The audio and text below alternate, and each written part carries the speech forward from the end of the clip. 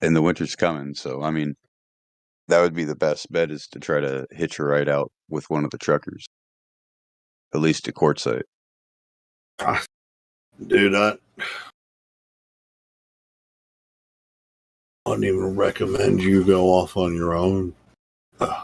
To be honest, I don't know. Honestly, I don't want to. But this isn't the place. This is the place to talk about it. To be honest. Yeah. So, Hey, yeah, dude, hit me up, brother. Anytime you want to talk. Cool. Oral and Koreans. Master Chief, you hear me? I don't know who. Someone said my name, and it sounds very far away. Sorry. Hey, Master Chief. Get a hold of me, would you, please? Oh, whenever you get a free moment. Yeah. Okay. I'm always here. Okay.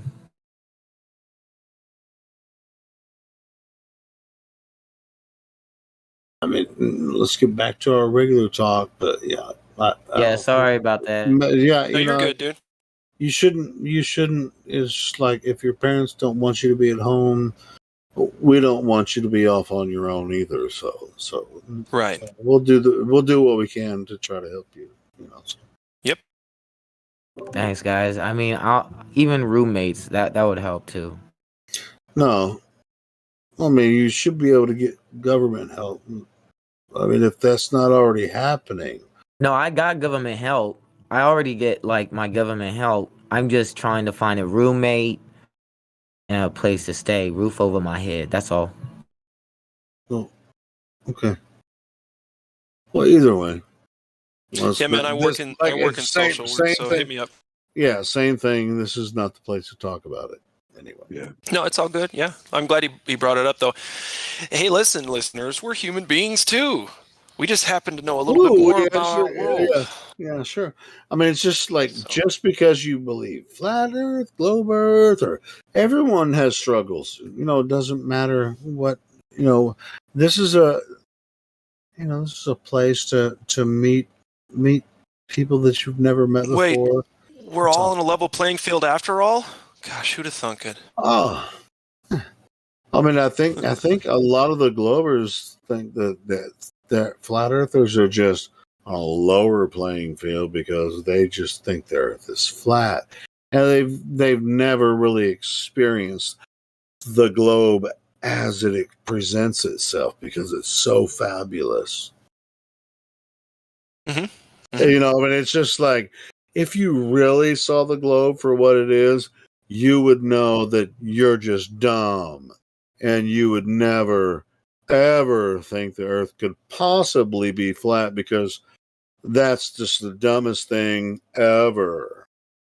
Globies think they live on a infinite radius. That shit is just ridiculous. It's an infinite plane. You can see that it's a complete and total level. Get off me. I'm complete and total level. That was a good one. It's complete and total level globe. They say it's an infinite radius, but it's an infinite level. Infinite radius. It's an infinite global, globish. It's globish level.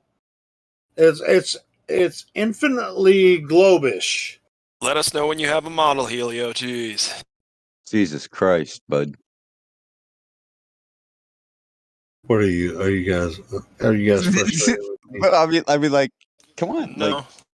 Like, I'm trying to figure out what I'm frustrated with these guys that are trying to find this infinite globish idea. Anyway. Yeah. Well, we can see real far compared to the official globe math. So at the very least, it's a gigantic fucking sphere. Absolutely massive. That's silly. Well, they give us if they throw numbers at us and we try to prove those numbers that they throw at us, they'll say, "Well, man, it's just refraction. Just proves that these numbers are correct." But they don't. Don't it take absolutely gargantuan? Like 90 days, like 3 months to circumnavigate the globe? Must Even be big though if it's a took sphere. Just it took saying. somebody with a diesel naval ship 6 months to circumnavigate Antarctica, twice the amount of time. I think we should start actually ascribing genders to their sphere ideas, and then we'll see if they're actually. I'm sorry, you guys. I mean, just think about it though. Like, you got fucking 6 months it took for a bird to circumnavigate the coastline of Antarctica. And it only takes 90 And days. he came to back like 10 years circumnavigate older. the globe. Sorry. Yeah. Yeah, because space time freaking made it happen. No, because if you're exposed to that much cold for that long in those conditions, and you got all these men you're trying to look after, bruh, that will take 10 years off your life in half a year. You bet. Hey, that was 12 monkeys. It was just like they sent the 12 monkeys? What the fuck? 12 No. monkeys. The show, 12 monkeys is a fucking thing about a 12 thing monkeys that is a little like That is a invisible guy completely that, like, different idea. takes everything that's a out, TV right? show movie. Never mind. Time travel and shit. Yeah, it's time Yep. travel. But Yeah.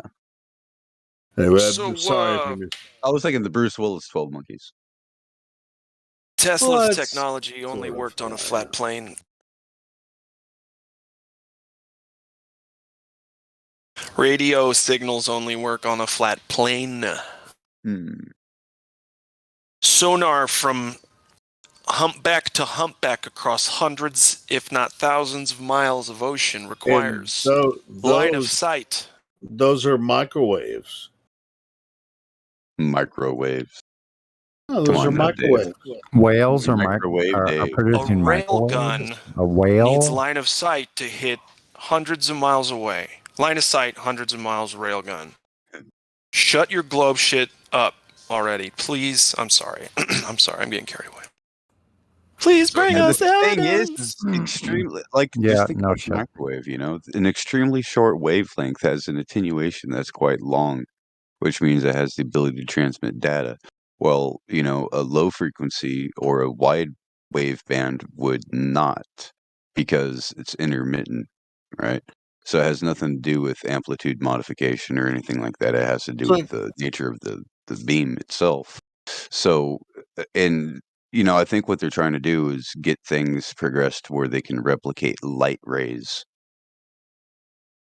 at will, Every single without, like, thing, using some kind of other phenomenon. that the four people, including me and other people, are only work with line of sight and wave function. Yeah. And has nothing to do with refracted data. What you guys are talking about, wave data, it only works in line of sight. And if you pump enough power through the magnetron, you can have a greater distance you can see on the radar. Sure, but where's okay, you can see a further distance, but over a globe? Well, no, that's just on a radar, and radar only works on a flat map because it's microwave signals. Exactly. I mean, how is it going to bounce back to you by bouncing off of internal structures? It doesn't make sense. Yeah, you're going to throw it over a hill, and then it's going to come back to you over the hill. The microwave film that the Eye in the Sky is using, the drones that are flying all over North America right now, these things that are tested in war times to find, like, hidden caverns and mine shafts and stuff like that where people are hiding. And they're able to, like, peer inside of houses with the microwaves, even though it's like lead-lined roofs and all that. They can, in cement, they can still peer in through, like, windows, and they get a very grainy picture. And it's quite spooky. So, like, the whole thing is like microwave film. I mean, they can catch you, like, in your damn apartment, loping the mule, and get the whole thing on camera. And it's just, your skeleton doing the whole thing because it's all microwave. But the resolution is quite detailed because they just pump an area with radiation to get that signal. Fucking straight lines, guys. Straight lines, no sharp corners. Grid life, bro. Grid life. And I like that. I don't know what polymer it is, Yeah, but I'm pretty sure it's graphene. That's the radar absorbent material. Yeah, And you know you're smarter what? than me, so just keep talking. Well, no, because if you think about it, graphene oxide is A, magnetic, B, conductive, highly conductive. So it's one of those things, and it's the oxide that makes it conductive. Carbon by itself really isn't that conductive. It needs the oxygen to be conductive. That's why, like graphite, it's not that conductive, first of all, because, it's got a lot of clay in it. But the thing is carbon can be used as an electrode. Hello, hello. Testing, testing. Hello, Durango. Hey, Durango, how you doing? You Hello. say hello, I say goodbye.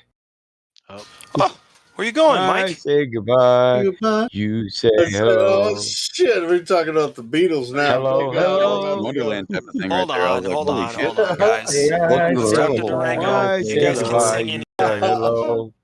Hold Come on. on. Let's Hey. give Durango a chance. Yesterday We're Let's gonna has talk give to you been a Durango. gone. He doesn't have any roles, guys. Come on. I know, but we're just rolling. hi. Ready? Hey, Durango, Ready? Can no we talk to rolls him? yet. Durango? Hey, Durango? hanging Durango. Like Go ahead, Chevy or voice Dodge? verified. Dodge Durango? No, we're not going Chevy. to dodge Durango.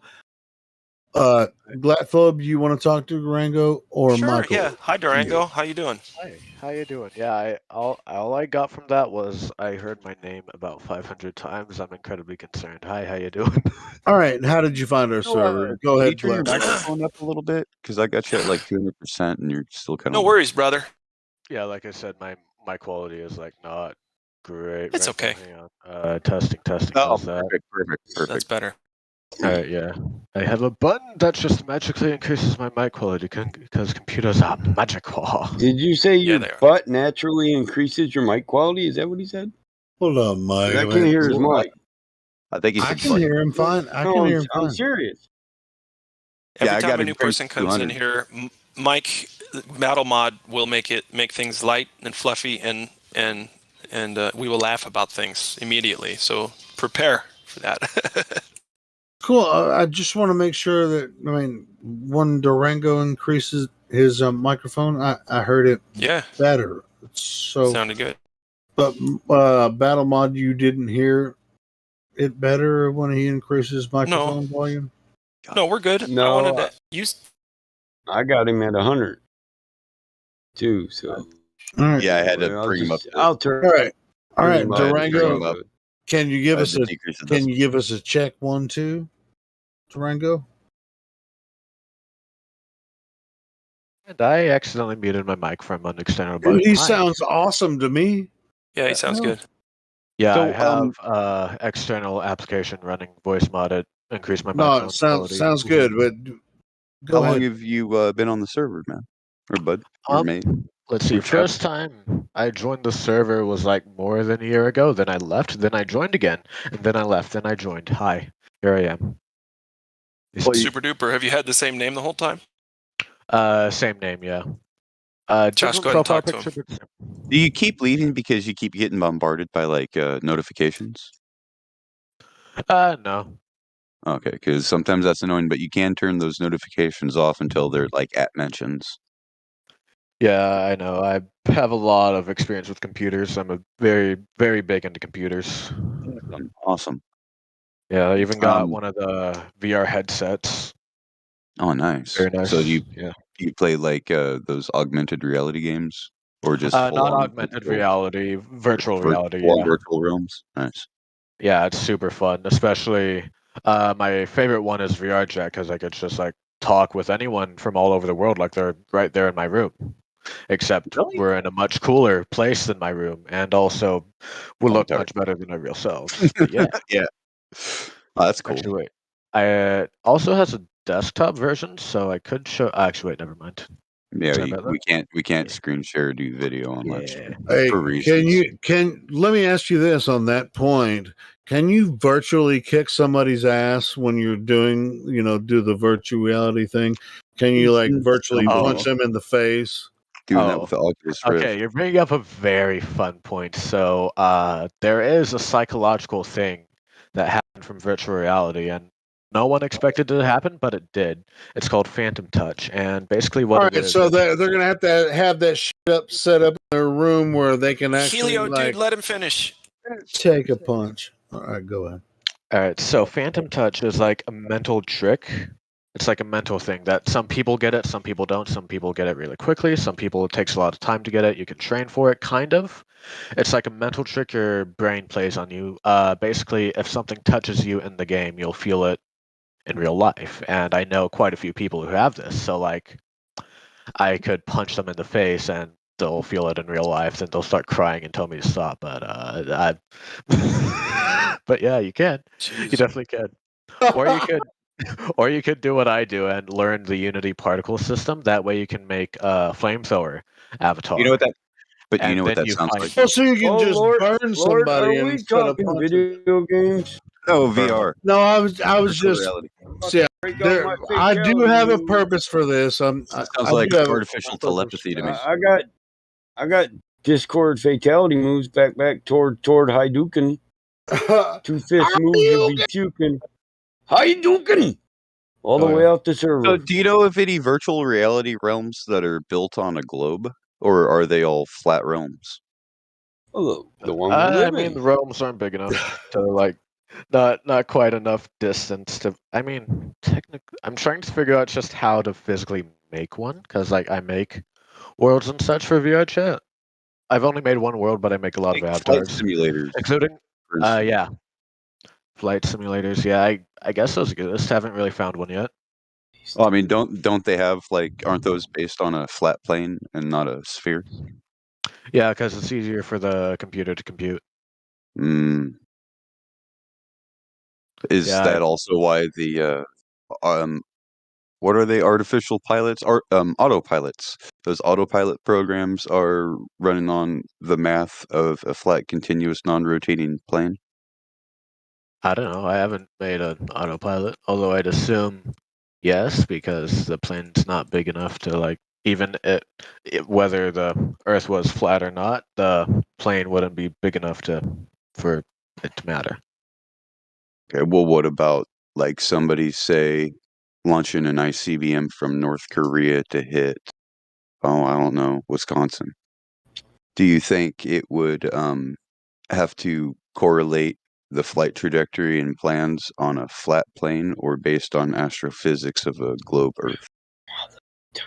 I mean, I've never personally tried to launch a rocket across the world, so I don't This, exactly have experience with it, so I'm Well, not going to make a bro, judgment yeah, call. I can I tell mean, you to be rocket honest, science is fairly easy than math. It's all about all right, apogee, flight time, burn time, and then impulse, right? all right. Thrust to weight ratio. So you're familiar with, you're I'm one of familiar those with scientists. entirely. You're one of those scientists that can launch an ICBM from one country to another.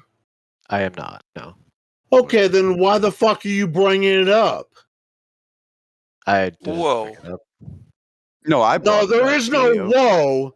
I brought You're it up. talking about, Leo. if you're going to talking about, intercontinental ballistic missiles, this is an issue. People don't freaking give me a whoa as if. Come on, man. No, Well, I, what are I you brought You talking don't that really up, have any Leo. knowledge about this. You're just going to say, "Oh, you know what ICBMs." You're just going to assume that scientists have already figured this out, and we're going to friggin' anybody can throw them all over the world. That's retarded. I was the one that brought it up because ICBMs No, have the same trajectory no, as no, space they flight. don't. No, well, It's a rocket. It's not called a parabolic. necessarily. Not It's called a necessarily. It's called a parabolic launch, and yeah, he's right about that. No offense, but battery goes up on a parabolic arch, comes back down on its point, just like a rocket. Well, okay. I'm sorry. That might have been friendly fire, Josh. But I just wanted to seriously, get the record straight. It wasn't Durango that brought it up. It was me. So yeah, I'm sorry about that. I wasn't. I was thinking about something else, but I was listening, and yeah, I am sorry Yes. about it. That was a friendly fire. Finish with But at my the same time, woman, cause she hold couldn't on, help me with my hold on. Do mind. you guys think there's any such thing as People ICBMs? think I'm insane cause I am I don't know, talking man. all the I'm time. fucking- I don't either. And this Can is you why. help Ballistic me missile, possibly. occupy my I've never made brain? one, so I can't say for sure. I know. Oh, Okay, sorry, yeah. I thought it was a Glover that Ballistic brought up missile. ICBMs, but anyway, I know the that was, ballistic missile is how we get to space, supposedly. yeah, sure. So I mean, that was Okay. friendly fire. Friendly Yeah, fire. see, My bad. BCM and a rocket. They're Saturn V. It's a Saturn V series. Yes, both Yeah. of them. ICBM or whatever the fuck. What's his name's launching? ICBM means I Nuts. see blind motherfuckers. See, blind motherfucker. No, it really Oh, yeah. it stands for Intercontinental Ballistic Missile. But motherfuckers. I see blind Yeah. motherfucker. That's what's up. Or I see black motherfucker. I mean, whoever the fuck Durango, is are to say. you still Woo, there? Insane that clown was Hey. right. bomb. Are you racist? I mean, that's Helio. so We have offensive. to act. We have to act right. There are new We people have coming in that wanting to chat here. with. Well, that's. Huh? I didn't want to go sleeping. there, but What? Huh? okay. Hey, it could be I see brown motherfucker. I mean, Homeboy took which off. one's Oh, no. more racist? I see bad Durango. motherfuckers. I heard my name. Hi. I'm a bad motherfucker. Shut Hey, your Durango, mouth. So, Creation bear. remember I we see had it in bad the chat motherfucker. the other Go day ahead. when you came in? I Huh? heard my name, and that's all I heard. I'm very sorry. Could whoever was talking to me repeat themselves? I'm very Oh, sorry. hey, can you hear me now? Oh, hey, I can hear you. Hey, I Hey. remember you. Yeah. How are you doing? I'm doing pretty well, except for my VR headset having some serious hardware issues, so that's contacted support earlier today. Well, hopefully you can get that sorted out. So, Yeah. do you have any questions about the Earth? About the Earth, no. What I'm more interested in is like the people. More particularly, what keeps you guys going? What keeps you going, brother? The thought that one day I'll be able to have another piece of bacon. Oh. There you go. Bacon. Here, you can have all my Oh share. my I don't need it. gosh. You come out here and we'll slaughter the whole damn pig and roast it.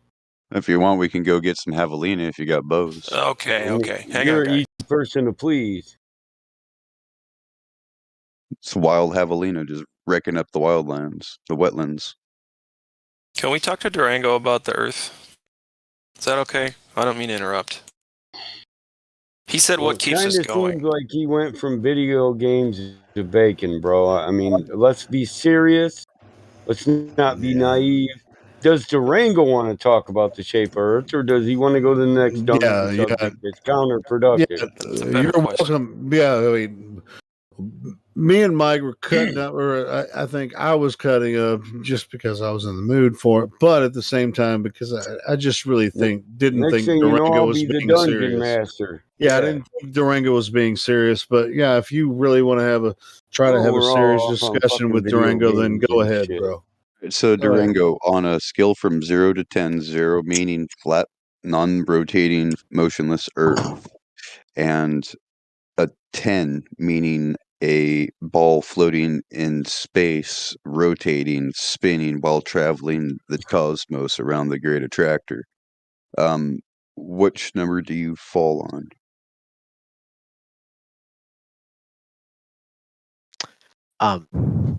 Yeah, so I forgot how I was supposed to word this. So 0 is flat Earth and 10 is globe Earth. Which do you fall on? Which number? Before we start this conversation, I would like to say that Oh, I Lord. haven't done really any research on all of these subjects. That's fine. so, I'm not gonna quiz you. I'm not like some people. I'll just like bring some things up to try to plant some seed and entice some kind Yeah, of query that, will make you dig in a little bit deeper so you can get a little bit more prepared and help, get you orientated for your proponency.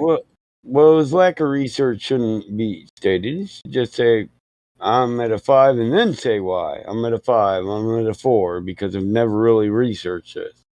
Yeah.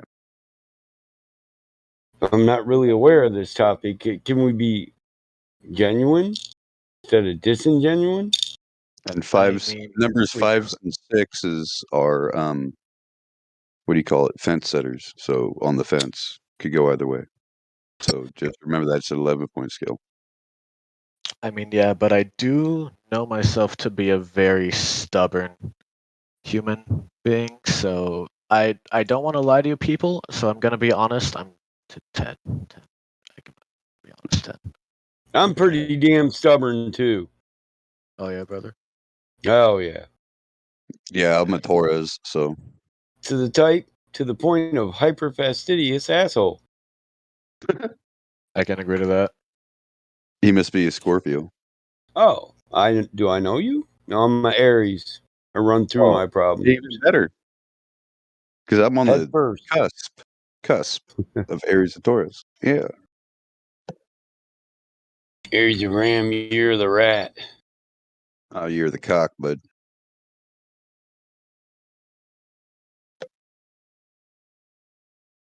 My daughter was born year of the rooster. She's the Aries. Aries ram, you're the rooster. We butt heads all the time. And they See, come the to snuff the rooster- rooster. Yeah, the rooster and the rat, they don't go together. I know she took my song. She said, I'm the rooster, old man. They trying to snuff me and they can't do it. Can't kill me yet. I sting burning sweat. Dude, Battle Mod, this song I'm about to post, you could practice flowing and rhyming to this one. This one's really good for it. They Check it out. come to snuff the rooster. Oh, yeah. We ain't gonna die. No, no, no, no. No, we The ain't gonna name of the die. artist is cool. Thelonious Coltrane. Thelonious Coltrane, huh? Mm-hmm.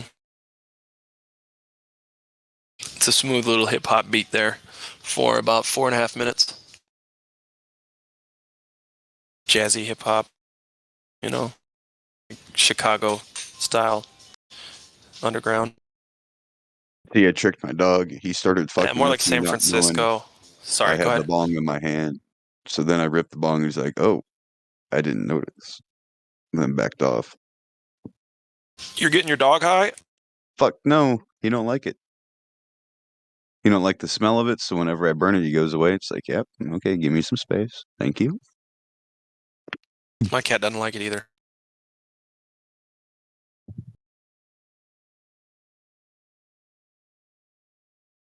I would never like forcefully get my dog high.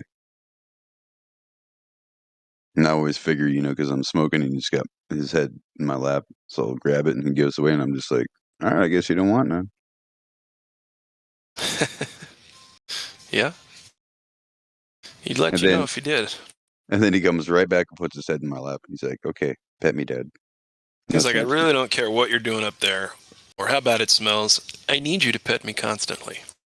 Right behind the ears, both of them. Oh, yeah, that's how I get high. Yep. Just like that Yep. right there. With cats, it's like behind the shoulders and under the chin. Oh, yeah. Fucking cats. It's those nerve endings. Yeah, the cats have sex glands all over their head and neck and shoulders. And at their back, too, at the right where their tail meets their back. Whenever you So go it's to pet like- them, they always stick their ass in the air and tail Yeah, straight up. exactly. You're like, what the fuck? Get your tail You're out of my fucking face. gross. Yeah, you're fucking gross, man. All I wanted to do was pet a soft thing, and you're trying to fuck me. This is gross.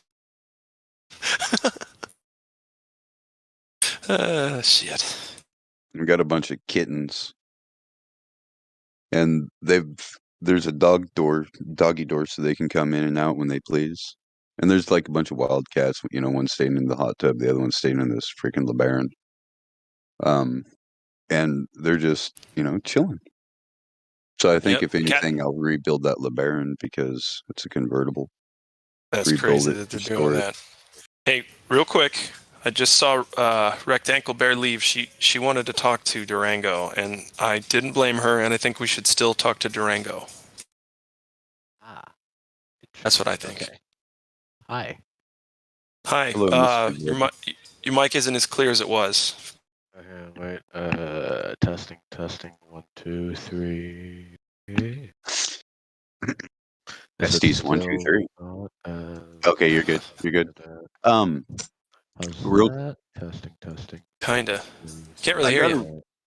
I got a real quick question for you. Do you know if Alright. anyone now, in the recent now or in the distant past, who has ever measured the curvature of the radius of the Earth? No. Well, a lot of people would claim that it's this individual named Eratosthenes from Egypt, where he used an obelisk, which is a stick, and a well, which is a hole in the ground. And notice, when the sun's overhead on the obelisk in the well over in Cyrene from Alexandria, it's or over in Alexandria from Cyrene, because obelisk is in Cyrene, Alexandria, which is all in Egypt, by the way, is the wells at an angle. So it's almost like, well, that works also on a closer local light source on a flat plane as it does on a sphere with a distant light source. And, if you think about it, they say it's a burning ball of gas with heat. And how can you feel heat through a vacuum? Especially if it's 93 million miles away, if it's burning hydrogen.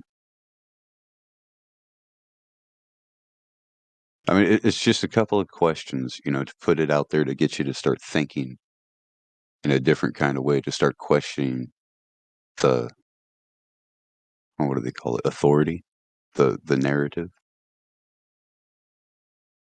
Do you understand why I'm trying to bring you to this approach? Because I Yeah. know you're here because you want to learn about, how we think and how we come to our conclusions. A lot of people would say on what we believe, but I can tell you that I believe that Jesus Christ died for my sins. Flat Earth has nothing to do with belief. It's something that you can see and test, but there is no motion. It's supposed to be spinning at 1,000 miles an hour at the equator, yet in Alaska, you're only spinning at 250,000 miles an hour. Or 250 miles an hour, excuse me.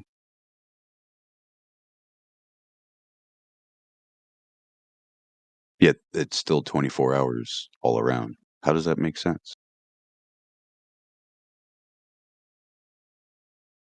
Get it? I said all around.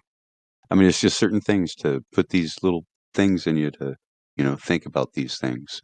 And, think about how levels work. Why we call it sea level.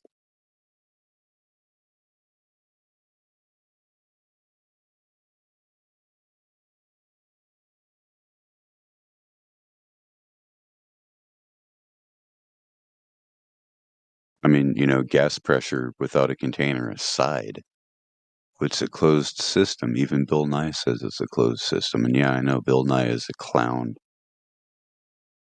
because, that's what he is. He's a Hollywood actor, a clown with a bow tie, like Bozo.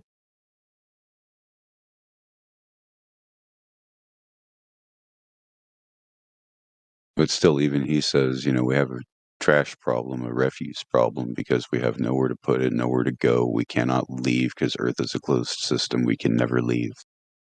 Wait, why? Why would he say that?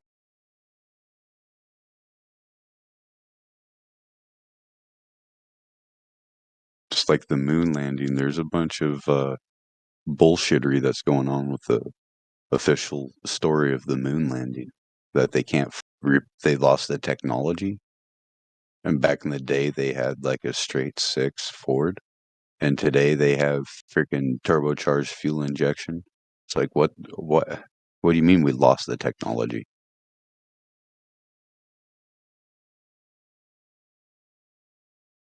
It's more like we gained technology, but we can't go there because of the supposed Van Allen radiation belt that they say is there. And then, oh no, well, they can get away with that by saying that the atmosphere of Earth extends all the way to the moon. It's like, yeah, then there's no space in between. So what are you getting at, NASA?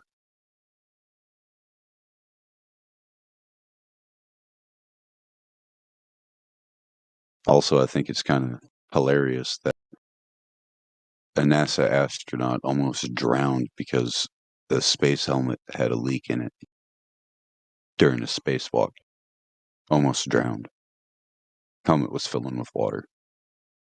She couldn't take the helmet off because then she'd be completely drowned and stuck underwater with nothing to breathe. A spacewalk underwater. Just think about it. It's either water's above, water's beneath, water's on the earth, or maybe they're not even up there. Maybe they're in a pool. Because they always say, oh, we train in water. That's why you see those pictures. Because it simulates a weightless atmosphere or environment.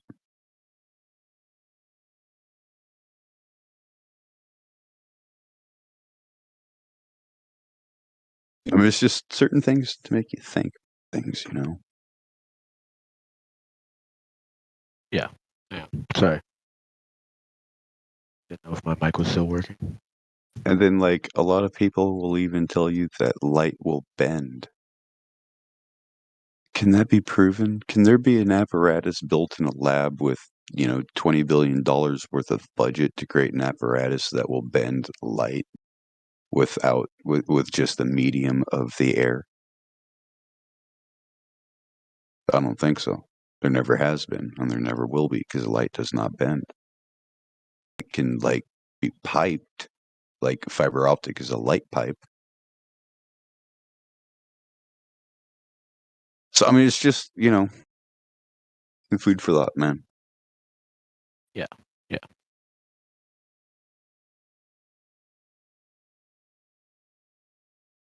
And then if you want to, we can get more scientific with it, like gas pressure. The only way you can get gas pressure, especially atmospheric gas pressure, is with a container, because you cannot have gas pressure without a container.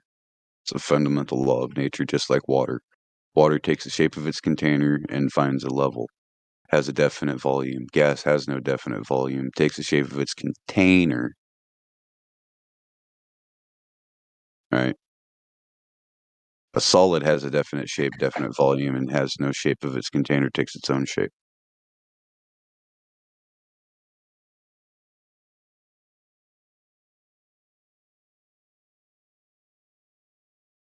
I mean, this is just basic science. So, I mean, and then you have, how far exactly can you see, man?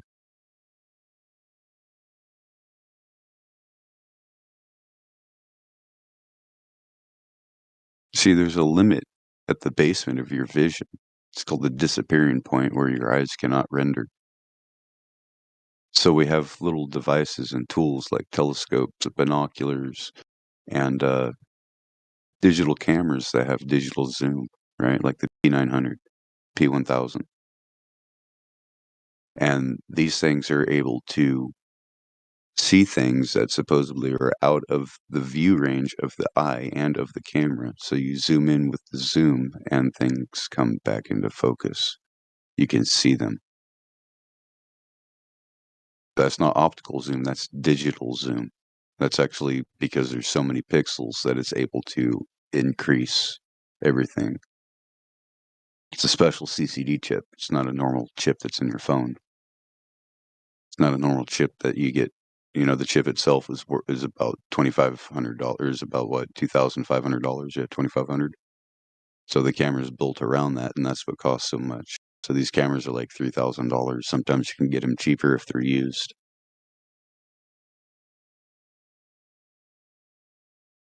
But it's just one of those things. And then, like, the math doesn't make sense, especially if you're sitting on the beach with your feet in the water as the water's lapping up and going out and lapping up and going out. And you have a little tripod that you sit in your lap and you look at it and you zoom in and you can see a structure that's, 10 miles out. And at 10 miles, you shouldn't be able to see 114 feet or whatever it is. I can't remember the exact distance, but there should be a certain distance that's obfuscated by the bulge, by the arc, but it's not, because you can see all the way down to the water line. on these oil rigs. That's the black swan. So, I mean, the whole thing is we see too far. We don't see it as curved. And when people say it's curved and it's a ball, does that mean that it's only a ball in the shape that you're looking at that particular time? Because you can take like a 180-degree panoramic photo, especially of the ocean, and it's flat, all the way flat. We could take photos from a plane with an IR camera that's able to, it's not just, forward looking, it's deep looking. So it's able to see through clouds and dust. And this whole thing is able to see, Lake Michigan and Hudson Bay while flying. So how can you see that amount of distance? You should see some kind of an arc. You see the two bodies of water, which are a couple thousand miles apart, right? At least, more than what shouldn't be able to be seen. You should see some kind of a visible arc, but you see no visible arc.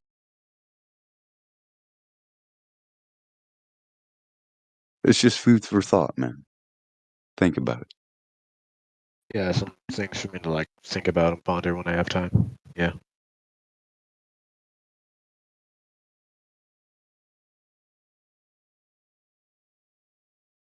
And my mic was actually muted. Sorry.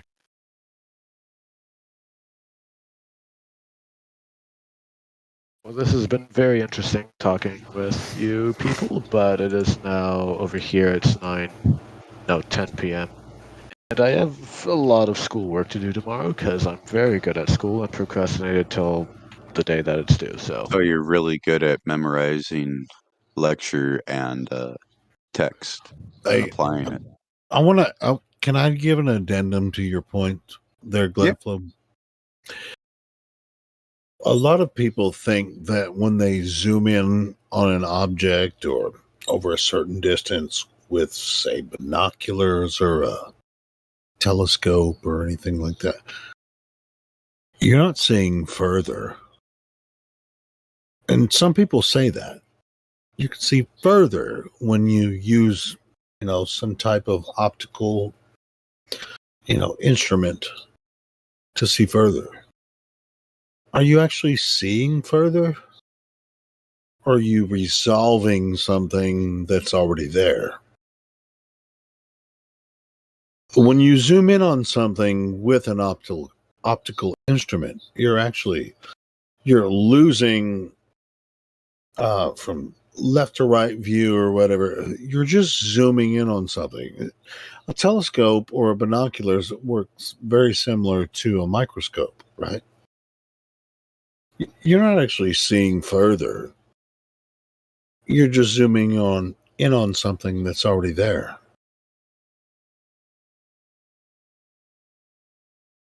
Yeah, it's just narrowing down on the amount of light that's hitting the sensor. That's all Yeah, that is. the further you zoom in, the less lateral view you get. Yeah.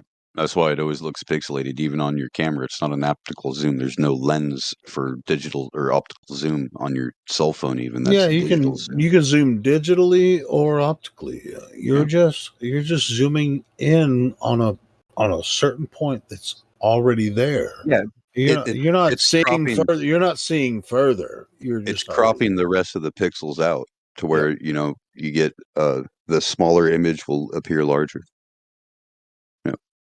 It'll appear larger, but it's already there. It's just you're Yes, just I know. zooming in on it. Yeah. Just wanted to point that out, and the pixelation will be larger. Hey, Helio, did you watch this video I posted? No. I Oh, haven't. this shit's hilarious.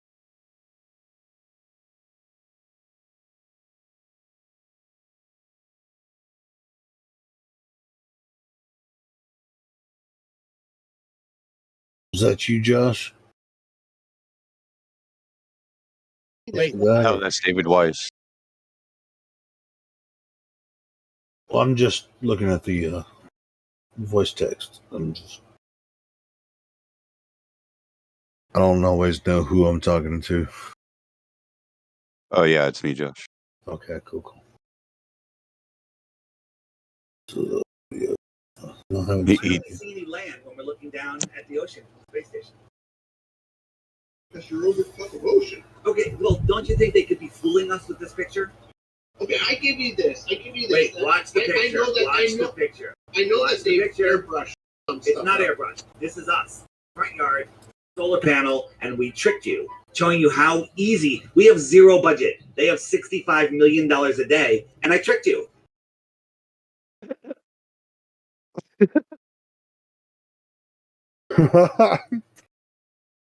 And I took you. Shit.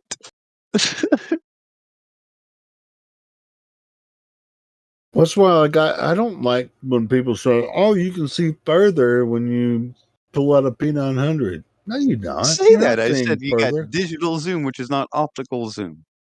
No, I'm You not have a saying you definite said that, but a lot basement of to your flat earthers vision. do say that. I don't like when they say that. You're See, not I gonna think see your further. vision is like the pyramid. If you think about it, your eyes are the top of the pyramid, which is why it's always symbolized as an all-seeing eye. You're at the top just of the zooming in pyramid. on a smaller portion you of have a what you already peripheral see. and a ceiling and a basement, and then you have an overall distance that you can see at. Right, so your vision is set up like a pyramid. Think about it.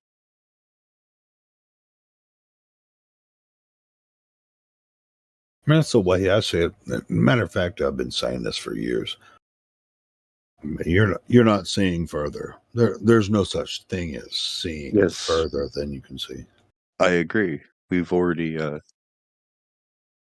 confirmed this. So if anybody thinks they have some kind of magical device which allows them to see further, then I have a bridge to sell them. The thing is all it does is you can already see it, but your eyes cannot focus in on it. So you need a device that allows you to focus in on it to cut the rest of the light out.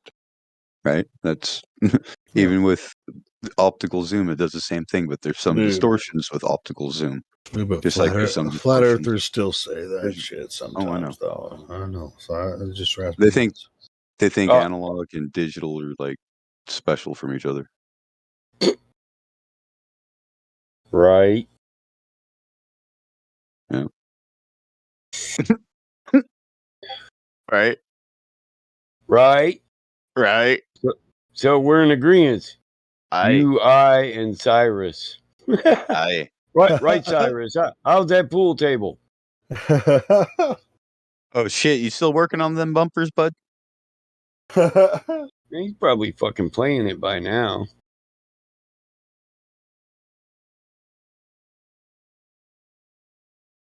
I don't think everybody's a workaholic though. My daughter in here listening to Silk freaked me and wonders why I say change the song. Kid, you're 16. I don't want to hear you listening to Let Me Lick You Up and Down. Turn that dial. Skip it. Better yet, get the fuck in your room. I had to tell her, look, okay, so like picture me and your Uncle Adney driving down the street in this badass 69 Chevelle, right? Camming like a motherfucker, screaming masculinity, but we're jamming Silk. Two dudes. Let me lick you up and down. And we're all hopping to the music and shit. She's like, all right, I get it, Dad. I get it. She's sticking her tongue out at me right now. Do you understand? Did you teach her that all that music is spells, and then show her that? If not, I have a thing that exposes the music industry. Yeah, I make her as aware as I can about subliminal messaging. Yeah. You can call it spells, but it's mind planting. Yeah, here's a flip on that one, Michael. You could be like, picture me and them driving in this badass car going, generals gathered in their mountains, just like witches at black masses. Dun-dun. Ta-da. Evil mindset, plot destruction. Sorcerer, death construction. Yeah, that feels better, doesn't it? It just feels better. Yeah, I was just listening to one, Children of the Grave. Revolution in their minds. The children start to march. against a world in which they had to live with all the hatred in their hearts. They're They got all tired this of vinyl. being pushed around and told just what to do. To They fight got all the these vinyl world records. until. Yeah, I got that on record. I got to get a turntable. I don't even know if you can still get needles. You probably can. Yeah, you can still get. I Oh get yeah, them. well it's actually become pretty hot right now. So yeah, Yeah, it's we got an gonna old be school easier to radio find than it shack was. in my town, so I can Yeah, just put they a got rid Radio of the Shack in. Radio Shack. Pisses me off, man. Who's- We have an Aussie picture disc. Yeah, I like that. Children of the Sea and Children of the Grave. Paranoid.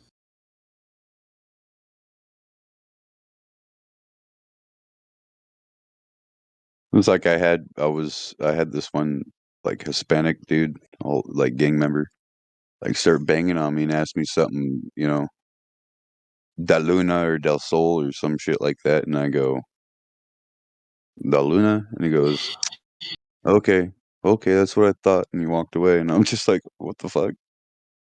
It's nighttime. You see the moon, not the sun. What the fuck were you asking? Right. I just hit him with the no hable español. No hable. Just on that track No that, habla that Josh, Castillo. just on that. Sorry, I'm eating a sandwich. Michael, did you listen to that Don't you track? open your mouth and talk to me with food in your gullet? Yeah, I listened to that. I think you could Got it. freestyle over that shit, couldn't you? It's got an old school flavor to it. Hell yeah. It's kind of close to the beat I hear in my head, kind of. Yeah, why don't you freaking just roll on it, man? It sounds like a cool track. It's got wording in the background.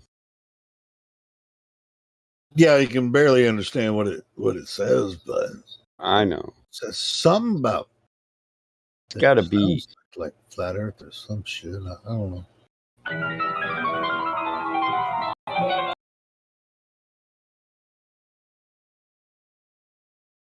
That almost sounds like You Will Survive.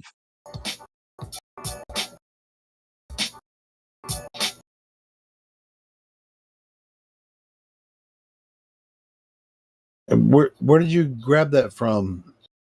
Hold on. What? That track, where'd you get it from? That's what he's saying.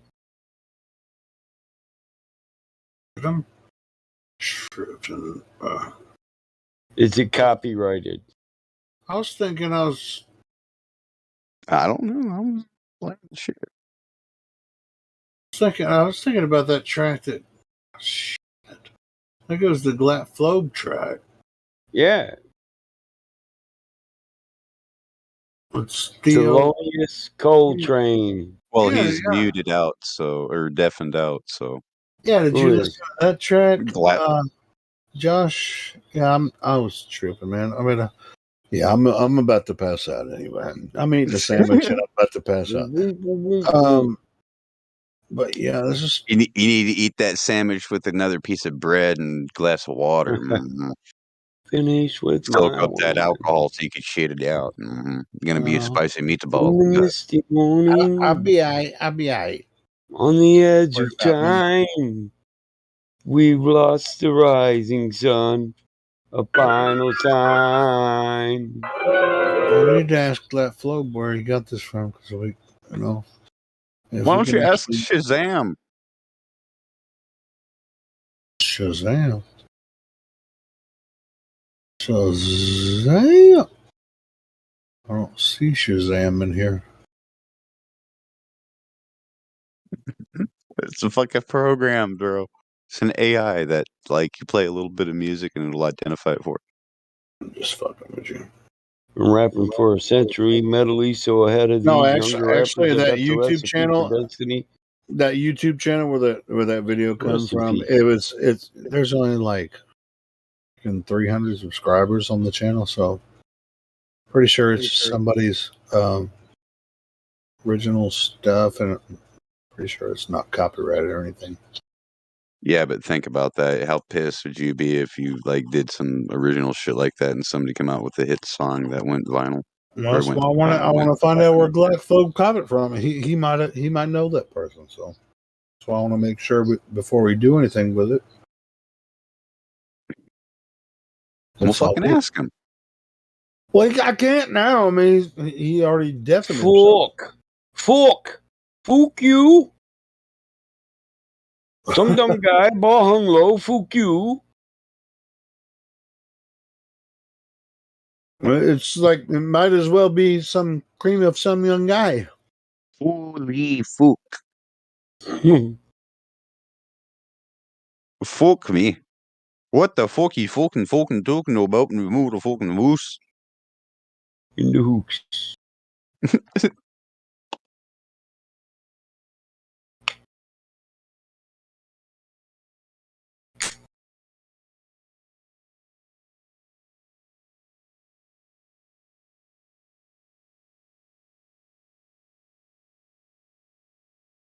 Oh, fuck, the fire died. Well, I was just thinking about. Go ahead. I was going to say, oh, fucking well, but whatever. You got a better.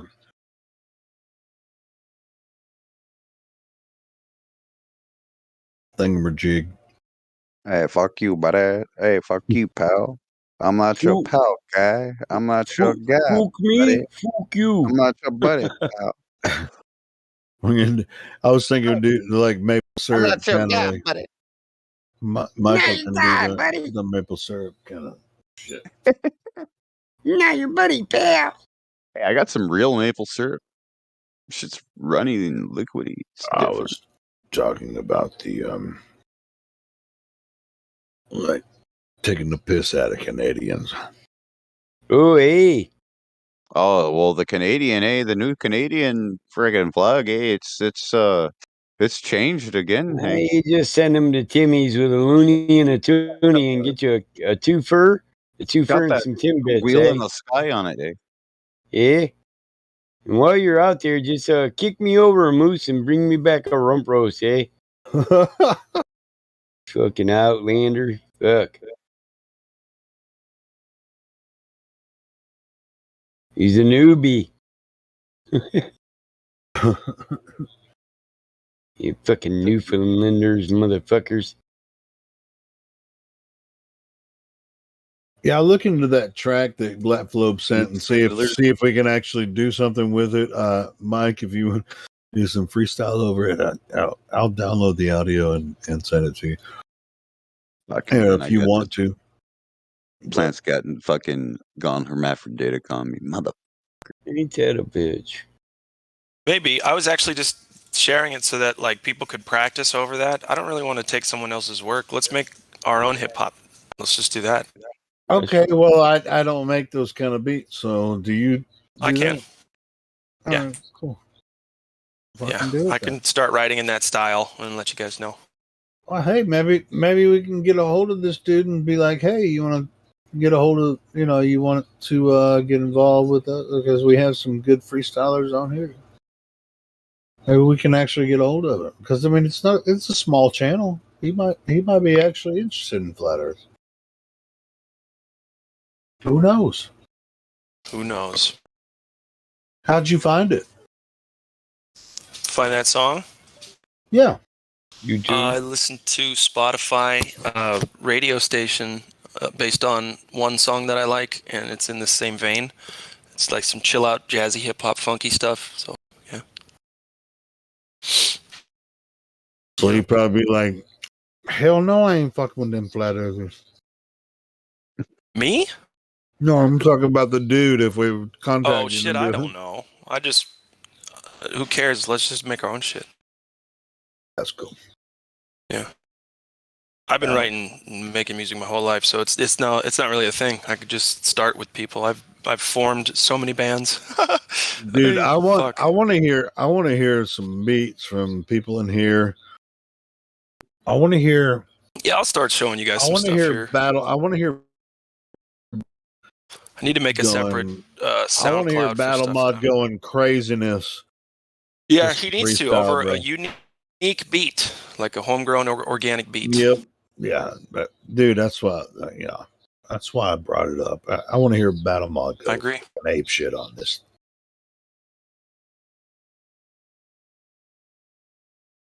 Cool. Yeah, I did like that. I did like that little thing that Thelonious Coltrane. I like that. That's a good one. But yeah, I'm ready to hear Battle Mod just go freaking buck wild. Buck wild. He got Yeah. buck naked and ran through the street last night. Buck naked. Yeah, Battle buck Mod's in naked, jail. buck wild. Yeah, I'm ready to hear. We're gonna you have to go go fund him some bail. That there guy, he ran butt naked right through town. I don't know what the hell he was thinking. So it's on you, Glat Flow, man. You gotta Buck ass naked. get us some freaking beats so Battle Mod can Okay. just do. That's fine. do his I'll thing. I'll put something together, no problem. All right, cool. It's real easy. All I got to do is download hip hop drums from a website that I subscribe to for sounds, load it up in Pro Tools, make a template, build off that. Mix it around a little bit. Yeah. Yep. I'll let you know, Battle, when I've got that. I'll start tonight and plug around for a few days. I'll let you know. Damn, man, I'm gonna have to go eat again. Fuck, I'm starving though. It was a long day. I don't envy you, my friend. I didn't eat very much over 14 hours, so I come home and pig out, and I was like, damn, I'm way full. Hour later, I'm like, damn, I'm fucking hungry again. Now it's been like 4 hours, and my stomach's like, hey, you got leftovers? I'm still down here. Motherfucker, you ain't gave me enough yet today, you skinny motherfucker. Feed me. Feed me, Seymour. Seymour, feed me. All right, I'm checking out tonight, guys. Dude, after I was singing that the other day. Brother. I got the album out my collection. Rest well, Helio. Played it for my daughter, and she laughed her ass off. Battle Mod, say goodbye to Helio. What Good are night, you talking? Helio. No, are you talking about the soundtrack? Yeah, Rock. Yeah. Were you Little the House soundtrack for it? Yeah. Oh, I got a it's bunch. freaking yeah. I There's got a some bunch good songs in there. Dumb There's old good songs in albums, but yeah. I actually got a lot soundtracks for a couple movies. I still got like one of them old ass disc players where the first laser disc. The disc are as big as a record player, and they come in a plastic sleeve. You stick the sleeve in the video player, and then you take it out, and it takes the disc out and puts it on a big player. That's why today's disc players are compact discs, because the first ones weren't compact. All right, they're the size of an LP. Yeah, I got a shitload of movies for that, like Chevy Chase. And, what's that? Red Dawn. Yeah, the Red Dawn with Dirty Patrick Dancing. Swayze. Yeah, Dirty Dancing. I got a bunch of movies for that shit. That's cool. I show that to the kids. They're like, they think it's like, well, man, that's from the 50s. What is that? No, 50s. Yeah, I'm like, no, it's not that old. Compact disc isn't as old as you think it is. It's 81, God damn it! Right. It's from the freaking 80s. Cool, man. Hey, I'll check you out. I'll see you guys tomorrow. I'm checking out. All right, man. No, Helio. Love you, bud. I got the Chevy Chase collection for that motherfucker. I got Beetlejuice, The Outsiders, The Breakfast Club, Bright Chevy Night. Chase is not in The Breakfast Club or Beetlejuice.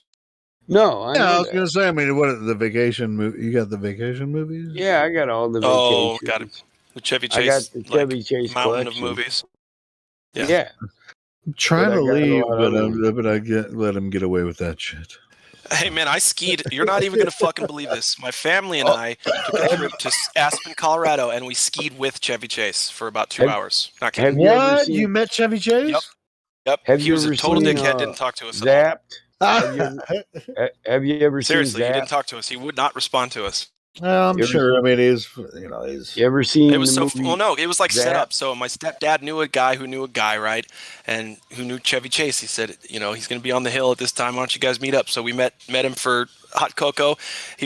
He didn't really talk to my parents, and then we all went out as a group together, and he didn't talk to hardly anybody. Like a small group, Full and he pink- didn't even fucking He was say in a word. full listen. He was in a full pink ski outfit, like bright pink, annoying, pink with white boots. He looked like a rabbit, and that was on purpose. But yeah. Anyway, I guess I met Chevy Chase. Like maybe You were a little. close to. You were close to him. Well, and I was so little, I didn't know what was going on. Right later in life, they're like, "Oh, that was Chevy Chase." I'm like, "Oh, I see why it was such a big deal that we get on the mountain that day." No shit. He's fucking That's funny. hilarious. But I mean, he was probably Anyway. he was probably hilarious that day. I mean, Yeah, Have you ever? that's probably why you Hey. didn't know that you met him. But whatever. Have you ever Well, I seen? bet he hated it. Like his favorite mountain, and then all the fucking people there know you're there. I mean, he was Oh, bundled yeah, up. Nobody I mean, could tell when- who he was unless. I mean, I think he did Unless the you pink knew. thing on purpose just for that day, so people could find him. Either way. That's fucking great. I'm sure he's a wonderful guy. Anyway, I barely met Chase. What? Well, you you have were, no idea who Like Chevy I said, Chase is? you were close to him. Yeah, Like I shared a lift with vicinity- him, a ski lift. You shared a ski lift with Chevy Chase. That's Yep, cool. he didn't talk. Well, so did I meet him? I don't know. He was there. Have you ever seen that movie Zap? Zap. Nope. It's a Chevy Chase movie where he snorts up all the cocaine that lady's trying to exercise in. I'm getting the clip zapped right now. Yeah, he got zapped by lightning. That's I was born in the year. one of the movies I got for it. Fletch. Return to Mhm. Fletch. Fletch lives. Yeah, Fletch. Oh, this is the those years when they had the the like racy cartoon drawings on the covers of the movies, like from Mad Magazine or something. Those 80s movies. That's awesome. Yep.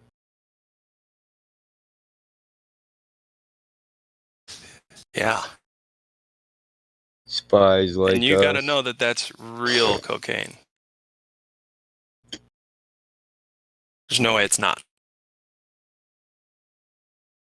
Caddyshack. Caddyshack. Yep. Live Aid. Spies like us.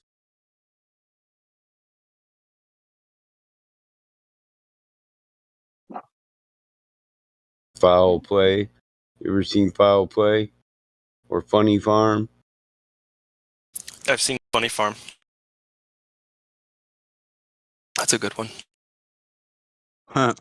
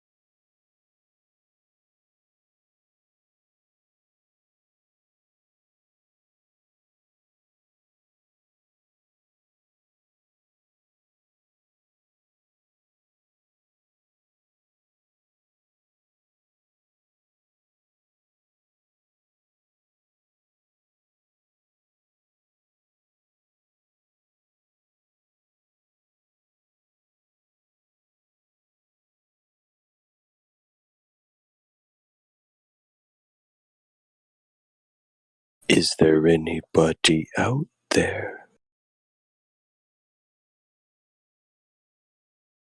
I think pretty much everybody else went to bed. What was that? I think pretty much everyone else went to bed. Everybody's sleeping. Matthew, you're up late. I'm on the West Coast, so it's not that late. Ah, gotcha. Well, I just got home from watching a sports ball game where my hometown team lost to a West Coast team this evening. It's because of the time zone. They were tired. Well, they're from the Central Time Zone. I'm actually in the Eastern Time Zone.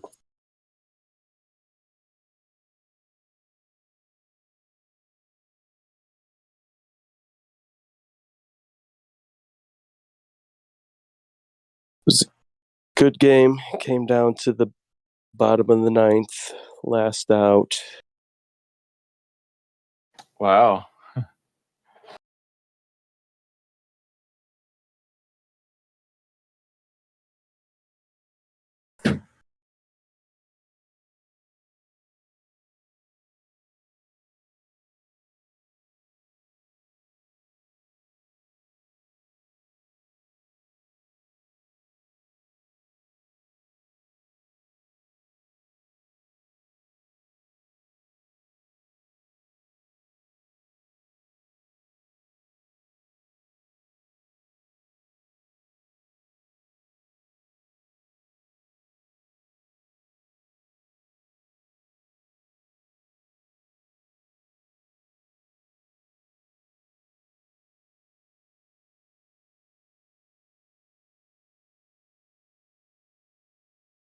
So what's new, Matthew? Have you found the curve yet?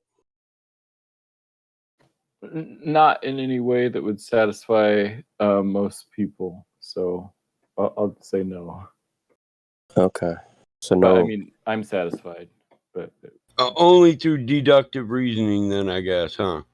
Right. yeah, No. yeah, No. exactly. No empirical proof.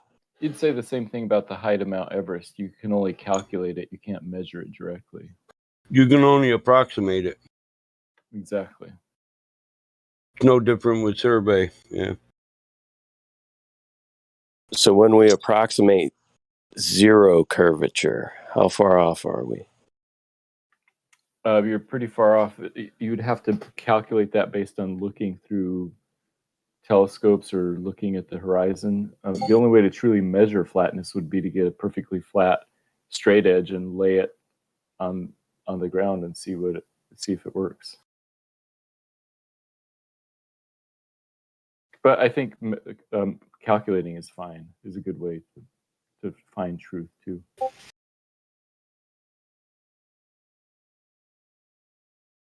Well, it depends on what purpose you're applying it for. Well, I mean, I've heard people say no one has ever measured curvature, but I would say no one has ever measured flatness because you can't measure the curvature directly. You have to calculate it based on other kinds of observations, right? You can measure, like in machining, you can measure curvature directly. Yeah, how do you do that? With calipers and micrometers. You keep spinning the object and you can take readings from every different angle. Exactly. So yeah, and the point is you'd have to have a pretty big caliper to measure whether there's curvature on the ocean, for example. Or you have to be far enough away to observe it. Yeah, that's right.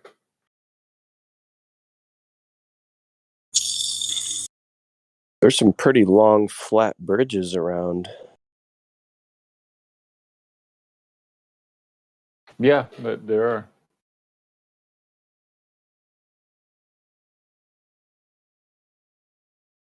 That's why. Are you familiar with Brian Mullen at all, Matthew? No, I haven't heard that name. Who's he? He was on the scene early on, but then some globies tried to Well, let's just say they got him fired from his job and worked really hard to get his engineering certificates taken away from him for talking about flat Earth. So he kind of disappeared, unfortunately. Yeah, that sucks. People shouldn't, that's unfortunate. Yep. But the only way they could win an argument. He proposed a measurement that he called force the line, where it was basically taking known flat objects like steel at right angles and connecting them at long distances to try to measure curvature. On land? He just kind of proposed it as an idea, whether it was over land or over water. And in theory, it sounds great, but logistically, it's a freaking nightmare and would cost a lot of money. Sure, and the layout of the land, the topography couldn't be assumed curvature or level. Yeah, you'd have to do it over water, I would think. You're going to measure topography, and that's it. Right. I think his I don't want to speak incorrectly, so I don't know if he proposed it over land or water, but I think his theory was basically taking steel that would join together at perfect right angles of sections of steel that were known and measured to be flat and connecting them together at very, very precise angles and measuring level along each section as it was constructed. So I guess in theory it could work over I think land. Didn't Eric Dubay had a GoFundMe for this? Was I'm it not his sure. level documentary? Yeah, Brian Mullick called it "force the line" is what he kind of proposed. But shortly after proposing that is when he kind of got doxxed and fired from his job and threatened and disappeared from the internet. What kind of job did he have? Did it have to do with engineering or something? Yeah, he was an engineer. Because it seems like it wouldn't matter what type. It depends on what type of engineer you are. Like it wouldn't matter what the shape of the Earth is for his job. So I don't know why they'd fire him for that. You think it wouldn't matter, but I wouldn't be surprised if even working in my profession, which has absolutely nothing to do with engineering, science, or any of that, but speaking out on this topic, and if I became a predominant figure, I wouldn't be surprised if I lost my job for speaking the truth. Well, engineers have a code of ethics, If you go outside of that code of ethics, you can lose your certificate. Avoid deceptive acts. That's the one they were trying to say he violated, that he was being deceptive. He was trying to lure people away from a globe and lie to them about a flat Earth. You may still be able to find some of his stuff out there. He kind of started a series that he called Balls Out Physics, and he was going pretty deep into the physics of he did some good videos regarding flights and trying to land on kind of north-south runways starting from like a northern latitude and traveling south, and the fact that you would have to make up for the increase in acceleration on the ground below you and trying to land a plane. Where would you gain the velocity in a opposing direction from the direction you were flying in order to land on a runway that would be technically moving sideways as you're trying to land on it? he think did that well. is why. So 1 second. I think that is why, if I'm not mistaken, that is why he got quote unquote doxxed. Because people said, "Well, you're a danger to society. You're saying that because of the airplanes, yada yada yada, you're bringing lives in danger."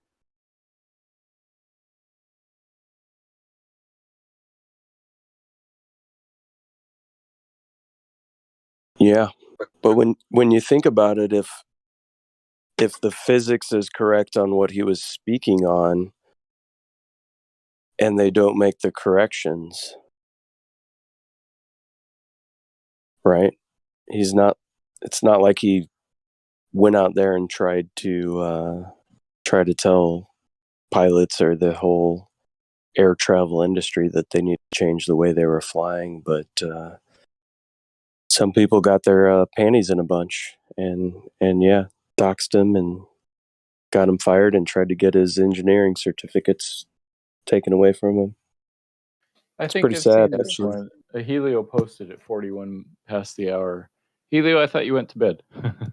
But yeah, I think I've seen this one.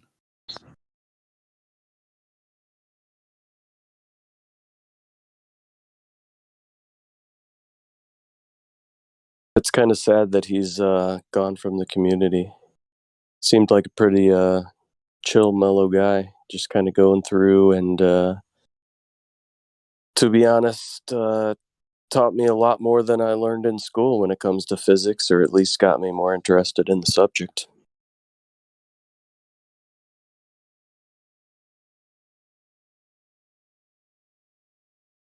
We got Marcy Lynn, sorry. Marcy Lynn, you're unmuted. Welcome. Oh, hi. Hi. Oh, you hear me now? Yeah, I do. Great. How This you is doing? great. I'm doing great. I was just watching Austin on his live stream and somebody posted this link because I'd been on Discord and I tried to figure it out, but I couldn't figure it out. So I was really grateful for the link. And Yeah, now that here was I me. am. Oh, was that you? Yeah. Thank you so much. Yeah, sure. Awesome. Well, welcome to the server. Thank you. It's been like 3 years since I've known about the flat earth. Cool. What first got you interested in the topic? Because I didn't believe it, but I believe in Right. God. And then I started researching and with an open mind and an open heart, and I just prayed for the truth. Good. So you didn't believe it when you first heard about it. Did you set out? Who does? Did you kind of set out to prove the globe? Yeah, kind of. Not like prove it, but I was just looking at so many videos and especially like the NASA stuff. And then it just slowly, it took about 8 months for me to completely unindoctrinate myself. Hey, thanks for coming from the live streams. I've seen you on a few of his live streams. Oh, you have? Oh, good. I like watching those. So can I give you the ladies' night tag? You're welcome every day of the week, right? But we also have ladies' night. Where the ladies run everything? Yeah, the ladies run everything. And the men keep their damn mouth shut. I already gave you flat earth because I've seen you and I've seen what you posted. And you weren't worried about whether I was watching when you were posting on the live stream. You were just commenting from your heart. So sweet. If anybody asks, tell them Battlemod gave you the role. Okay, thank you. First day in the door. Right? This is so cool. Well, thank you. I appreciate it. I try to watch all Witz's live streams. Him and Kyra, they're doing something. Yeah, so Witsit comes around here often, flat smacking people. Kai is here. Also on ladies' night when she can. So Well, welcome anyway. Well, thank you so much. And Yeah, so, how do I have to have like a link or permission to do the ladies' night? no, it's just be there. Just be Yeah. there. Just go there. Okay. Yeah. It's Friday Okay. nights at 5 p.m. Eastern, right, guys? Okay, I'm on the West Coast, so that's cool. Yeah, so it'd be around 2 p.m. Eastern, if I'm not mistaken, on the start time. Or 2 p.m. Western. 2 p.m. Western, sorry. I've been drinking. Shh. Oh, no. Not bad, though. Yeah, Austin's a great guy. He's you can tell his heart is really at the forefront of what he does. Totally. I could never stand up and do that in front of people. I would lose my composure, I think. I have tried to talk to a few people at work, but they all think I'm just crazy. Well, you're in good company. Right? Yeah, it's funny. But I'm a nurse, so I'm like kind of like the boss. So they know I'm not stupid. But I've explained to people it took me about 8 months to completely accept the truth from what I thought was the truth. So just planting seeds, you never know. Because that's what happened to me. Someone planted a seed and then I was like, what? Yeah. Yeah, it's a journey. And understand that when you're tossing those seeds around, that some of them are going to land on very firm soil and might not root. And you just have to understand that. Yeah. Yeah, I don't worry about it. I just say, hey, this is what I think. And I always tell them it took me about 8 months to of a hard searching for the truth, and I found it. So yeah, well, it's good. Those it's good. There's a lot of those videos now that you can. Well, now it seems like it's hard to find videos, but some of the laser ones. That was just like the whole math debunked. Yeah, the algorithms are certainly not in our favor any longer. That's for sure. Right. Well, nothing's in our favor because I think we won't know till the 18th that I'll still have a job. Hopefully, I think I'm getting an exemption, but yeah, they put you guys in a precarious position, don't they? I sure did. But I'm in the middle of converting a minivan, so I may be on the road. How quickly you can go from hero to zero, right? Exactly. Yep. And we do deviate off of the topic of flat Earth from time to time, but we do try to stick on that. Yeah, I saw that's kind of a taboo topic. I just was like, yeah. I live in Michigan, and right now all the nurses at our hospital in town they're in court fighting against that.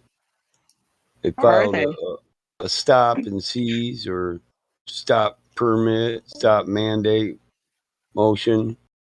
Yeah, you should Google that. It might give you some inspiration on what to do in your town. yeah, totally. Because I belong to it's called Biblical Cosmology, and the girl that runs it, she's from Michigan, and it's a flat Earth page, but it incorporates a lot of the Bible. Really, what's her name? The one that runs it. Mm-hmm. Her name is Frankie Atwood. But I don't think she knows who Austin is. Somebody mentioned it in some thread it was busy, and I just kind of saw it stream through.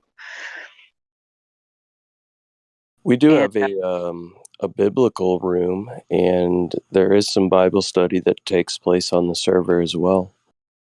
On this server? On the Discord? Yes, ma'am. If If you go over to the kind of the main section and you continue to scroll down, you'll see a Bible study and you'll see a biblical section. Oh, cool. I just found it really interesting how much. Well, until I read the book of Enoch, I was like, the first time I read it, I didn't know anything about flat Earth, and I thought, this is so hard to understand. And then I read it again after becoming a flat earther, and I was like, well, this makes perfect sense. Kind of makes perfect sense that it was removed from canon. Right? Yeah. Yep. You ever look into the Apocrypha? Yeah, I've got it because The Septuagint?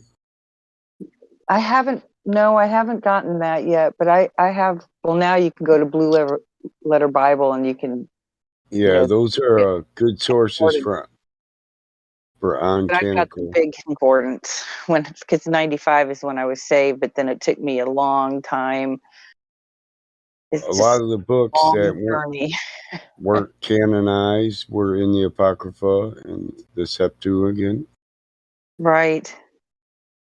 So I read them and then wonder why they took them out in the councils. It wasn't just the Council of Nicaea. There were other councils where they they fought over what books, but they end up with only 66 books out of like See, and I've always 120. thought, come on, man, really? 66? Like, of all numbers, that's what they're going to pick? Well, if we go by scripture, we have the Holy Ghost for discernment and guidance. Right. So why even mess with it? Whatever truth is in there, the Holy Spirit will guide us to, and the rest will guide it. He, she, it guide us to leave it alone. That's our comforter, right? It is.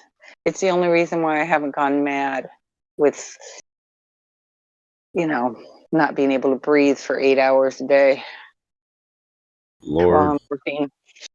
Yeah. I know It's I'm about fine. to lose. I'm about to lose my insurance for my asphalt company because I told them I won't mandate shit. The state told me I had to mandate it. I told them, hey, see me in court. Right? Because I'm not mandating. I'm not mandating anything. There's no law that says I have to. It's my business. And they can't listen.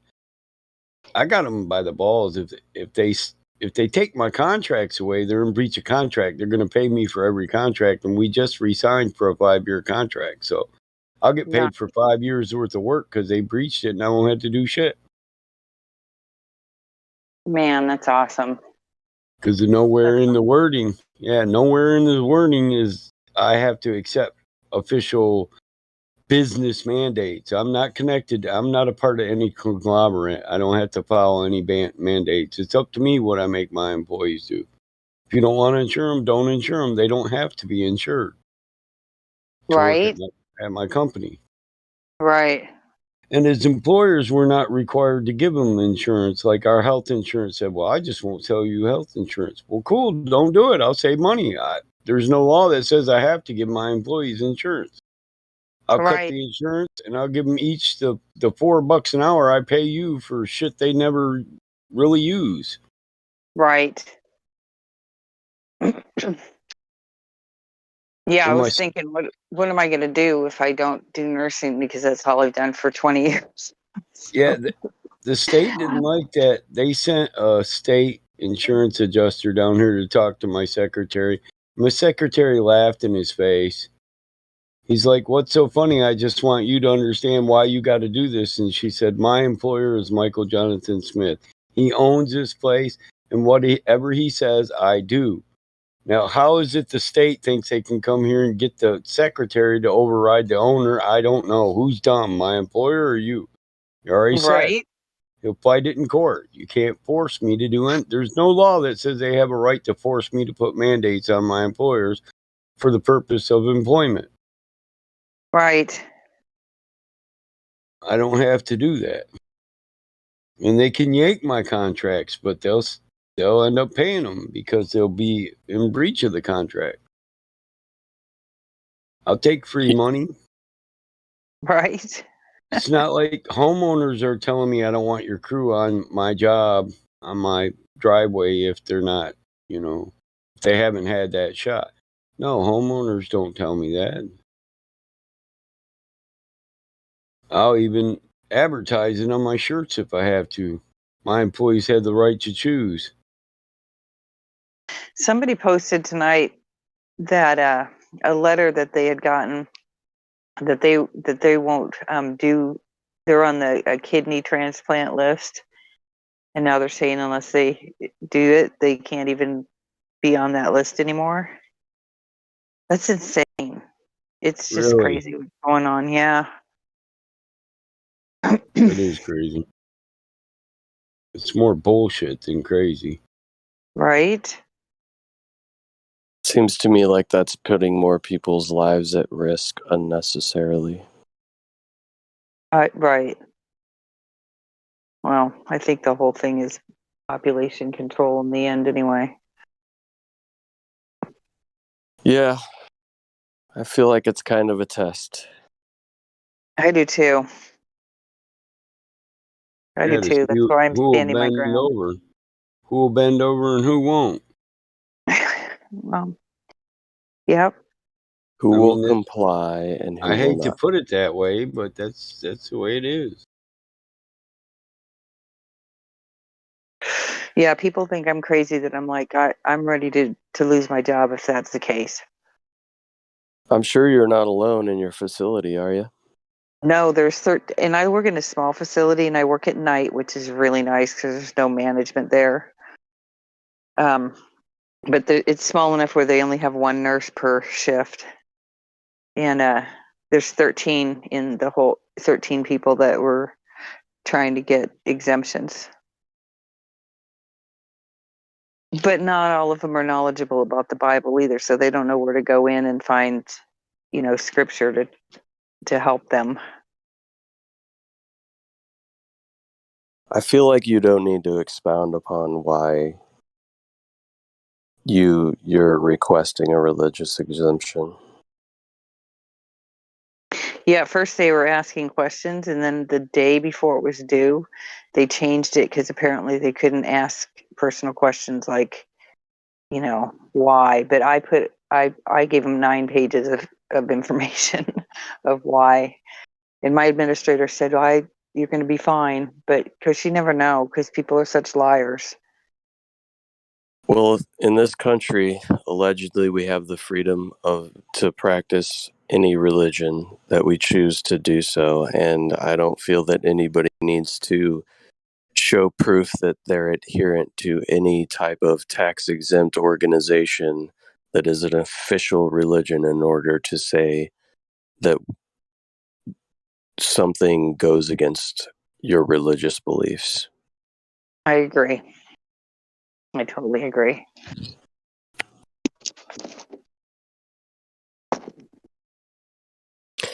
Yeah, I established very early on in this whole thing with my employer that I had a 3-pronged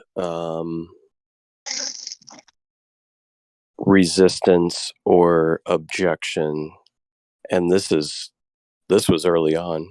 I mean, you're talking March 2020. Wow. Where I said, because I work for an employer that immediately had contact tracing technology that was pushed to our work phones, and oh wow, I didn't download the technology, and I had to talk to some HR people, and I said, I have a privacy concern around this, and I see where this is all going, and I have a religious concern. And yeah, I established that very early with my employer. Luckily, I work with some understanding people. Right. Well, I think my saving grace is that they're just so desperate for people to work that they can't really afford to lose me. And that's the thing. Even regardless of any type of mandates or forcing people to do things they don't want to do, they're struggling for employees regardless. Yeah. Yeah. Most industries across the board. Right. I'm fortunate enough that I work from home and I have no obligation to go to my office or a client site. So That's a blessing. yep. And we had already basically started working from home almost full time even before any of this came about. So it was a smooth transition for us. Nature of the Nice. business. Yeah. Right. Yeah, I'm all hands on. So Yeah. Yeah. And that contact tracing thing, funny enough, my employer built out all of that well before any of this hit. And the technology was already built and tested for a year and a half before any type of shutdown. wow. Wow. Almost makes you think. I wonder, did they know something was happening? 100% they did.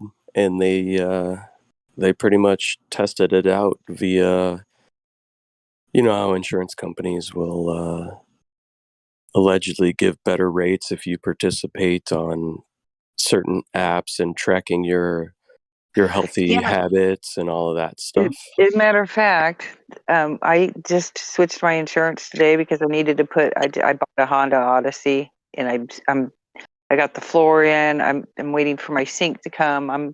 I'm going for it. But she was Nice. like, "Do you want to have this app where you know, it's on your phone and just do your driving habits and stuff?" I said, "No, I don't want to do that app." "Well, you can get a discount." I said, "No, People are selling their souls left and right these days. they truly are." But I'm not afraid to do hard work, and if I have to just live out of that thing, because that's what I'm worried about, I'm okay with that. I'll just go south where there's more sunshine because I live in Oregon. And Oh, okay. I was going to get a Jackery with the little solar panels. Nice. Yeah, I have a cousin that lives north of Portland. It's scary up there. I mean, just how out of control everybody is. Yeah, well, she kind of falls in line with a lot of that stuff, unfortunately. Love her to death, but yeah, yep. She spent well into her 30s in academia. Oh, wow. Not just teaching, just getting herself educated, but with that came a lot of indoctrination into a lot of different things, unfortunately. Yeah. Yeah, because even in nursing school, you're pretty much taught that the doctors are God. And Mm-hmm. they just throw a pill at everything. There's no nutrition talk. I mean, it's amazing how many nurses are like morbidly obese. And it's like, and then you're going to go teach somebody about, diabetic control. I don't, Pot calling the kettle black, right? right. Yeah. But it's sad because to me, that's just a different addiction. Yeah, and the solution comes in a capsule. Or surgery. Yep. Very rarely is diet, nutrition, and health habits talked about. No.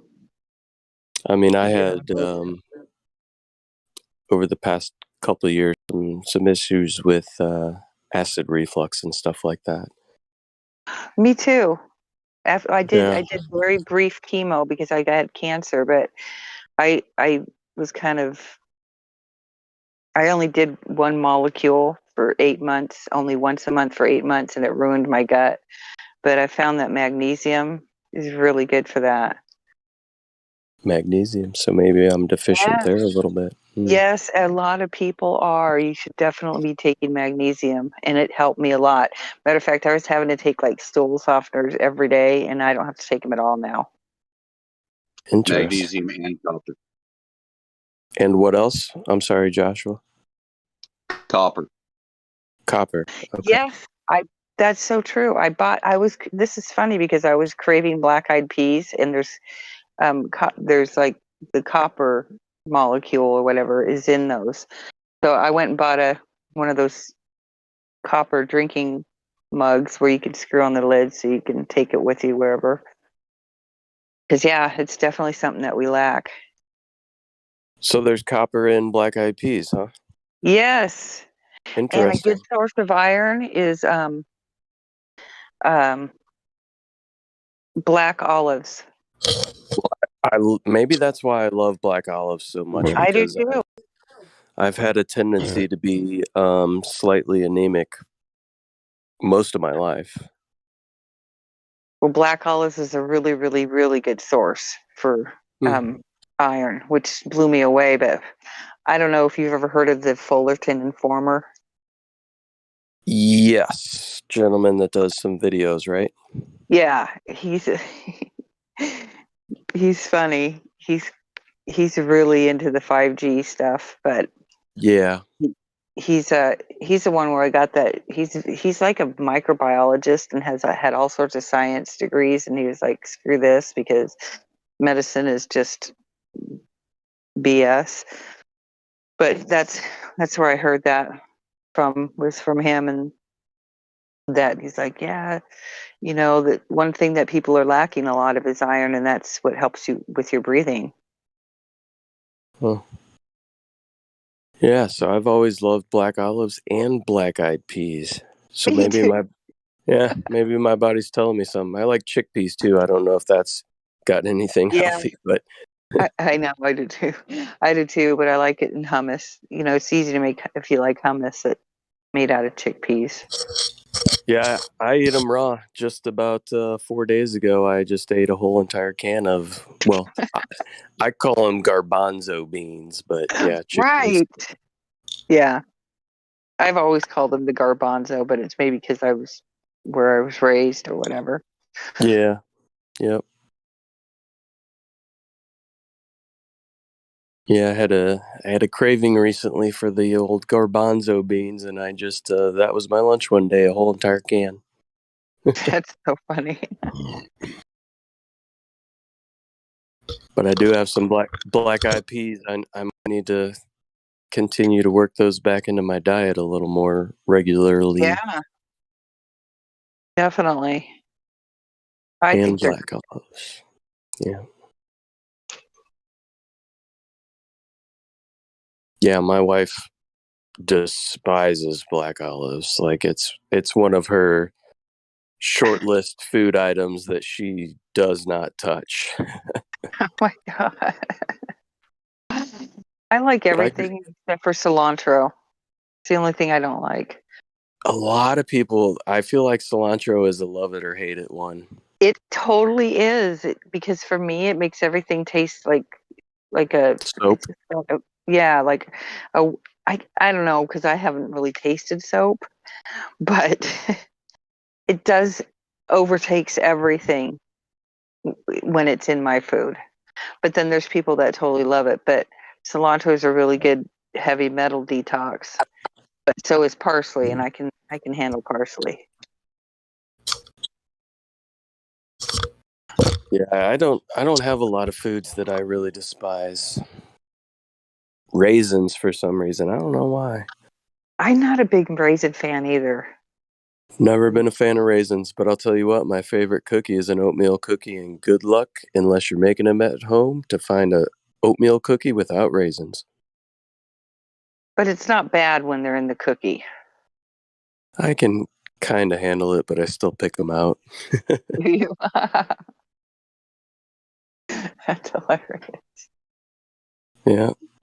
That really is kind of the one thing that I don't like is raisins for some reason. I don't know why. I'll Hello, eat guys. figs. Good evening. Hey, I just came to spend some time with my flat Earth friends. so you Well, I fair? was going to get off here because I was just trying to check it out and figure out how I could get in here. So I'm hoping I can get back. Yeah, come I back have to go to anytime. that. Do I have to go to the voice thing again, No, or nope. Once you're, are you VC verified? I don't know because I'm not sure how to check. No, we'll make sure the battle mod gives you VC verified Okay. before you leave if he's cool with that. And yeah, you shouldn't have to go through voice check-in again. You can come straight to the live stream or Okay. Bible study if you see people down there, and it's 24/7. All right. So, do I have to like type in because I'm afraid to leave because I'm afraid I won't be able to get back? I think that now that you're in, I think you should be okay. Because when I joined, like I wasn't able to join the voice channel until they gave me access. Okay. Yeah. Well, I couldn't even find the Flat Earth channel until I got that link. Well, King, you're VC verified, meaning you went through the VC verification process. Yeah. Marcy, I don't think you've quite done that yet, have you? Did you go up to the VC check-in and? Yeah, somebody asked me if I had voice yet, and I didn't at the time, and then all of a sudden I did. Red cat angle and ankle. Okay. Well, maybe we'll see. I don't know if there's any mods in here right now. I see that the mic is deaf and mute at the moment. She's good. Okay. She has a flag with the roll already. She should be alright to come back in anytime. Oh, okay. So she doesn't need VC verified? No, I gave it to her anyway, though, just in case. Okay. Oh, thank you. I Awesome. appreciate that. All right. Well, it's nice talking to you guys, and I'm going to definitely hit the ladies' night, but I'll be back to say hello again because I don't really know Awesome. anybody else that has the same mindset. Well, this is a good It's very place. lonely out here. This is a good place to not only meet people of like mind, but to also sit back and listen to some very intelligent people have really good conversations. Exactly. Great. Well, you guys have a good night. Yes, Yeah, you nice too. meeting you. Have a good night. Nice to meet you too. Thank you so much for the invite. For if that guy's still here. All right. Bye bye. See you later. Take care. Goodbye. Oh, yeah. Bye. Bye. No problem. Bye.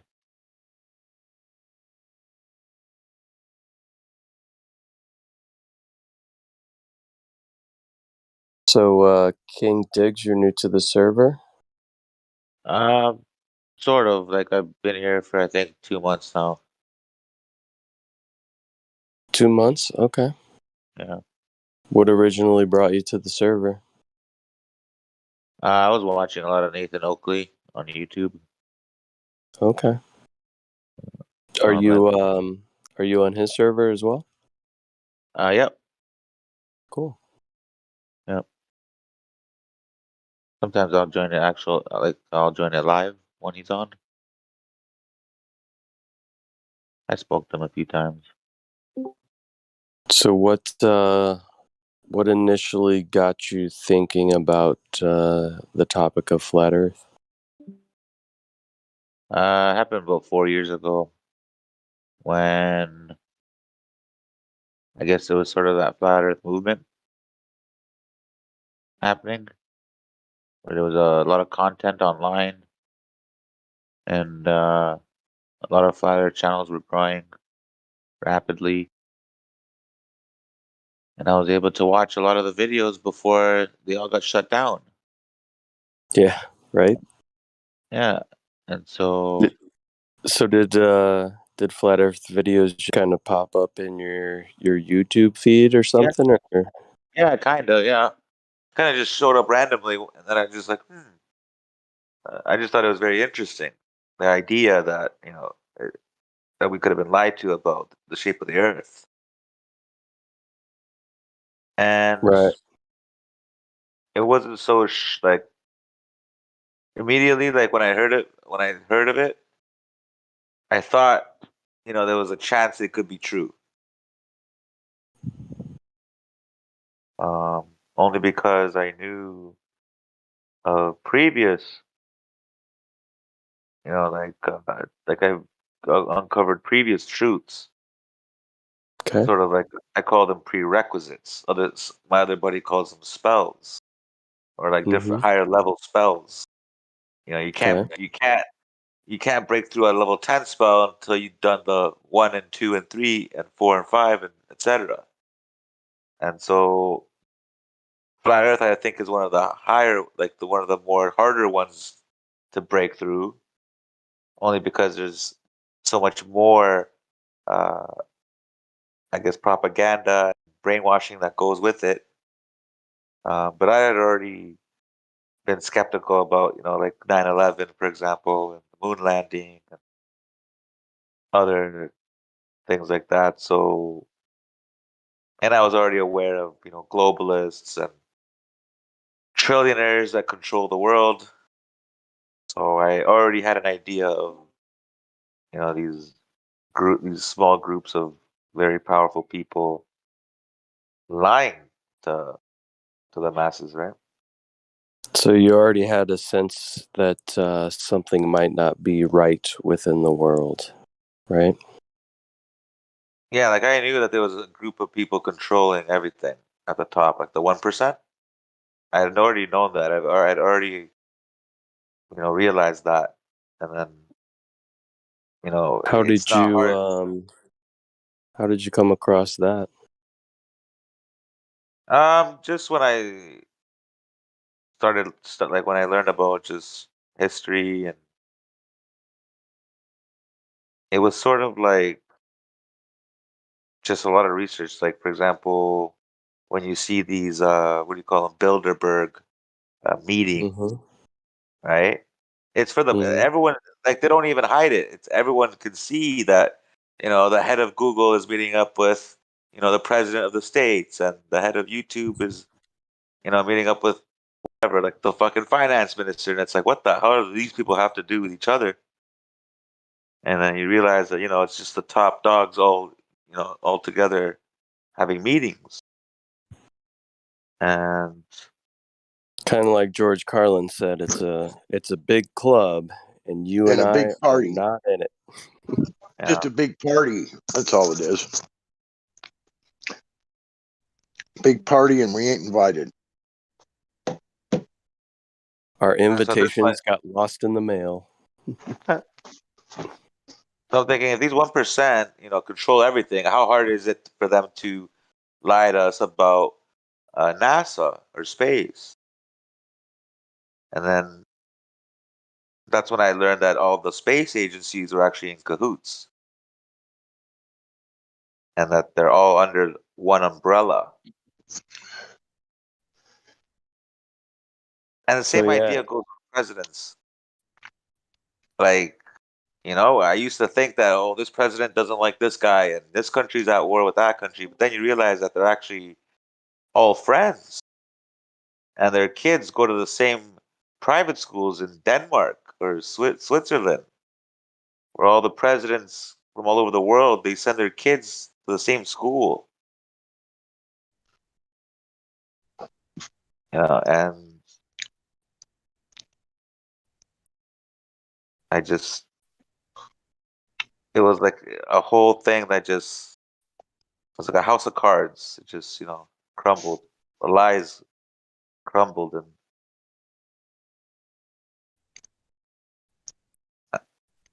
and I used to love like space and stuff. I was into it. yeah, it's that's one of the toughest things, or the largest hurdles for people to get over. Is there's a lot of people that really, really enjoy the stories about space.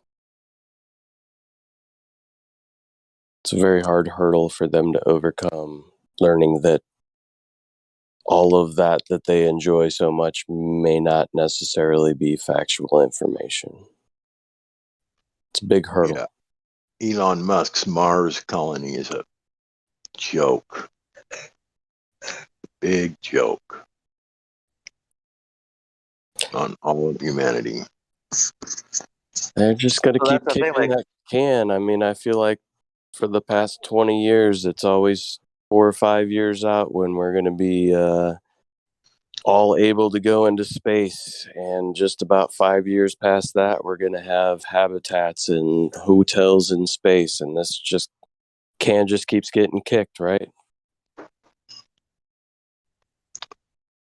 so like for example, if I'm speaking to someone who's a glober, I first try to gauge their knowledge and see if they even believe in the moon landing. Because there's no point of me bringing up flat Earth to someone who believes in the moon landing. You know, you have to start there. And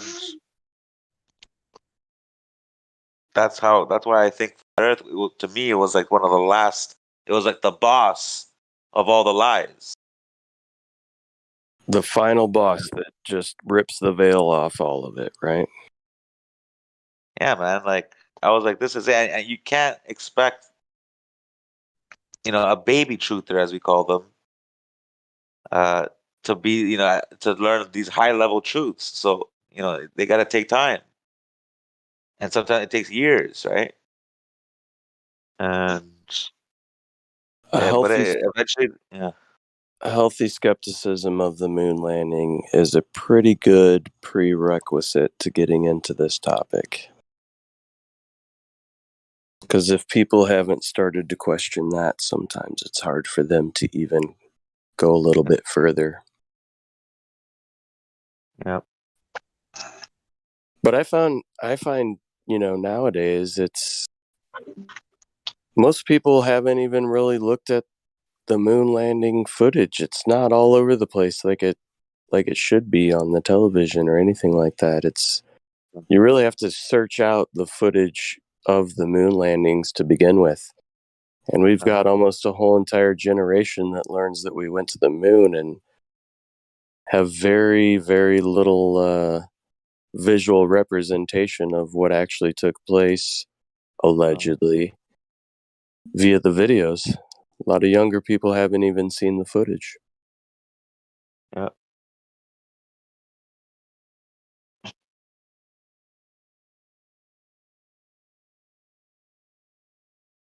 And most people my age haven't gone back to view it. But when you do, it's laughable nowadays. It really is.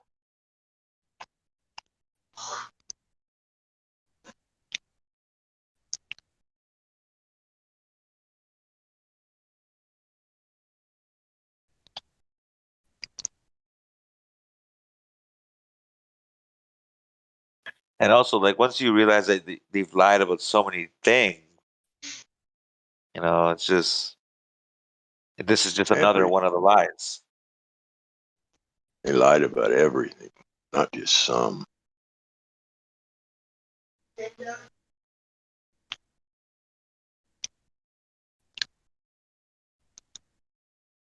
I watched a stupid Elon Musk thing today, and at least he was laying some real gravy. He was talking about that last rocket launch that Jeff Bezos was on and whatnot. And he said, well, these people need to learn how to get into orbit. It's one thing that we haven't been able to do yet. He actually admitted that going into orbit is the very first move that they're all going to have to make. And I'm like, geez, fucking guy's actually telling the truth for once. So did he kind of phrase it that way? It's one thing that we haven't done yet. Yep. They drop those truths, man. Yep, they do every so often, don't they? Yep. It's real because it looks so fake. Well, you know that's real because we know you can't go into orbit. They still haven't. Every time haven't done that yet. They're still working on it. Yeah, He admitted that.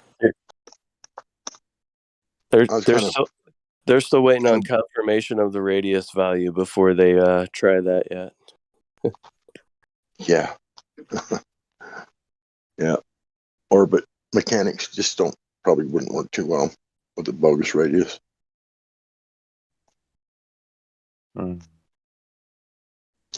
That's why all they have is a parabolic. Up and down, up and down.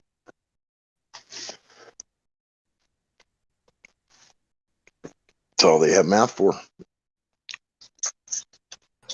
Not only that, I think there's probably something up there that kind of keeps them from going anywhere. Well, when you think about it, when did Branson first start talking about taking people to space? It's got to be at least 20 years, if not more. So it took them 25 years to basically figure out a high altitude flight, parabolic high altitude flight. Yeah, do you really think they were in that thing, though? I don't know. Who knows? I still think it's a little too dangerous, I think. I don't know if they were in the ship itself that we got footage of, but they probably took some type of parabolic flight. At what altitude is I cannot. They went 52,000. 52,000 they said they went. That's not even out of the atmosphere, I don't think. Is it? No, it's below. I want to say that's below the Kármán line for sure. At least by 10 Remember miles. that incident in 1989 when billionaire Richard Branson released a hot air balloon shaped like a UFO and hired a man dressed as E.T. to scare people when it landed? I know, I don't remember that. I remember he did some high altitude balloon flights, quite a few actually, but I don't remember one being like a flying saucer with a ET man in it. But I would have been 9 years old at the time, so. But I do remember he did have a lot of balloon flights.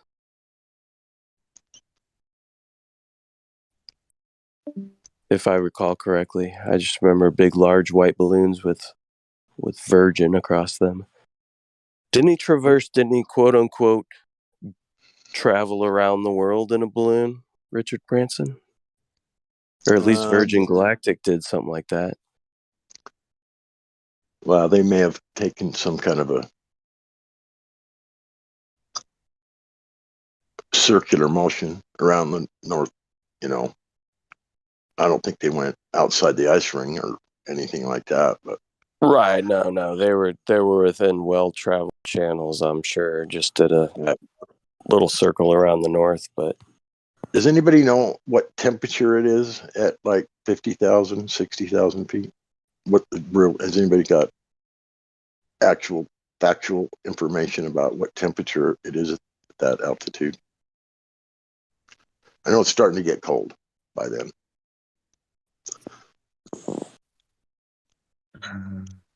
I don't know the exact temperatures. But yeah, I feel like does it get really hot before it gets really cold before you break through? Or at least I don't think the thermosphere exists. I don't think the thermosphere is real. Yeah, it's allegedly it gets really cold and then a huge heat spike at some point, right? Yeah, but I don't think it's real myself. Yeah, allegedly. Right. They have a 120,000 foot balloon that went up in it. It was something like 264 degrees minus Fahrenheit. I think that's pretty cold. So I looked it up. In 1991, Richard Branson and Lidstrand, don't know who that is, successfully crossed the Pacific Ocean in a hot air balloon, setting a From distance. Japan. Setting a From distance. Japan. Yeah. Was it from Japan to Alaska or something like that? Something like that. Setting a record of 6,700 miles. It took them 48 hours altogether to fly from Japan to Canada. Yeah, there you go.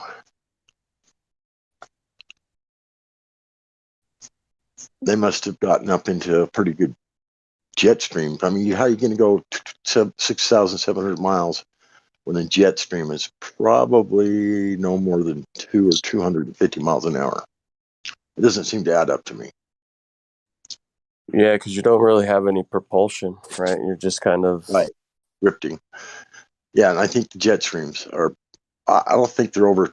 If they're 300 miles an hour, that'd be like way super maximum, and that's probably not very. That's probably rare.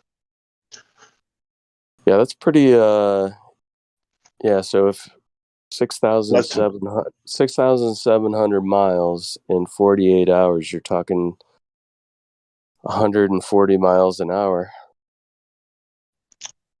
That's all it is to go that far. Yeah. Oh, I guess that could be possible. There's because I know I've caught jet streams that were 150 miles an hour coming from Lake Tahoe to Ogden, Utah, in at like 14,000. Ogden, Utah. There's an IRS office in Ogden, Utah. It sure is. One of the main ones. Yep, I know because I'm a tax accountant and I put Ogden, Utah on a lot of returns. Yeah, I know a lot of people I know that work there. Yeah, I had never heard of Ogden, Utah until I started this profession. It's a real place. It's not a real big place, but Yeah, well, for how many people file there, you would think it would be a large place. Well, but also you would think Delaware's a large place too, with the amount of corporations that are incorporated there as well.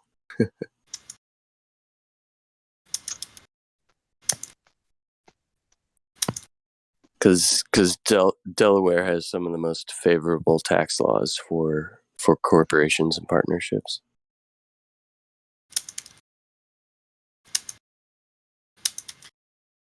Isn't it like 0%? Honestly, I don't know exactly. I'm in the weeds on a lot of different other stuff, so I'm pretty sure it's close to 0. You might have some type of filing fee.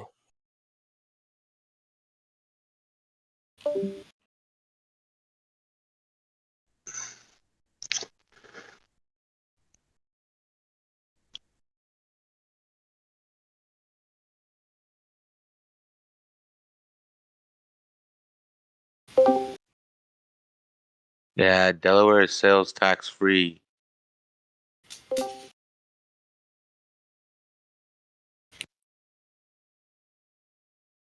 So yeah, I don't know the ins and the outs of their corporate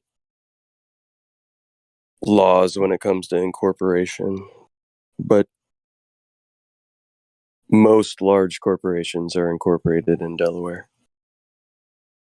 Mm.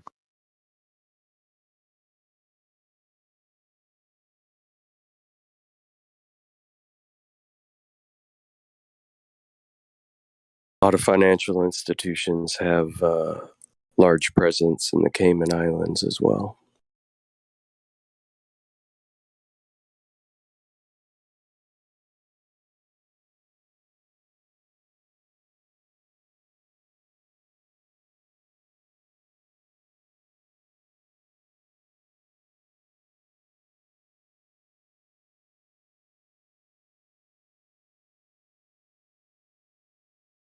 But anyways, the Virgin Galactic balloon going 140 miles an hour average. That's doable. Yeah. Does it give an elevation as well that they felt like they reached, or that they actually reported they reached? I don't know. I'll have to dig a little deeper on this. That was just kind of the first blurb that I got. Just I'm sure they had to have oxygen as well. Average speed of around 150 miles an hour and a maximum speed of 245.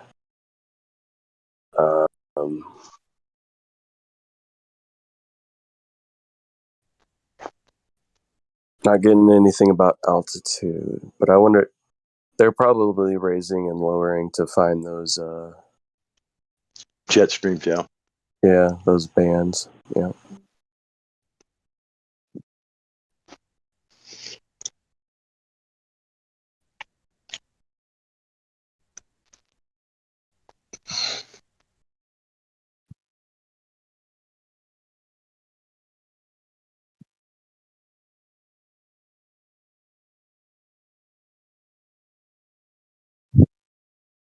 Yeah. Looks like somebody named Bertrand Piccard was the first successful hot air balloon flight around the world. Pretty sure he has a famous relative that did a high altitude hot air balloon. Yep. Yeah. First one to allegedly go to the stratosphere, right? Yeah, and he supposedly said that the plane looked like it was flat with an upturned edge. Yep. That's what he said. You know, I a couple of years ago, I spent day after day going into August Piccard's wiki regarding that, and that phrase, what he was quoted as saying, you know, it would be the equivalent of one small step for man, one giant leap for mankind. Did they have a problem with they almost died with some sort of a leak or getting really cold or something? I'm not sure. Yeah, they had some kind of a issue during that. But his quote for saying that the world looked like a large flat plane with upturned edges, I can't remember the exact quote, but it would be like every other day it would appear and disappear and keep getting edited off of the wiki page. I kind of monitored that for quite a few days, just watching it go back and forth.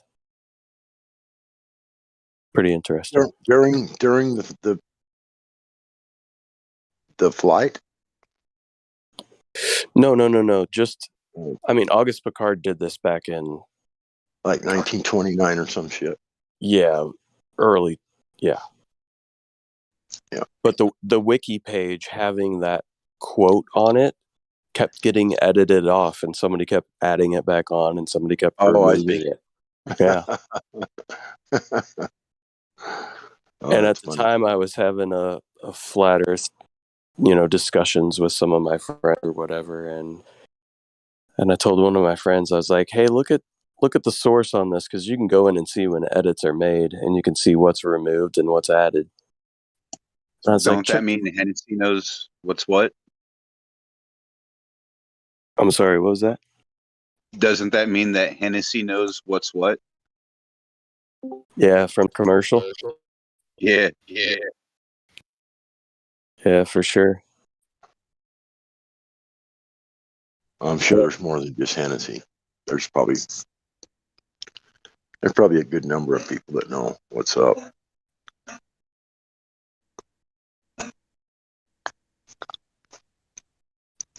But they do a good job of making sure that the mainstream doesn't report and the general population doesn't get too much of that. Very little. If they do, then they probably add something in there that, like, that's a mistake. I feel like lots of times they they drop those truths artistically kind of in that Hennessy commercial, right? So it's like nobody's really getting in trouble for that because it's basically hiding the truth in plain sight, but it's done artistically enough that only those with eyes to see would be able to discern that information.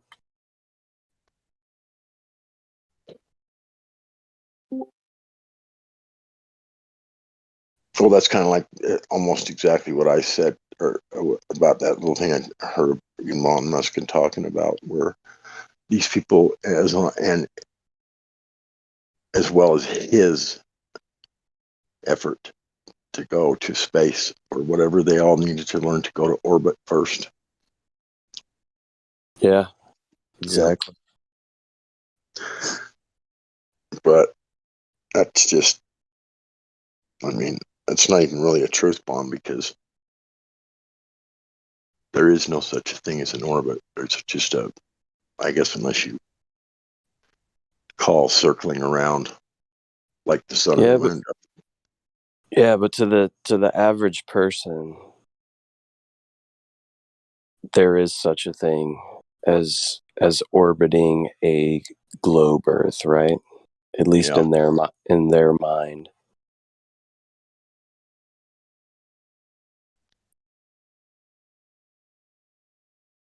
And it's kind of funny. I feel like Elon drops so much of that it's like, how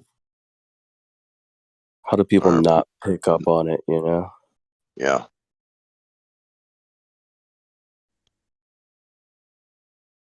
Well, Straight trolling them.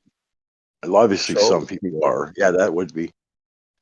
Yeah, obviously, some people are picking up on it, like you and I did. I mean, it's not that difficult, but when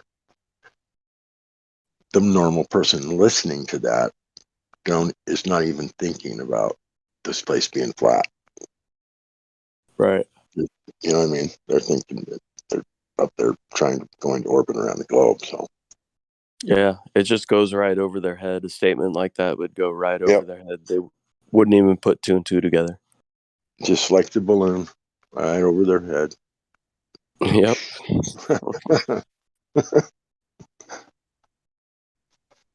It's funny, isn't it? Yep. A lot of funny shit. One of my favorite. Yeah, you can tell it's real because it looks so fake. Exactly. We'd have better CGI. Yeah, they got some pretty good shit out there. It's like the show Gravity that what's her name did. What's the actress's name? I can't remember. I didn't see the movie, but I'm pretty sure it's Sandra Bullock. Yes, it is. I did see it. But that is what he said, right? With the car in space. You can tell it's real because it looks so fake. Yeah. And people are like, nah, man, he's making a joke. Joking, man. Joking, Elon. We made bulletproof glass in this truck, and then he throws a lead ball straight through it. I know, and shatters it. So he didn't throw it, but his mate that was on the right, but he was standing next to it. Yeah, did he have somebody throw it? I can't remember if he did it or he had somebody do it. No, it was the guy was standing next to him, but either way, he was there. That is pretty hilarious. I wonder if it shocked them, or if they knew it was going to happen. Maybe they got shocked. I didn't see it.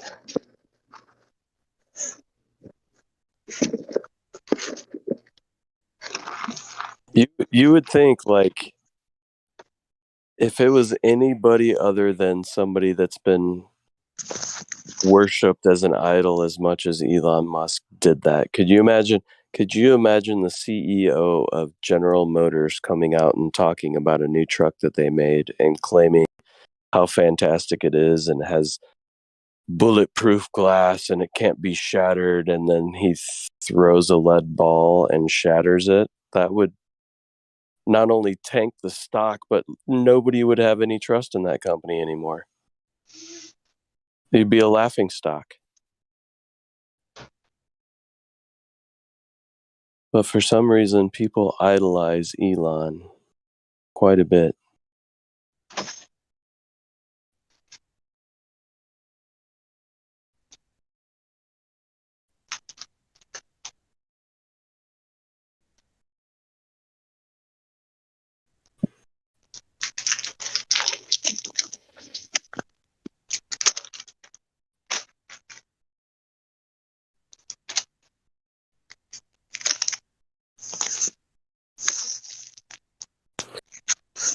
Oh, all right, gents. I'm going to call it a night. I got to get to bed.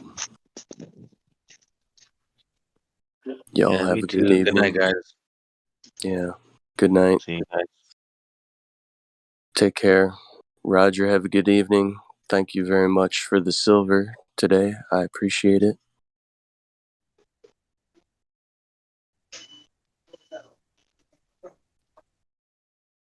And y'all take care. Your machine.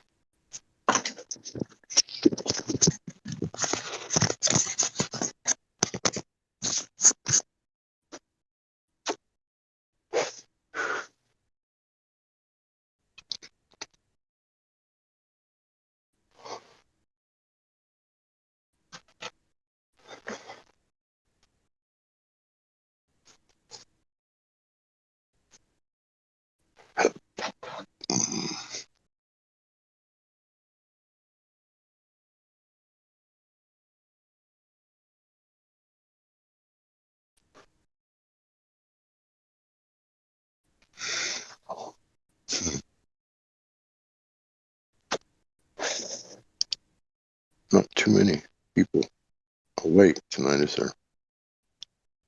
Oh, Truth is on. She just show up. Did you just show up, Truth? No, I've been here for a bit. Oh, have you?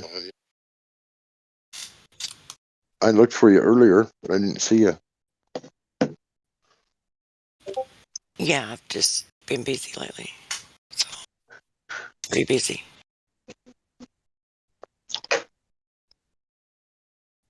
Has it been fun busy or not fun busy? Not fun. Not fun busy. That sucks. Too bad. Sorry for that. Should have never brought that up. No, it's okay. No big deal.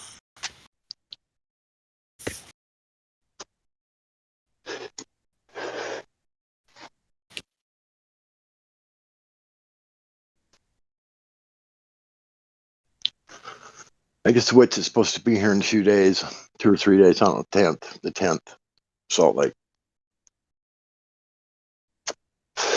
I guess I'll drive down and see him, visit him for a couple hours. Oh, it's supposed to be where you're at? Yeah.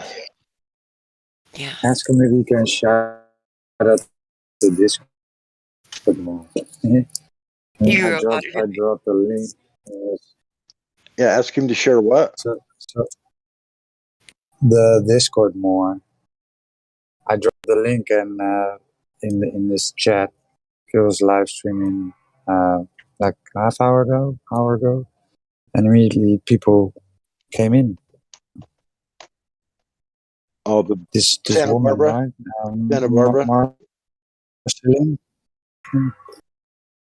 Yeah, it was like live like a few hours ago, or 1 hour, 2 hours. He was late then because he advertised for like 6 o'clock or something. I'd waited for a while and gave up. Anyway, yeah.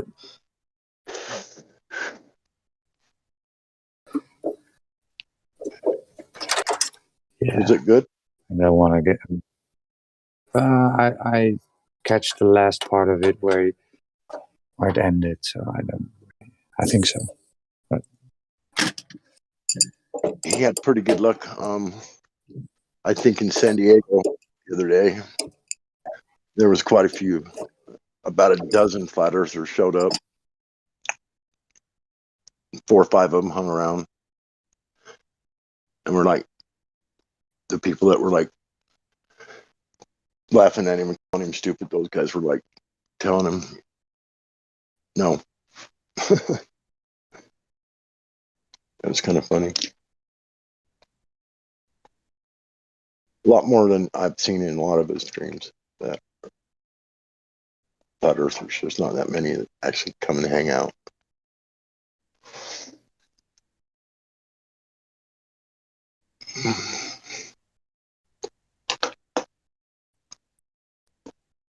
You'd think that there'd be more that would, I don't know, maybe not. Its videos are getting like 3,500 views nationwide. I guess that's not a whole lot of people.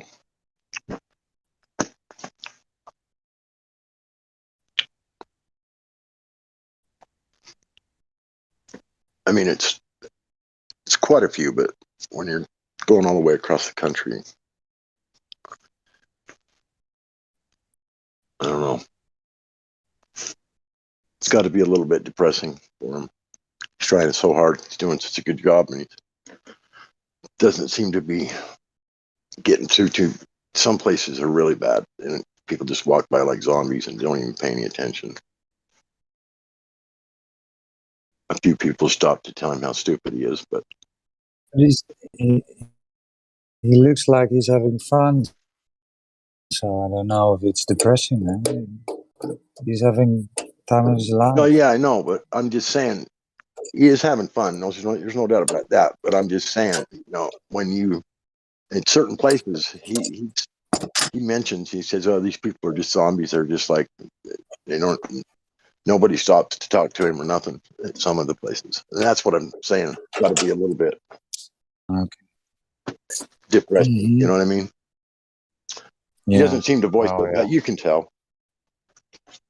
He says shit like, they're just zombies and nobody here cares. And That's the truth of it, though. yeah, it is. It is. But when he gets a dozen people or so that stop and talk to him and that, you can tell he has a little bit more fun with it. Well, you like to have the hope. Sure. When even the people that seem like they're not interested, Right. they still hear it. Right. You like to have the hope that they still, but if it's hard, man, because when they're looking down at their phones, you know that's all they're concerned about is the social media posts, whether someone likes their last post or if they disliked it, why they disliked it, and then they have to go investigate that. They're just so busy with all this stuff. And if they really looked into it and saw that all of this was military, these are used as military tools, as weapons to program people's minds, they would be real, like they would want to break away from it for a little bit anyway, and then take a look at the world and try to figure out, well, why are they trying? But they don't, you're right, they don't care.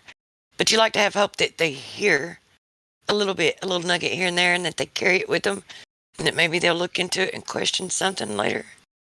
Yeah. But no, they're zombies, man, for the most part. Yep.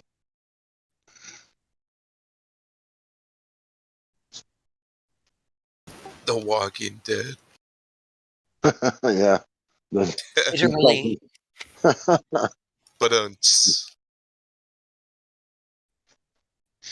the zombies, the genetically modified, he calls them. I was blinded Media by modified light. zombie. Huh?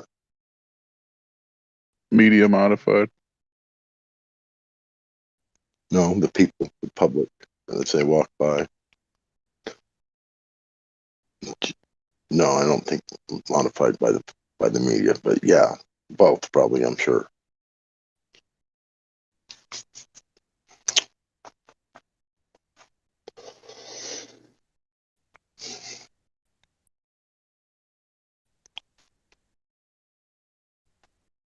Dude, He they can tells do the anything with frequency. yeah. Yeah, He tells super the low vibrations. Mockingbird undeclassified paperwork. So he'll bring that up several times, and you would think that that would make some kind of an effect on people. It's like, what? All the news media stations are what?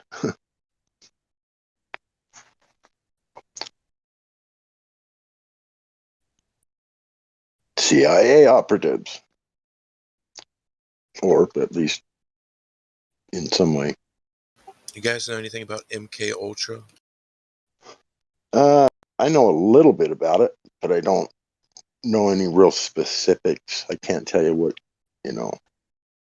where they did it, what kind of frequencies or what kind of methods they used to. Well, MK Ultra is like only one of the methods and one of the tools, right? Because they use MK Ultra is actually isn't that, okay, correct me if I'm wrong, isn't that where they get them when they're young and they psychologically break their person into different personalities? Like they tear the person apart psychologically, and to where there's different personalities to where they're separated, and then they program one while the person lives in another, and then certain keywords and certain events can trigger the other one to become active, and they're not even aware of them.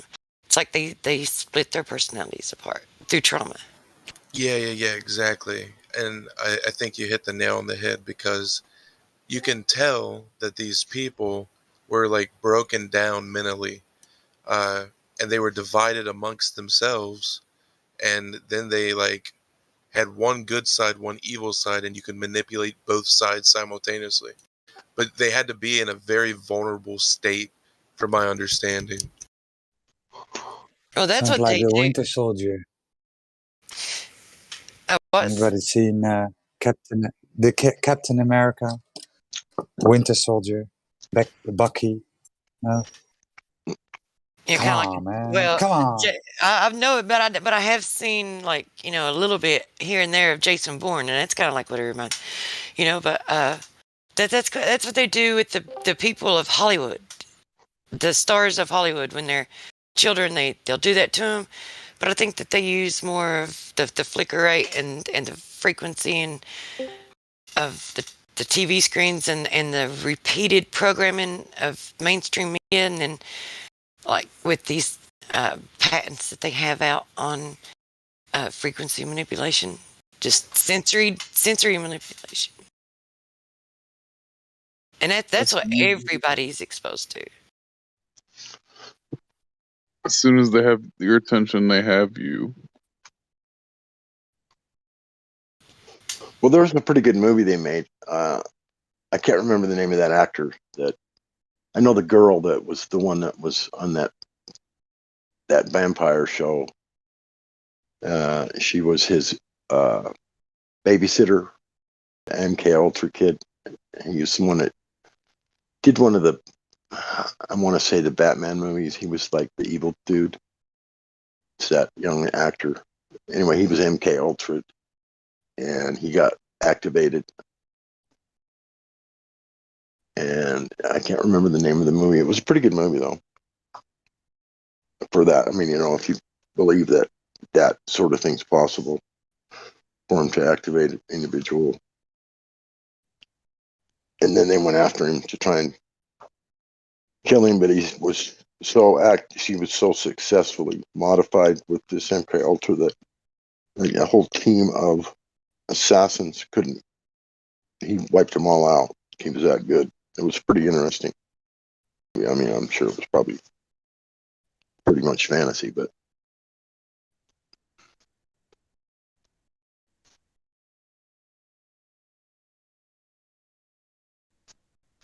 Well, you know what they say, right? Lies, truth in the movies, lies in the news.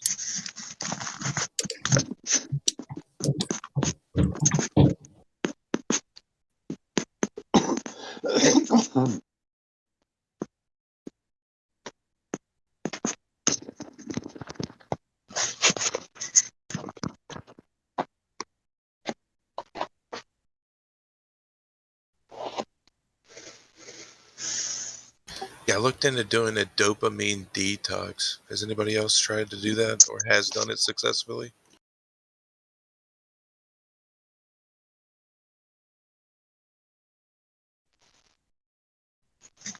Like I think the theory is that it restores the dopamine receptors if you don't use them, and it kind of like allows your brain to heal, so you get pleasure like more easily.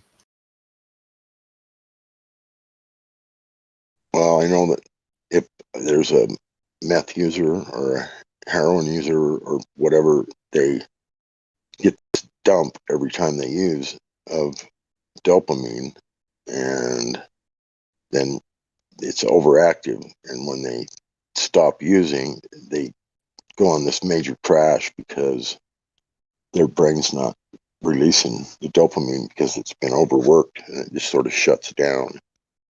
So that I don't know if that's what you're talking about, because I know that they go through that when they go into rehab for like methamphetamine rehabilitation. People have a really hard time. They crash really hard, want to sleep, and be all depressed and shit because they're not getting any dopamine, because the brain's just been just like pouring it out every time they load a bowl of that shit or snort it or whatever, shoot it, whatever they do with that trash. Yeah.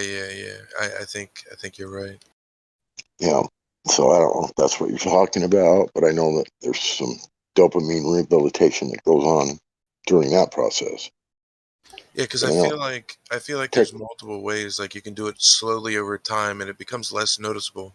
And like then you see yourself checking your phone every 5 to 10 minutes, right?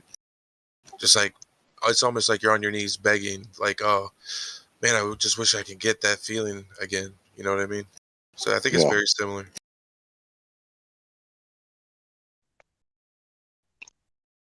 Yeah, I've got a flip phone. I've been using a flip phone for like over a decade now, and I don't know. It wasn't by choice. It was just something that like happened by itself. I just never had the interest in getting a smartphone for some reason.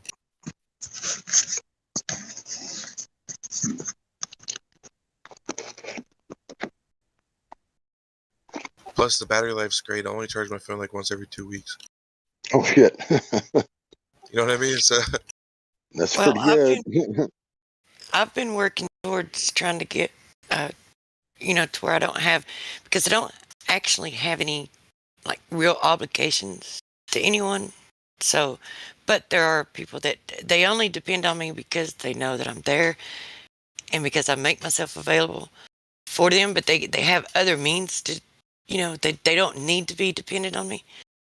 And I'm trying to break myself away from these obligations so that they can find other means to get the things that they need done so that they're not calling upon me. That way I can, because I honestly want to travel. So for the past 3 days I haven't had a phone, like just literally haven't put any minutes on my phone. And so I'll go check on my son, and I get a hold of my girls in other means. I email them from time to time or whatever. But there has been like a difference. I can tell a difference. Just not, even though it's like the thing that I'm checking, right, is Discord or YouTube, checking this channel, clicking into it and listening to it when I'm on the go. So when I'm on the go, the only time that I can actually get on here is when I'm at home, which is kind of limited lately. So, and it's like I can tell a difference just in that. I could imagine, like I can't even remember the social media, what it's like for people who have all these different social medias. If they had to just get away from it for a couple of days. I'm kind of in a similar situation than you are, Truth, because I'm retired, and I got neighbors and all this shit, and some of them can't take care of themselves, and so I'll give them a ride to the doctors. I'll take them to the methadone clinic in the morning, drop them off, and bring them back, and just like, yeah, it gets old. It's really old but I feel so sorry for them, a lot of times.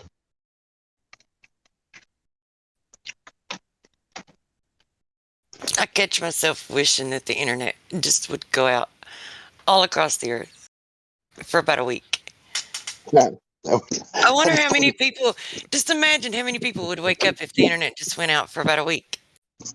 Everywhere. They'd panic. Well, one thing I know this, people can't do math. So it's like they would have to have solar power calculators and things. I gave this girl, like, my total somewhere was like $7.62. I gave her $12.62 so that I could get a 5 back so I wouldn't have so many ones. And she gave me 4 ones back. And I looked at her, I said, you owe me $5, not 4. I said, I gave you $12.62. She goes, I know. This is what she told me. Just straight up told me. She goes, I know you did. She said, but I put $11.62 into the register. And this is what it said to give you back. I said, I don't care what the register tells you to give me back. You put the wrong number in, you owe me $5 back. And she could not comprehend that she couldn't do it. And I had to stop and step her through it. I'm like, okay, you said it was $7.62. I gave you $12.62. You take $12.62 and you subtract $7.62 from it. What does that leave you? And she's like, okay. And then she gives me a 5, and it's like she just wanted me to go on. And it was, I don't think she still got it. I still don't think she got it. She's probably thinking, I'll just pay the $1. Get rid of you. No, I really don't think that she even got it. I think she just wanted me to go on. I don't think that she comprehended still. It's just kind of like when someone speaks in another language and you just nod your head and you just keep doing it, right? yeah, lady, just get out of here.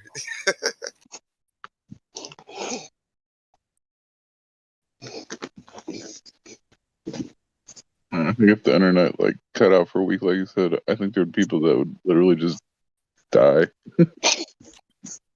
Well, some people would come out like bandits because nobody can do math. If you can do math, then you're liable to make a lot of money easily that way. But I don't want to. I wouldn't want to make it that way, because if you're aware of it and you go along with it and you take it, then it's like dishonesty on your part. But still, I do think that if it were to go out for a week, there'd be a lot of people by the end of that week that would start waking up, I think.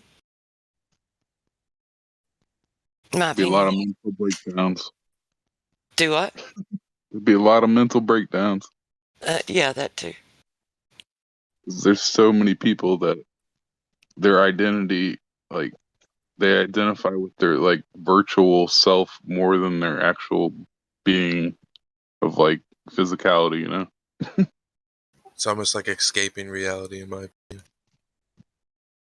So when you cut off the internet and that goes away, it's like you killed them. Yeah, maybe they get reborn.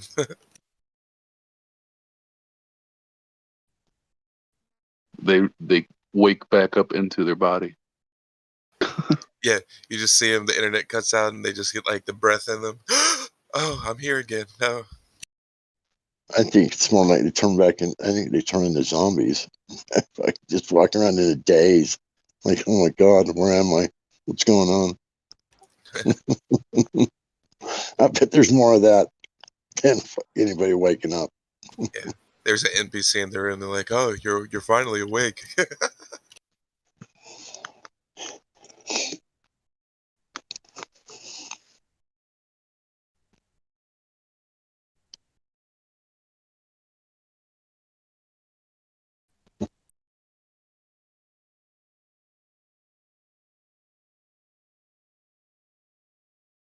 I'm just wondering if the number of divorces would increase, or if the number of marriages would increase. If there'd be more people getting married because they're finally paying attention to their, significant other that's not yet their spouse, or if because they're finally able to pay attention to them, they would just all divorce. I think it'd go there. Take away all the distractions. I think the second is probably what would happen, Truth. They'd all realize it. I don't think I like you around that much. Go back on the internet. Leave me alone.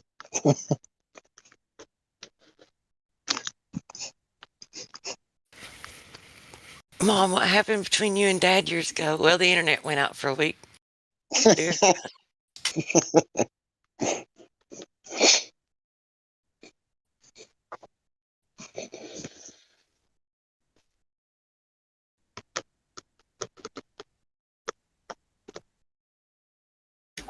yeah, the internet comes back and everybody, they're all talking to each other. Yeah, I had an out of body experience. It was so profound.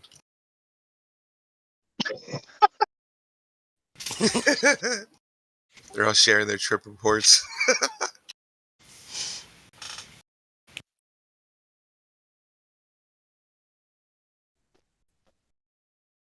I got sucked into this alternate dimension called reality.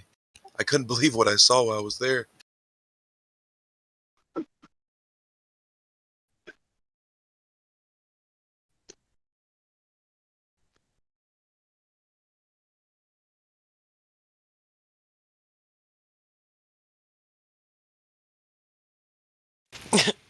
Oh, Earth is less bright than.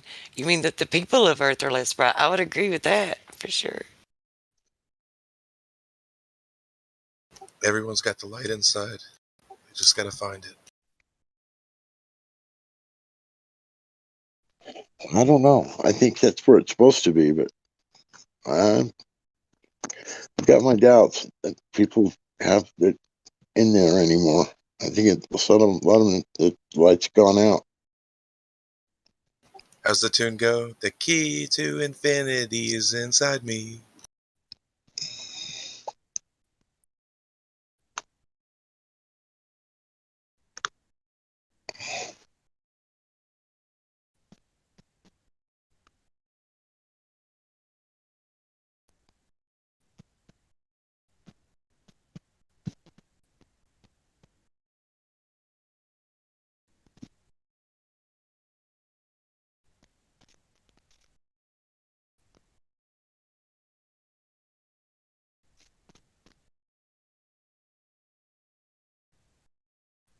Yeah, you're right. It was like the worst globe ever.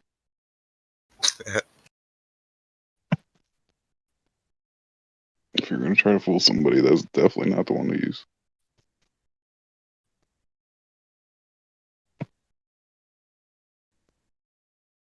I think at this point they could put anything on there and people would just believe it. Yeah, I was thinking about this. Once they get your lineage, it kind of takes care of itself. They only had to do it one time, and then everybody else just passed it down, from generation to generation.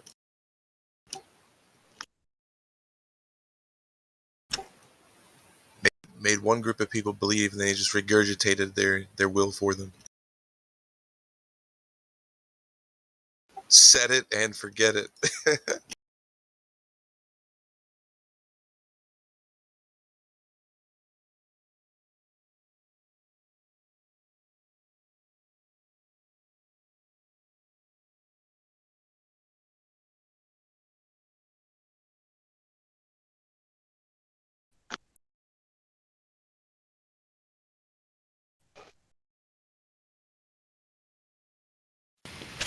I've wondered, which, I mean, we know what they're doing next, right? Besides the biological thing. The alien, they want to do the alien invasion next. And that's probably what they'll do.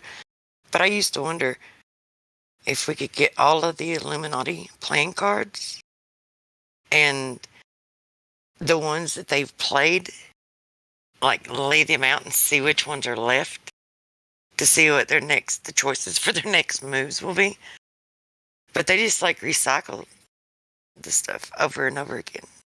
And I think we all kind of know where they're at right now anyway. But this was, like, I used to think this a couple years ago when we kind of knew, but they could have went in different directions. But now we kind of know which direction they're going in. But I have wondered if that would benefit anything, just to lay out the ones they've already played to see which ones are left.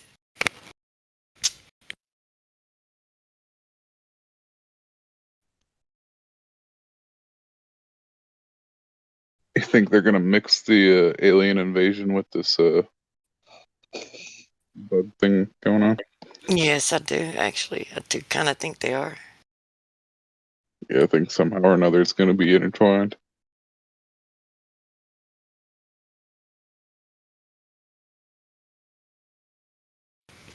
like these will probably lead up to the one coming that is going to repair us. Right? It's like they're going to bring the final one, but you have to be willing, and this is to separate, who's willing and who's not. Maybe I don't know, but yeah, I do kind of think they're going to be intertwined. I totally agree.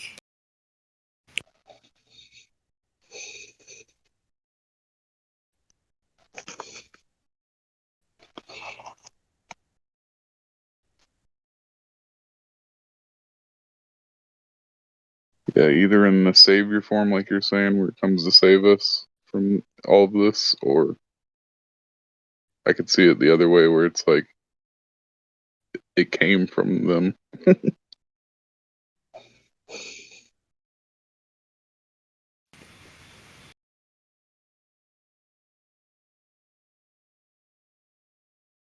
So when will this be? 2025, 2030?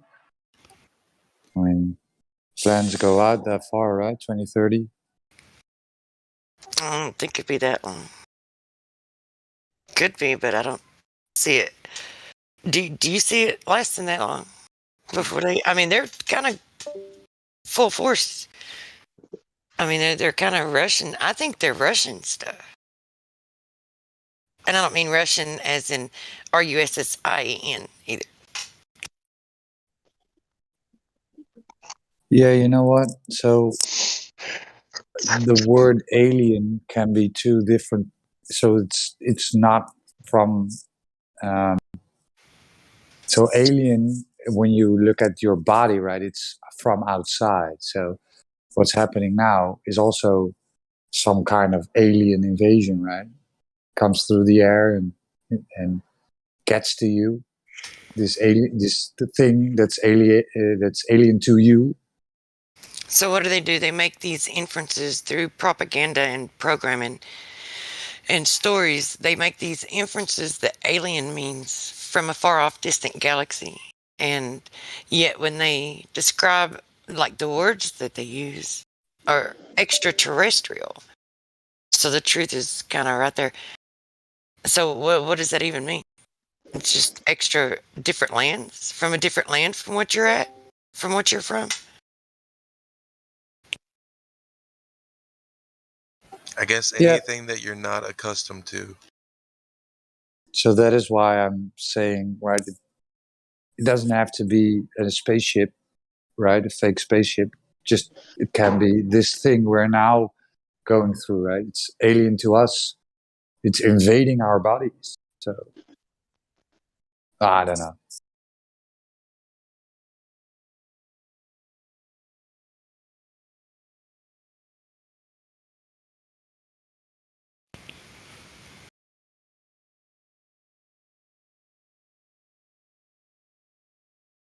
My body, my choice. Oh wait, I'm sorry. That only counts if I'm taking another life. Never mind.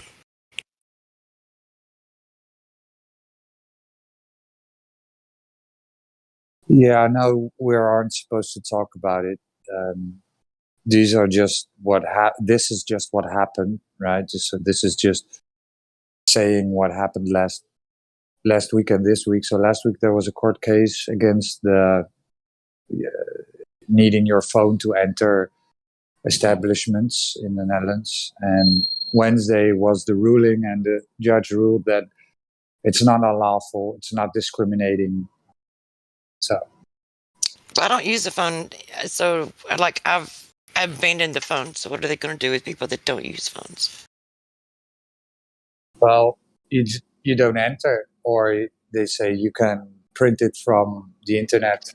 You can go to the internet and download your certificate and print it out.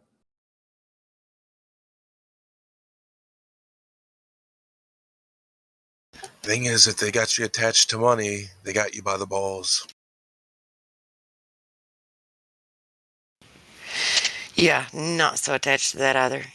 And I can look, sometimes you can be thankful for some of the hard shit that you go through in life, the tough things that you go through, because I've lost everything times to the point where I could care less as far as material things.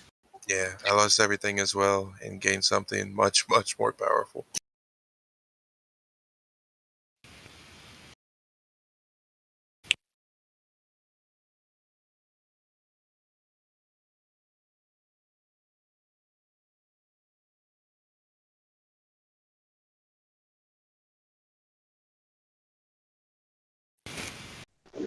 Although, not gonna lie, life still doesn't make sense.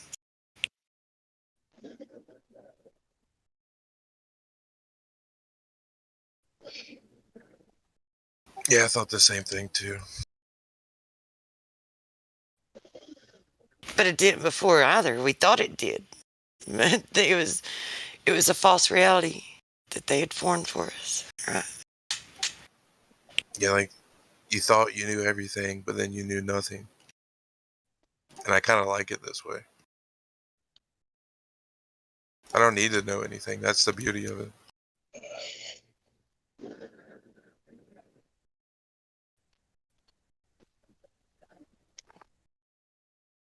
You just tap into that other thing, and it's just like your companion. It's always with you.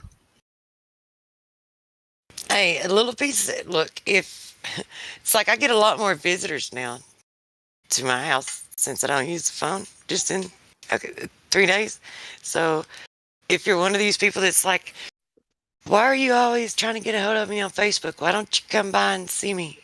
Well, just stop using the stuff to where they can't get a hold of you. They'll wait and see, and you'll see that they'll start stopping by. The ones that matter. Yeah, that's the key thing right there.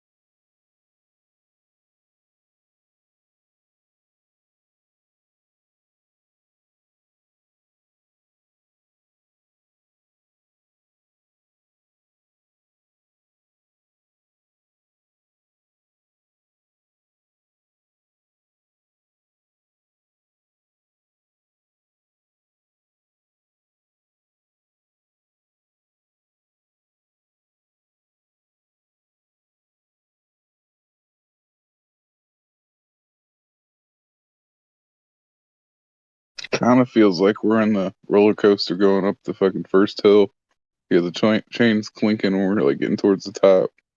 Feels like something's coming, you know? Just gotta hold on. Hands up.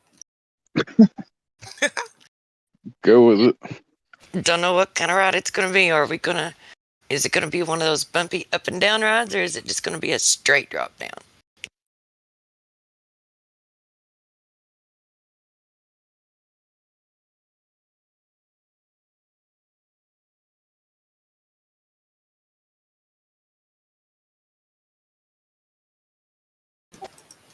I don't know. It seems like a big roller coaster, though, that they've been building for a long ass time.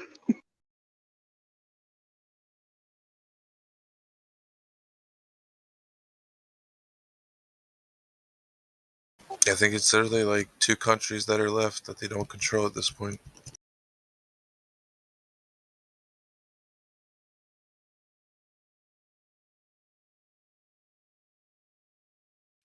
So, does that mean there's only 2 countries left that doesn't have a world bank? Or like a centralized currency that they own.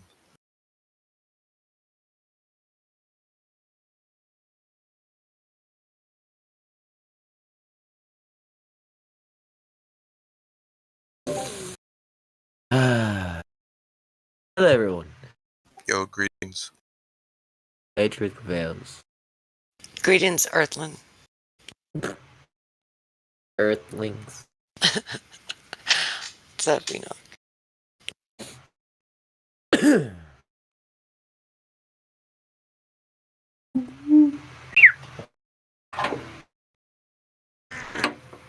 Put some new strings on my guitar.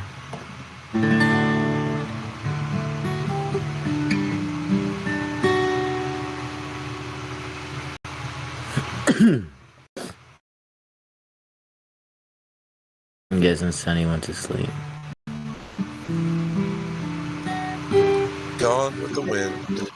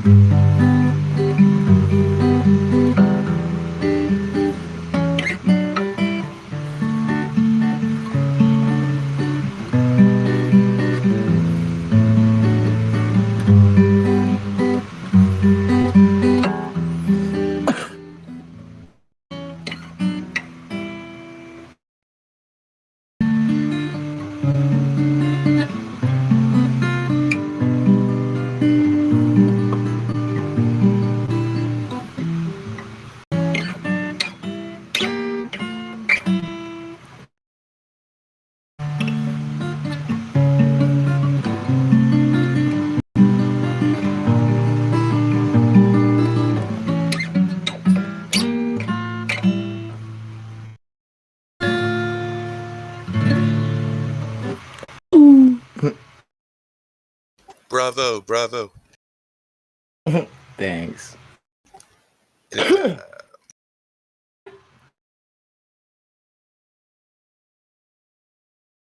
It's party time, Wayne's World.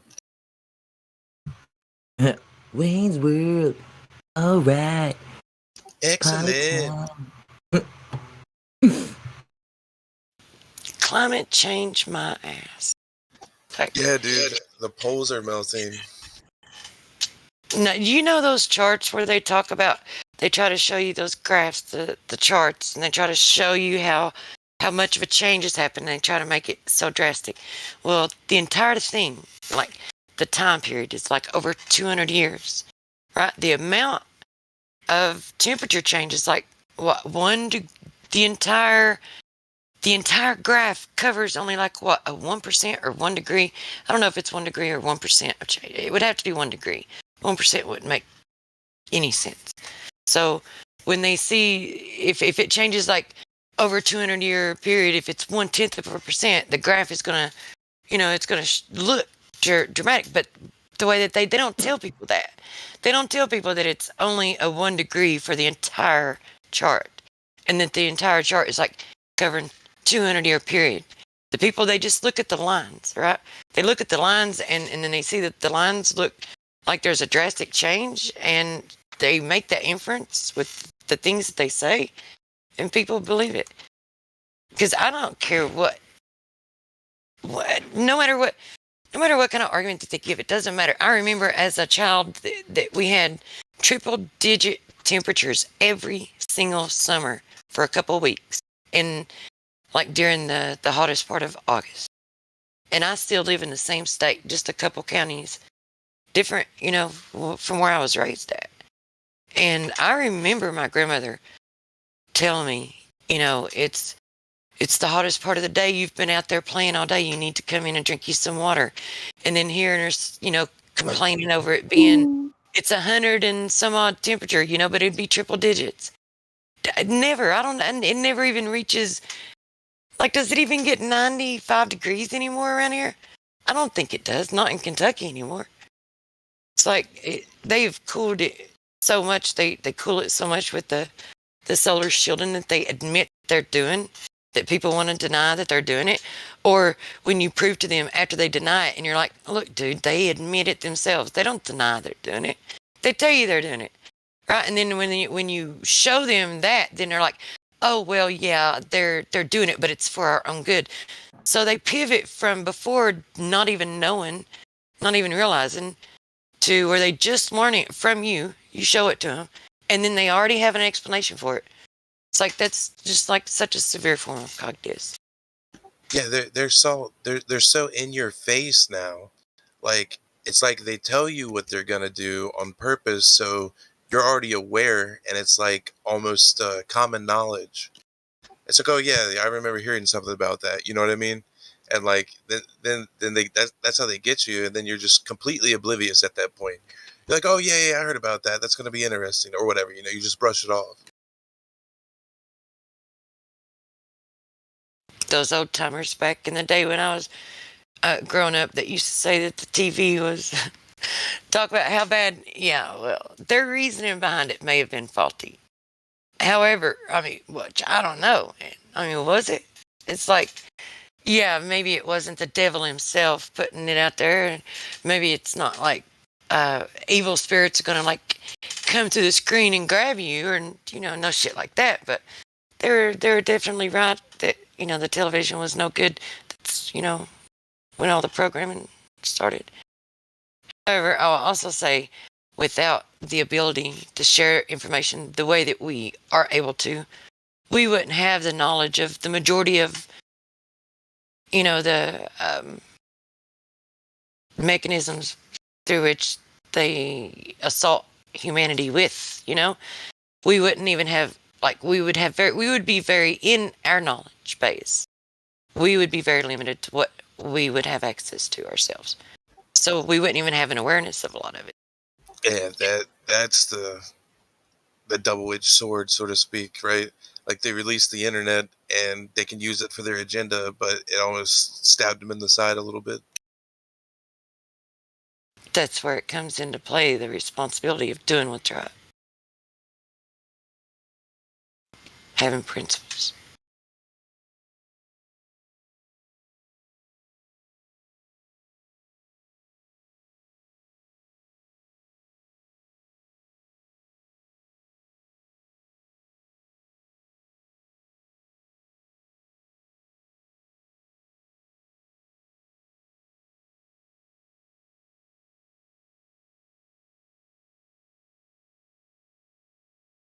You can't just be complacent. You've got to seek things out.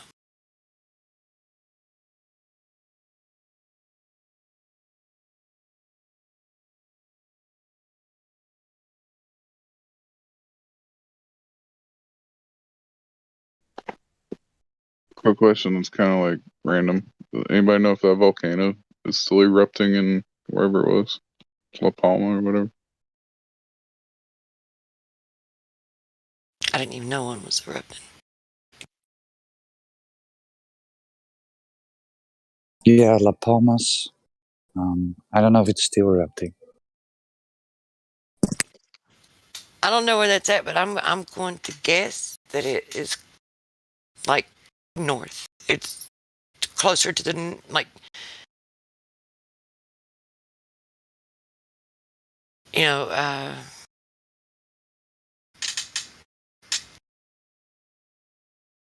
I don't know how other way to say it. Like, because don't they have Found more? an island off the coast of Africa. Oh, really? Yeah. Well, I was wrong.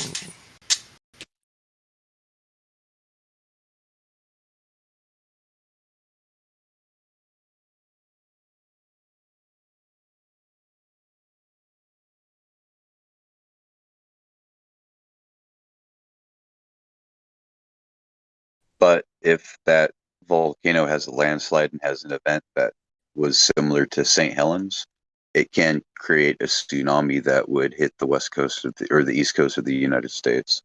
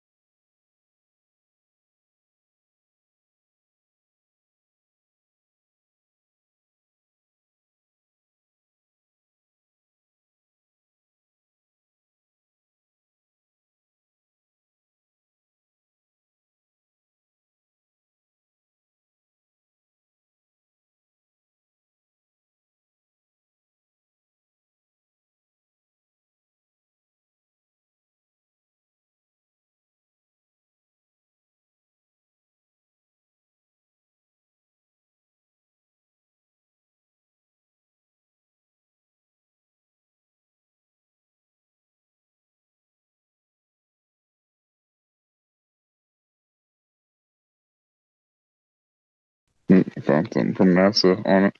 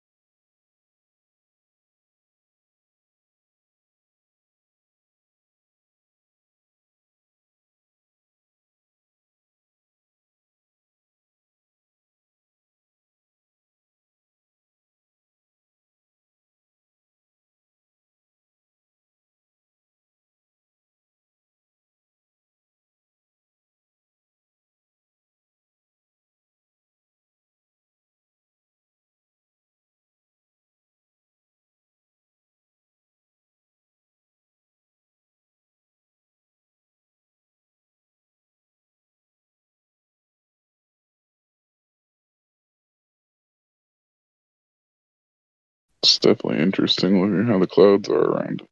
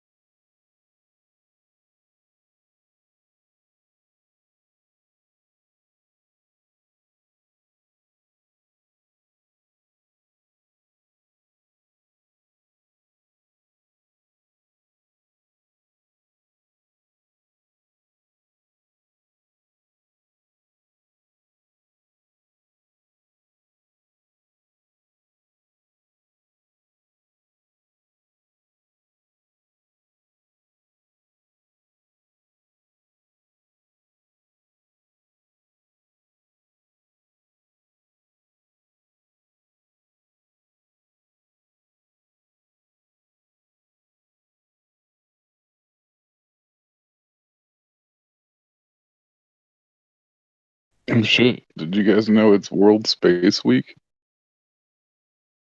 Yikers. No way. Is it? Yep.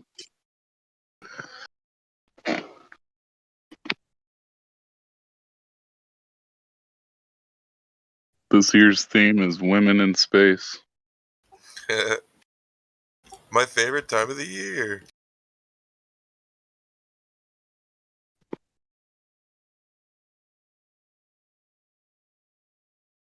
Gotta toss some social engineering in with that, don't they?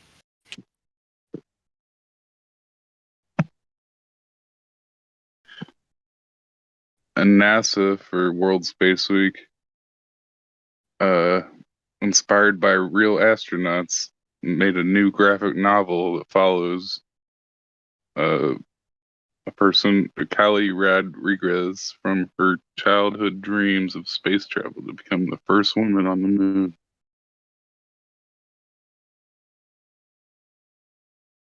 God. Yeah, I'll be on the moon waiting for him to arrive, man.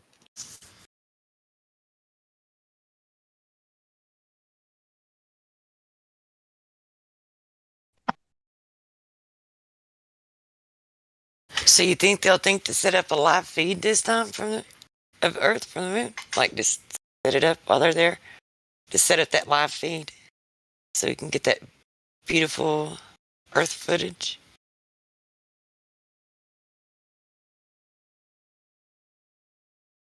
Yeah, they just flip the switch or something, as they say. Make sure the lighting's not too bright.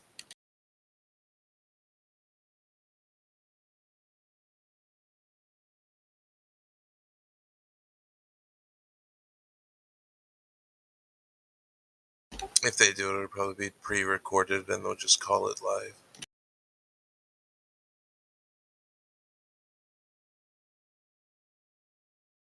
So I wonder what these people that know, because there's a lot of people that still believe that the Earth is a globe, but yet they admit that they know that they faked the moon landing and they don't believe that they landed on the moon. Like they will openly admit that, but yet they'll still say that the Earth is a globe. So I wonder if well, I can't even put myself in that position because it doesn't even make sense to me. So never mind. I was going somewhere, but I'm not even gonna entertain it. I mean, I think most of us here know by now that these are things that are simply going to be revealed to you, or they aren't. You know. Yes, it can be frustrating, but it's just the way it is. I have to kind of accept it. Or you gotta be seeking it, right? You gotta be looking for it. You gotta be looking for it to find it. You gotta be Even looking if for you're looking truth. for it, you might not find it. You know. Well, you can't go into it. You can't think and believe that you already have all the answers to the universe and that you already know everything and find anything. I mean, you have to be like questioning something. You can't like go into it totally trusting the government and believing everything they tell you. You just can't do it. Well, they're shut down from birth. Like their pineal glands is toast, and it's like they can't snap out of it. Like some of these people I deal with, they're just like they'll hear something and immediately regurgitate something that wasn't even said. It's like they're just programmed, and it's almost like dealing with robots. So, Chalice, how long have you known the Earth is flat? It's been quite a while. I'd probably It's nice say meeting since you, I by was the way. 25. I think this is the first time I've talked to you. That's why I'm asking. Yeah. It's nice to talk to you and meet you as well. Well, since you was 25, that doesn't tell me anything because I don't know how old you and I'm not asking you to tell me how old you are. So 6 years ago, there was a Twitch channel. It was like Globe Lie or something like this. And you had to like scroll all the way down to find it. And this guy was just talking about the Globe Lie 20 hours a day. And just talked about health and nutrition and all kinds of stuff. So when I found that person, the journey began. And there's plenty of bumps along the way, but as you're hopping from lily pad to lily pad, you learn a bit. You learn a little bit more. So looking back on it, I wouldn't change anything. Yeah, cool. So okay, so the truths that you came to the knowledge of before were, I'm assuming, big pharma, and like what? Okay, other than big pharma and health and nutrition, what else had you already came to the knowledge of that led you to flat Earth? It's really hard to say. Like I said, I almost felt like it was a presence drawn me towards itself. I accepted the presence existence and listened to what it had to say, and I wound up here. Cool. This happened over a long process, right? Yeah, I get it. Yeah, it was like baby steps every day, like having to relearn everything, completely restructuring your memory, your thought process. I mean, like I said, sometimes it could just like someone can just snap out of it, right? But like for me, it was just a long, strange trip, as they say. Yeah, I'm still on it. Be quite frank. Yeah. So every day there's a surprise.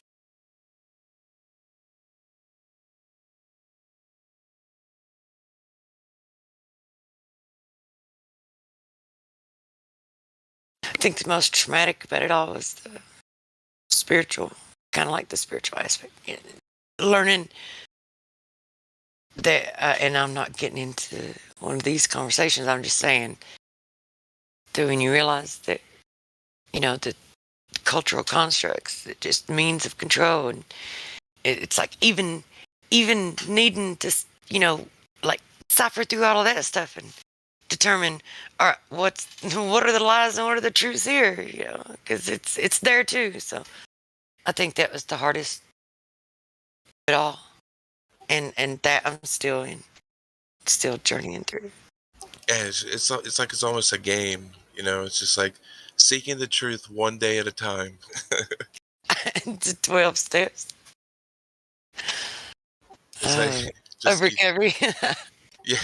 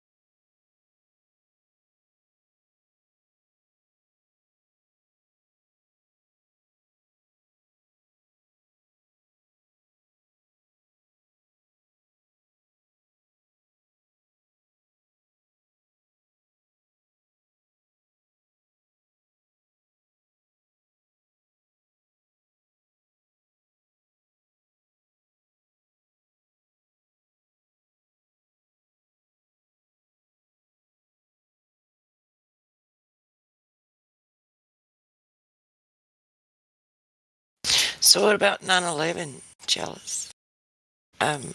Was that one of the ones that you discovered before Flat Earth that kind of helped?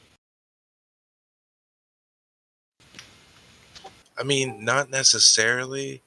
I think it almost came all at once as far as the revelation of it all. It was quite a few things, but it was never like one direct thing. I think a lot of people here would say they specialize in flat Earth. I kind of got like a little tidbit of a bunch of stuff. I felt like I was almost accelerated through the process and moved on to like deeper things rather quickly. Now, once you get to like that side of things, the patience really kicks in because you don't know or have control over anything. You completely accept that you are no more. You stop existing, and then you just start living.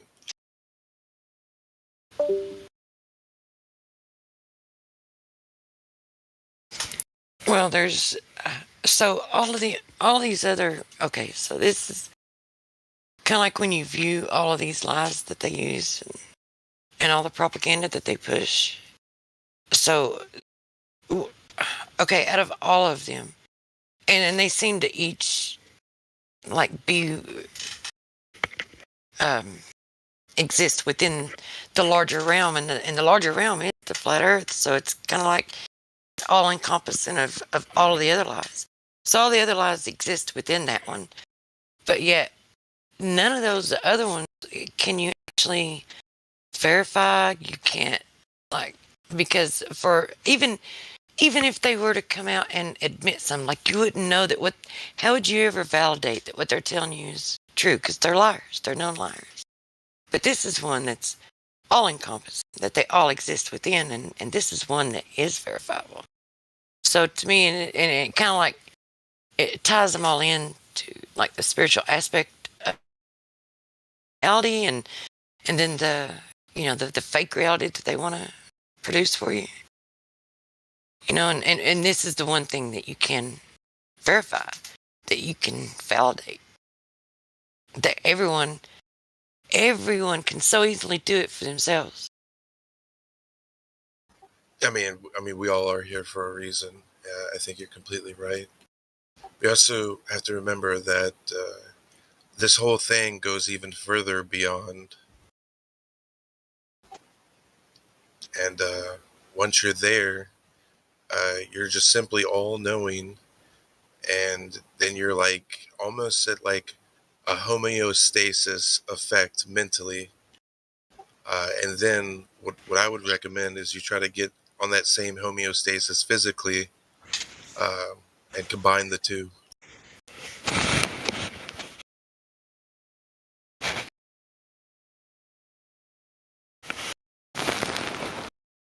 I'm sorry. Step away.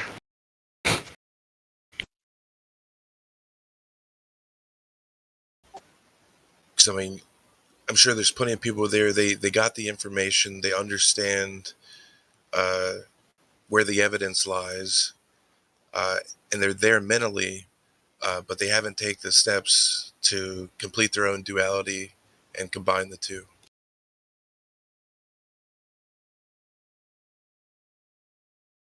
So I guess the key, in my experience, for success would to start focusing on the physical aspect as well.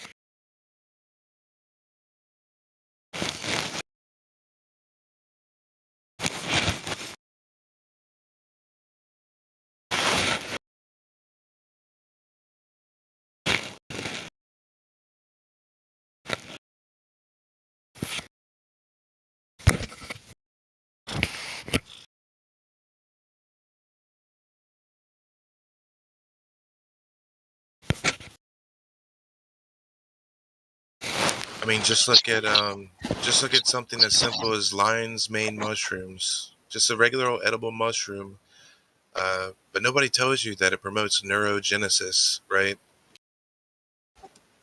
But you can easily just find some alternative websites and start growing new brain cells.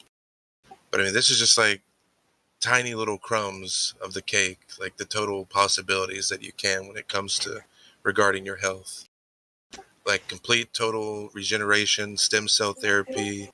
There's just so many things that are naturally inside you for free that you have access to. Mm-hmm.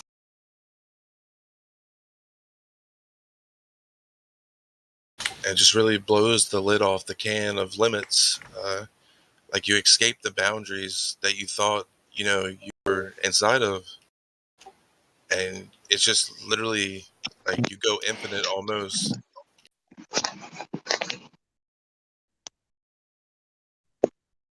There's like that one tiny part that's still out there that you don't like, you just can't grab it, right? But you get so close to that energy, like that natural, just like love energy, right? And when you can tap into that at any time, like everything has a meaning, like everything has purpose. It's just pure love, and when you have access to that, you have access to the world.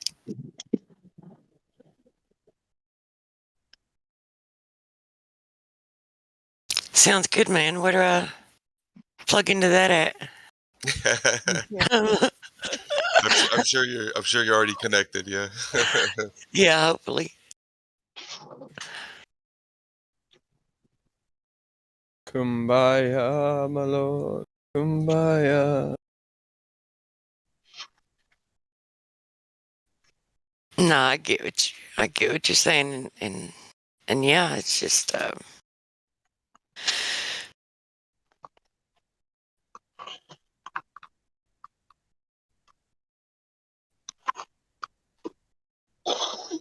don't know, man. I guess I'm not there yet.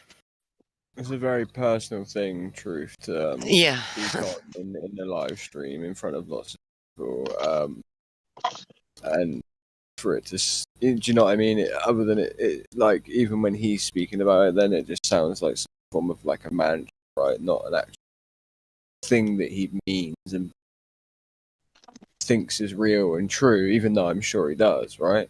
You know what I mean? Like he could have, like, Well, you get I mean, what I I'm get what he's saying, and there is truth to it, but I mean, there is no way to say it that's gonna like fully describe it as it is. Like any way that you say it is gonna make it seem too simple and too like black and white, because it's not. It's of many colors, right?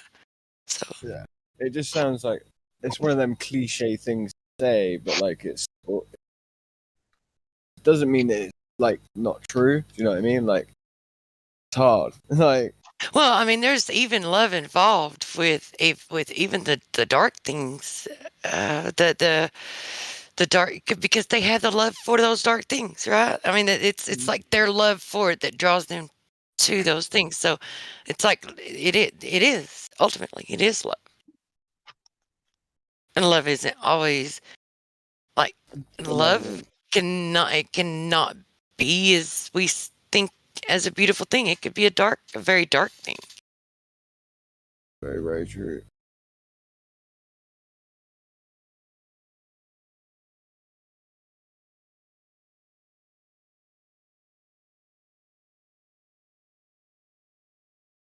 Trying to think of an example of it in my head, in my own life. You know, like smoking cigarettes, for instance. You know, that's dark love, really. Just one example. Smoking what? Smoking cigarettes. I don't know. Nicotine, it's like, well, maybe there's better ways to use it than that. But I don't know. Is it a dark thing? Is nicotine Well, a dark? Because it's not it's nicotine a stimulant. itself. Not nicotine itself. I mean, it's a dark thing to love the act of smoking, because the act of smoking would be the act. Well, anytime that you let something control you. Well, yeah, not just that. It's the act of filing the temple, right? Like something that can destroy the temple, carcinogenic nature to it.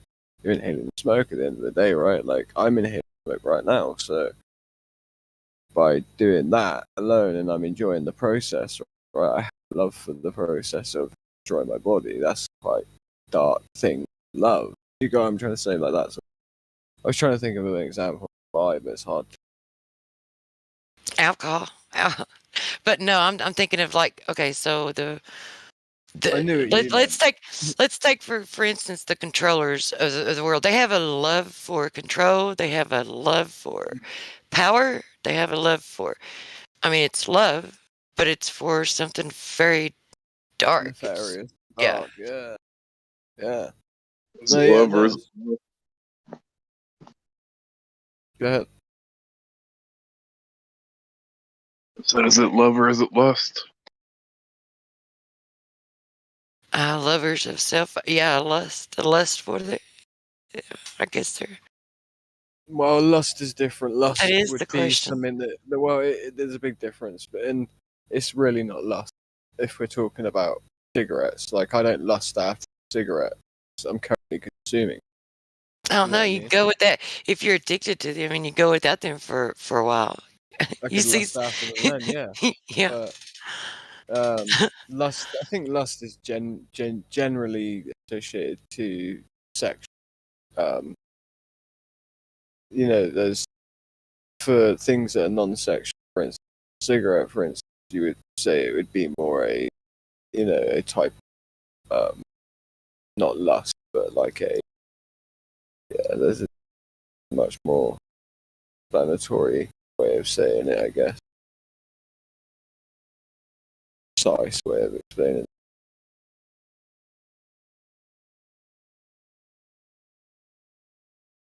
Like, Yeah, I didn't know what that was in the messages. I was trying to crack it.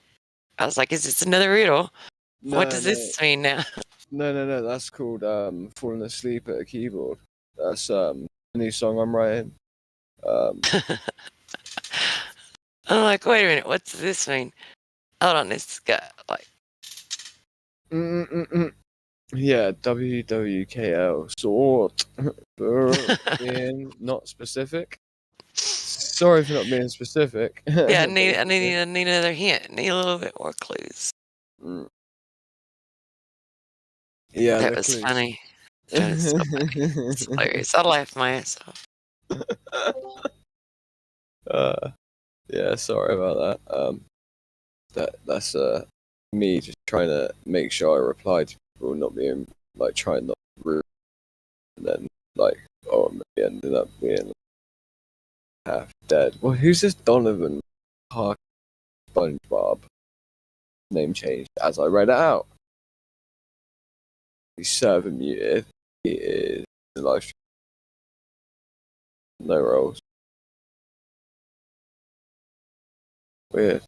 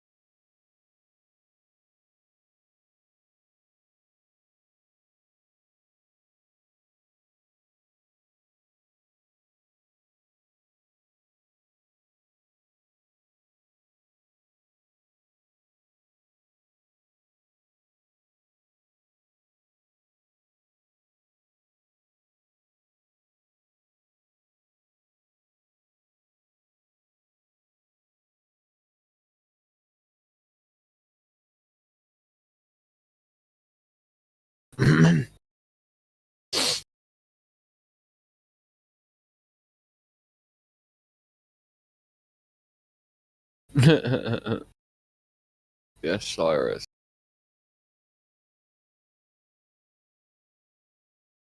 I feel like people hang out and like serve and respect, and for them. What? Yo, What was that, man? turn your sensitivity down, crack villain. You're breaking like in and out.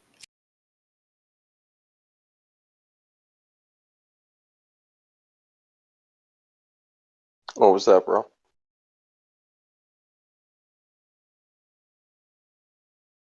Houston, we lost him. Yo. Yo. Am I alright now? Like, can you hear every word I'm saying? Yes. Thank you.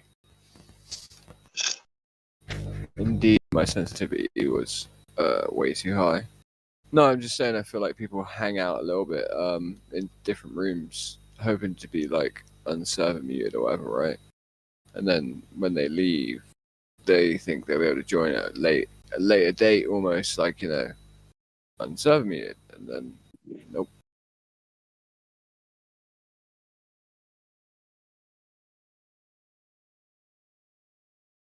These things don't work that way.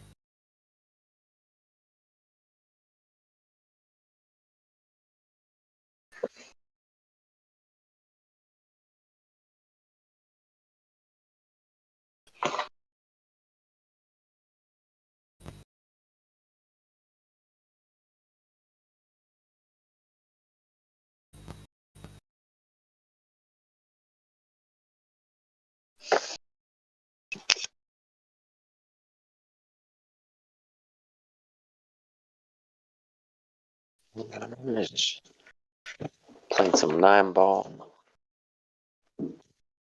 9-ball corner pocket. In the pocket. Has to be.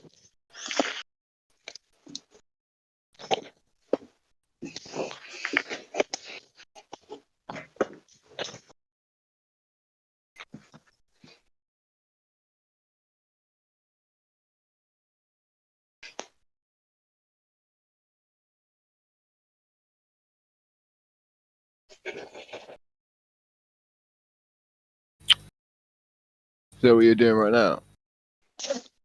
Well, I'll just finish. Yeah, right now I'm just shooting, just practicing some shots. That is what I'm doing right now. Yep. And smoking. Ooh, speak of the devil. Nice.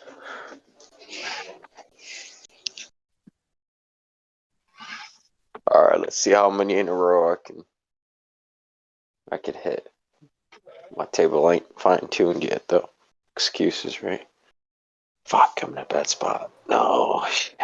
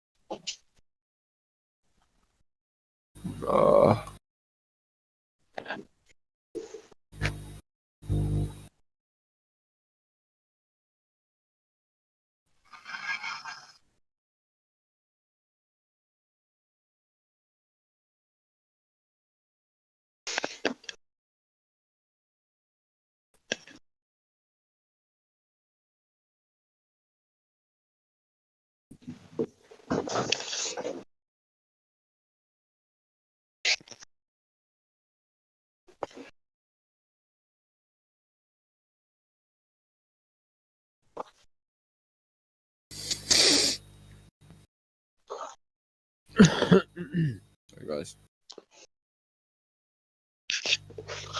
Yo, what up, crack? Crack villain. You still smoking crack, dude? Where'd you quit that shit? It's funny. God, I missed that. You miss smoking That's what I crack. get. Mm-hmm. Green crack. Actually, it's a cool. I like that strain. Actually, it's called a green crack. Yeah. Try it out.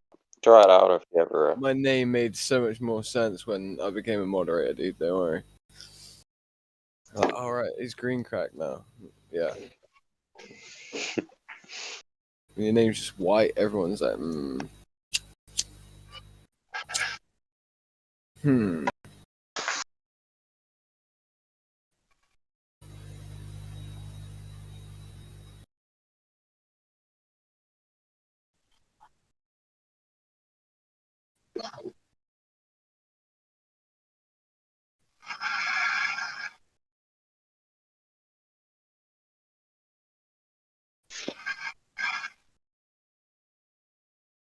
Yeah, green crack is one hell of a strain.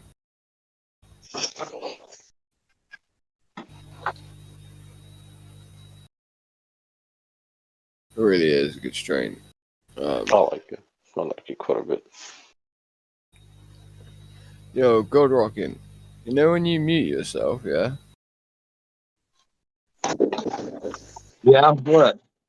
Do you locally mute or do you server mute yourself? Because I looked at the audit log and it was like updated himself, muted and unmuted. I was like, wait, it looks like he server mutes himself when he mutes himself. Who does? Hmm? Me? Yeah, yeah.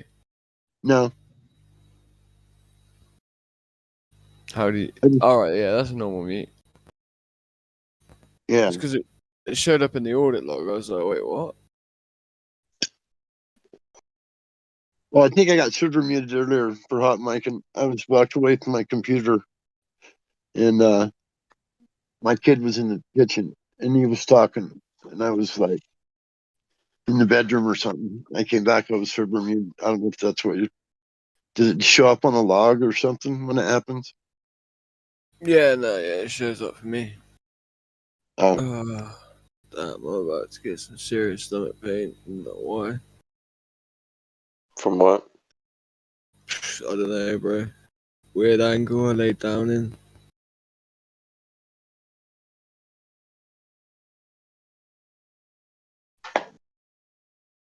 Isn't it morning there?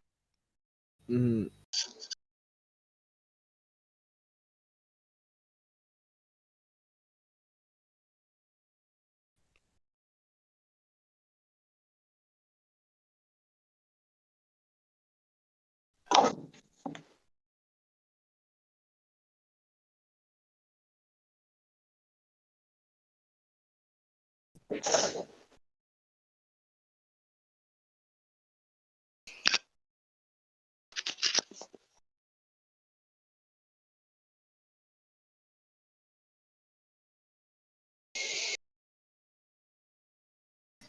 Oof.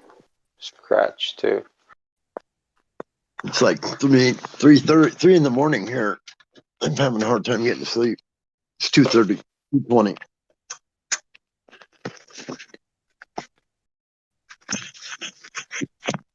I don't have any reason. I don't have a reason I need to get up, but I've had some sleep, but you know, I need to get like another hour in and then get up. And then, yeah. Right now, I'm about to. I'm gonna have to go mute.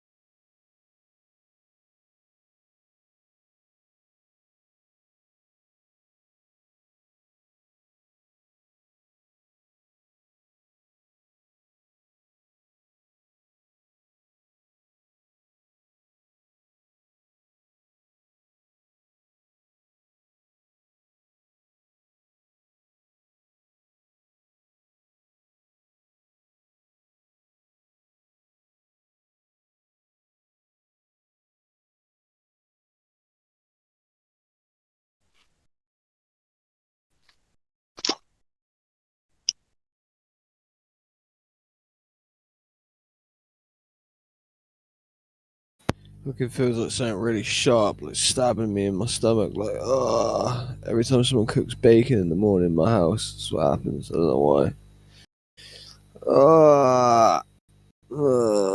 Apple cider vinegar, I think, with the mother. Anyway.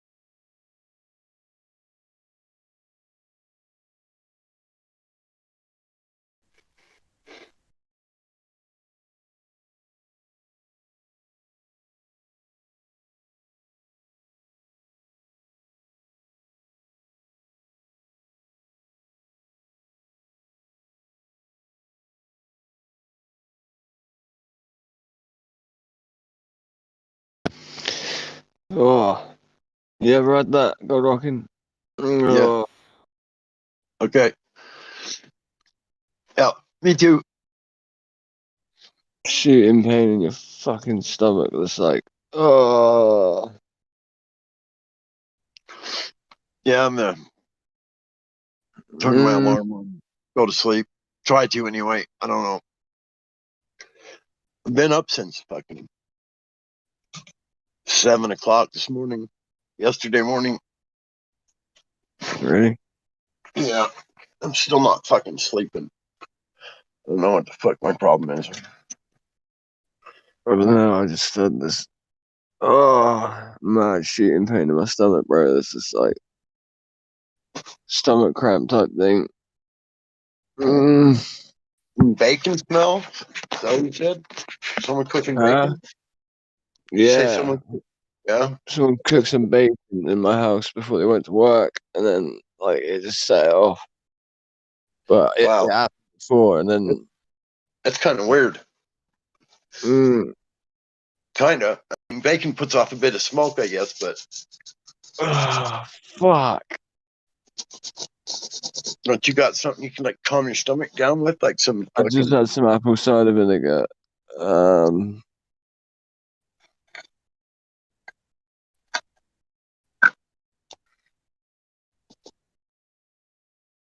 like some Tums or something? I don't know. Maybe you don't. Maybe you don't take something stuff like that. I don't know. Like I said, all I've had was apple cider. I just had some apple cider vinegar with the mother, but it's traveling all the way up, bro.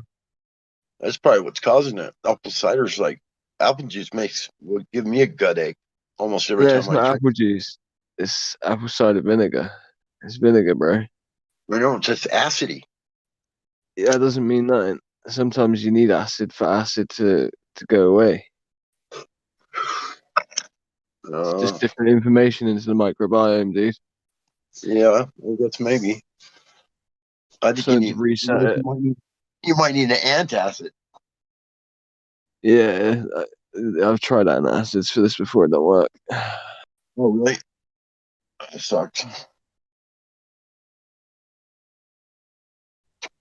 I got some So I'm prescription. trying to speed up the process, basically. I got some prescription ones, but I don't take them. Maybe Meprazole once a month. Something like that. Meprazole, yeah. or lansoprazole. I can't. It's something like that. I'd have to read it. I don't take them very often. Like maybe once a month or something. I'll fill a couple strips. He'll write me. My doctor will write me like 30 of them. I can have one a day or whatever. I only end up taking like once a month, so I only fill a couple of bottles and got them for like 2 years. You know. Yeah, I've got some like lansoprazole and some meprazole here, but all that does is create a film and put it over your stomach. The ones I take actually shuts your acid producing sites in your stomach. It shuts them down, so they don't make acid. That's that's what they say anyway. But if it's a meprazole, then technically it's not as simple as that. Put it this way, something similar to that. I don't think it's omeprazole. It starts with a P or something. I'd have to go in my kitchen and get it out of my medicine cabinet. I'm not gonna do that. I'm too lazy right now. I don't take them very often. I really can't remember exactly what they are. They do work though. Traveling up to my chest. If I got a sore stomach or whatever, I feel like my stomach's upset, I can take one of those and it calms it right down. I'm gonna have to make some peppermint tea. Damn.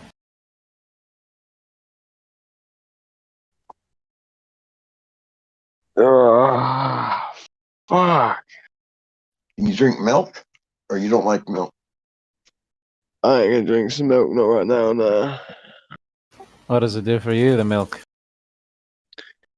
It just dilutes it and coats your stomach with, something a little creamy or whatever, smooth kind of, and Yeah. dilutes the acid.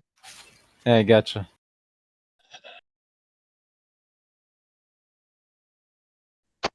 I wish I had something that I could quickly access. Like, I don't. Because I'm doubled over in pain, so I'm struggling to do anything. Then you need about half a dozen Percocets. No. I don't have any narcotics in my house anymore. I used to. But Feels like I need to like burp, but it's like trapped. It's trapped wind, mate. That's what it is. That's why I took apple cider vinegar. Because I knew the process is something that's happening already. So I'm just like, all right, I'm gonna speed it up, basically. You know what I mean? Yeah. And take something instead of anti-acid. My God. Yeah. Sounds like to me Right. you added to the problem to me, but I don't know. It would it would probably cause me to have more of a gut ache. I don't know. I've never drank apple cider though.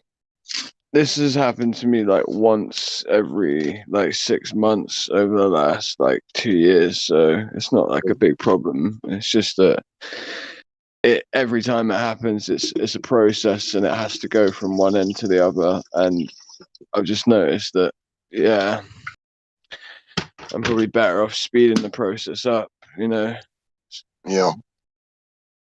than avoiding it. So I'll just add to it, force it higher up, and then I'm gonna take an antacid now, well, in the form of spearmint.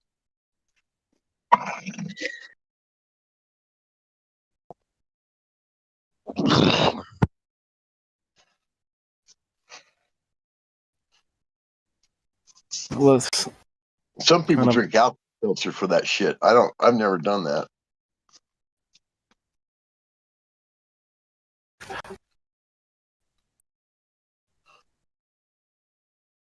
I can't see how Alka-Seltzer would help. Best flat earth conversation I've heard. Well, make it a flat earth conversation. Yeah. I don't know. I'm already a flat earther, so I don't know what to talk about. Yeah, it's kind of hard to talk about flat earth with flat earthers. Yeah. I guess you could practice your tact. You practice your argument skills, your Yeah. debating skills.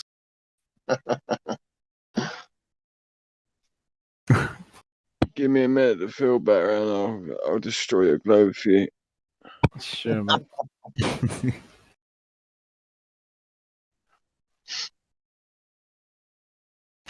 Good luck on that one.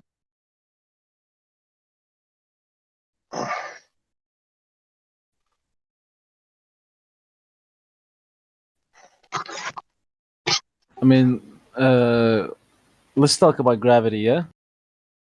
Yeah, let's do that. So, how does gravity work on the flat Earth? Like, why do things fall down? The explanation I heard is density, and Because there's an up and there's a down to the universe, to our realm. I can God answer it better than that in a minute as well. He sent the devil and the angels down to earth. He sent them down because there's a Oh no, down. like we're talking like scientific explanation. Why do things fall down? I don't know, because he made it that way. Simple. Yeah, I mean, they explained it the same way. They said we don't know what gravity is. Well, gravity was only ever hypothesized to explain the objective direction down all the way across the face of a spherical ball after they first hypothesized it being a ball. Right. Gravity is an explain-all thing that has absolutely no scientific validation for it. So simply a direction for the realm to work. For me. Yep. Stuff need to stay on the floor. We need to stay on the floor. Are you denser than the ground that you stood on? No. I mean, they say that. Wait there. Are you denser than the ground you stood on? No, I'm still on the floor though. Yeah, density tower with the ground, and then again, everything's inherently electrostatic, right? Electrostatics are recorded as being 10 to the 38 power stronger than gravity, as shown by an electrically statically charged balloon that would fall to the ground if not electrically statically charged, would stick to your head. Yeah. that can be displaced with roughly 10 milligrams of weight, proving that gravity is a weak pseudo force, just as they say it is, as prescribed by your own numbers. The floor is inherently electrostatic in nature. So maybe that's your down, dude. Yeah, good enough for me. Incoherent dielectric currency. Like sometimes they bring up the mixed with relative density. I mean, so you're saying it's buoyancy and density, yeah? No, I said. And in addition to the electromagnetism and electric charges, yeah. Electronic charge, yep. Yeah. Routing, everything's routed down. Yeah, yeah. Very simple. Cool. God damn. I'm in the middle of a game and I'm chatting on Discord. Multitasking. Yes, funny because on the ball there is no up and down. So they come here and ask us, why down? Well, on the ball there's why not no up? up and down. Damn. Getting fucked. Roger, you're a little bit robotic there, dude. Oh, this is better. Hello? Loads better. Okay. Yeah, Sorry, so, dude. I would destroy on the this ball, guy, but like my stomach is fucking. it's okay.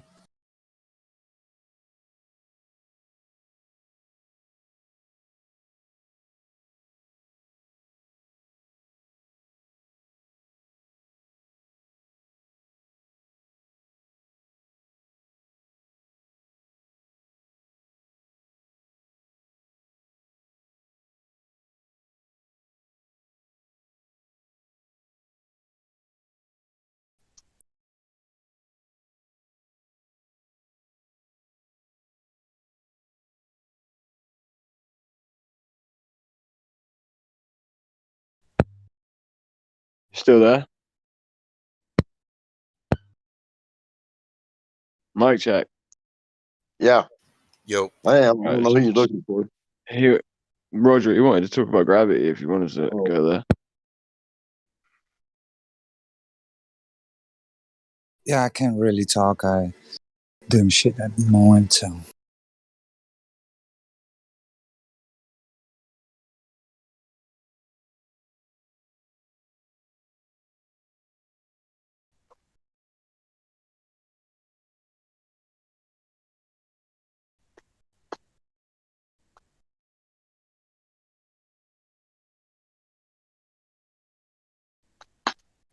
Oh, this spearmint tea is just giving me life right now. Spearmint and peppermint.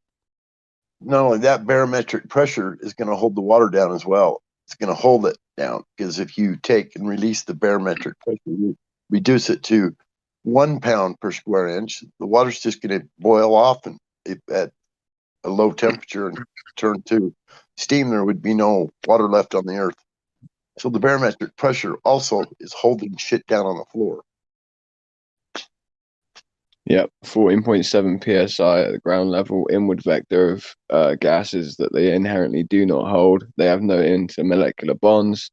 That in and of itself creates a inward pressure toward every single individual, much like a vacuum chamber when you see it implode, i.e. from the high pressure air on the outside trying to push back into the vacuum chamber. It doesn't implode at the base in a concentric ring, and then the rest of it, as if gravity was holding all of the gas molecules at the bottom tighter to it. No, it implodes 360 degrees from all directions. Yeah.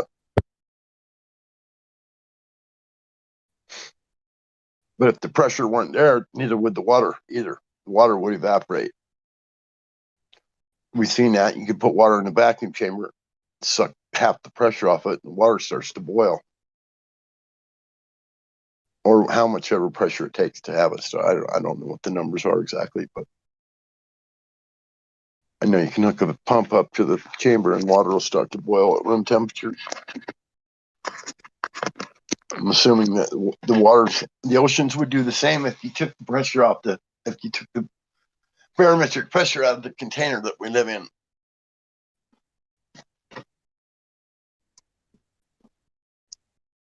So in a very effective way, the water's being held down by the pressure.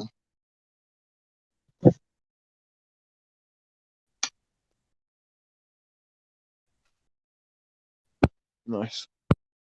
And the water in your body too.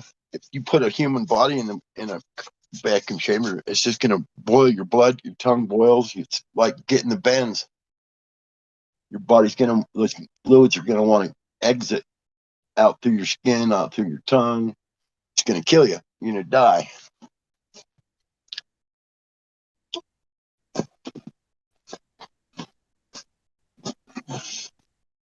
So it's probably holding our bodies, the pressure, keeping our bodies functioning the way they do, and could very well be holding us to the ground as well. If you can Like change vector with air pressure, then as well you can prove that vector change could be, we can get up with density, relative density, we can get side, left, right. I can introduce energy into, into a room with heat and create a column of heat that's at a 45-degree angle. Drop a balloon and the balloon will fall, and then when it hits the denser air that's in that 45-degree pocket, right, the balloon will change its vector, path of least resistance, and it will start to go sideways and then continue to go down after it's escaped the place where the higher pressure pocket of air is. So we can create any vector we want really with relative density. For gravity there, I don't know. What have you got? Show us your findings, dude. I don't know. I think we could create less gravity, less pressure to the earth with leading off the parametric pressure. Drill a hole in the firmament or suck it off somehow. Water would boil, and so would our blood. When you go to a mountain, right? Yeah. And you're stood at a mountain and the slope's 45 degrees, yeah? How come you don't feel a weight that is pulling you like against your back? Because the vector of gravity would be your back facing the center of the earth. You're at a 45-degree angle or a 50-degree, yeah? What you feel is actually you can still stand up on that mountain, right? As if the vector of down is actually the mountain itself, right?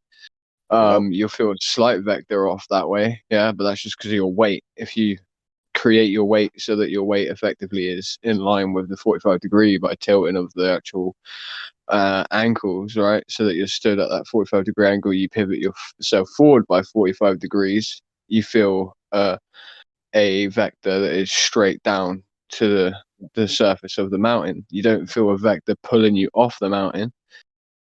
Why is that?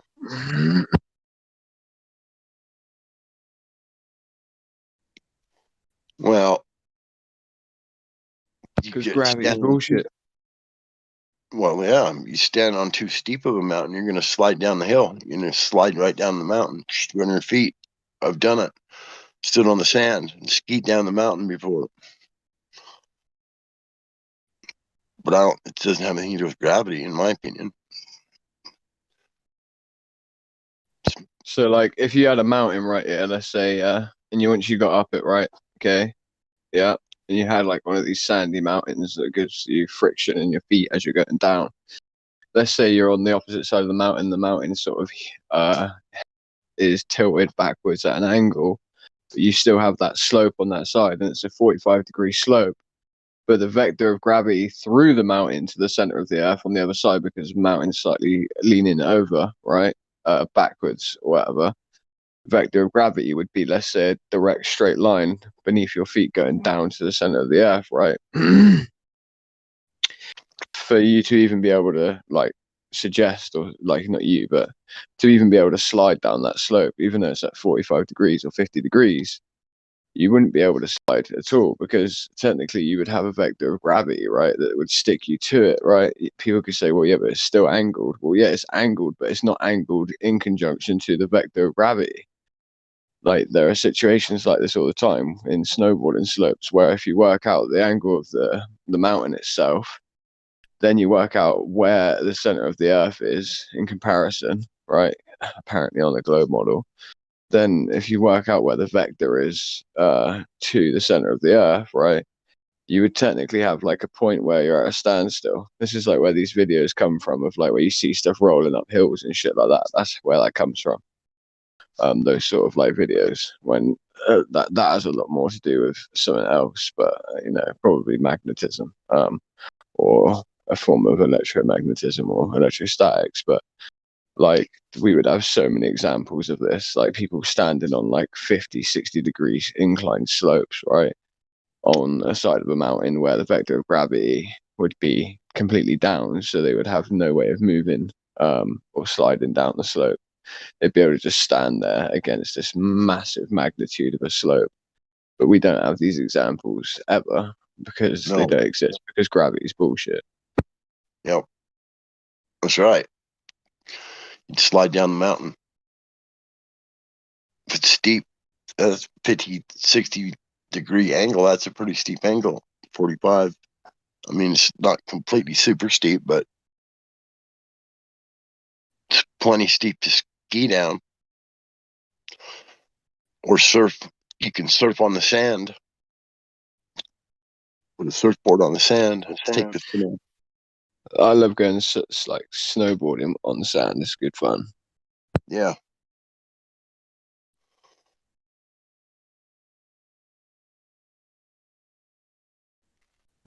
Oh, this pain's nearly over. It's like it was like trapped wind.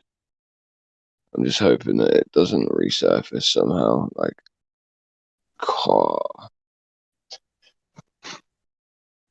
Maybe I should drink another cup of coffee. That'll help me sleep, won't it? Oh yeah. Maybe. It could do. It could overload you. Yeah. It's called post stimulation, right? So like you stimulate yourself and then your body crashes. Yeah.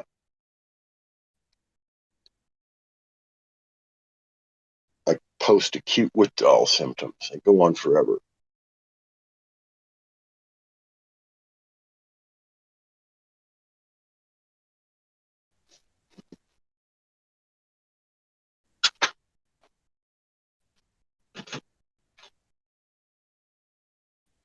Not being ignorant, just muting when I'm contorting in pain.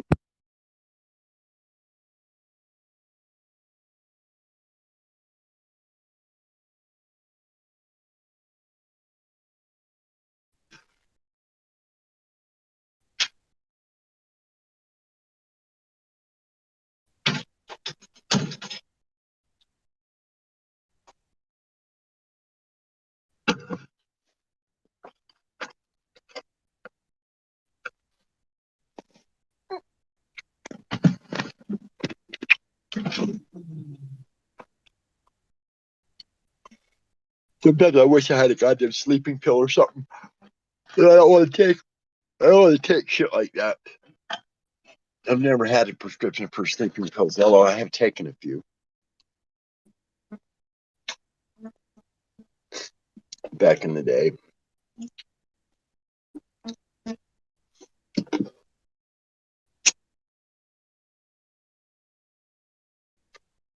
I suppose I could try it. 25 milligrams of Benadryl, that might help.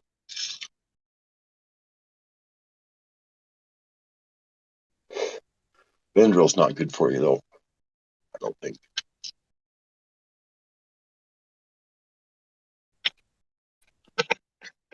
Diphenhydramine.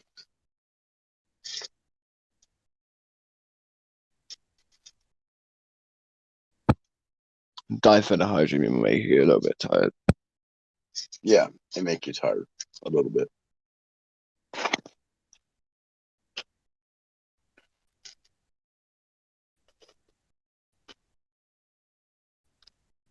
I do happen to have some of those. Somewhere.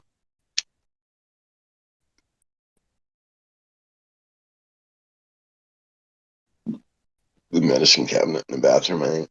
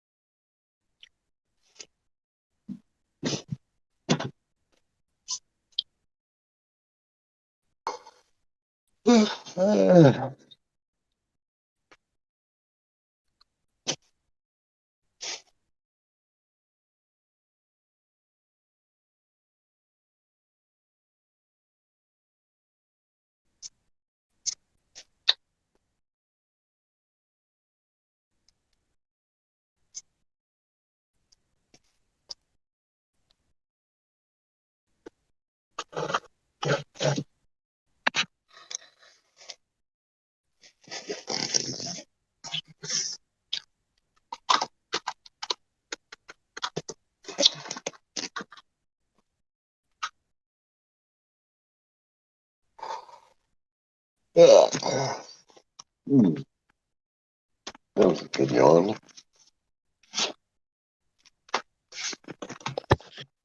All right, time for another round of peppermint tea, I think, mate. I've got rid of like half of it, but I'm just gonna like really like try and like brew this one for a lot longer.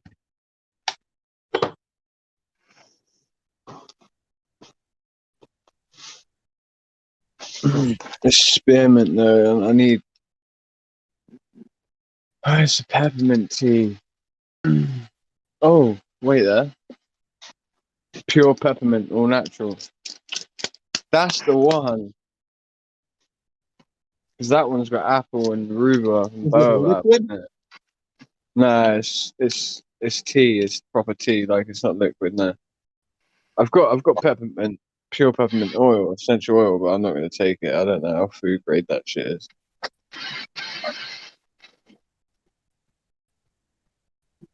Oh, maybe I'm getting a few good yawns in. Maybe I'm gonna fall asleep. Yeah.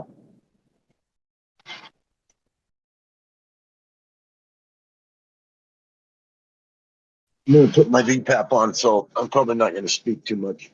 I can't talk through my mask. I'd sleep back there. I remember you saying.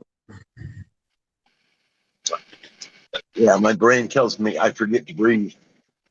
I don't have obstructive. I have what's called central sleep apnea. Yeah, I've met loads of people with that, and then told them they've got it, and they're like, "No, I haven't." I'm like, "Yeah, I watched you fall asleep, and then watch you forget to breathe, and then your body starts suffocating, and then it kicks in, and that's why you're tired all the time." Yep.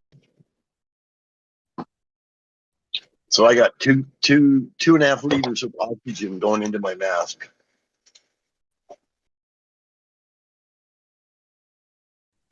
Hear it? How loud is it? Huh? Is it loud? Yeah. Not now. I just put it on.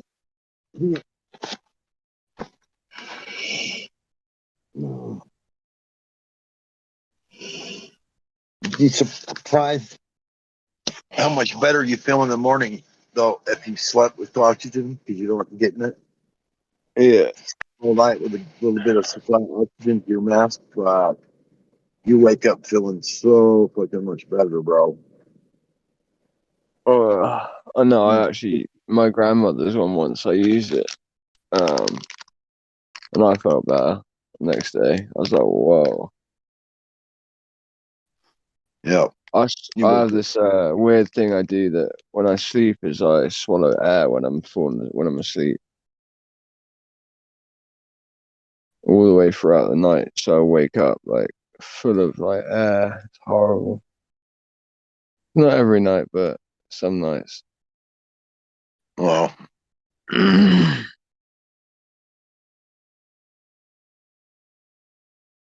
don't recall ever doing that. It's the opposite of sleep apnea almost. It is. What's that? It's almost the opposite of sleep apnea.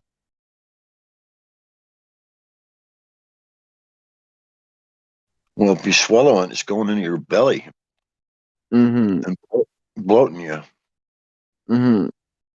So it's almost like I breathe in too deep, and it's not like I'm swallowing it. It's more like the breathing in too deep pushes against the diaphragm part that separates when we drink or when we eat. There's like a little cartilage piece there, like a flap that makes it go down one hole or the other. But I breathe in so much air and breathe in so deep that it starts to push on that, and then it starts to let oxygen go into my stomach, basically. So what you're saying is, in your sleep, you're eating air, and when you wake up and you smell bacon, you get massive stomach cramps. Has your pillow ever disappeared in the morning, by any chance? No. Get a coat hanger and pull it back out of your belly. Shove it down your neck. Pull your pillow out of crack. I don't know, man. What the fuck's going on with me, mate? I've had the weirdest symptoms throughout my life, like just continually just going through weird and weird symptoms, bro, like all the time. Uh,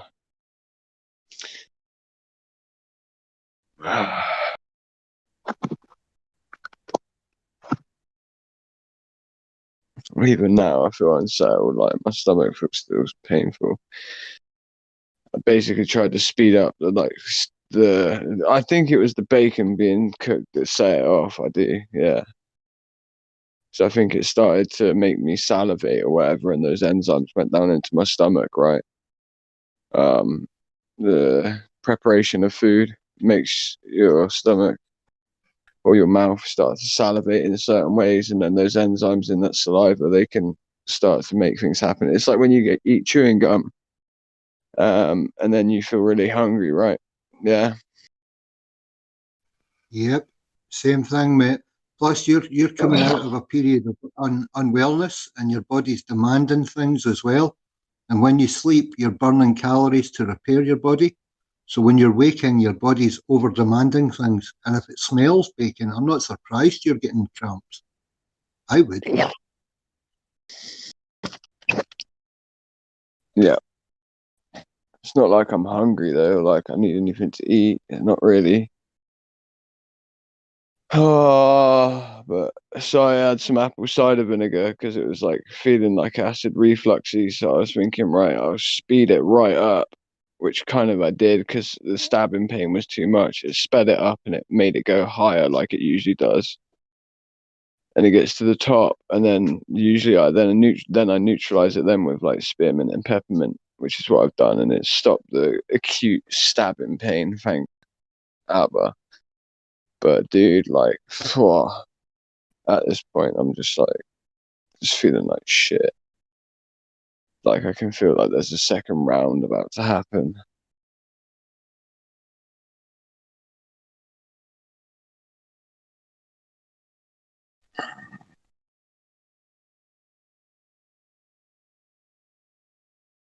I was gonna have another nap. Do you know what I mean? Like, I woke up and I was like, right, I've had a few hours, but I'm gonna go back to sleep, right? I guess there's other plans in store. Maybe I need to be awake for something. Who knows? Right now, what I need is someone to like just rub my back and just like whack me on the back over and over again, and then just rub it, and then bang, bang, bang, rub, bang, bang, bang, bang, rub, like a baby being burped. It's kind of what it feels like.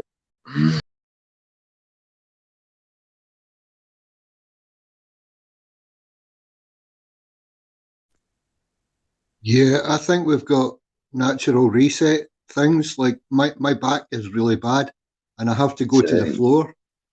Yeah, and it's the only place that it can solve itself out is a couple of nights on the floor, or a couple of days, or half a week, or whatever. But yeah, Yeah. eventually it's that from the very start of life we're nursed and we're coddled, and I agree with you, mate. There's a natural thing in us from an early stage that we need to look back to. Yeah.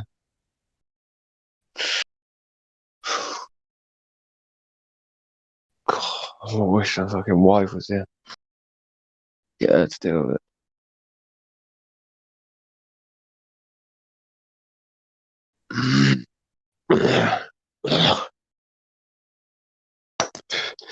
Like even making that tea, mate, I was trying to like stand up and feeling this like stabbing pain, and it's like counterintuitive just to like stand up from like bending over, right? Because as I'm standing up, it feels like the stabbing pain's like increasing, almost like I'm tearing a hole in my stomach. Not had this happen to me in about 6 months, and the only reason I thought it was the bacon is because I remember the last time the bacon smell. So now I'm like connecting the dots. Do you know what I mean? Yep.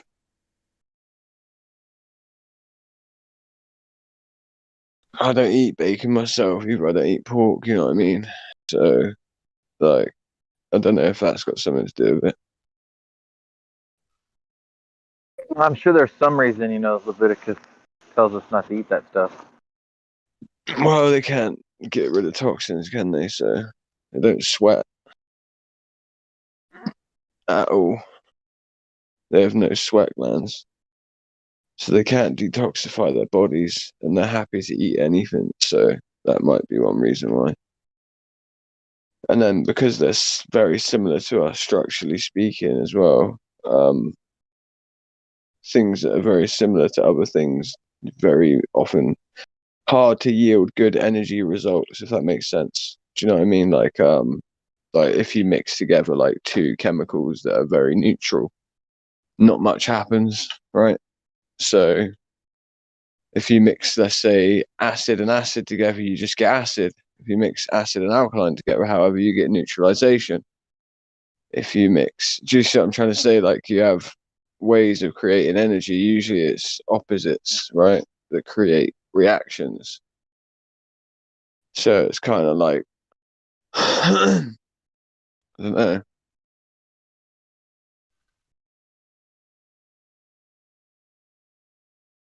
Maybe if I lie flat on this table.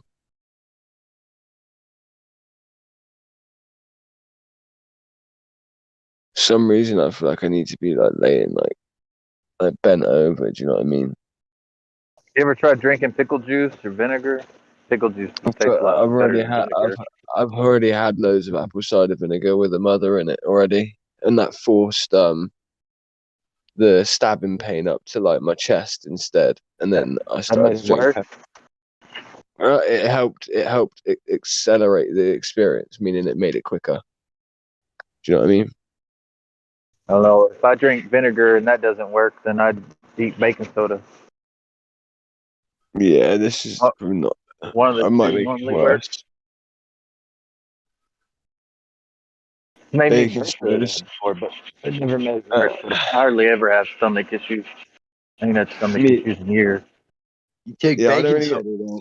Baking soda causes gases to go from the reaction of neutralizing the gas, and those Yeah. gases are poison, dude. They fuck you up if you take too much. Depends. You can actually die from taking too much baking soda. It will kill you if you take like two teaspoons. Yeah, Literally, but baking. you'll die. Yeah, baking soda be can dead also then. kill cancer as well. Then it's not good for you at all. It can be used in a way that works. Like it can be good for as an antacid, like because it is an alkaline, so it's direct neutralization. But like you said, the gas is created from the reaction. Yeah, those gases are poisonous to your body.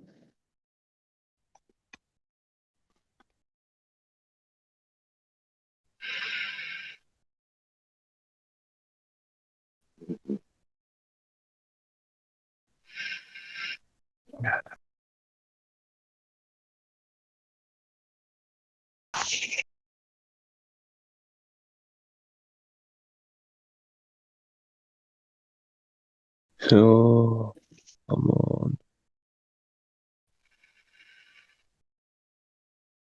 It's starting to get annoying because it's starting to cause hypertension all the way up my back, bro.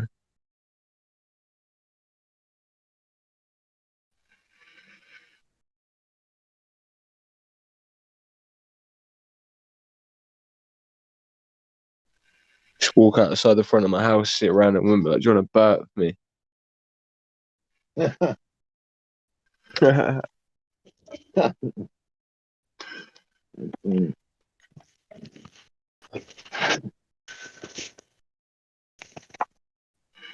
knowing me, it'll be the one weird woman who's like, had a child like die or something. And she's like, yeah, of course, let me come in. And I won't be able to get rid of her for like 2 weeks or something.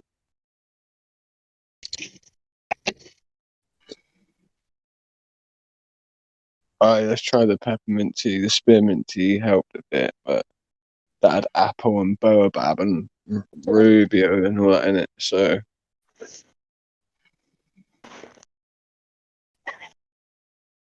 was that a female's voice?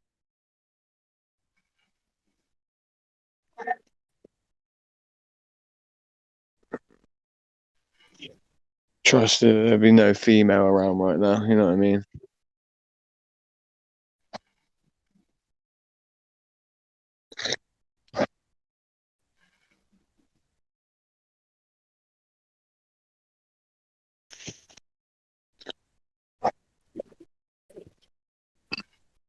Men are pussies when it comes to shit like this, though, as well. I've got to admit, the stuff I've seen women get like put up with that men just can't deal with. I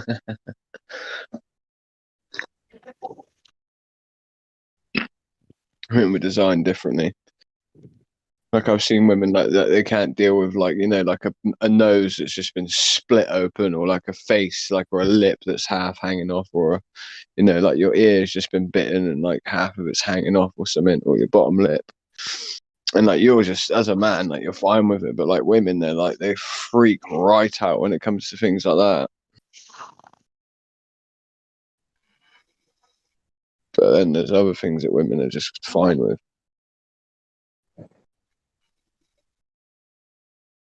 All right, the peppermint is working better. I still feel like I need a burp though.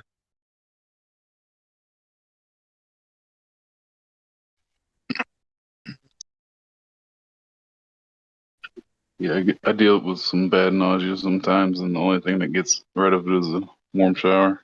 A what? Warm shower. It's not nausea. I'm not dealing with nausea. I don't feel sick at all. Even like the stomach pain, like thing, like you're saying. All right, yeah. Whatever. Well, yeah, introducing energy to somewhere, for instance, will quell energy in other places, of course. I'm not willing to have a warm shower though right now. No way. It'll wake people up. Well, one person up.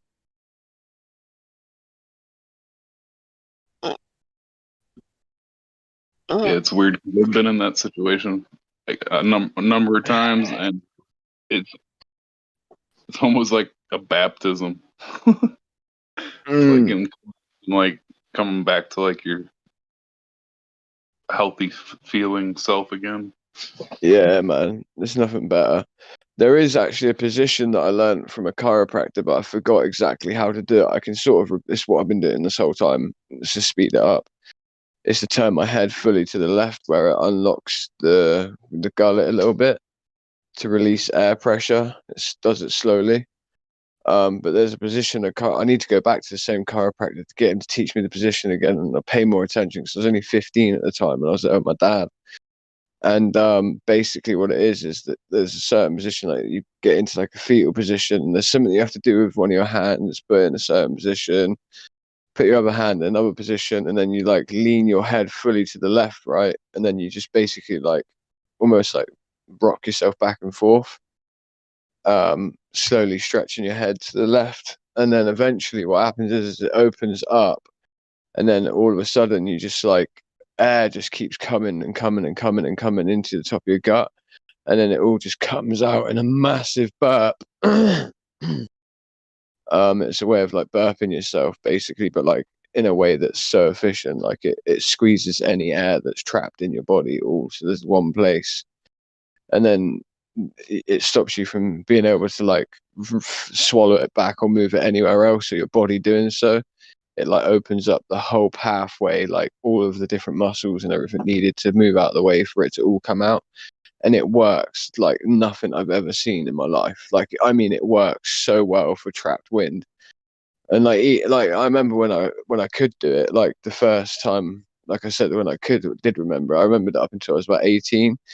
and then didn't have a problem at all, and like didn't see anyone where I needed to do it, and I just forgot the couple of positions, and I've tried it where you know, put your hand in between your leg and then hold your right foot, your left hand in between your knees, hold your right foot, sorry, and then like if you don't get the positions right, it doesn't work. Like it just doesn't work the same. It has to be this exact position.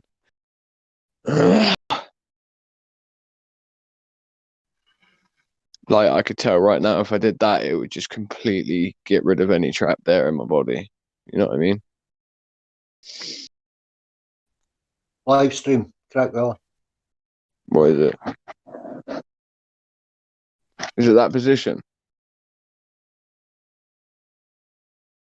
This position that this guy showed me is one that he said he worked out himself over years and years and years. Andrews.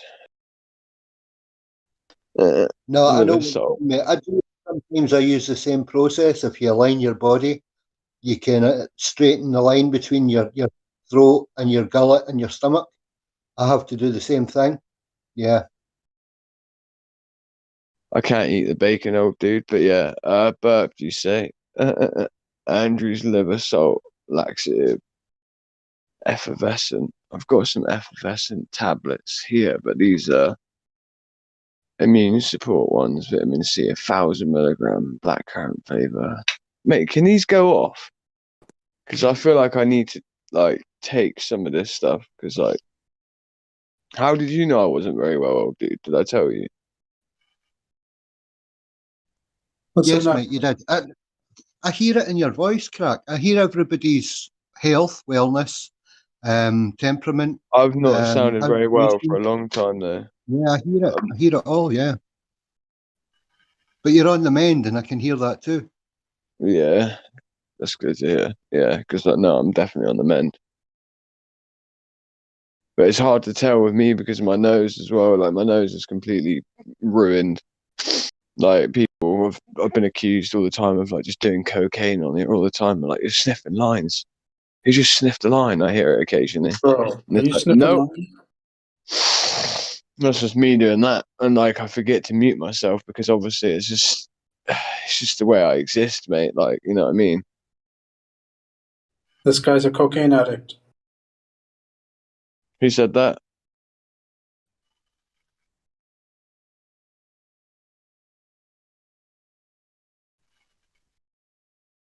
Because I am gonna just start muting people for saying it because it's not fair to like completely denigrate my character because of me having a few illnesses. Do you know what I mean? It's like effectively being like, "Oh, mate, you there with the walking stick? Guess what? You're addicted to Was drugs." that you, Heisenberg? Did you say that?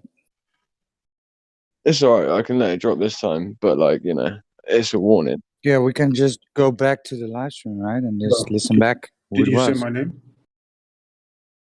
Yeah, somebody said something about Craig. No, well, not me. Okay.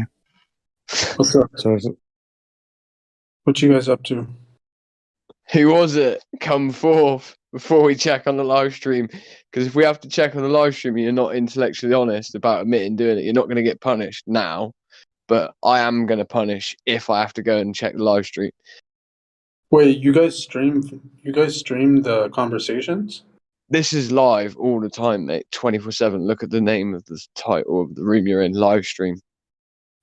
Live on what platform? Everything. Oh, that's pretty sketch. YouTube. I wouldn't. I don't know if I want to be here. Well, you know where the door is. What do you have to hide, bro? I got Just nothing to control hide, what you, but just control what you say, innit? You know what I mean? it's just It's that simple.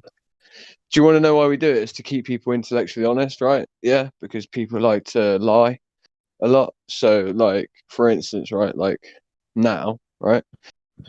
Either I don't know, Roger may be doing it, I might be doing it, but I'm gonna do it obviously because it's my problem. So like just so we can check. It's so that like in debates and stuff like that, right? In the past, people would lie about what it is that they've just said, right? And then obviously by lying, they can weasel their way out. Right? Then no more, can they? I mean, you shouldn't care about people lying. It's the internet. People lie all the time. Roger, one of the live streams, I can't hear any audio. I don't know if that's my... Helio's bot has dropped out of the channel, mate. I don't know where it is. I sent him a message in DMs, but his bot dropped out a while ago. Wait there. Let me just ring him. I'll ring him on. I've got his mobile number. Wait there.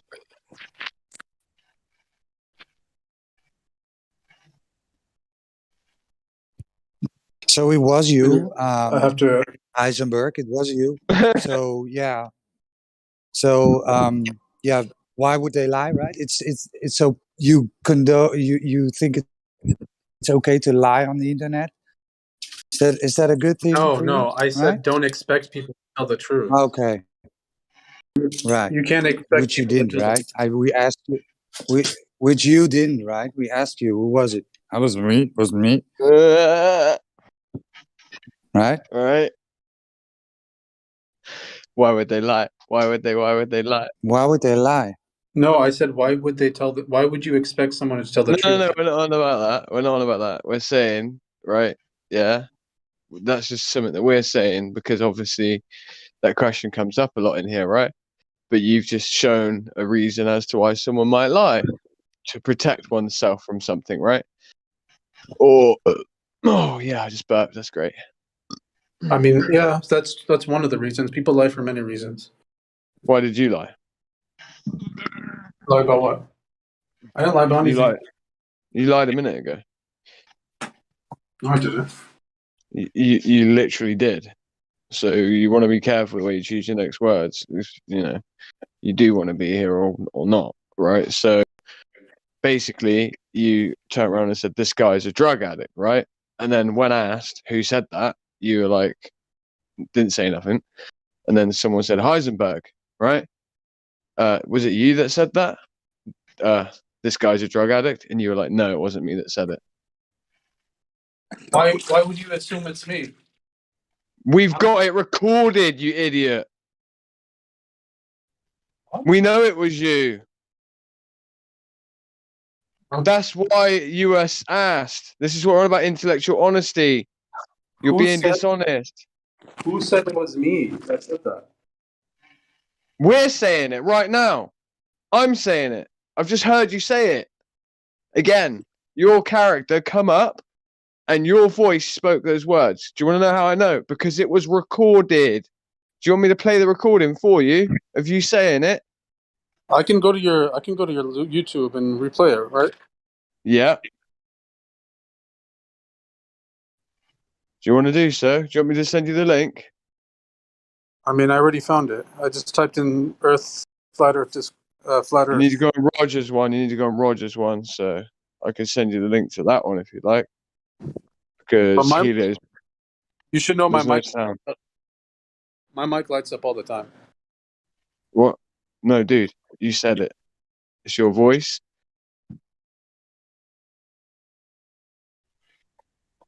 Probably the best thing to do is just actually just play it for the live stream. I mean, I can. You think I would lie? So, yeah. I can. I don't have problems calling someone a cokehead. What are you talking about? So, it's this live stream, and at exactly, if you watch the clock in the stream, 11:30 seconds. That is where you said this guy is a cocaine addict. The one that old dude posted, yep.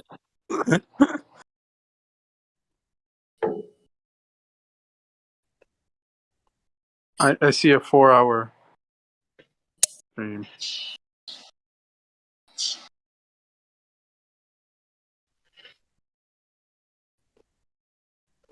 Yeah. So that's the live stream is being streamed live right now. If you watch the video, it has a clock in it. at 11:30 seconds, you start saying that. I don't know why I'm discussing this with you, bro. Why are you denying this? I mean, I don't know. Right. Why are you denying this? You said it. It's so obvious there, bro. Like, have you done it yet? Have you gone and listened back just so you can? All right, I might just play it for the live stream. Play it. Huh?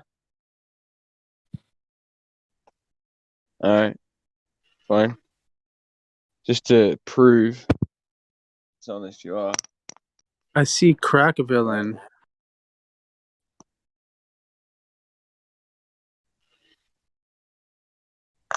Why is there no audio to the live stream? 8 people watching right now. The channel is 24/7 Flat Earth Discord live.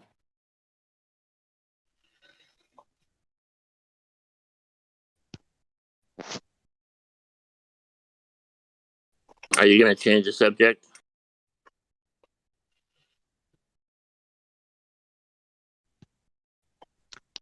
Who?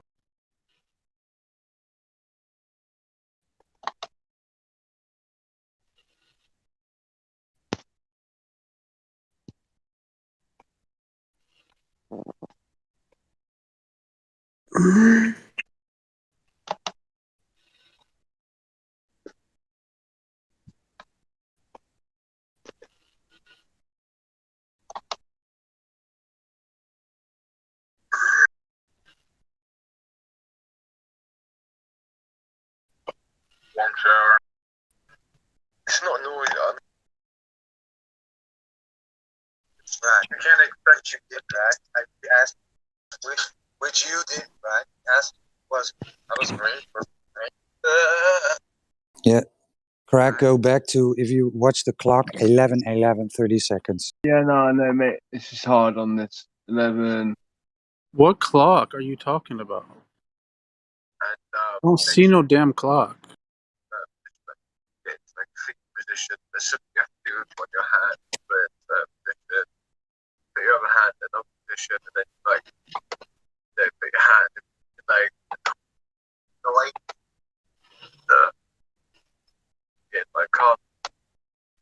Can't make you do that with the eyes bird or like that. You're a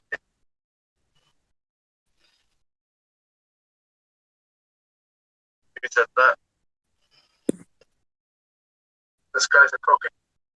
That's just sniff the line. I hear it occasionally. No. That's just me doing that. And like I forget to mute myself. Because obviously it's just the way I exist, mate. Like, you know what I mean? This guy's a cocaine addict. He said that. Wait, that's not my voice. What are you talking about? Who is that? He said that. That wasn't my. Way I exist, mate. Like, you know what I mean? That was my voice. You're saying? Your moniker comes up and everything, bro. Yeah. Man, you guys are crazy. We're crazy. Yeah. I'm out of here. You guys have a good night. You can ban me. I don't even care.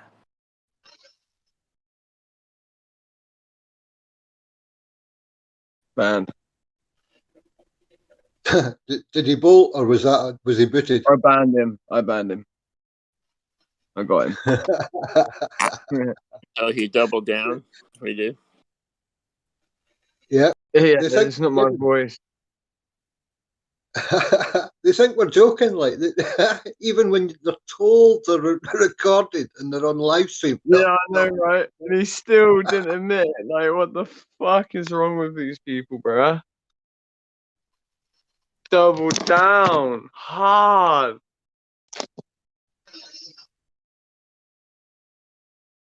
Like, you can watch it. Like Roger, like for real, bro. Like, what the hell, bro? Do you see this stuff? Like, I knew, like me and Roger knew instantly what he was going to do. Like, of course, doing this of for long course. enough. You think I'm motherfuckers? It's like you think you're thick. He's like, that's not my voice, bro. Your moniker's coming up at the same time. It sounds like something also that you would actually say because I've heard you speak, right? Not only that, like, how can you? Why wouldn't you just admit? Like, we told him we're not going to punish you if you just admit that it was you that said it, right? Like, because it's not a hard and fast rule not to say this thing or not to say that about someone, right? But like, I just made a point of it, like, yeah, don't do that in the future, right? And he's like, well, I didn't do it, so, but wait, you did do it though, so, and then to Also, double down he on gave it away when he said, "What, you recording this? That's super sus." it, yeah. He didn't want to be recorded.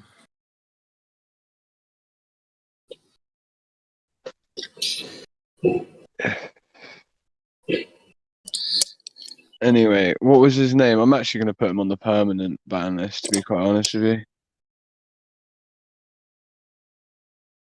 I don't want him back in here again for doubling down on a lie. Do you think that's fair, Roger? Hang on, mate. Let me get into his friends first. Let me get into his DMs, and then you can do what you want with them. Yes, He's go already ahead, been Frank. banned, but He, of course, crazy motherfuckers think we're it's like, bro, we caught you there red-handed, and you're still gonna just double down and lie about what you said. And like, yeah, he's gonna go in the permaban list, like straight up. That's just, yeah. I don't want him back here again. I didn't hear anything. Oh, He you can't be missed a lying. good one. You missed a really good one there, bro. Can't be Oh, lying. no. You don't know why he did it, so he's not. That's how it works. Oh, it's kind of like we know why he done it a little bit, but like we can't fully know, and we tried to ask him as well, why would you lie? Like, you know, he basically you know, we would he basically, right. So what it was is I was talking about how, because I've got a bit of a stomach problem this morning, yeah, and I was like, you know, people will accuse me sometimes of like, you know, doing a line or something because I'll go like this, right, and forget to mute my mic, right. And I was just sort of like joking around about that, like sort of thing, you know, because obviously like I've got ailments, right, and broken nose, etc., right, broken loads of times, and then he turns around and calls me. He goes, "This guy's a drug addict." I was okay with that. Right? That didn't cause. I said, "All right, look." I was like, "I'm going to ask you to refrain from sort of kind of doing that in the future because it's not, you know, because it's not fair, is it? If someone's got like sort of a disability, it's like seeing someone with a walking stick, right, and being like, you're a drug addict because you got a walking stick. It's like, yeah, I might have a sniffle at times, right? I might sniffle at times because of my you know Earl, broken Earl, right? nose. Yeah. Yeah, so people said talk shit to Earl too, and he's got like multiple sclerosis or something. Exactly. People said he's drunk or whatever. Anyway, but what happens next? What happens next? Yeah, is Roger goes, right. So I said, right, don't say that, please, in the future. So Roger just goes, right, who was it that actually said it? And he goes, Heisenberg, was it you? Like that? And Heisenberg's like, no, it wasn't me, right? So then we go, you realize this is being recorded, right? And he's like, that's sus. And we're like, well, it's being recorded, so we can prove to you that you're lying, right?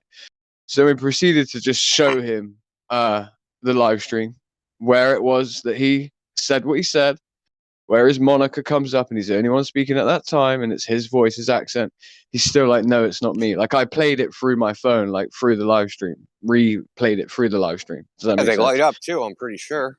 Yeah, he lit up. That's what I'm saying. He lit up and everything like that. And he still, by the end of it, after being shown everything, was still like, no, it wasn't me. What a dunce. I know, right? I'm just like, okay. He's like, well, I don't want to be here now anymore. I'm like, dude, you're already banned. Like, you're on about. I don't want to be here anyway. Fucking child. He lied because he thought he was going to get banned for saying it, right? That's why he lied.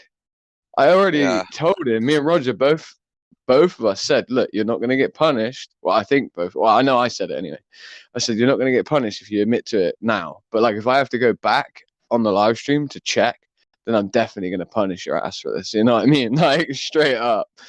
But no, double down, double down. He's been here a little bit, right, for a few weeks. Yep. Mm-hmm. Yeah, he's a He wants Glover. to be here. I remember him lying, saying some bullshit in the lobby too, if I remember right. Yeah. He's got a bad problem with lying, for real. And seems to be a common theme with these guys. Well, that's why the live stream's there, dude, as well. That's the other purpose that it serves. Not just for clipping good arguments and debates, is to keep people intellectually honest, you know? So it We want works a its magic. record. We want a record of this shit, dude. Yeah, bro. So in 100 years, they can play back and be like, look at these assholes. I said to my mum and my wife, I said, if I ever die, I was like, you know that you can like pretty much hear me talk for the rest of your life anyway, right? They're like, what are you on about? I was like, my whole life's in that on a couple of YouTube channels. My whole life's there. And they're like, oh yeah, I suppose it is. I'm like, yep. Dude, so, all the podcasts are on archive.org, man. That's going to last forever, man. Yeah. Forever. Exactly. It's like, it shows who's fearless and who's not, right? You know? Exactly. Exactly. When dudes want to I don't want to talk in the live stream, but I'll talk in like a chill text or some other text or in DMs. People DM me all the time and try to like have a debate, and I'm like, take it to the lobby. I want a record of this, man. Not hiding in my DMs. Mm-hmm. Yeah, that's what like Professor Phil and like them lot like to do. They always like to DM me, right? Hey, I want to ask you this. I want to ask a bunch of people this. Do you get like random people that just like come into your DMs and the only thing they say is, do you believe the earth is flat, or do you really think the earth is flat? Yes. I think it's one person that does this shit. I really do. I think it's one guy doing it every fucking time. No joke. Because it has to be. It has to be, yeah. Time waster. They want you in there wasting time with them. And do and then say something stupid like, "Oh, I still think it's a globe," after being in there for like 45 minutes. Like, like I've noticed that I get those messages usually when I'm like on a roll, like in here, as well. I've noticed that for sure. Like I've noticed it, like really. Like if I'm in here just like destroying, then that's when I get those messages.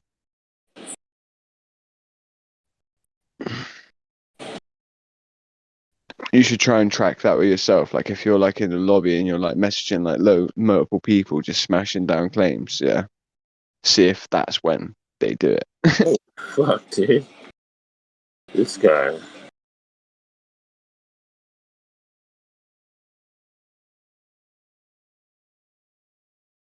But that's a good one. That was like, because if you go back in the live stream, on Roger's live stream, not on Helio's. I got hold of Helio. I rung him. I think he fixed it because his bot was down. I don't care what time it is in America. He told me to ring him whenever. So, unlucky dude. Shouldn't give me your number. But so yeah, it's a good one. So if you go back in Roger's live stream at any, you can go back and watch that trends, that little that little clusterfuck of lying. And then you can hear it back, him saying it. You can hear him originally saying it. You see him light up, and then you hear it back being played to him, and then him doubling down. It's a cool little clip. I might even clip it out just because it's just funny.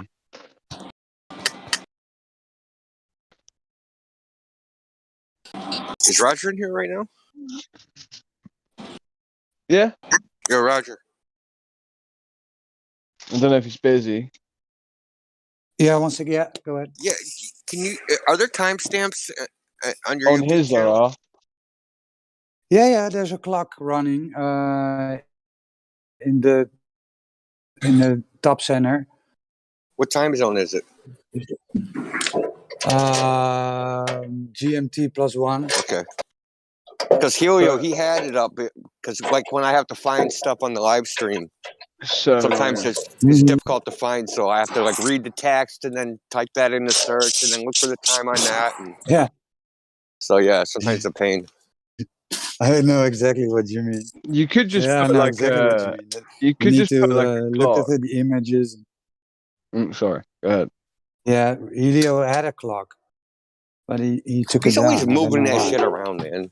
Pick a format, stick with it. Think of your mind, damn it.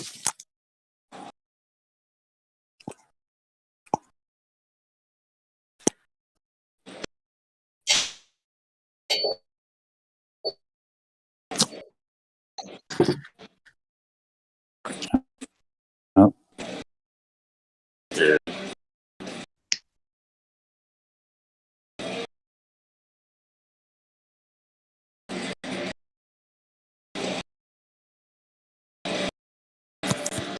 So fucking bad, dude. Yes, man. But yeah, that little lying thing that guy just did was at 11:30, I think, around about 11:30 on the clock. Well, if you look in the live stream voice text, it shows, because we posted screenshots exactly of when he did it. Yeah, like I always say, man, that 11:11. contradiction of asking why would they lie while they're actively lying themselves, it just blows me away, man. Because Yep. that is like the ultimate cognitive dissonance.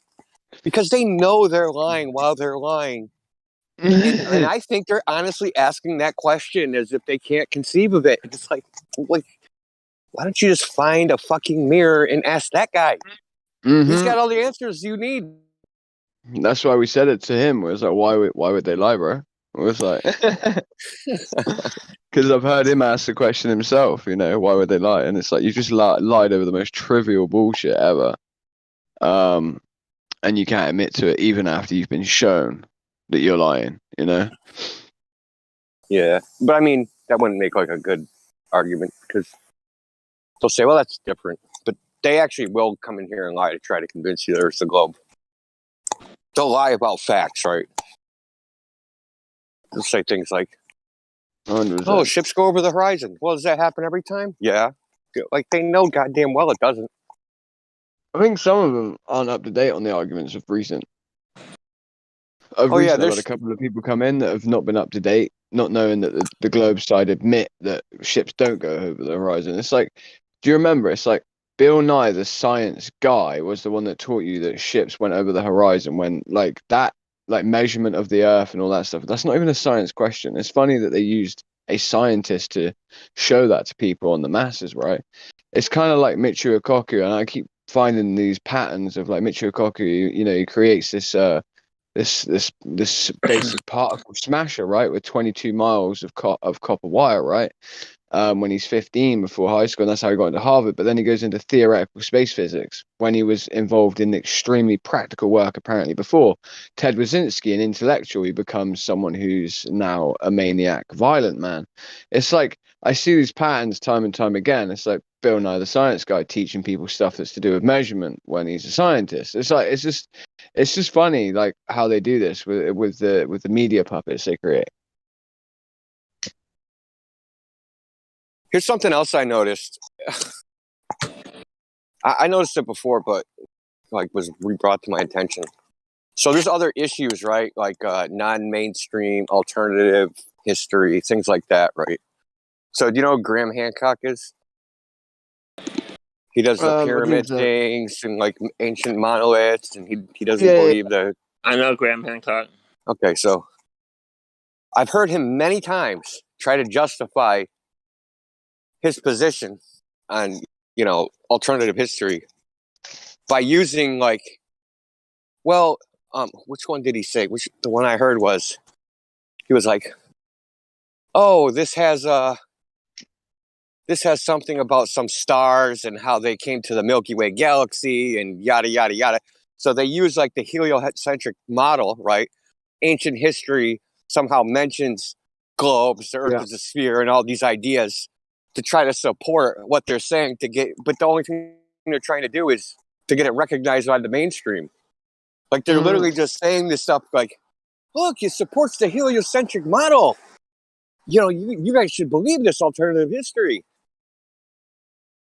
Because everyone knows it's a globe, and if they knew it's a globe, then they knew lots of things, right? Because they're super smart now. Exactly. I've noticed this with ancient aliens. Yeah, they try to say ancient his people's, you know, but they use it for all sorts of things. But that's just one of them, the alternative history. It's just one of the examples. I know exactly what you're Like the talking clown about. that came in with Thub the other day. Were you in here? I may have heard it on the The live ancient stream. Egyptians thought that it said the North Star pointed at Thuban and not, or North was. Wait, what? The center.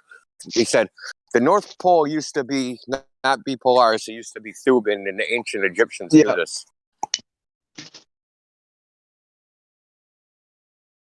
Well, we asked for evidence of that, and he just like, yeah, that's a claim, dude. So do you got any actual evidence of that? And, Yeah, and then he folded. Yeah. Like He a said he deck didn't chair. need it. He worse than folded. He didn't need it. Graham They don't need evidence. Graham They is just a need fiction claims. writer. Graham's a fiction writer. You know, to be honest, he got kind of his ideas. Well, Bob Schock he used to be my professor. He's the geologist that went over to the Sphinx to look to see if to determine whether it was water erosion versus wind erosion. And Graham Hancock is the guy that convinced him to go over there. But before he went over, this is back in the early 90s, he was telling us, yeah, I'm going over to Egypt to check out this shit. Because according to them, the last time it rained in Egypt was 10,000 years ago. So the only way it could have water erosion is if it's at least 10,000 years old. That's ridiculous. Because erosion That's so patterns of ridiculous. water versus wind are different, right? They're more blocky if it's wind. Because water pours down the side and kind of carves out grooves. Whereas wind just cuts the groove perpendicular, so you get like a square. Because like sandstone has you know, it's got strata which are soft and hard, so the softer parts get worn first, so it gets worn unevenly. Basically, yeah, like dappling effect to it, and it's wearing. It's got like it's kind of like, imagine if say you had like a freebase, and then you had like a freebase chemical, and then a hydrochloride chemical, and then you press them together, and then you used to like spray steam at it, right? It would like. The stuff that was hydrochloride would liquefy it versus the other stuff wouldn't. And then if you left it after a couple of sprays, you would end up with like a dappled sort of like rock instead of like a square rock. It would be all dappled. Do you know what I mean? Sort of type effect, I guess.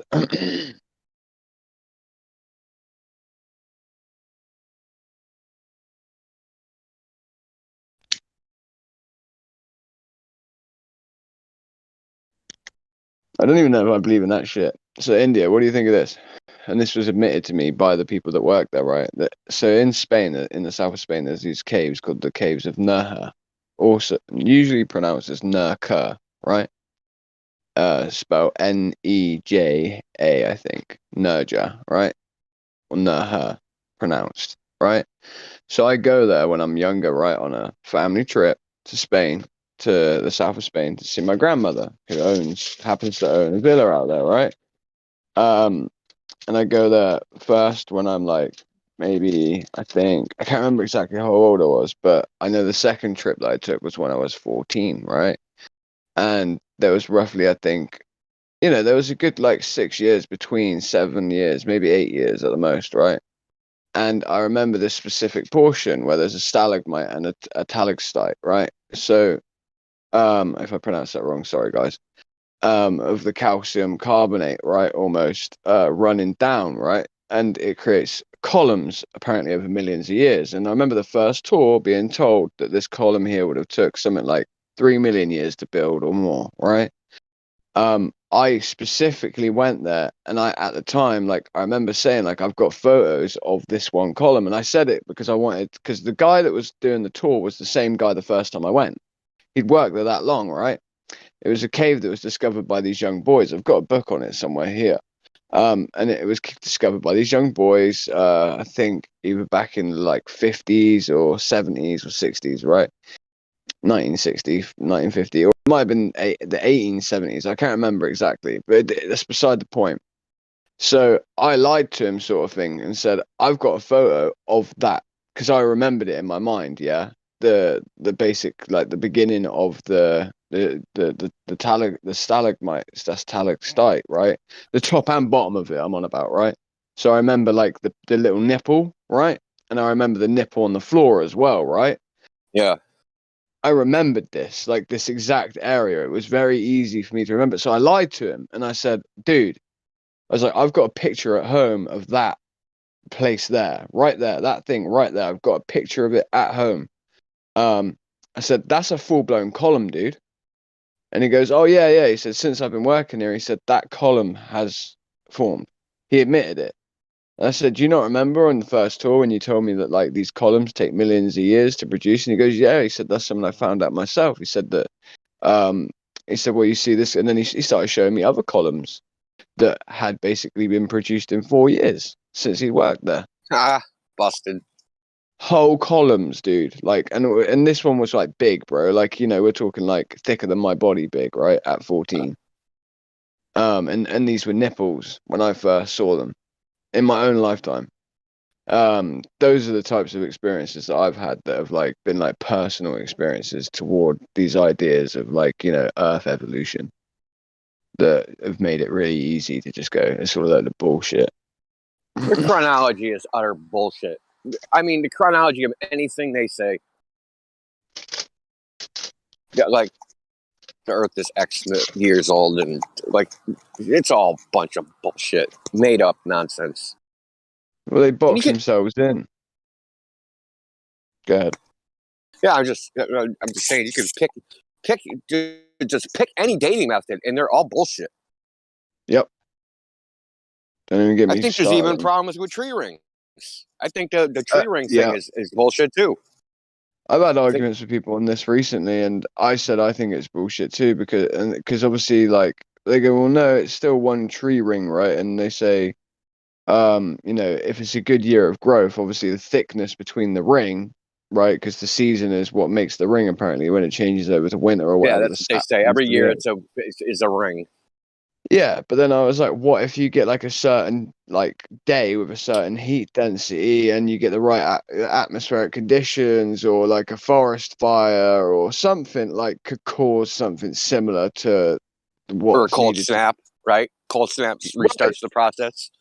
Yeah, so like I said, I still don't know if that's completely true, and like you know, I said if you you know the only way you would know is by getting your own tree and you know growing it for 40 years and then expecting it to have 40 rings, you know, like for yeah, real. exactly. If you know when you plant the tree, cut that bitch open and see what happens.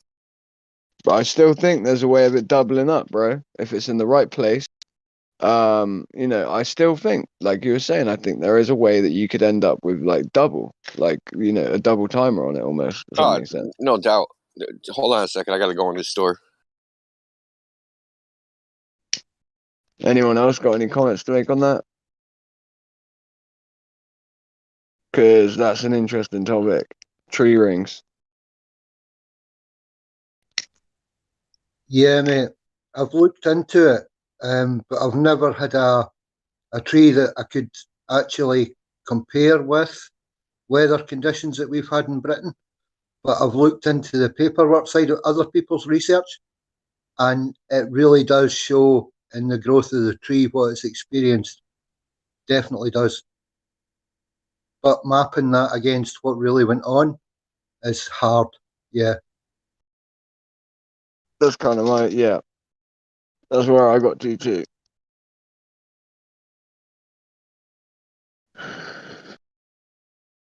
Only thing I do know of is a tree that was meant to be 27 years old, right?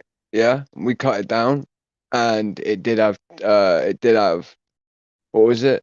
And they were so it had like very thin rings. So the growth between the rings, yeah. So it's meant to be 27 and there were in fact 30 rings. And the last ring was extremely thin, the growth in between the two rings.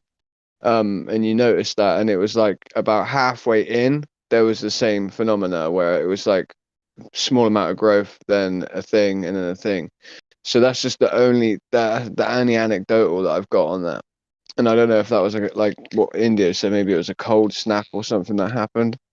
But the people said that it was definitely, this amount of years. I think they said 27, and then it ended up with like I think 30 rings. So they're saying that each ring is a year, right? And you're saying it's off a little bit, probably.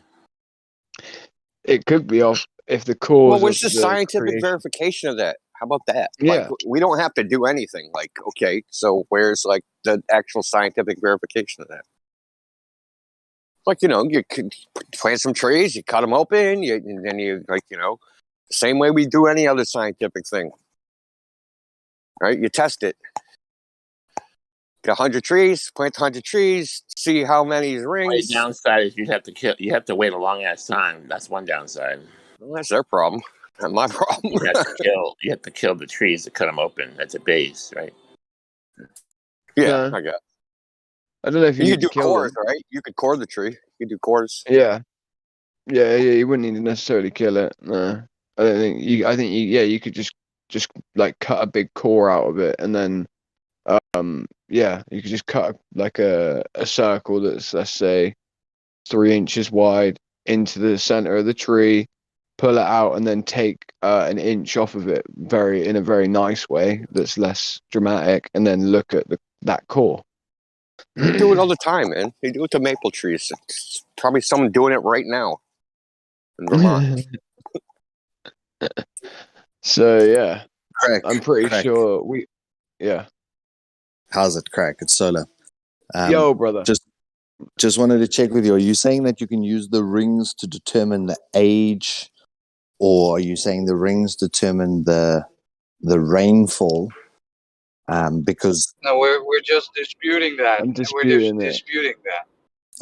because there's this amazing principle, like in bonsai, whereby you defoliate your plant in the middle of summer, and you get 2 growing rings in 1 year. Yeah, cold snap.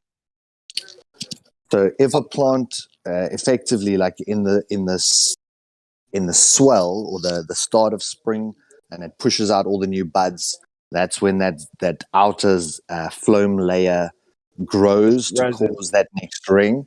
And then if you defoliate or take off all the leaves off the tree, and then it buds an entire new set of leaves, it has a second growth ring in the same year. So it's the same like carbon dating and all these other principles. They assume that each ring is 1 year, but 2 rings can also occur in 1 year, the same way that a mudslide can deposit 1 meter of sand in a matter of days, whereas they think millimeters of sand are deposited over millennia. It's fascinating how plants work, and you can see if it was a really good rainy season or it got a lot of nutrients, it'll have a thick band. Yeah, because you have a big thick band. This is it. What you're saying is basically what we were saying, by the way, just to let you know. Like Cool. I was saying how like India brought it up, and then I remembered in my childhood that we went to this place and we cut down like about, I'd say, 60 trees that day. And there was a tree that because I was like, how old are these trees? And then they said we planted that one ourselves exactly 27 years ago, right? And it had 30 tree rings. So I don't know. Like I said, what caused that to happen? I don't know. Like A you said, defoliation. If it lost well, its it could have been leaves, a cold snap as well. Because yeah. what is a ring? What is a ring? Do you know what I mean? Is it the bark on the outside? It's not, is it? The rings are like I guess it's partly the resin, production. A cold snap itself can cause it, like defoliation of it. That makes the tree produce certain amounts of nutrients again to refoliage, right? To create foliage again, right?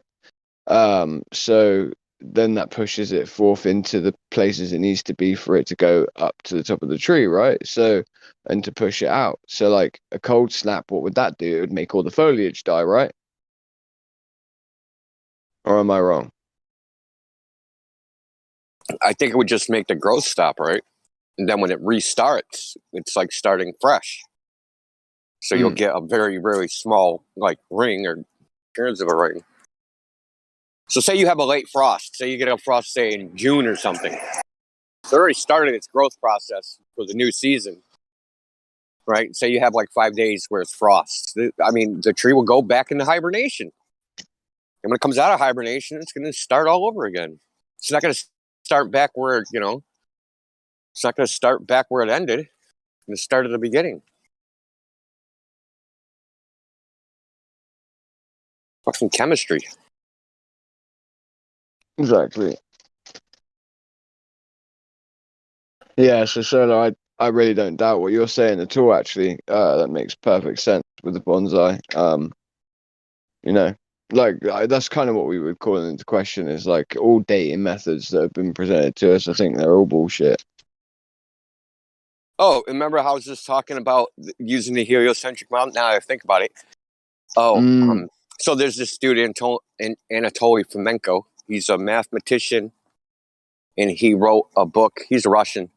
He wrote a book, history, science, fact, or fiction. And he makes these arguments against. He's got several that modern history. Basically, they added 1,000 years. So there's a few arguments. Dendrochronology is bullshit. Carbon dating is bullshit. All these other things are bullshit. But he ran like a statistical analysis on like all these stories that they passed down to us, right, from like different nations. And so he did a statistical correlation between all these stories, and a lot of them are the same, where the only thing that actually changed was the names. Like, so some emperor in the Roman Empire is identical to some king 400 years later in the French Empire, which is the same as somebody in England, which is the same as somebody like in China.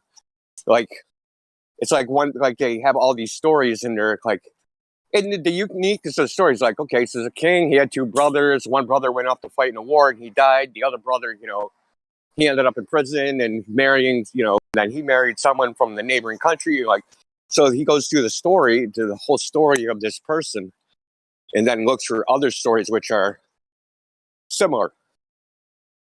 And based upon statistical analysis, basically, they've added 1,000 years. And then there's this other discrepancy where they used to put that when they wrote the date on their publications, that it looks like there's just a one added to the front of it in different, like it wasn't added at the time it was written. So instead of the year 850, like it says 850, but someone just added a 1 to it with different ink. But to go back to what I was saying about the heliocentric model, one of his arguments is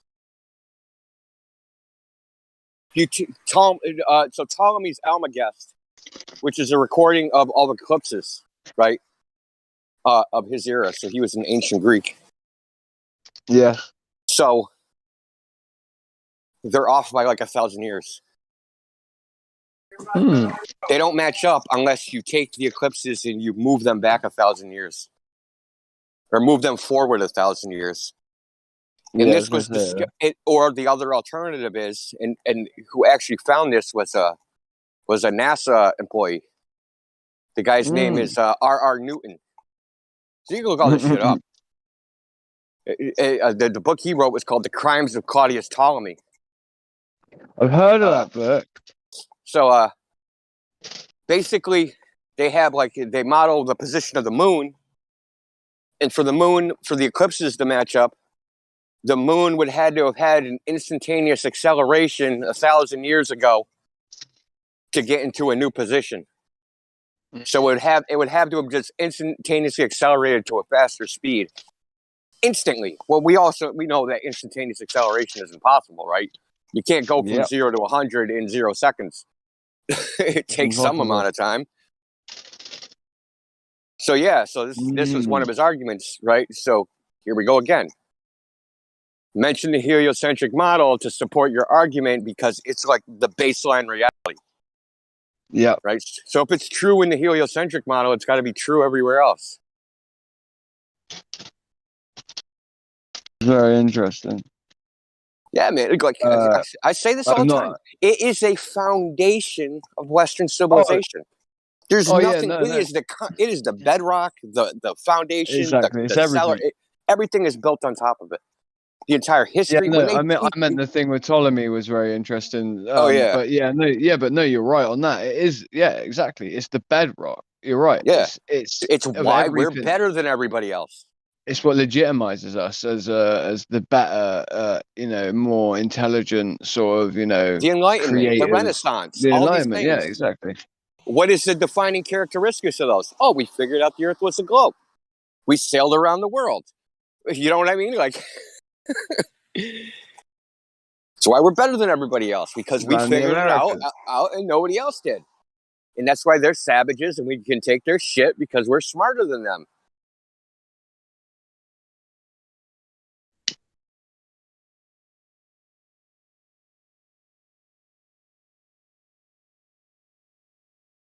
It's true.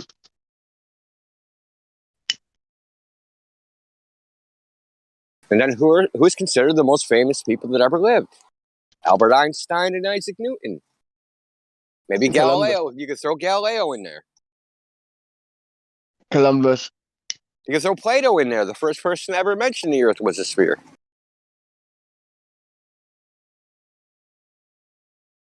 I really think the Columbus one is a big one as well, dude. Columbus. It's I really really a don't big like one. Columbus a lot. Dude, he was a dirty bastard. My friend is involved in a movement that anyone can type in right now called the Phoenicians before Columbus. They sailed a ship from Lebanon, an original Phoenician ship. An original one. They used all original means. The archaeologist that he was working with proved that they were dealing sheets of tin with the people of Cornwallum, meaning Cornwall of the south of England. So they were able to stop there because it was proven, obviously, that would have been a peoples that they were able to buy from and, restock and everything like that. So, they were able to definitely stop there. So there were a couple of places they were able to definitely stop along the way. And they did it all in traditional means, using traditional navigation, what would have been available to the Phoenicians. And actually, they found that they didn't have to struggle to do this. This was something that they naturally did, as in, when they started doing it, they thought they were going to have to make all these corrective things happen. They were going to have to, really make sure that they, kept themselves. And then they realized how quickly and how easy it was just by glancing at the stars alone. Right, not even with measurement devices, just by glancing at the stars, like seeing when the sun come up, seeing where the moon was, looking at compasses and all this sort of stuff. Like, they really realized how easy it was to do this. It's not that complex. Yeah, it's actually not that complex. They try to make it like it's some fucking esoteric, crazy thing. It's actually not complex at all. I don't think it is. And they arrived in Florida, India, right? The star patterns are so regular, like you can figure it out. Like it's not that hard. I realized I could navigate by the stars, not by me writing it down and stuff, but how I would never get lost out in the middle of nowhere because I grew up on farms and stuff, right? And then I started to realize that I was just basically learning. I was just so used to the scene that I was in, where the sun was, where it just set, where the moon had just rised, all this sort of stuff, where that was. And if I put my back, let's say, to it at this time, or, where that star was, and it wasn't like I knew that I was doing this. This was like my subconscious brain was absorbing this information, and I just seemed to never get lost. When I would just go literally into, 2 million acres of the wilderness, basically, a farm that is connected up to several other farms, and on an area that's miles, we're talking a couple of 100 miles, right, squared, yeah, with woodlands, with rivers and gorges, and on the coast, and at different parts, and I would just never get lost as a child. And I used to drive around in a 3.8 liter automatic van, and I was like, 13 years old doing this. And for some reason, I never ever needed like a sat nav. I didn't use a compass. I didn't use anything. I never got lost ever. And I realized I was just subconsciously picking up like references from like land masses and like where the shadows were in the woods, like, and where the shadows were falling, and then like versus like 2 hours later where the sun would be. In my head I would like work it out, like I would put myself into that perspective, like orthographical Muppet vision, right? Like, I would take myself away from where I'm stood in the woods and go, right, I'm stood here right now. I came in this woods at a certain time, and when I came in, the shadows were facing this way, right?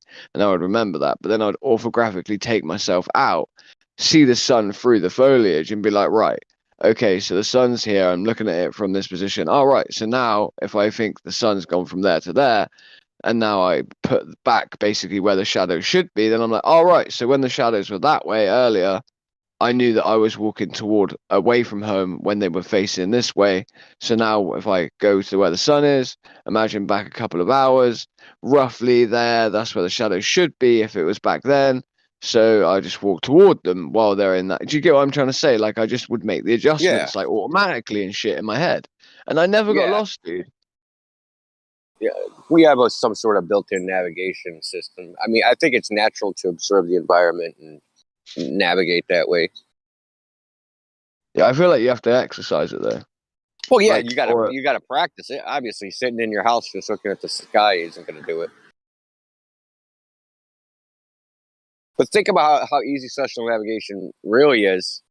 Say you have a star on the horizon, and you travel towards that star.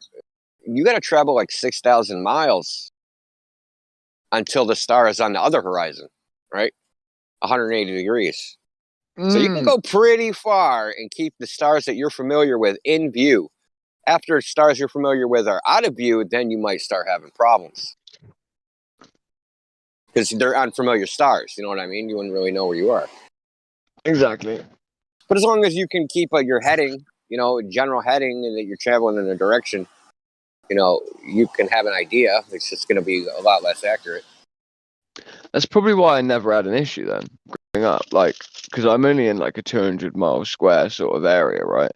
In this van, like getting out of it, going exploring, I'll find my way back to the van. Even if I travel 10 miles away from the van, I'd still find my way back to it, right?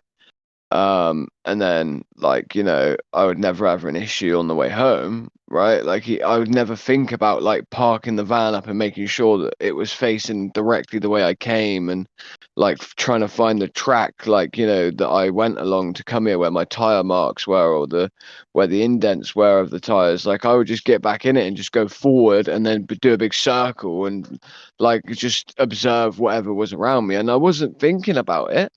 I wasn't thinking, all right, I better put this and line this up with this. It was just like, right, yeah, that seems to be the way to go. Do you know what I mean? It was just intuitive, bro. Like, and then I realized like I was just subconsciously like taking in maybe even the positions of the stars that were in the sky that night. Do you know what I mean? Like, who knows? Yeah. I just think there's more of an intuitive nature to this stuff than the way they would like people to believe, Hank Hill hit me to a YouTube channel. I'm actually just going to post the channel. Hank's great. Call it alternative history. Another one of these alternative histories. And the basis of this is that the old world is the new world, and the new world is the old world. And that what? Yeah. So basically, the colonies, the original colonies, are here, or not here. The original peoples are here from North and South America, and they went across the ocean and colonized Egypt and all those places. Because one of the things, because you mentioned the Phoenicians, and it reminded me of this channel because he actually reads, he has citations. He isn't just talking out his ass. He's reading other historians like from the 1800s and shit. One of the things he read was the Phoenicians came to South America, and their idea of it was Atlantis or something like that. But they said that the land was so plentiful with flora, fauna, gold, whatever. They didn't want anybody from the Phoenicians, any of the other Phoenicians, to figure out like where it was. And they said that anybody that went here, if they came back, they'd be executed. So they couldn't tell anybody else how to get here. They wanted to lock them into their scarcity. Wow. And another thing was out of the 640 crops currently, crops that are brought to market, out of the 640 that are grown in Africa, 600 of them originate in the Americas. Amazing. Yeah. So like potatoes, tomatoes, things that are traditionally like potatoes are Irish and, tomatoes are Italy and, all these fruits and vegetables, they all originate in Americas. They're not native to Europe. But now they're like considered European staple foods. That would make sense as well, because like I feel like Coffee and tea. There's another one, caffeine. So coffee and tea both made it to the European market within the same tenure, within a single decade. And I heard a guy making an argument. I don't know if it was Joe Rogan he was on or one of those, because he went like for a month without drinking coffee.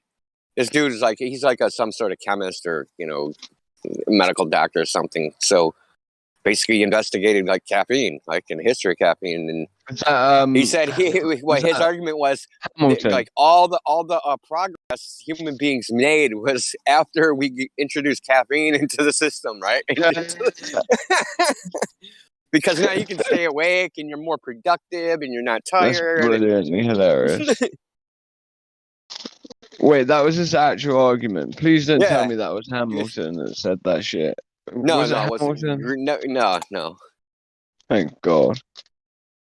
It's pretty funny, man. I mean, I could actually buy it because he's saying like all the caffeinated products are introduced into Europe at the exact same time, like in a 10-year period. They just all came. Everybody started consuming them. And now you can have 3 shifts, and like, because it's industrial revolution. They just started making machinery so people could work hard and make crazy. And now you can make them do 15-hour shifts, right? Well, even the introduction. So the introduction of stimulants was something that did change things massively. That's why I actually think that was a big part of why World War I and II actually occurred. Really, like amphetamines and cathode. Bolivian marching powder, right? Yep. Which you got accused of sniffing this morning. Yeah. Well, so they built those roads through the Andes, right, in Bolivia. Those roads that are way up in the mountains, and they didn't use dynamite. They had a bunch of Bolivians with pickaxes smashing into rock and making roads that the road is rock. Okay, it's not like a paved highway. It's a rock road, and they had to cut the road out of the side of the mountain by bashing on it. Well, if you're fucking doing massive amounts of cocaine, like that's actually fun. Yep. Give me that fucking pickaxe and hammer, man. I'm fucking high as shit. Yeah, exactly. It's like this cocaine's free. No, wait there. We're paying you to take this cocaine and smash it. Oh, wait there. Sorry. All right. Yeah. This road can get done. Don't you worry. It's fucking hilarious. Look at Miami, dude. Miami was built on cocaine, and they were paying for it themselves. Yeah. I said that to someone once, and they're like, "Wait, the buildings in Miami are made of cocaine?" I was like, "Yeah, dude. The buildings they are." And they went away like sort of like half believing that I meant that. I should try and figure out if there's a correlation between the drugs of choice and whether the country is a third or first world country. Like first world countries are all on stimulants, and then the third world countries are all on downers. Yeah. Dude, like, well, I think I would say it would be a choice between like, to be honest, I actually think the introduction of opiates, in general, actually, I think they can increase productivity depending on who it is. So, for instance, all right, just for Depends on the instance, form of the right? opiate, because not all opiates make you like Yes. fucking knock it out. Right. So, like, oxycodone, for instance, is more like it's been described as the crack cocaine of opiates, right? Because the first time you take it, you're gonna nod out, right? But after that, like, you never nod out on something like that at similar doses, right? You know, it does something completely different. Heroin Look, because being it's a completely different, painkiller, you could morphine, do some serious manual labor on a handful of exactly, Percocets, dude. You'll wake up the next exactly day my point. wishing you never did that, but Take some more Percocets, you'll be all right. yeah. But then I'm saying like the introduction of both together, India. I'm saying like, you know, someone taking that while also taking like Bolivian marching powder, and then like, you know, if that fails you by the end of the week and you're too used to it and too tolerant, right? Like then you obviously have, you know, something like Dialed or some oxymorphone, and you maybe take some methamphetamine instead, right? So like that's sort of like the point is like, where did it get overdone? When did it stop becoming productive, right? So like what were the opium wars all about? Do you get what I mean? Like, so like if you've got food mixed with it, it's okay. If you haven't got food or like women or anyone to prepare things for you, right? Or like any form of help, and you have to do everything and be organized on it, I think in sheer chaos, drugs in chaos situations, I'm not about drugs could aid. So like look at World War II, right? The Blitzkrieg, that was completely powered by methamphetamine. Yeah. Yeah, the Oh. Japanese were taking methamphetamine too. And the Mm-hmm. Chinese during World War One Oh. when they had their little battles. Yep. World War Two, I'd rather, not World War One. The end of World War Two, but when they rifled Well, Nanking and all that shit. Montgomery's men were taking amphetamines as well. Like, you know, obviously now they're just taking things like methyl and ethyl phenidate instead, ethylated phenidate instead, not methyl, because that's what they use for people that have got ADHD. But they were using ethyl phenidate for you know, the Afghan war. But Montgomery's men were using methamphetamine against Rommel's men in the Africa Corps, right? You know, that little artillery and tank war that they had, the line moved so rapidly forward and backwards, right? That when you look at it from like an orthographical position, right, yeah, on a map and map it all out where all the tank units were in real time, and then you speed it up, it looks like the most crazy shit you've ever seen, because they've took excerpts of other wars using the same type of same types of tanks, same types of terrain, and you can see like, you know, a month before the introduction of where Montgomery and Rommel came in, you know, people always denoted it as just their leadership, but like, no, that was when they actually introduced the methamphetamine to the tank corps and the artillery corps, and also on both sides, right? So it was like they both got it at the same time, and you just instantly see this huge rapid change when you lay it all out on a board. You're like, whoa, like, you know. Yeah, half the actions are like from meth-induced hallucinations. They're over there, man. I know they're over Yeah. there. Let's go over that hill. No one's there. Yeah, you see some of the most random shit happen. Like there's like this thing I was watching, and it like where it shows it, like I said, from like the bird's eye view type thing, right? And it shows this whole tank commanded unit, right? And it's one of the SS, one of the main guys in the SS. He's under Rommel, right? And he was under Rommel's whole, you know, he was the field marshal of the whole thing, right? But like, he's under Rommel, right? And his tank platoon and it was built up of Tigers and Panzers, right? Panzer fours and Tigers. You see them basically try and do a pincer maneuver, right? Where they split them both up. They end up into almost no man's land. They pincer maneuver a whole group of English tanks, right? And then end up going around the back almost of the whole of Montgomery's unit, right? And they just get stuck out there. Like no ammo, no fuel, no nothing. And like they're just stuck there, dude. They're just like stuck there. and then they were given mercy. They were just like taken out of their tanks and everything, and like they just kept all their tanks and shit. And they were given mercy and were allowed to sort of like march back. And they gave them enough water to march back to their men. I'm surprised they didn't make them POWs, but apparently it was really hard to keep prisoners of war in the Africa Corps. Like, you know, like it was hard because it was hard to keep them alive. So the amount of effort you had to put in to keep people alive, like in cages, with the food and everything. So they just decided to just give them enough water and like let them all back. Yeah, I can't remember who it is. It could be the Chinese, but one of these armies was using some form of methamphetamine. It's like a nasal vapor. Yeah. But like from what they said, it has like little to no side effects. So there's like no crash, there's no addictive properties, there's no like, and I guess it's still available. Can't remember the name of it. It might have been. Are you sure it's benzapine or something like that? Benzidine. It's one of the right. So it would have been. It's probably 5 or 6 ABP or 5 MAPB because it was renamed. It's probably 6 or 5 MAPB. Yeah, it was definitely renamed since then, but back then they had some. I don't know if it was a brand name or a trade name. Benzo Fury was a name that came out for one of the Benzopurol, I think, right? Benzopurol, yeah, that's it. Benzopurol or something like that. Purol, It's very Purol or something. Yeah, it's very similar to 5 or 6 ABP, but it was the route of administration they were using that made it so ruthless.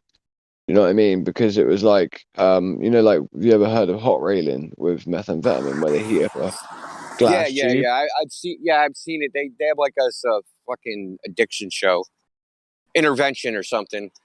So one of them I seen, they were snorting meth out of a fucking like 1 foot Pyrex tube. They would heat one end with a blowtorch and then snip a line of fucking meth and blow out a gigantic plume of smoke.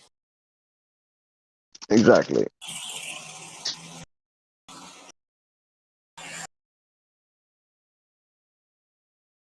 But anyway, I gotta get off. I'll be back on in like I don't know, like an hour or so. I got something I gotta do real quick. See you, Indio. Yeah, I'll be back. Later. I'll be back. I'll be back. The thing is with that. Hey, Reconor told me to say that. All right, Indio. Bye. The thing is with what India was just talking about with the hot railing thing, it's like half of it. So they crush up into fine powder and they heat up this tube really hot, yeah, and it vaporizes as it passes up. But half of it doesn't vaporize, yeah.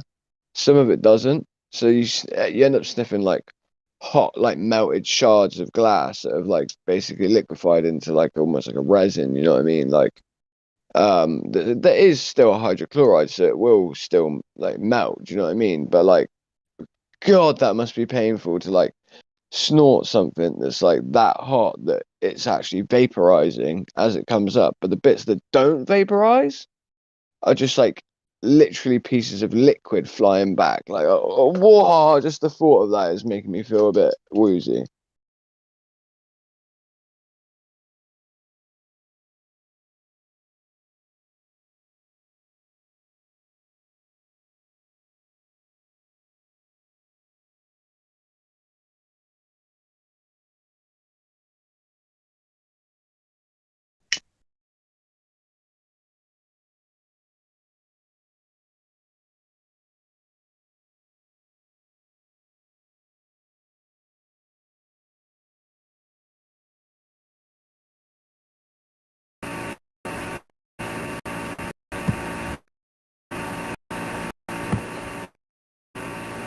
Morning all. Anyone chatting? Yo. Hello, Chad. How you doing? Just making a cup of coffee, seeing what's going on. Nothing in particular. How about yourself? All quiet, my friend. All quiet. It's a wet, dreich day up here. Server seems quiet so far, but hey ho, we'll see. Nah, ain't that quiet, mate. You know what I mean? I'm in here. Yeah. All right, Crack, how you How doing? is it? Catching liars. Sorry. Go ahead, Go Roger. ahead. No, go ahead. Yeah, no, we're catching liars. Right. Oh yeah, been uneventful, but we had one event, pretty funny. Have you heard about um, the Kessler guy? Yeah, I saw it when he was caught out. Stupid idiot. Why do these people do that? I mean, it's just fucking, they're idiots. I guess that just sums up the whole of their globe movement, isn't it? Their whole globe cult, just stupid lies.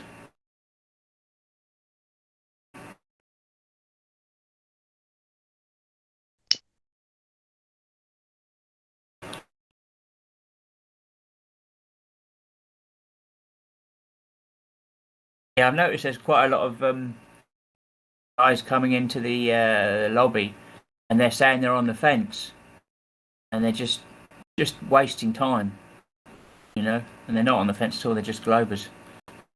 Seems to be a trend in there at the moment. Have you noticed that, Roger? See you in there a bit. Yeah. There, that is the MO, I guess, right? And oh no, I'm not sure, and then coming in with this, but how about this? And how do you, yeah, and it's a undercover, I don't know, casting doubt. Yeah, and they are dying for the on the fence role because that gives them some kind of status that they are. Well, yeah, believe in the globe, and I'm still searching. And yeah, if it was up to me, I would just scrape the off the fence roll because it's. yeah. I think I agree. I think there's the time for the on the fence role is past, gone. Same. It's not worthless. Worthless. If they're new, then they're new. You know, if they're just a new person, then they're new. But if they're here for a while and they're not either globe or they're just liars. Yeah, I think we almost need to add the anti-flat earther rule.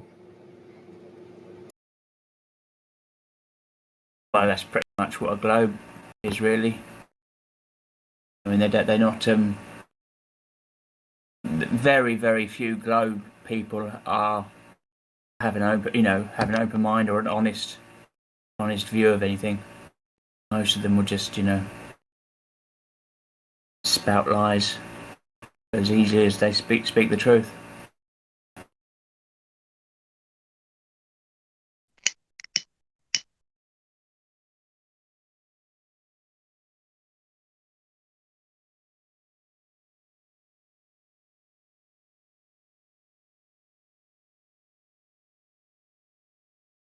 Yeah, we showed that this morning.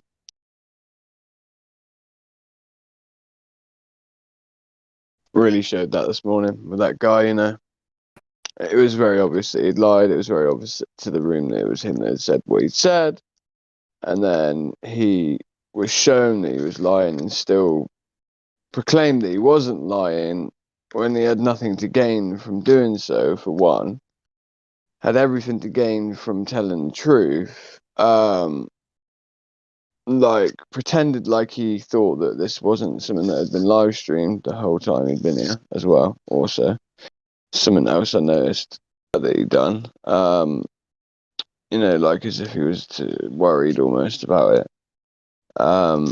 You know, it just completely double down on lying, right? And being a massive liar. And it was quite fascinating actually to see it happen. How someone can be shown, right, that they're lying, like right in front of their face, but yet be like, no, I'm not lying. Like it was a really clear cut example of it. Like, I mean, very clear cut example.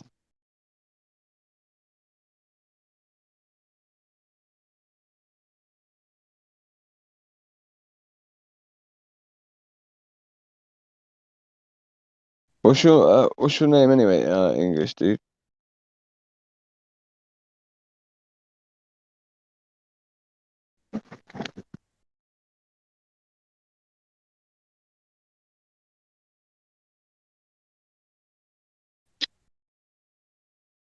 Okay then. So you asking me, were you? Yeah, I'm not looking at my phone at the minute. Oh, it's Sorry, Chad. dude. I recognise your voice massively so as well, bro. Like, Yeah, what's the Chad. name? Chad. Chad. Chad 2000, isn't it? Yeah, yeah. That's the Yeah, one. I knew it. I remembered there was numbers after it. Apologies for the other day. Again. For whatever happened. I don't know No what it worries. was. I don't worry about it. No, I mean, like, I hope I didn't offend you in any way, shape, or form. No, you didn't. I didn't, right? I just needed to check that I didn't, dude, because I can be overbearing at times and I can interrupt and stuff. Like, I didn't really feel like I was interrupting you really badly or anything. I caught the tail end of what you were saying. He just seemed to not really be replying much to what you were saying. So I just thought, oh, I'll chuck one of my ideas in, at the same time. I should have probably waited for him to respond more. But yeah, just to say sorry, that was all really. If you felt like I had interrupted you at all. No worries, Crack. That's all right then. Well, no, it's more to see if you felt like I really badly interrupt you. That was all, because I need to know for my own sake, right? Oh right, yeah. I think you did interrupt quite a bit, but it's just it's difficult with I just loaded in, anything yeah. on here.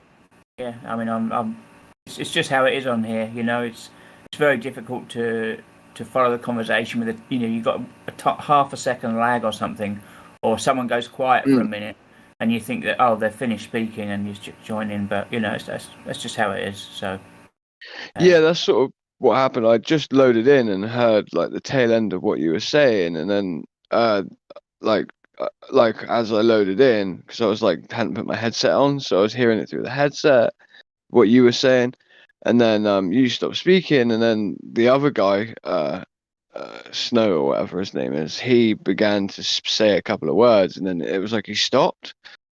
So then as my headset's now on, I was just like, I heard the tail end of what you were saying. I thought he had like sort of given his reply to you, almost like half given it or whatever.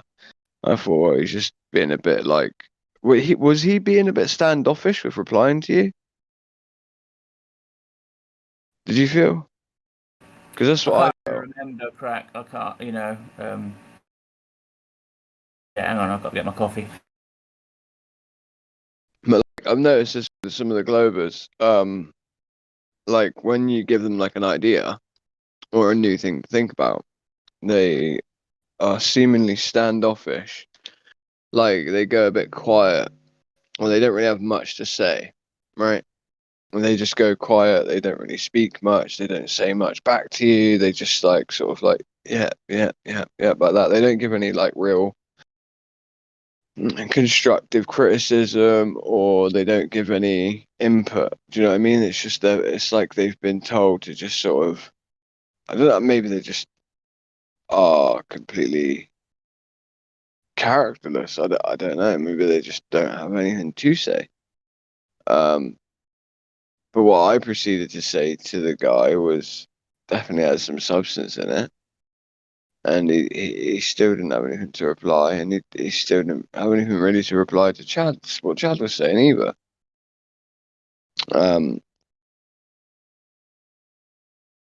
Because I made sure to sort of,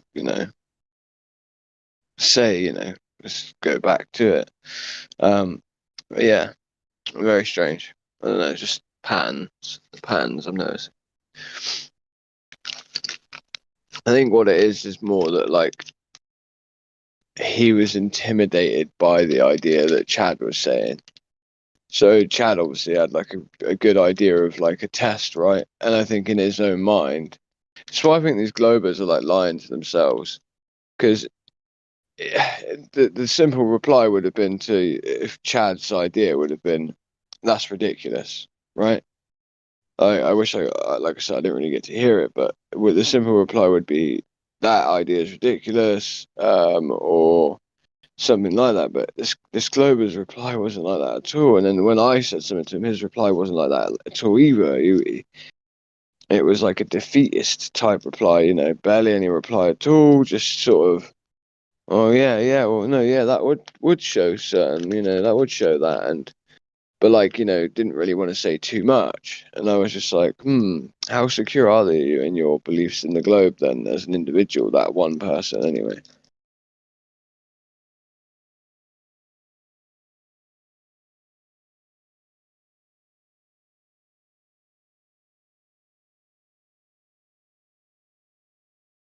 I said Frost Knight. Frost Knight was his name.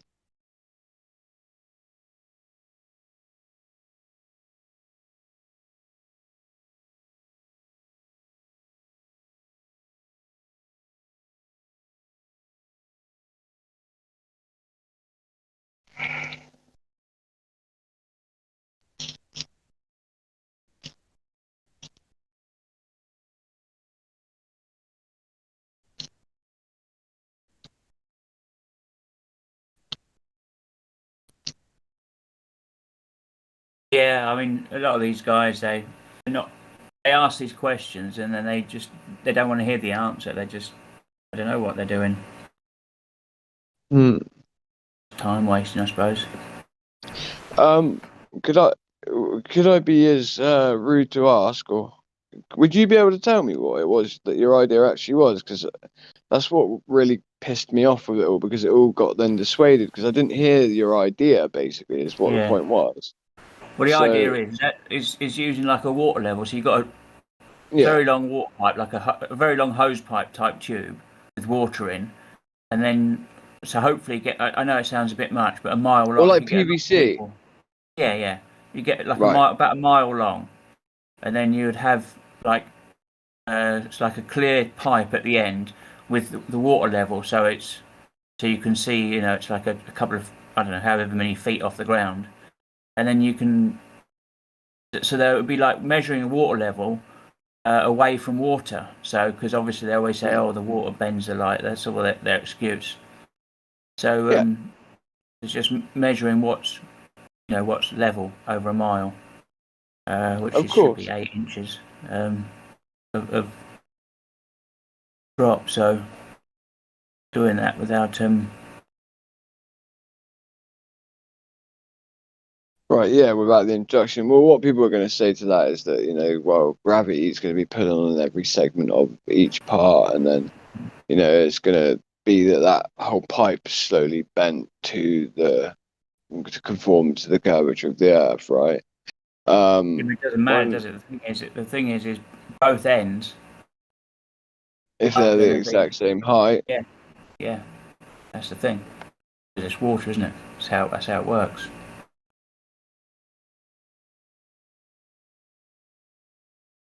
Or even if you just have a pipe and then the ends, for instance, are the same height, using, let's say, 4 foot high pieces of steel, right? Yeah. That have. So just all right. So for instance, right, you get like a piece of steel, right? For instance, that is rigid and 100% level, right? Yeah, that's a mile long, right? And then you place it onto 2 square you're tables. going into areas at which you're going into fantasy world, crack. We're never going to get a mile long piece of steel, you know. Let's stick with the real world. Well, I know of things like that, but like the one idea that I've heard of that's very, very good is a piece of wire, right? So obviously, if you have a lake, that's like a mile or 2 miles long, right? You get a piece of cable or like something similar to like to either a cable, or you get a like a fishing reel, right? Like fishing reel wire, right? Or shark wire, something very strong. Okay, put a lot of torsion on it. Okay, from one end of the river to the other end, and you make sure that off the water level that they're both exactly the right height off of it, in the middle there should be like a sagittar, right, between the two between the two. So if you have them placed apart from one another to where each side of the water, yeah. So you could do this on a coast, you could do this better on a lake, for instance, yeah, where going down the lake you roughly have the best distance would be over like a lot of miles, but you could do it over like 2 miles or 3 miles or whatever, right?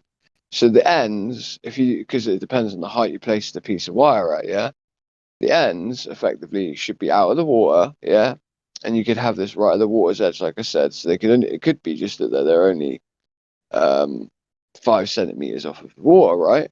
But the middle of that cable, yeah, should be cutting into the ball as if it's like cheese, right? It's just having it taut enough, and then going along on a boat along the lake, proving that it isn't bending in any position with another level, right? To effectively prove that the thing is level the whole way. And then it should be in the middle, like I said, there should be a certain amount of distance that would be calculable, meaning if it was a globe, there should be a segment of that piece of cable that is, let's say, 100 meters long, right? That should be submerged, yeah, based on the numbers, yeah. And then, so even if like people could go, well, yeah, there'll be sag in the middle, whatever, right? That's cool. I understand that. But if you could theoretically set this up and do this properly, where you have enough torsion to keep this thing taut so it is straight and you can measure its straightness. If it was a globe, then we would expect to see it cut into the water depending on the height of how the actual reel is set of wire. Yeah, the thing is, hang on, Pat, just to interrupt you, mate. That's why I'm using this water level off the water, because you can't walk across the water and stuff, but you can walk across. You can walk across the ground, and you can have several tubes going up, so you can see exactly where the water level is all the way along. Mm. That's I don't why think I think it's a good idea. No, I know what you're on about. I think it's a brilliant idea. No, I think it's a brilliant idea. 100%. I think it would be something that would be very, very good for like lots of people to see and then understand, right? I just think we need more and more and more examples, because different examples speak to people in different ways. Do you know what I mean? So like like that, the PVC one, or like the pipe one that you're talking about, there's going to be like a massive group of people that they're going to see it, and they're just going to get it. Do you know what I mean? Straight away. They're just going to understand it straight away. Then there might be some like people that I can think of, individuals that I know, that it wouldn't speak to them at all. Do you know what I mean? Because they just wouldn't be able to understand it for some weird reason. Same as with that example. But like I said, with the example I'm talking about is the guy that I was speaking to about it. He had a place where it was like a lake, where it was a certain amount of distance. Do you see what I'm trying to say? From one end to the other. And you could be at both ends. Do you know what I mean? You don't have to walk across or anything like that. You could just have one end on dry land, one end on dry land, and then this wire effectively set up on these metal posts that are already on this place. Like the lake that he was talking about, I think he said there were metal posts already there. They would have been able to take enough torque so that this thing could definitely be pulled out straight, right? And then it should cut into it like cutting into a cheese wheel, like into the sagittar, right? And then you would expect, depending on the height of the wire, right? You would expect X amount of length of the wire to be submerged, right? And I think that's a pretty good way of doing it, because then they can't talk about what would you call it? Like with a laser, it's a physical laser, isn't it? It's not optical. Same with what you're saying, I guess. There's no optical effect to it. It's more physical.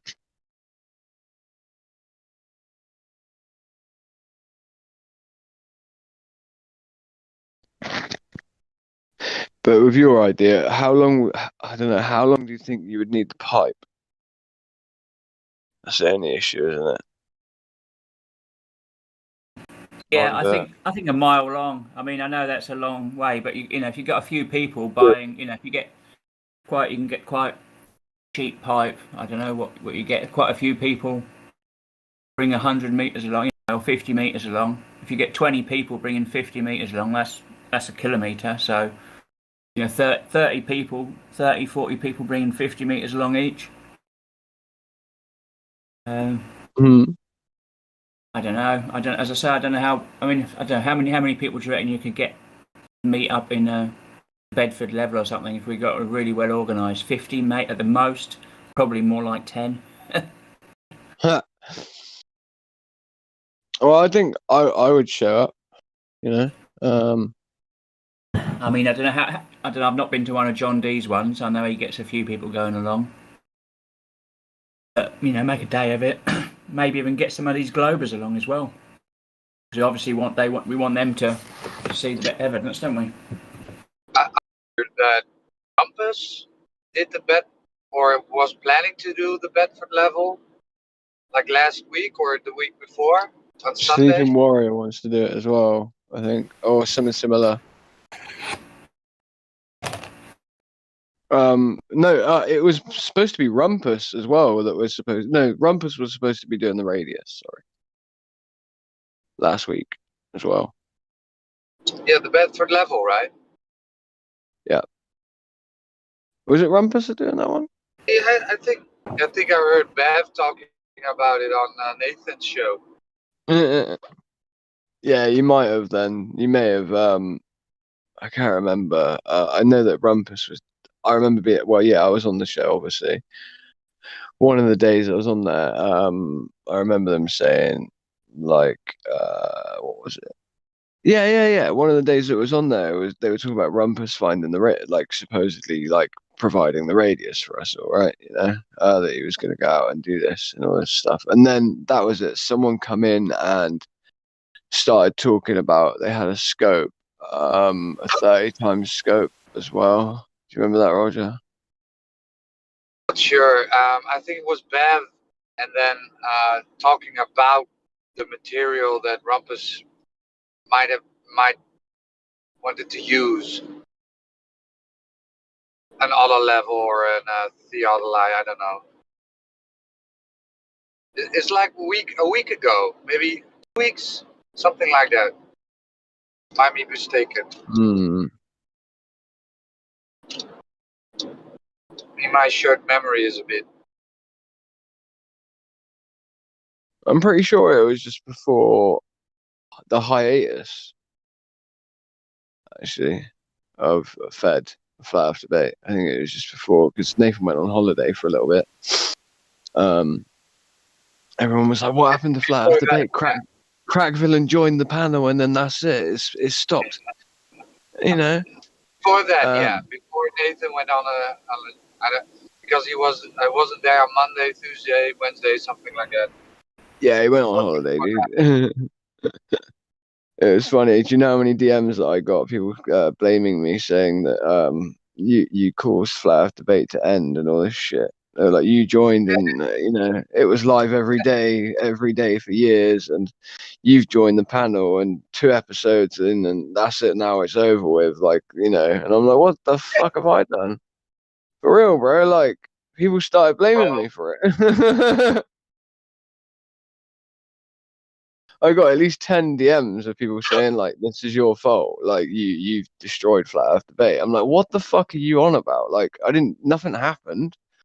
Like, nothing happened on the show. Like, what are you on about?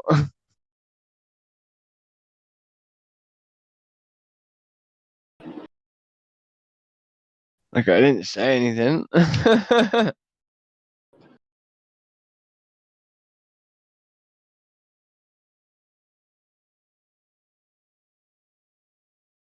Yeah, Roger, you should come in more often. When the show's on, dude. It's good when you come in and you say a little piece.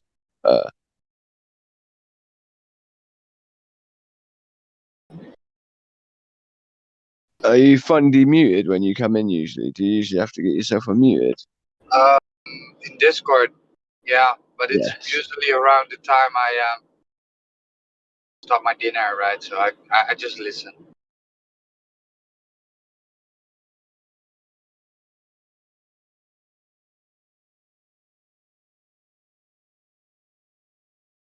Let me try and get that sorted out.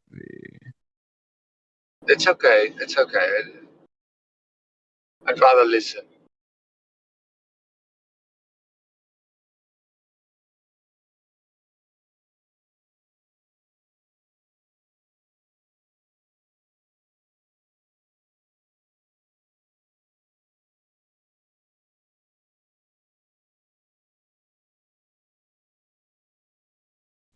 They all kind of feel like you could be used and utilized at different times.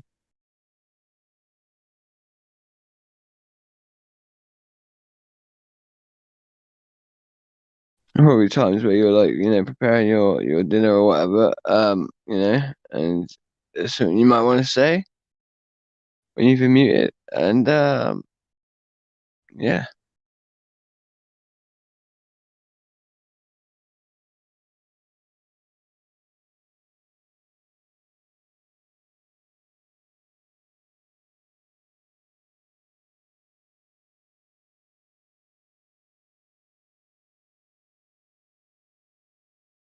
It reminds me I should check whether there's definitely a show today.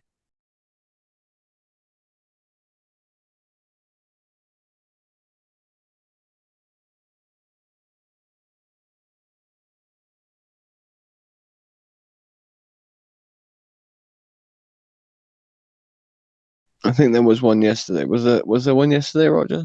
I know I wasn't on it yesterday at all. I think so. Yeah, I had major technical difficulties yesterday. I don't know why, but the whole southwest of the United Kingdom was struggling with the internet. Like literally, I'm talking like the whole southwest of the United Kingdom. And then I got told that actually on social media in general, everything hosted sort of by Google. There was a problem nationwide actually. With people being able to connect to various forms of social medias, being Messenger, Facebook, WhatsApp, Telegram, Discord. Not so much yesterday, but I mean like a couple of days before yesterday, at least. There's problems, but I feel like they in the southwest where I am, I feel like they sort the problems out last.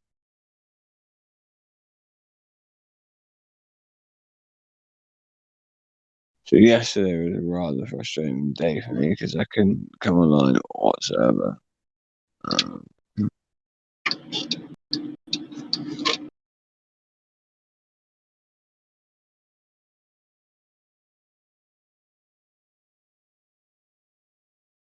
Apparently, it's happened. Apparently, it's happened in quite a few different countries in the EU. When was it? Wednesday? No, Monday. Facebook, WhatsApp, Instagram, all went down. Twitter acting weird because everyone went to Twitter. Telegram acting weird because everybody went to Telegram. That must be why I got the. That must be what I got the tail end of then, because for real, no joke. Yesterday, mate, I couldn't get hold of anyone. My wife thought I was ignoring her. I was not. I couldn't access Discord at all. Whatsoever. Maybe that was because everyone was coming on to Discord. And then I couldn't even get onto Skype. I couldn't get onto basically anything. I literally couldn't get on anything. Not yet. Well, yeah, yesterday morning that was. It all stopped around about, I'd say 12 o'clock at night, my time. It started to stop, and then I had a few more problems, and then it got to about 2 in the morning, and then everything was fine again. Then I actually was using my neighbour's internet by that time anyway. He's got a really quick internet. I switched back over to mine this morning, and everything's fine. He's got like a gig up and like half a gig down there on Jurassic Fiber, or whatever you want to call it, which is what I'm thinking of getting. I noticed a feature, Roger. I don't know if you know anything about this. So I'd run out of 4G, right? Yep. And effectively, I'd fully run out of 4G, and then but my Discord was still working.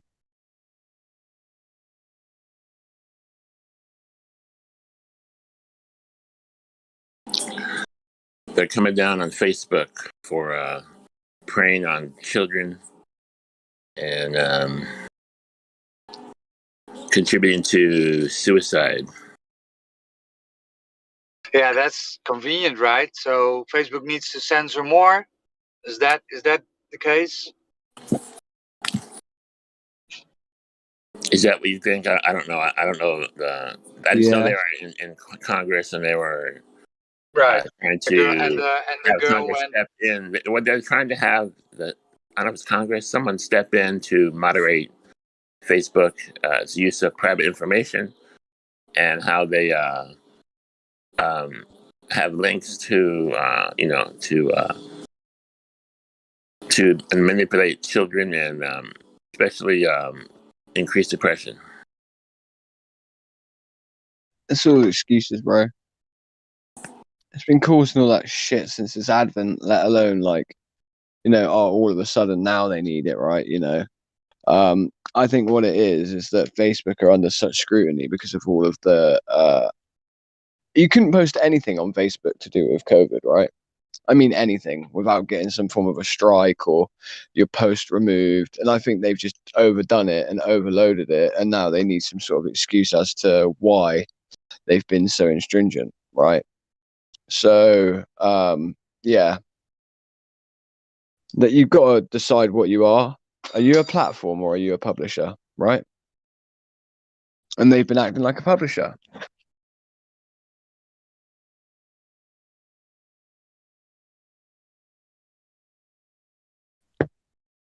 I don't know. I don't know what everyone else thinks on that, but I would say Facebook have been acting like a publisher basically for a long time.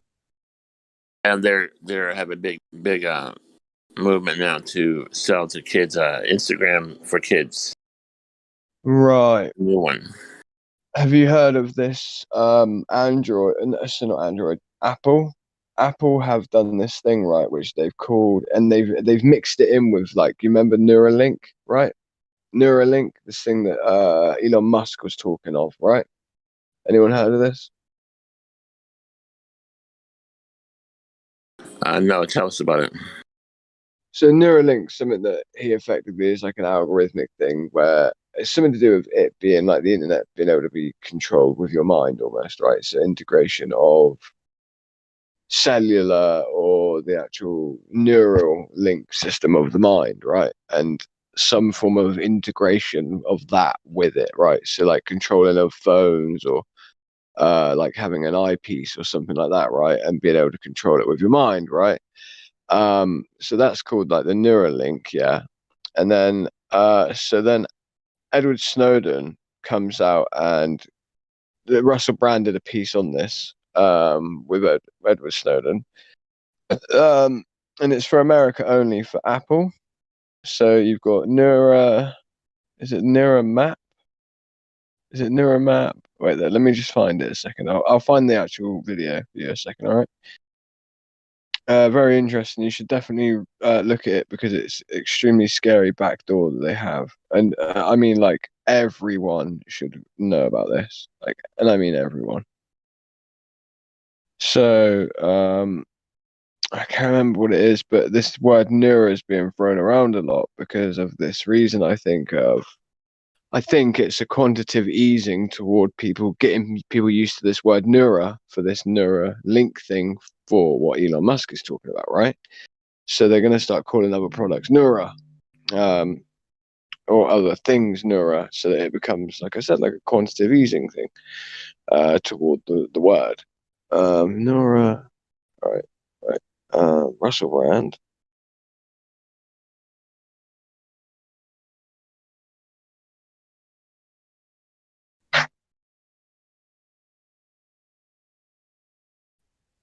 It's in the live stream. I posted the Neuralink one, but I'm not sure which one that you're on.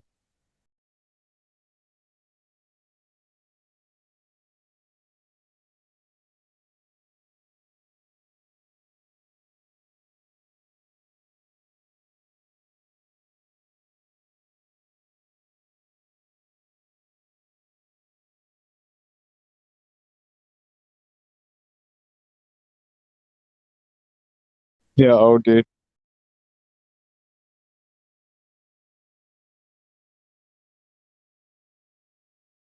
Oh yeah, I can listen to.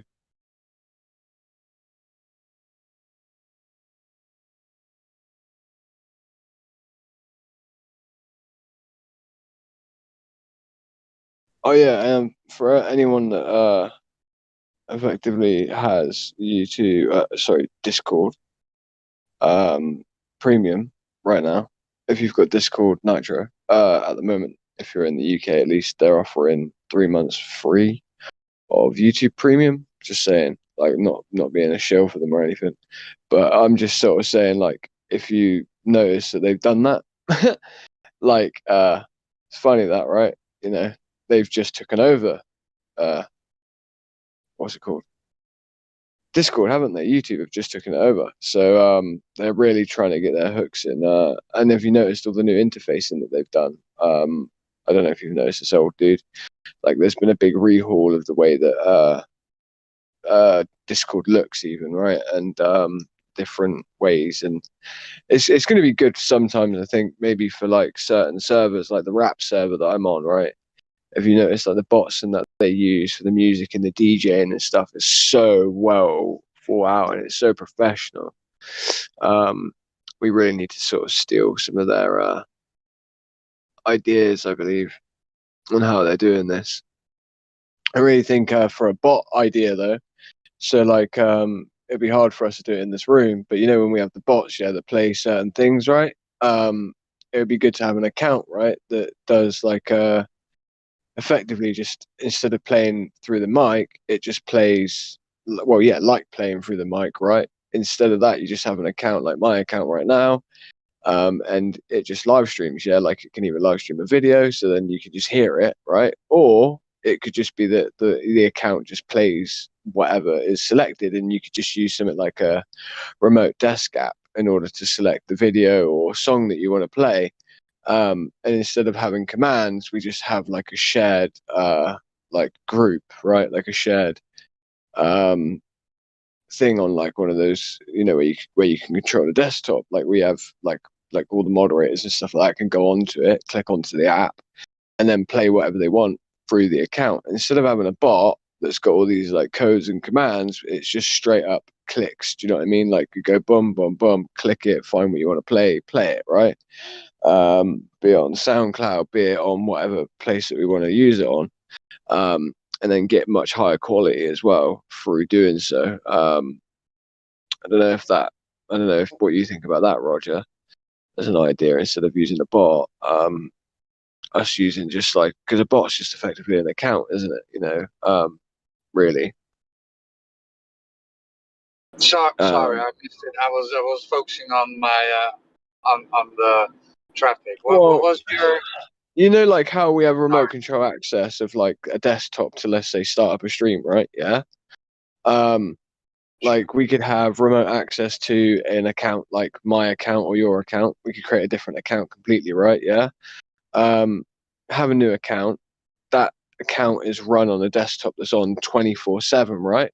That account is able to play through it, right? Because it's very easy to, you know, find a way of playing stuff through it, right? So like, so instead of us using a bot, we just have our own independent bot. Instead of having to write a bot with all these mad commands and everything, we just have a desktop PC that someone has in their house that's like always on and effectively is an account, right? Like one of the live stream bots, and then play the songs through that thing. So whatever moderator wants to do it, they just have to go onto the app, right, that remote controls the account, right, or sign into the actual account on their own phone, yeah, or like I said, do the remote access for the desktop and then play it through the character head there and then, whatever YouTube video you want, you know.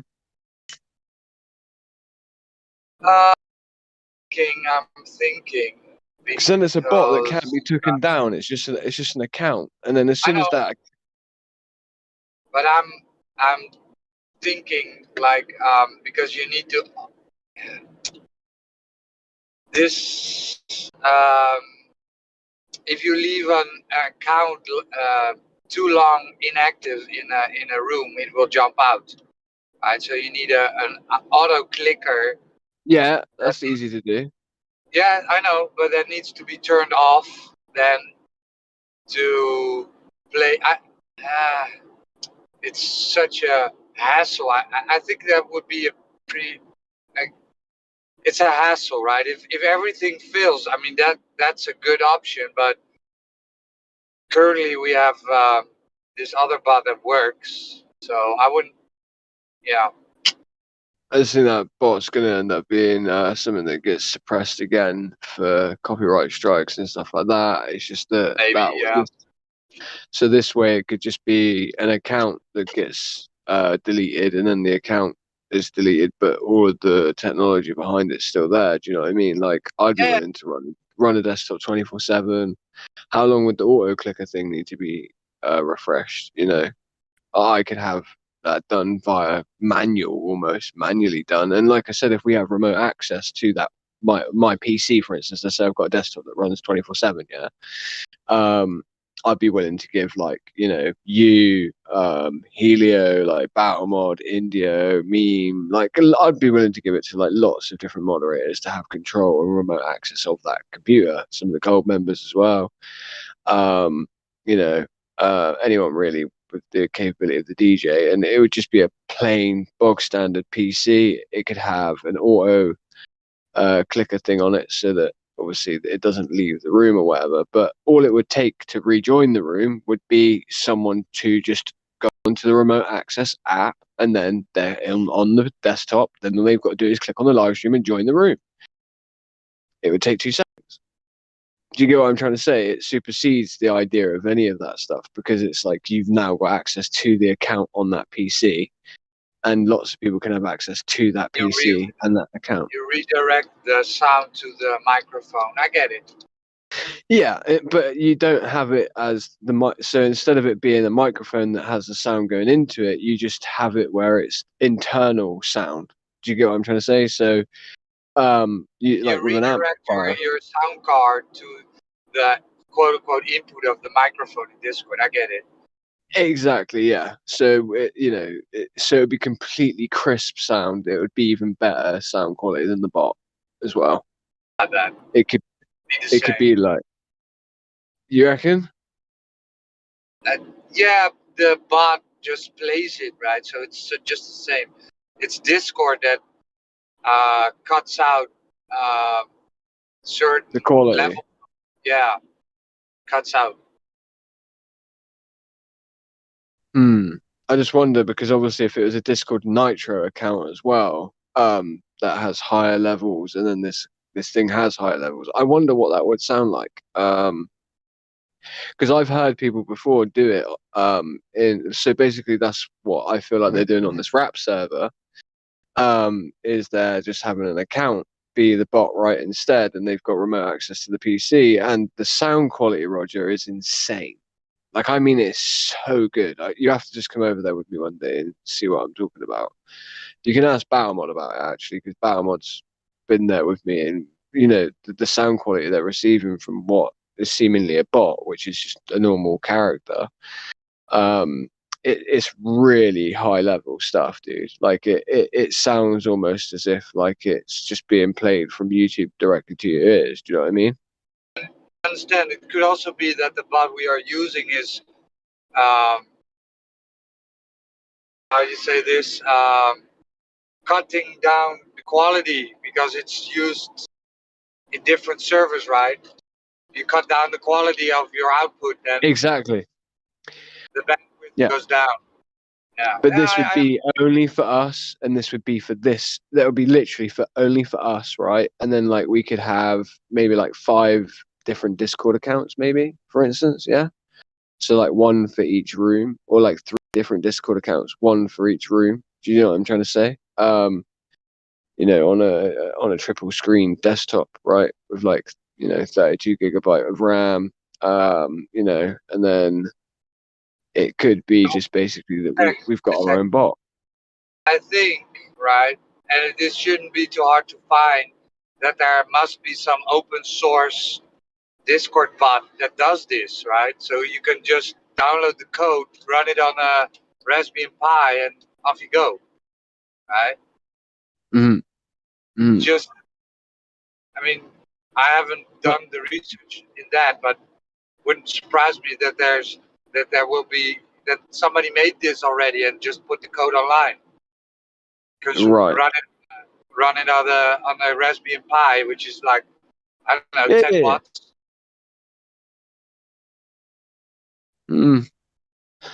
I'm just thinking, obviously, this way. Then it's something that we're completely in control of, and it's something that we effectively have. if you There's run it no on way of it getting.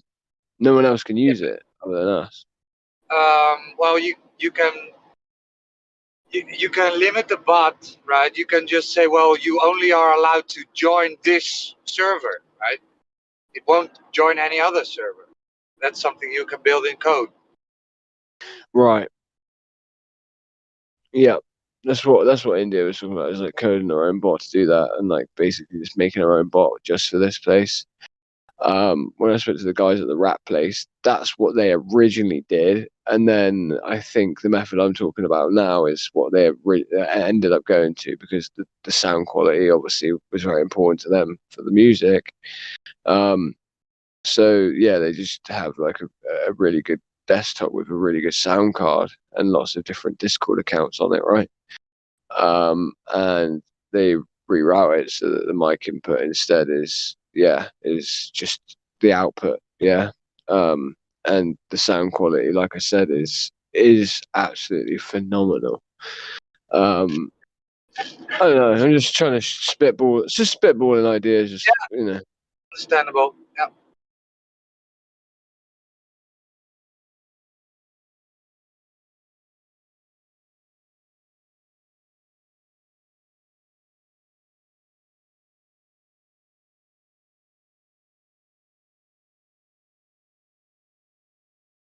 We wouldn't have any of the problem with the bot when it does decide to not want to join and all that rubbish. It wouldn't. We would, that would be completely avoidable, and it wouldn't matter if the bot dropped out at any time or the account drops out at any time and anyone's asleep, because there would be whoever's awake wanting to use the bot. All they've got to do is load up the remote desktop top access app and then just go on to my desktop and then just boom, sign in, and load in. And it would already all be auto signed in, password remembered, everything like that, sort of stuff, and then just join. Make sure the bot, obviously not the bot, but the account, you make sure it's just a silver account and nothing above that, so that it can't, ban anyone or anything like that, right? So that then there would be no anonymous bans happening from like 5 or 6 different moderators type thing, you just so it can't mute people and all that sort of rubbish as well. And yeah, you could probably run like a good 4 or 5 accounts quite easily, quite simplistically, all at the same time as well. Definitely 3 at least on a triple monitor desktop. You could run 3 all at the same time, running different videos or songs all at the same time, with extremely good quality. And it would be something that, even as a bot, it wouldn't be able to get banned. Do you know what I mean? Like, they could ban the individual accounts, but they wouldn't be able to ban the technology behind the account, if that makes sense. So it would just circumvent a massive issue.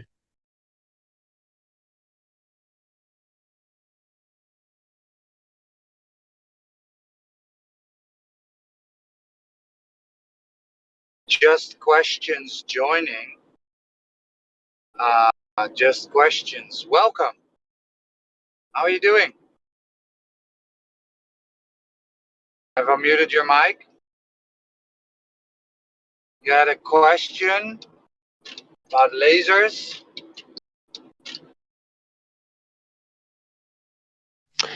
Sounds like he had just a question as well. I don't know, but you can't. You are here. Just questions. You are in the room. So what are you on about? I can't joke. Yeah, you are in the room. Maybe you're on push to talk. Go into your voice settings, maybe, and change from push to talk to automatic voice input. So, or use your push to talk feature. It's completely up to you. 1 second. Let me.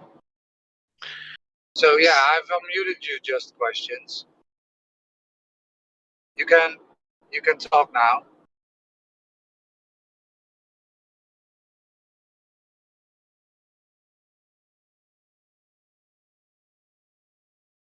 VC verified now. So you're just unmute your mic. Like I said, if you're on push to talk, then go into your voice settings and change it so you're no longer on push to talk. Still doesn't work. What does it say? Just questions. What does it say? Because you're not unmuting. So you're not unmuted. You're not server muted. Well, I would believe you that it's not working if you at least try to unmute your mic first. You've got to press one button to show us that you're trying. At this point, it looks like you're not even trying. You need to unmute your microphone, dude. It's that simple. And like I said, if you're pressing unmute, Now saying it doesn't work, but he's not server muted. no.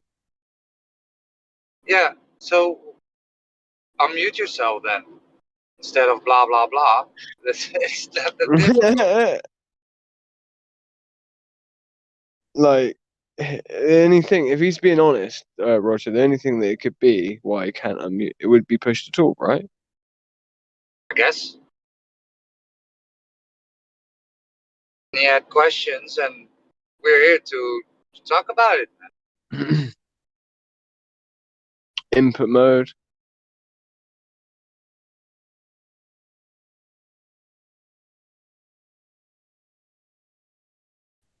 Like I'm on push to talk now, right? And it's still not showing a mute sign next to my icon, right? So you have to unmute, dude. Regardless, you still haven't done that part. So it's not just push to talk. You haven't unmuted yourself on your end. So unmute yourself.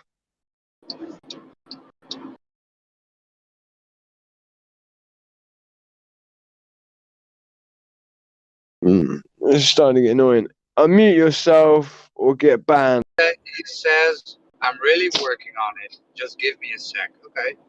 It's one button press, dude. His account is from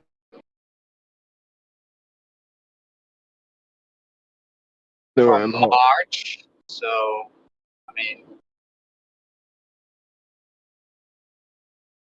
don't think that. I'm hovering on the mute button. Don't worry, Roger. I'm not scared he's going to shout out profanities. Well, you're driving, that's all. You're the fastest at that. You're driving, and you're the fastest at doing that. So that's why I said that to you. You're much quicker than I am when it comes to the old mutey mute.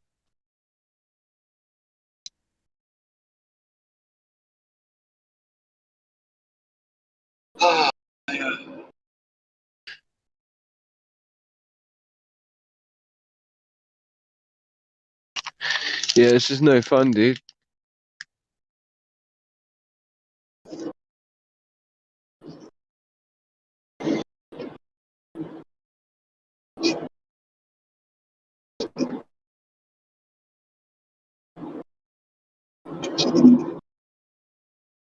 Yeah.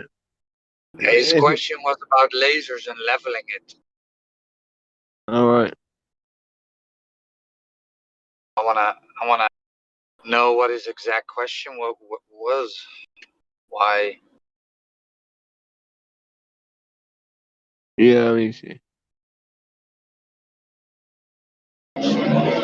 It seems like living in a laser at the moment would be probably your smallest problem. As of right now, you're unable to press unmute on a Discord server. So playing around with lasers at this point seems kind of it kind of seems like it may be a bit of a problem. Yeah, there he is. He's gone. Dropped out. May come back. I don't know. Maybe his job then was to try and get unmuted to come back at a different time. Let's. Take his VC verify. Is VC verified? I'm But- taking it away. No, let him have it for a few minutes now. Let him try. All right. I may take it. That he dropped and rejoined the call, crack. Oh, right, okay. Sometimes All it right, doesn't go sorry, no through. worries. No worries, No worries. pal. I was just thinking maybe he was hoping to get in at a different time when there wasn't a mod here, you know? He's back. And have his power hour, you know? Yeah, so you're VC verified. It's the questions. Just Oh, did you even remember those days? Roger won't know about those days. The power hour days. Where someone would manage to get like verified or whatever, right? And they would wait until there was no gold pluses or no mods in the house, yeah? And they would literally come in and you know, play songs and Fanny this, N-word this. Yes. N-word that. For like a good 40 minutes, bro. A good 40 minutes of it. And no one could do anything. It would just cause chaos of DMs, just like flying left or right. Moderator, get in here. Go pluses, get in. You know, like, and then like everything would just become about that. Yeah. So I'm often wary of people that for some reason can't unmute, but want to be, you know, they want to get everything set up so that they could speak. But like right now, they won't. maybe you should download the app. Just questions. Download the actual program, right, on your computer, not via a browser. Oh, the browser doesn't work at all, dude. It seems like a good cop out, but okay. Download the app. Just questions. It's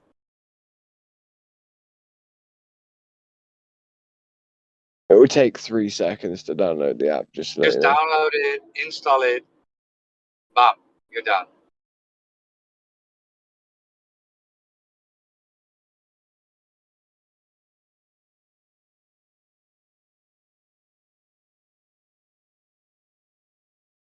Different, right?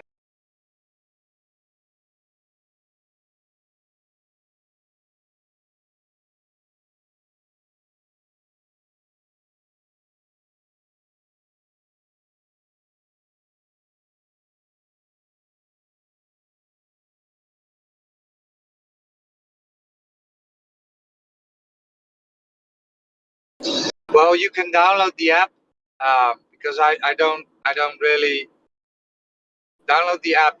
Right? Go to discord.com, download it, install it, log in through the app, and it should work. Maybe this is the troll. No. To just Yeah. get us to just explain this forever. To Yeah, he's going to do that now. He said, "Okay, be right back."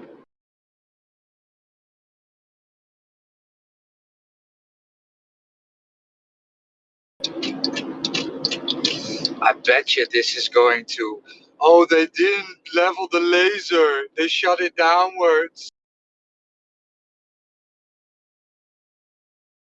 Mate, the more they shoot the laser downward, the more it should hit the leading edge of the sphere. So that's bullshit. I've They shot always it known that. upwards. They shot it And up. They didn't level it. It shot upwards. Oh, how that would that work then? Oh, It's good. so dumb. It's such a dumb argument. They didn't level the laser. I mean, so if I shoot Either it down, way, it would hit the water. If I let's shoot shoot it it up, up. it wouldn't hit the target. So what's your point here? Like, yeah, if you shoot a laser like up, right? Like again, if it was, let's say, on a globe, for instance, right, you should be able to like create a triangle from an orthographical view sort of thing, right? If you were to like, sorry, not orthographical, if it was a, let's say, a ball, right, and you, let's say, shoot a laser and you have the angle of it being shot up, right, up in the sky, and then you go out a mile out, and then you get where that laser is, and then you measure the height of that laser, right, from the ground, right, above your head. You look up, this laser shining above your head. You measure up to the height of that laser by using another laser, right? Okay, like an infrared viewfinder, right? And you know its height, yeah? Effectively, its height should correspond with the 8 inches per mile squared drop rate as well. So, meaning its height should be not that of what you would expect on a flat plane, right? Yeah. There should be a differential, basically, meaning there should be the drop rate of the actual globe. And if you shoot a laser straight up at a laser that's shooting at a 45-degree angle, like 5 miles out or 3 miles out, and you shoot straight up, you shouldn't be able to create a triangle. You should only be able to create well, not like a triangle, but I mean you shouldn't be able to create a triangle an equilateral triangle, should I say? You know, like the two edges of an equilateral triangle. Yeah, that should be impossible to do on a ball, really. Because if you just shoot straight up, right, obviously from where you're at, and you put it at the 90, yeah, you put it at the 9 o'clock position. Sorry, at 12 o'clock He's back. position. It works. Welcome, Just Questions. Welcome. You've unmuted your mic. How are you doing?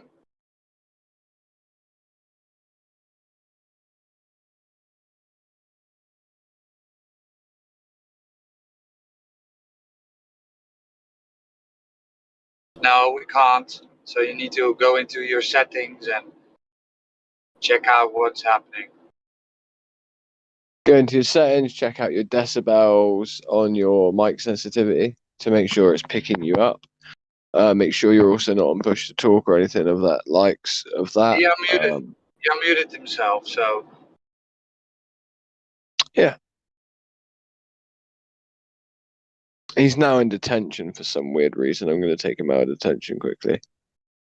is he in detention? I don't know what he did. Maybe Let I'll me VC check. I'll VC verify him again because it took his VC verified. He said my mic is working. Yes. Okay.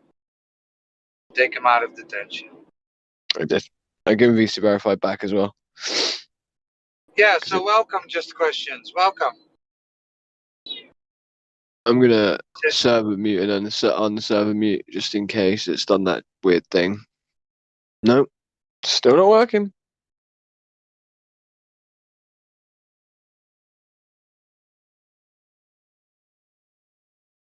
Go into your settings, voice and video, dude, and yeah, check if it's picking up your voice. Go to settings of Discord. You have voice settings. Input settings for your mic as well on Windows. Bottom right hand corner, you have your playback devices versus your recording devices. You need to make sure you have the microphone that you're using set as your actual mic, right? So you could have the microphone of your laptop trying to do it that may not be working, and you might, let's say, have a headset plugged in. So you need to click on that as well and make sure that you have that enabled. The actual headset you're trying to use, that is. This is painful.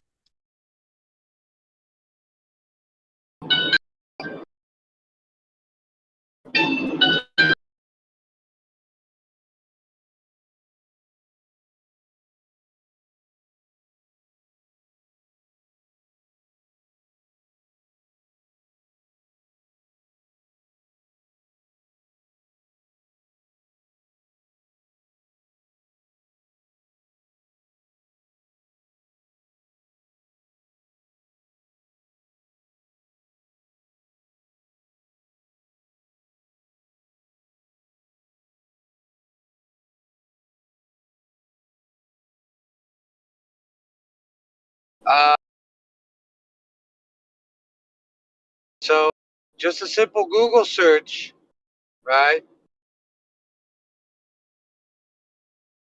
Yeah. Anyway.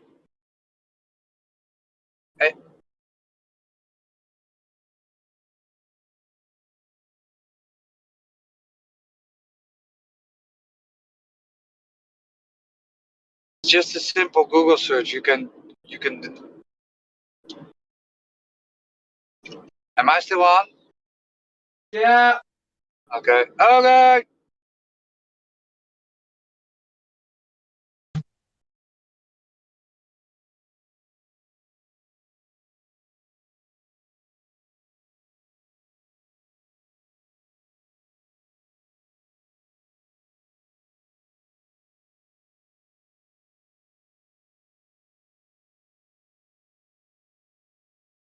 Sorry about that. I didn't think my microphone would pick me up with this distance.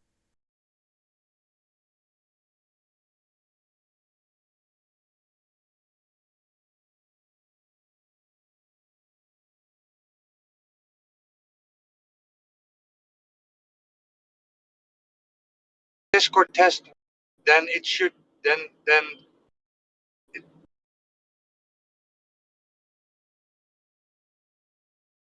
Calling bullshit now, right? Just calling bullshit.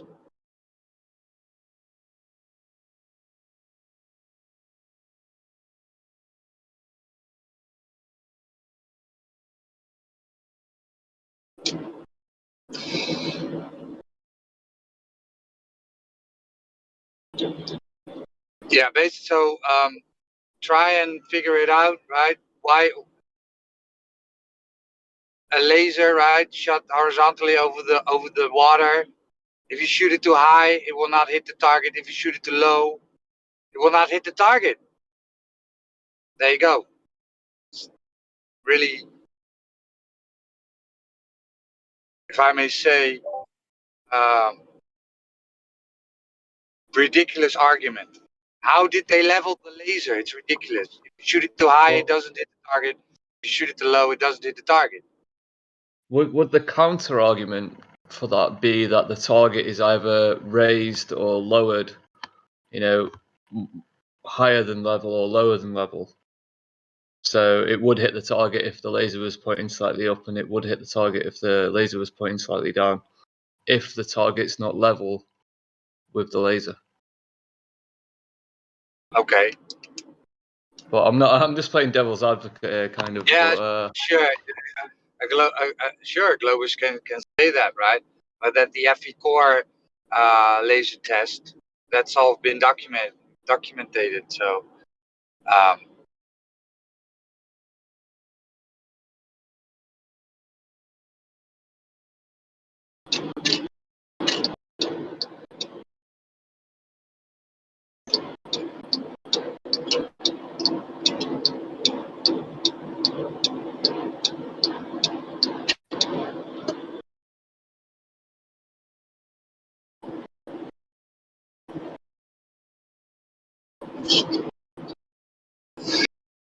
that's all fine, right? Where are the globe laser tests? I know, that's what I wonder. Where are all their tests? The only one Right. I've seen is that bullshit test where they shine a light through a hole and expect it to shine through the hole on the other side, and it doesn't. I think it's taken from the Netflix thing or something, and it's like some anti-flat Earth bullshit. There is globe laser. Yeah, there's one from Stephen Hawking's where they shine it. That's and then they claim they come here and they say, well, how did they level the laser? And then the only globe laser test that exists is the one from Stephen Hawking, where this lady girl is on the beach with her laser, and then the guy goes out with this boat and is bored, right? I've seen that. There's nothing documented there. Nothing. That chick could just shoot it upwards. Nothing to show for. And then in that same documentary, we have the helicopter thing, right? The helicopter curvature test. You remember those? Yeah. Where they use the same shot twice with the birds. So why would you even trust the laser test then, right?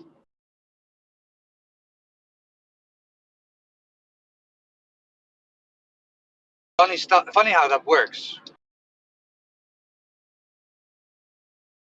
and I up on Metabunk, and that's funny as hell. Yeah, yes, talking was just entertainment. Don't bother with it. It's just entertainment, right? I made a screenshot of it. It's so funny. I mean, it's rather sad. It's rather sad. Where is it? Oh yeah, it's here.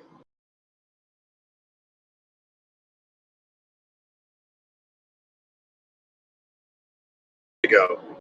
This was the responses on Metabunk on the PBS helicopter thing.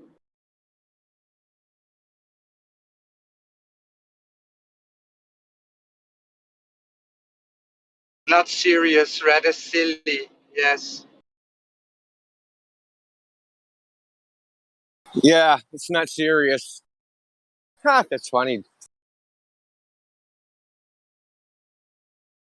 It was a joke, Roger. Don't you know that? It was just kid. That was comedy. Comedy, right? Where they just use the same shot twice. It's comedy. Listen, those are specially trained birds, man. They're great actors. They got right back in the same spot. Yeah. Yeah, when you go into that forum, you see Mick West, right? At one of the first. I'm banned from there. Oh, I am. Like, I got banned. Like, I made one post and got banned. yeah, and then somebody said, "Well, this is doctored," and yeah, and then they all jumped on it, and no Mick West again, right? Yeah. No Mick West saying, "Yeah, you're right. You're right. It's doctored." Oh yeah, he can't call that out, right? Yeah. He's a debunker until it's mainstream that needs to be debunked, and then he's nowhere to be found.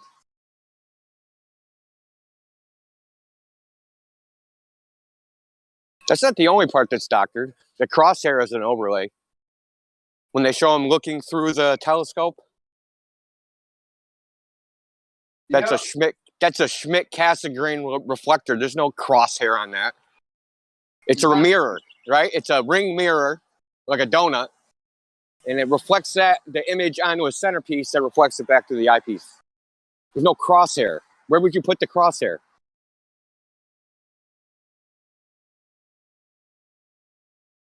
No crosshairs. Fucking, you ever go through an astronomical telescope with a crosshair? Think about it, dude. Just think about it for a second. I mean, so absurd. Even spotting scopes that snipers use rarely have crosshairs. We may have some reference-tory sort of scale grids on the side and stuff, but they rarely have mil dots, crosshairs. right? So yeah.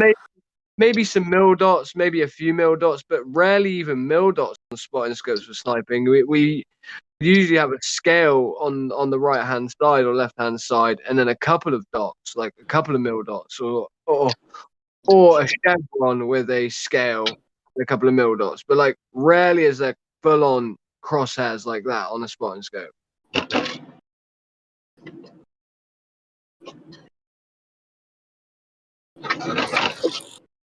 You know, they put crosshairs because, you know, they want to give you the idea that they're doing a precision measurement. They have reticles so that they can measure things.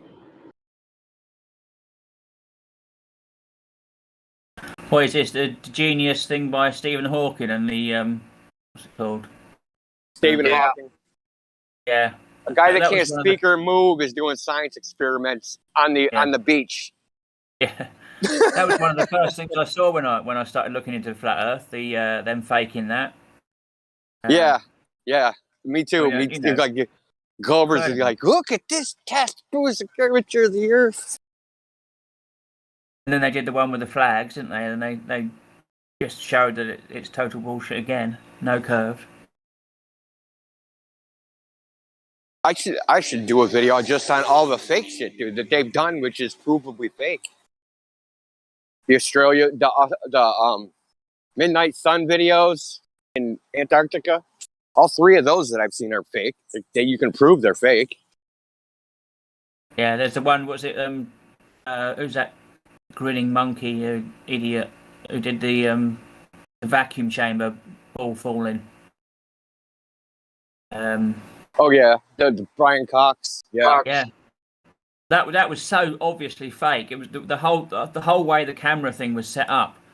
It was just like it looked like a magician's setup, didn't it? And they only showed one angle, and they just showed, it's ridiculous. Even people who are who believe it all were saying, why is why do you only show it in slow motion? Why do you only And then at the end, they rather than actually concentrating on filming what everybody wanted to see, they filmed all these people smiling and cheering.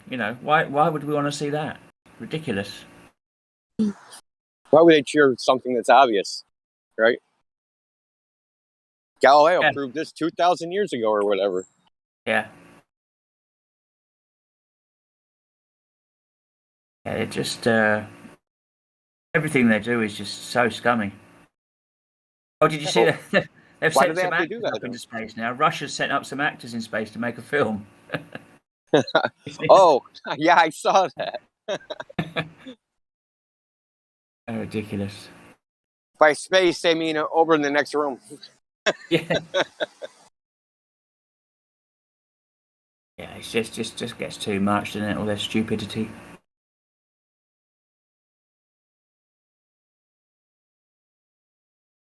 So the Antarctica one with the watch, that one is like ridiculous. So you got the same like repeating clouds, but there's one part of it where the watch itself shrinks. For one frame, it loses a line of pixels, compresses, and then expands again. Not to mention the watch itself goes out of sync. I was looking for that video. Oh, I got it. I can find it easy because I DM'd it to me not that long ago. Well, I mean, we haven't had much conversation, so it's not that far up. So hold on, I'll post it in the live stream. Sure. Do you want the full video, or do you want just that segment, the watch segment? Just that segment is good. All right. Because I have the full video too. I downloaded up of Pirate Bay. Yeah, so the repeating clouds, right? Globies that now have the new version of it, and was on, I don't know which channel it was on, and now they cut it in the middle, not at the end, because their rebuttal was, it was a continuous shot, and we needed to paste it somewhere, and it wasn't the beginning, but now we cut it in the middle. So the clouds don't repeat anymore. I'm surprised. Well, we had to cut it because we filmed it in AVI, and that is a 4 gigabyte file size maximum. So we had to. So then we had 2 AVIs, and then we converted that into MP4, and some bullshit. Oh yeah, India. I come up with an idea for a music bot that can't ever be messed with. Desktop PC with a few people with remote access to it. I'll be willing to give a few people access. Just be getting a desktop PC, and then reroute the sound card so that instead of it playing the microphone, it just plays the output. Yeah. Yeah, they have something. It's called Virtual Sound Jack. Yeah. So that'll do it. Yeah, and then just basically have all the moderators or whatever have access to the desktop PC. And then it would just be an account like mine, silver account though, right? So it couldn't, be any anonymous like banning or anything done. With whoever wants access to it type thing, would have access to the desktop, remote access to it. It's an app that does that now. It's like £7 a year or whatever for it. It works really well. And then the sound quality is so good. And it would only be us that could use it, right? Because it would be just for us. So, yeah, effectively, it would just be like an account that would be in here. Is Jockey Bot not working again? It does work, but it sometimes breaks down. But I'm just saying, like the music, the quality of it is so much better. Over on that rap place, that's what they seem to be doing. Well, I Is what think I'm the talking quality of this chat is set to 128 KB because when we turn it all the way up, it lags, and you get a lot more roboting. Though that was a while ago that we decided to do that. That was almost like 2 years ago now. So maybe I'll try it again because I know because of But then- COVID and shit, they allocated more bandwidth. Well, yeah, and then the account can be a Nitro account as well, which I as soon as you have a Nitro account, it automatically makes that account. They don't talk about it, but they do a little bit. But I mean, as soon as you have a Nitro account, it makes your sound quality better. So the bot would be an account with a Nitro. Do you know what I mean? Hey, can I question real quick? Yeah. I actually can host you the bot guys. I have a machine running. I have some free space that I cannot sell, so I can just give it to you for free. What do you mean free space you cannot sell? What do you got, like servers from somewhere? Yeah, I have a server in North America, and I have like 6 gigs worth of server that I could not just sell because 6 gigabytes is like literally nothing. And I can give you that space if you want. Yeah. Is it bare metal or a VPS? Oh no, it's a VPS. Okay. I was planning on upgrading to a VDS, but right now I'm kind of lacking the funding. So I have a VPS with shared CPU and one with dedicated CPU. So the one with dedicated CPU is just like sitting there doing nothing right now. then I mean, why not host it on your VDS then? Because I'll tell you why. Super fucking retarded. Because okay, so I use Linode. So Linode is a company that gives VPS, that hands out VPSs. Their images do not have the sound card drivers in it. So I have to compile a custom kernel with the sound card driver in it to like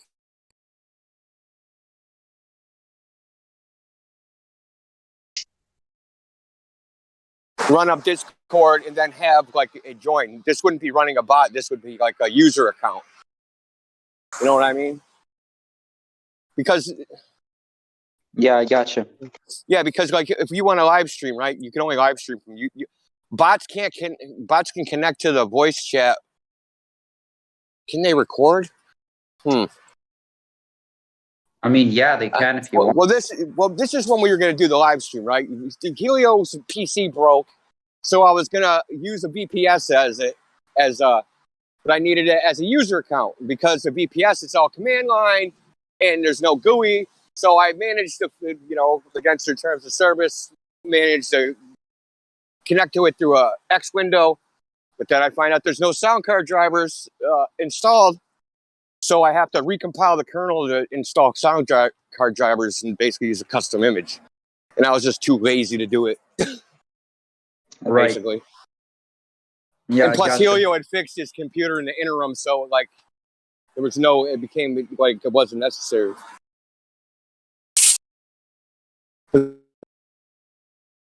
It's still paying like $5 a month for like a dedicated CPU VPS. How many gigs is that of RAM? How many gigs of RAM? It might be like 4 gigabytes of RAM. I mean, I was only going to use it for a Discord client. It doesn't have to be able to do much. I just didn't want any lag and shit. Damn, that is a good price. That is a really good price. I think I pay like $5 a month for it. It's super cheap. But it doesn't have a lot of disk space, so it's like I'd have to look at it. It's either 10 gigabytes of disk space or 20 gigabytes of disk space. It's super small. Oh, all right, I gotcha. No, but like I just got the cheapest one that was dedicated. I was just like, I'll just get a dedicated one. Whatever's the cheapest one, I'll get it because I didn't need it for anything serious. Yeah, I gotcha.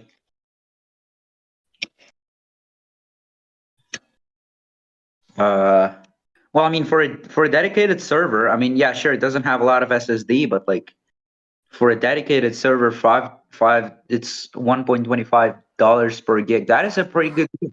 That is a pretty good deal. Yeah, it's called Linode, Linode. They're pretty cheap. I'll check it out. Thanks. Yeah, I found out about it because I know the guy that kind of started that company. It's out of New Jersey.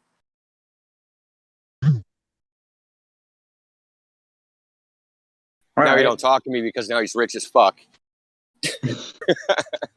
Well, no, I'm sure he would talk to me. I just don't contact him. It do be like that.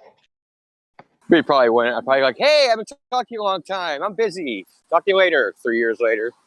Hey, how you doing? But he is. Yeah. He's like a super busy, ambitious guy. So he's always doing something. Yeah, and I had a friend like that. Threw me under the bus. Yeah, it's not personal. Like they love money more than you, so it's not personal. It's about the person. It's not about it's about their character. It's not about how they see you. I just think that you're less important. Yeah, that's like you win some, you lose some. But he's free. Yeah, he's free to do that. Like you think that's the most important thing in life? Get in the bag, counting your beans. Go for it. See where you end up. Yeah. Maybe we can all that money and belongings that you accumulate. Maybe when you die, we'll just get a bulldozer to push it on top of your grave. I mean, yeah, you can get money, but you can't really get happiness, can you? Nope, can't take it with you, as they say.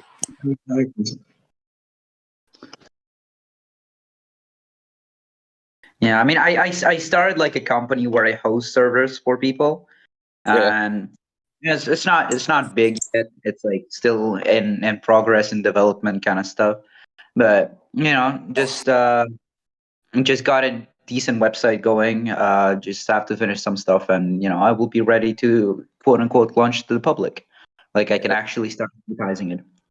Yeah, there's a lot of competition in that space. You know what I mean, with Amazon Cloud and Google Compute. And the thing is, but it's not the same really. Like they don't know about Amazon Cloud, but as all the companies that I have seen, their prices are like super obnoxious. That just to be upfront with you, like one 1 gigabyte you can literally get it for 70 cents, and I've seen companies are selling like $5 per gigabyte, which is just obscene, obnoxious. so that's transfer, right? That's network transfer when you say 5 gigabytes. It's not. It's not about net. Wait, what do you mean network transfer? Network. How much data you can transfer? Is that what you're talking about, or like hard drive size, or like? I'm talking about RAM. No, usually you talk about RAM SSDs. Like, it's dirt cheap. Like I can get 1 terabyte of SSD for like $5, so it's dirt cheap. But yeah, I'm talking like one gigabyte of RAM. You can literally buy it for 50 cents if you buy it right. And these companies think that they can charge you up like $5 per gigabyte, which is like so. Yeah, I know. Some shit they do is just highway robbery. Yeah, but I mean, think about when they charged for text messages, right? Back in the day when they used to charge you money for text messages. You know how much data is in a text message compared to a phone call? Like a 1 second phone call is 128,000 character text message, right? And they're charging you like 3 cents per text. It's like, are you out of your goddamn mind? Yeah, it just sucks because you have these 5 huge companies that have all of this monopoly on hosting, and you have the smaller companies, and you as an owner of a smaller companies are like talking to serious people and like, hey, I can host you for literally 5 times cheaper. It has happened to me before. Like say, hey, I can host your server, I can host your Discord bot, and it's gonna cost you not $15 but $3. And he's like, nah, you're probably gonna scam me. I'm not interested. Goodbye, man. And it's like, this is what pisses me off. Like a lot of people that just think that because you have such a small company, it means that you're probably scamming people because your prices are low. While in reality, it's just because the prices should be low. It's a little bit like water, you know. You shouldn't be paying like €1 per bottle of water if you can literally buy water for 5 cents a 2 liter bottle, you know. But that's kind of that's the way it is, you know. You know, someone should. Maybe I'm that person, but someone should make like an OS, almost like a OS just for like Discord bots. Yep. Right. So like small footprint OS that's like 10 Yep. OS something that's like 128 megabytes. Right. Because you need like zero space for a Discord bot. Exactly. Like, you know, even a giant Discord bot is going to be what, 10 megabytes? Yeah.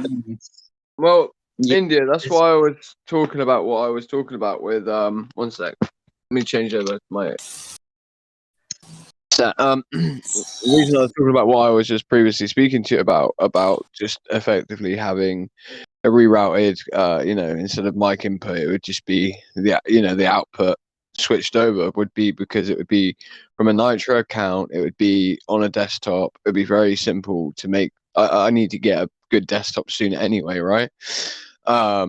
We could easily have 3 accounts that could do this all at the same time as well, and then it could be 3 different moderators remote access in that PC, and then it's no longer a bot. Do you know what I mean? It's just something that is more usable, more user friendly. Like if it loads out, it doesn't matter, does it? If it's not in the room, it's like, because all they have to do is just go onto it. They're on a Discord account. They just join the room, and then they play the song that they wanted to play.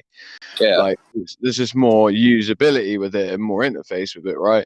I'm only sort of saying that if it comes to the case that I do what I want to do anyway, it would just be functionable. That would be the only thing.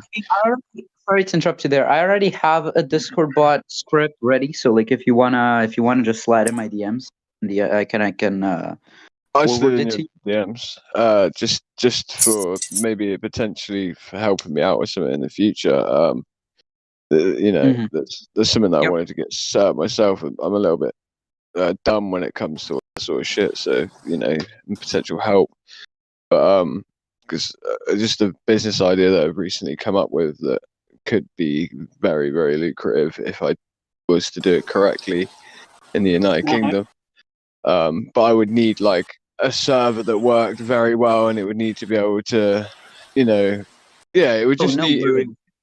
Yeah, it would need to be able to work really well, and it would have to basically have the capability of expanding in space, as like the space would need to be able to be expandable. I can, if you want, after I'm done cooking my food, because I'm literally starving. These motherfuckers skip me 6 hours in school, and then expect me to not starve. After I'm done cooking my food, I can actually call you and I can give you a demonstration of what I am right now. We can discuss this further if you want to. I mean, in about 4 minutes, I've got something that I've got. I don't know how long it's going to keep me up for. What I'm doing. Stepping lines again? Jesus Christ, man. You don't know how long it's going to keep you up for, buddy. Go build a road or I know, something, the way brother. the way it works. Yeah, right. Give me a pickaxe, dude. Give me the pickaxe, dude. Like Minecraft on coke. I'm pretty sure that's going on like right now, everywhere. Anyway, I'm sure that like it's either the coke or it's, I don't know, the attraction to someone else. I don't know. Do you play Minecraft? Please tell me you don't. I actually do. With my son, I do. Yeah. Okay, with your son, that's all right then. Servers. Like I play it with my my stepson and my godkids, but I don't play it like as a thing on my own. Like, it's never something I do on my own. So check this out. I did Eratosthenes. I used the ray tracing shader. I did Eratosthenes in Minecraft, and the shadows are different lengths. Oh, really? Yes, they were. No, And Minecraft is definitely that's flat. really cool. In Minecraft's 100% flat. No, yeah, I've checked that out for myself. That's pretty dope, dude. That's what I'm saying, dude. I did this shit like a couple years ago. Well, that was beginning of COVID, somewhere in there. So I bought a laptop with a ray tracing card, with the RTX card. It's like, shit, man, I'm gonna do Eratosthenes. Yeah. Is it somewhere we can see it? I could show it to my sons. Oh man, no, I'd have to go find it. It's probably somewhere in Okay. Jose's DMs. Okay. Scroll up for a while. Just Questions Hello. has a question. If any, does anyone know about the He won't speak for some reason. I can just know. Well, redo it too. So yeah, I'll try and redo I'd it today. Oh, that'd be great. Yeah, I'd like to I'll see try that. and get like an old Greek guy's skin or something for my Minecraft guy. Oh, that would be funny. That would be also. I would enjoy that too because my one son is also studying the Greeks right now. Yeah, that'd be cool. Yeah. Well, I'm gonna mute just myself. I will DM you later, Scottish guy. All right. Sorry if I don't know your username. Oh, thank you, Italian guy. It's Crack Villain, and he just called me Scottish guy, and you got it right. I'm actually Scottish, right? Yeah, but I good don't have a for Scottish accent. Scotland So forever. I have a person. I have a person that works for me, and she's Scottish, and I like her when she says "Scotland forever." Scotland forever. Yeah, basically. All right, I'll go eat now. Have a good one, guys. I will be listening. I'll just mute myself. Hit me Okay, up, bye, dude. Alex. Just hit me up, mate. Oh, I will most definitely. No worries, dude. Right. Just Questions wants to know about the Canada level laser test, which CJ posted in the laser test channel. I actually don't. I've never even looked at that. I know nothing about it. He wants to know if the laser was leveled. I'm sure it was leveled. How could you do it if it wasn't leveled? Yeah, so basically it boils down to the laser isn't leveled, so Earth's still a ball, right? That's basically what all globers say. Laser isn't level, Earth's still a ball. But when I shoot the laser too high, it will shoot over the target. When I shoot the laser too low, it will hit the water. So it's just a fairly ridiculous argument to say, well, they didn't level the laser, so there's still a ball.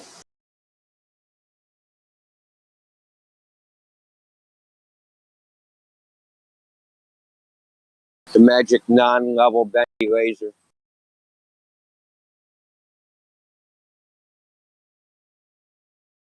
Yeah, it's too bad this Just Questions can't get his mic to work. No, I don't think that's what they said. Just leveled. They just questioned. They didn't say. I'm going to change his name to Just Leveled. That's a good idea. Well, they The did laser- level the laser because if you look at the PDF, there's actually a picture of the level that they're using while they're leveling it in the PDF. Did you say you want me to Now change I his understand why. Now I understand why his mic doesn't work. Yeah, I understand now. He's probably one of the usual suspects. He wants to know about the PDF. Are you talking about the FE Core one? Yes, the yeah. FD4 PDF. I'm changing his name to Just Level. I beat you to it. I beat you to it. I already changed it. Oh. Unless you beat I me thought to you- it. I'll check. Sorry, I'll I check. thought you asked me to do it.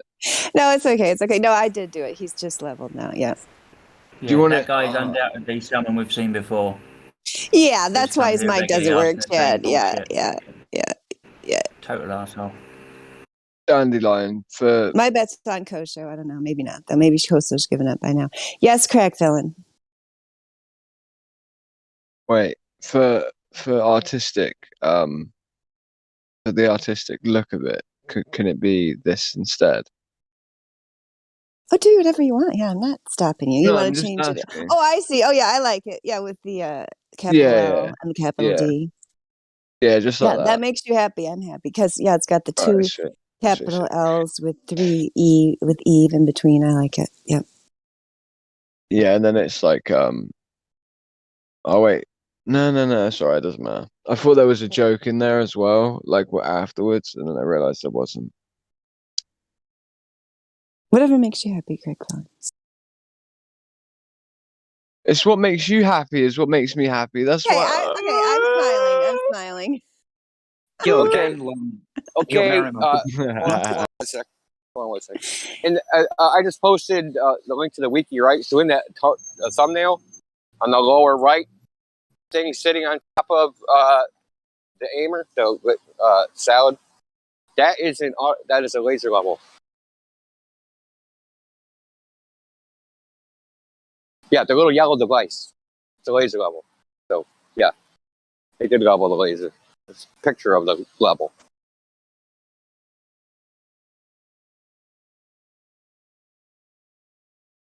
No, that's not what I said. Just level. I said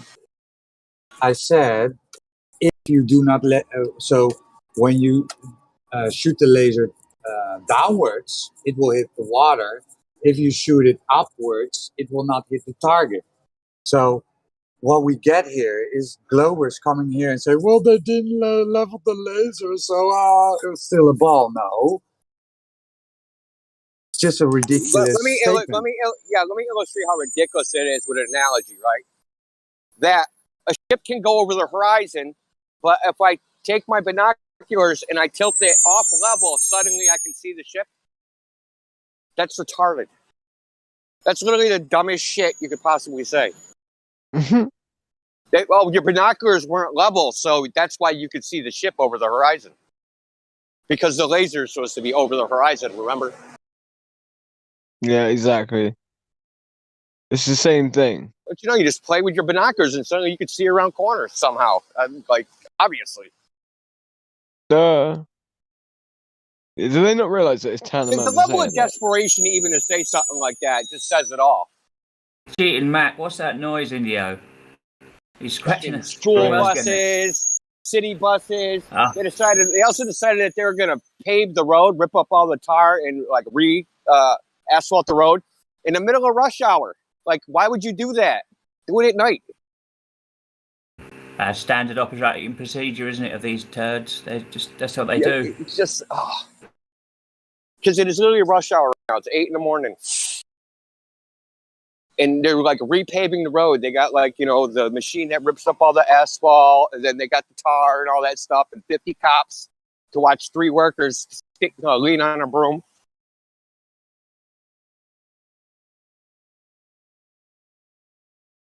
Tax dollars hard at work. You want to hear Just Leveled, aka Just Questions' latest comment? Oh God, do I? I don't know if you do or not. On page slam my head in a car door first. Yeah, probably. On page 27 of the PDF, the laser is pointing down with respect to the level of the Earth. Just Leveled really wants to live on a ball. He really does, guys. And how fast he can read, right? How fast he can read which PDF, and then we post it, and then bam, 2 minutes later he throws out that. Right? What page? Oh, my mic doesn't work. My mic doesn't work. Of course, yeah. What page did he say? Page 27. I'm looking at it here. Yeah, what's on that? Oh, page? it's a diagram. What are you talking about? It's a diagram. Oh God! Do you know how he got to I page knew it. 27 in like 12 seconds? Because in the diagram, right, it shows the laser, like if it was tangent, like just brushing the horizon, it shows like the lowest level it could possibly hit. But the other part of the diagram, right, so it shows not just the tangent, it also shows the eye level. Right? So you're going to pick an arbitrary line that they said that they didn't do. And he's picking a picture. Yeah, I mean a drawing, not even, yeah. Okay, what? And just throw a dart and pick on this piece of the diagram? I'm trying to get this diagram into the voice text, but it's not letting me save it as an image. I'll just take a screenshot of it. Hold on, I actually got a meme of the diagram. Hold on. Okay, cool. Or there's a bunch of diagrams, so it's one of them. Yeah, it's the one you're talking about. It's got the point of tangency. It has the laser beam at a 90-degree angle, so I don't know what he's talking about. He doesn't know what that means, I guess. Oh, he doesn't like page 42 either. Or 54. Well, hold on, Just Leveled. Let's start with 27. I'm not going to gish gallop through the pages here. Yep, that's the one, Indio. Yep, that one you just put up there. Okay. This is page 27. We're just going to talk about one page at a time there, Just Leveled. See where it says point of tangency? And the other one says laser? So, yeah, it's not tilted down. Good try. Good try at poor reading comprehension and inability to read a third grader's diagram. In 12 seconds, right? 12 seconds. Because we just showed him the PDF and then, oh yeah, they didn't level the laser. It's just this global shtick, right? Again, if you shoot it downwards, it doesn't hit. If you shoot it upwards, it doesn't hit. It's a ridiculous, retarded argument. It's embarrassing. Quite honestly, it's embarrassing on their part to even say something. Oh, now you've seen this before. Of course, yeah. Yeah. Let's ask him a direct question. Can I see a ship that went over the horizon if the binoculars are not level?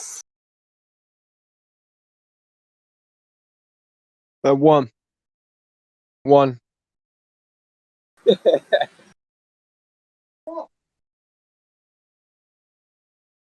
I guess I can see Everest from New York City if the binoculars aren't level.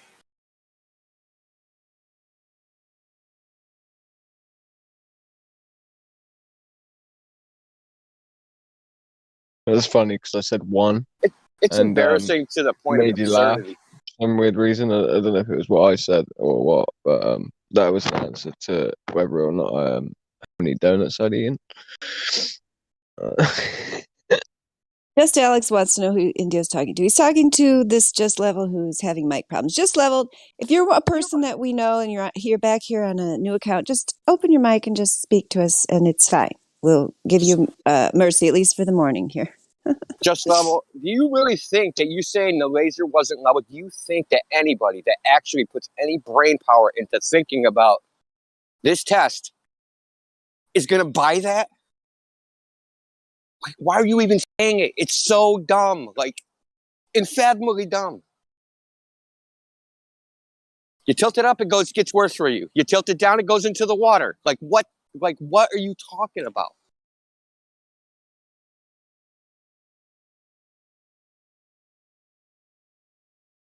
Hey, Just Leveled. Don't know if you have done this, but technically you can go into your settings. Yeah, he did that. Anyway. Your setting and define the microphone that you're using, not as default, but as the microphone you would like to use. Try that. Enable it. I already told him all this. I told him to go to the bottom right hand side of your screen. Click on your it's a standard mic broken crew. Yeah. He claims he checks. It works in the voice and video settings and so on. I mean, come on. I believed you until you started doing these dishonest Glober tactics. Now it's hard to believe your mic story. I'm sorry, Just Levin. He said he's going to try this. Yeah.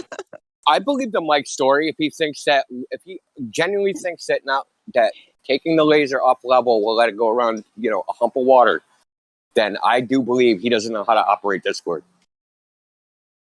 Okay, yeah, that's good. Yeah, there's some evidence there. Absolutely. And as well, when it comes to like leveling lasers and stuff like that, like if you can't get your microphone to work, dude, you shouldn't be analyzing any of this shit. I'm going to be quite frank.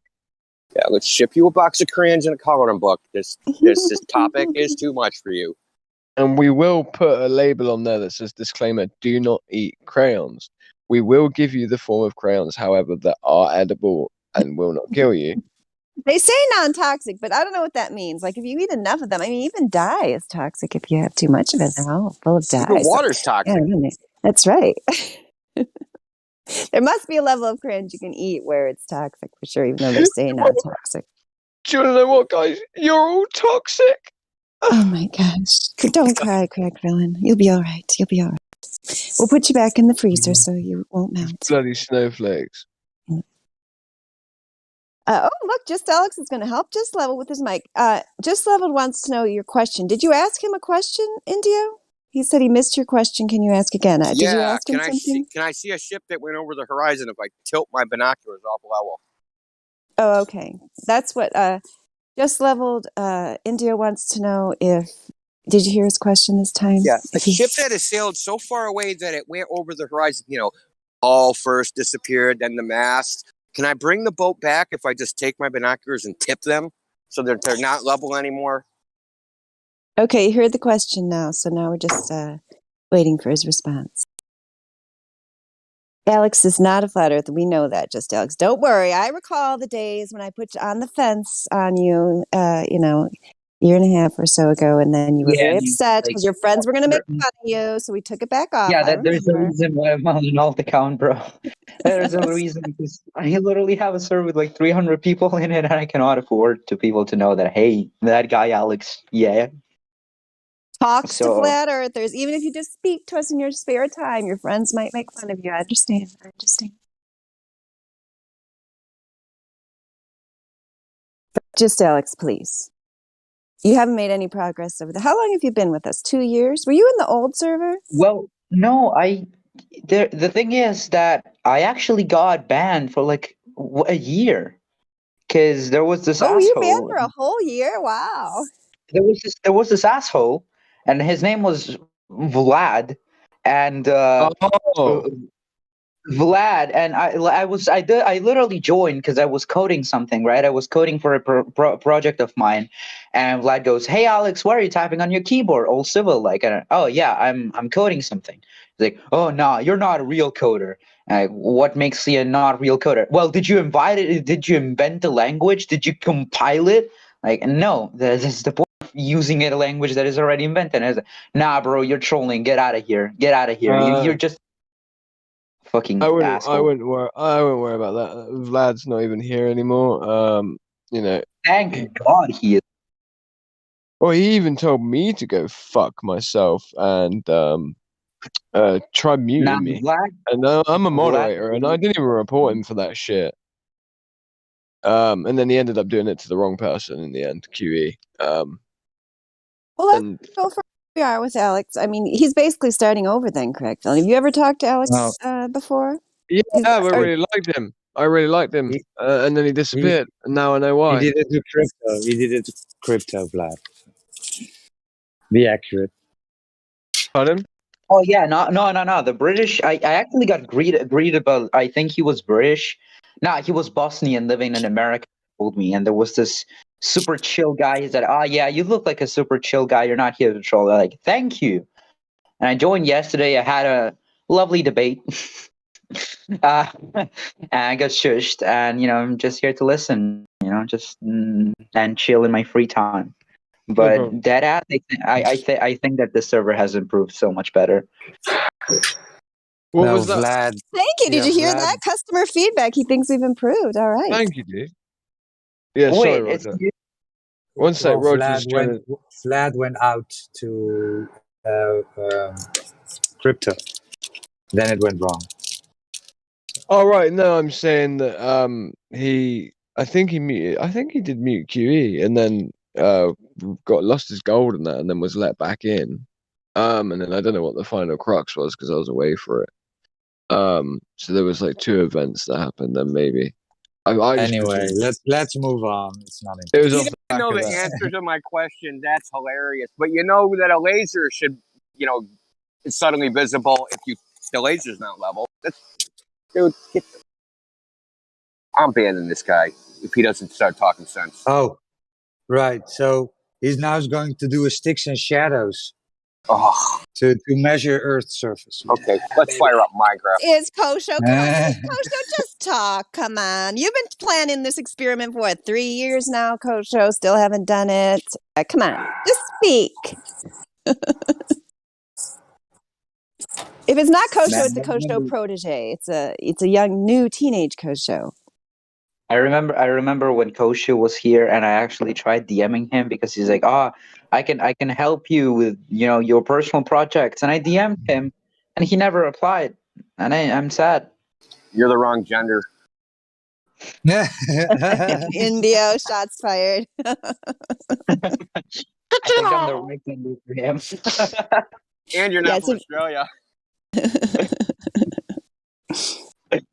Oh man, I miss this so much.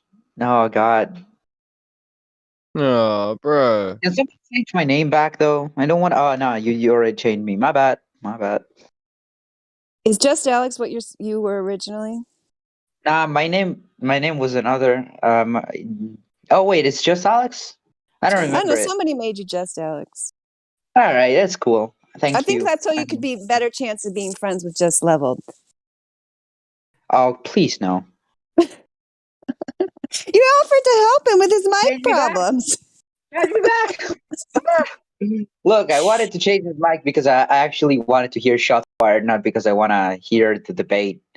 I hear like, I know oh, you you want some spiciness. You want some more I want spiciness some in here. spice. Yeah. Mhm. Oh, also, if anybody of you wants to make hot caramel, it's pro tip from Alex. Learn from my mistakes. Don't try it as soon as it's out of the pan because I literally Obviously burned my. not. You burned your mouth. Caramel I is was trying to make. extremely hot, dude. I know. I was trying to make this thing where I saw it on. I saw it in my school. They were literally melting sugar and adding like sodium bicarbonate, I think. Yeah. And it puffs up. It makes like this toffee pudding. And my dumbass think, this isn't. This doesn't have any vapor on it. Maybe it's not just cool enough that I can get into my mouth. Boom! I burnt my mouth. Oh my god! It still hurts. Yeah, so when you add the baking soda to it, right, and it sort of like puffs out a little bit, doesn't it? It makes it go a little bit, Yeah. There's some yeah, so well, you can do a lot if you know what you're doing when it comes to like sugars and different things like that, right? And caramels and all those types of all that great stuff, right? Anyway, so like the way Heston Blumenthal works, right? If you know a little bit about science and you know a little bit about cooking, there's some really cool stuff that you can do. So like a souffle, right? And you all right, so you can get like a souffle, right? Type idea, right, where you brown it off on the top, right? With the blowtorch type thing, yeah. I managed to make one of those where effectively, because it was like a swing door hinged metal container for it, right? So we did the top part and then swing hinged open the side of it while like rolling it, and then did the side of it. I made a 360-degree basically blowtorch souffle. It was pretty cool. People really liked it, and then I melted. Yeah. That is. Man, this thing got me hungry for some turkey now. Hold on. I actually want to eat some right now. It's so easy to do because not many people know this actually. Like I think I mentioned it the last time I was here. I am studying chemistry as like professionally. So I'm graduating to be a doctor. So I know chemistry pretty well. Yeah, dude. That's something that is one of my great passions, dude. The best. Now you guys are reminding me. I have to send this lady my recipe for butterscotch sauce. The fake butterscotch dyed sauce you get in the store is not butterscotch. Neither is the butterscotch hard candies. None of that are anything like real butterscotch. Yeah. Oh my goodness! I made this homemade recipe. It was so amazing. Then I was like, that ice cream. I put it in my coffee. All right, I'll send it to you. It is so good. Like, you guys have not tasted butterscotch till you've had real butterscotch. I've realized how to get what I need out of you now, Mary Mum. If I just whine a little bit, like, because I'm the least whiny person ever, like, in terms of nasally, like, ever whining with my actual voice. So, like, if I just go, like, for some reason you seem to go, all right, I'll do it for you, crack. You're right. It's kind of instinctual. Yeah, I should not reward whining, but you're right. That did make me feel like I need to instantly go get that recipe and send it to you. Yeah. You should have muted him. I'm sorry. Yeah, I'm rewarding your childish behavior. It's just I'm sorry.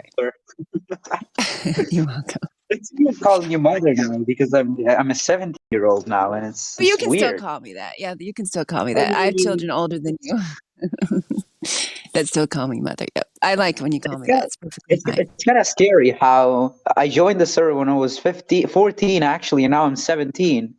Your voice sounds older. I know. When I heard you yesterday, the day before, I'm like, oh my gosh, that's Alex. But your voice like distinctively sounds older because we haven't heard you for a year or so. Holy! Yeah. Oh my God, you're that Alex? Yeah, he's the Alex from Italy. Wow. Yeah. That's me. The guy. Oh, I know. Some of you may remember me as the guy whose cat just knocked a dictionary over my head. Yes, I remember that. Oh my God, how many times were you banned? I was banned like a couple times. Just a couple. At least, yeah, I mean, just a couple. How many times for I'm trying real to think of reasons? who banned you. Fun. Who banned you? I think me more vet banned you and maybe human sheeple. And then eventually Vlad. He's been banned by the best, yeah, and the worst, yeah. It was mainly Vlad, and I think his name was Battle Mod. But in Battle Mod, he was a super chill guy. He used to add me as a friend, and then he would ban me. And then the day after, I would write, "Hey, that's his plan. That's so Battle Mod. Just so you can beg to come back, he'll friend you first. Yeah, I need to start doing that. Yeah. Yeah, bro. Look, I'm gonna add you as a friend because I'm gonna ban you because I want to watch you grovel. Mm-hmm. Come on, bro. It is a pretty good technique now that you mention it, yeah. This guy annoyed me one day so much, right? It was called Rambo or something, right? And because I was trying to show someone privately, and they're like, I just trying to show them a video privately in one of the cinema rooms. Yeah, I know I could have just like rang them and just screen shared that way. At the time, I didn't know that existed. All right, guys, sorry. And they're like, this isn't your server, it's Indio's server. I'm like, I don't care. Just get out of the room. You're not wanted in here. I'm not going to play the video while you're here. We're not going to talk. Just go somewhere else. We don't want you in the room. Like, there's loads of other places you can go. You can come back later. I'm just trying to show something. He just wouldn't stop joining, right? And he was like drunk, and he was friends with Gothmog, and like, Gothmog's like, well, no, he's pretty great. Trust me, he's pretty cool. Why have you like permanently banned him and all this shit, right? Because I ended up permanent banning him because after I made him leave, he went into the live stream and started shouting profanity and stuff, right? But he pissed me off that much that I basically like ended up like going through all the abuse he was DMing me. I ended up adding him as a friend so I could speak to him, and I was like, yo, dude, like, look, let's just put it all behind us. Like, we'll get you back in the server tomorrow. I'll clear it with a few other people. And I remember like DMing like someone like, I can't remember if it was like Red Matrix or someone like else that had also wanted to ban him. I was like, right, let's lift the ban. And like literally like got him back in the server, and then he was like, oh yeah, sweet, I'm in the server, like all of that sort of stuff. And then just like I added him in the live stream, and then I just yeah, I did the trick India that we should not speak of, the loophole, because at this time I was just a referee, I wasn't even a mod. Yeah, so I did the loophole. I basically got him unbanned so that I could in front of him do the loophole, and just go boom and just ban him. And then he's like in my DMs, he's like, wait, Ooh, the loophole, gosh, that's so mysterious. Yeah. He's like, so he plied me for like 2 days to get me unbanned. He said, so you could just fucking ban me. I'm like, yeah. Because I was like, you pissed me off that much, dude. Like, he really did. Like, he was so annoying. Alex. Yeah, man. The loophole is a way for gold members to ban people, even though they don't actually have the ability to ban people. Do you remember me? And that's Alex? all I'm going to say. Thank you, India. I think I spoke to you quite a few times, Alex. Oh, who is it? God Rockin'. Hello? God Rockin', hello. How are you, buddy? I think I remember you, yeah. Yeah. Yeah, we spoke a few times. Hold on. Were you the... Did I actually contact you like this July and you invited me to your private server of theology? Was it you? No, it wasn't you. I don't know. That was probably Gospel Bear. I would bet. Oh yeah, it's Gospel Bear. Man, Gospel. I don't know if he is here. Yeah, he's still here. He pops in every now and then. Wait, this isn't Alex. This isn't Alex. Is in like no, that's DLA Indo. That's DLA, isn't it? There's another Alex. He was a kid from Italy. I remember that part. Does anyone remember DLA Indoraptor or whatever his name was? Is it DLA Indoraptor or is it DLA, the one whose granddad had a telescope? Yeah. Yes. He was a bit like this. Yeah, that kid. I remember speaking to him once over at Gospels. That was all. I was just like, wait, you're not him, right? No, it's not me. I used to come here like every day, because I would pop here and have like either very stupid debates or I would just listen here and study for my finals. And yeah, I got banned a couple times, and then there was like one final time that I got banned, and I never really came back. How come you didn't come back? Was it because you couldn't really get back, or? Well, I mean, I got banned on my main account, and I think I'm still banned on my main account. And I was actually popping on this account because this is an alt account that I use like really, really often. I said, "Hey, I see that I'm in the flat." I'm just guessing that the last ban that you were banned by was Vlad, right? The Vlad, no, Vlad, yes. Yeah, Vlad can't actually like server ban people, so I'm guessing he did what we were talking about earlier, India. Yeah. Wait, what? What did Vlad do? No, I was saying Vlad can't actually like server ban you. He's not able to do that. He's meant to only be able to put you in cog dis, right? He was never a mod. So like he banned you, but like it sounds like he used the loophole basically. Oh, I see your old account. I've still got a DM from that. Yeah, the Alex number 2121. Yep, that's me. That is I. That is I. The Alex hashtag 2121. Good to hear you back. How's school? I added a little bit too much soda. Now it's popping. Wait, 1929. Oh wait, that. Alright, guys, I gotta go. Right, peace out. Peace out, guys. Later, crack. Yeah, your old account is unbanned. Wolfgang Hope unbanned you. Wait, for real? That's what it says here. September 8th, 2021. Yeah. Let's go.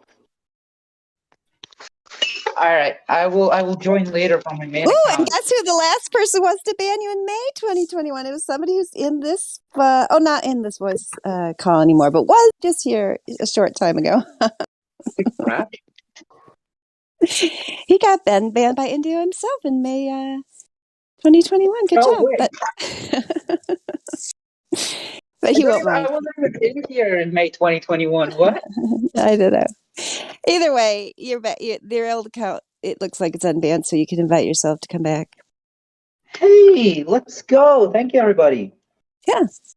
Thank Wolfgang Hope. Thank you, Wolfgang. I don't know if he's here. He's probably not here. Oh, I made sticky toffee pudding. Delicious. Now I gotta wait for this to cool off, and I can eat it.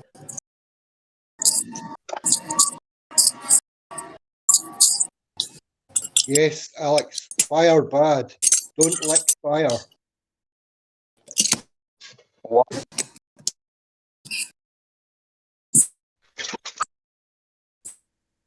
I said, Alex, don't lick fire. Fire bad. Not lick fire when it's still fire. Oh no. I poured it over. I tried a different approach today.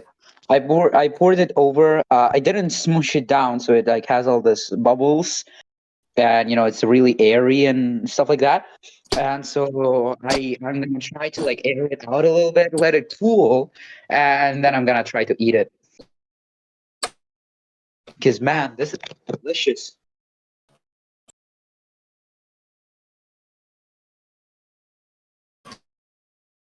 Oh man, it feels so good to be back.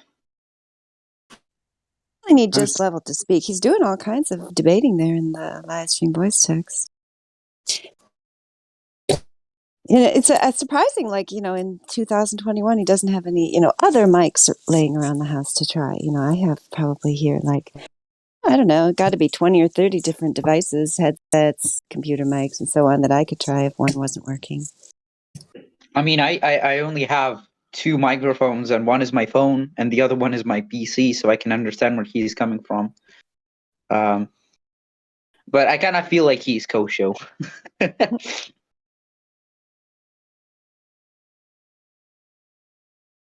Oh man, Kosho was a weird individual.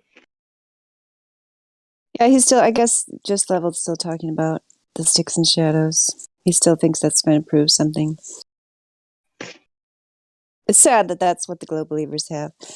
But yeah, just Alex, how come, is it mainly just peer pressure, or is that the main reason why you're not willing to honestly examine the globe model and the flaws found Well, therein? picture it like this.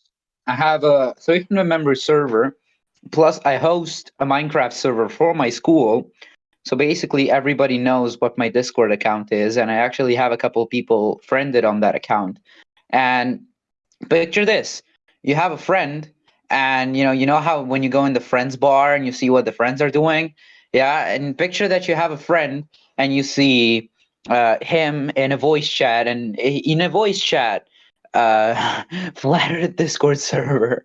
He It's would instantly be my best friend. Yeah, I would instantly go over to his house and have tea. I mean, gosh, that'd be like the best news I'd ever had.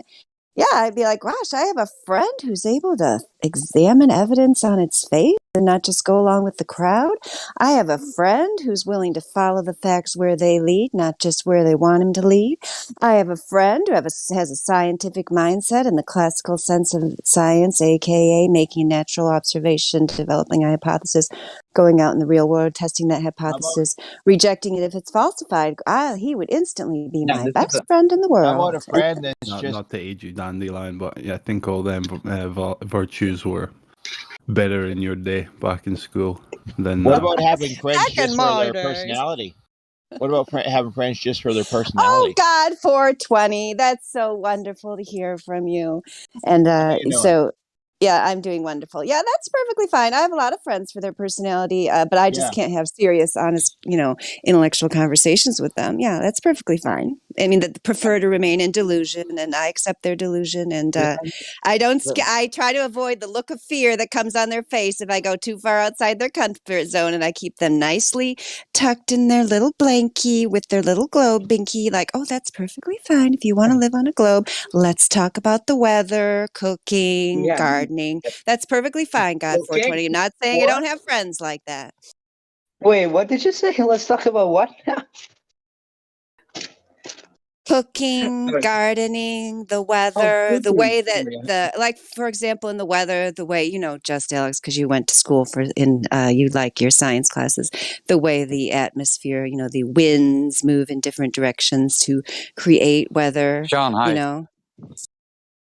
Yeah. No, I know, but like I go to a school where literally science is key to Is Roger passing. hot miking?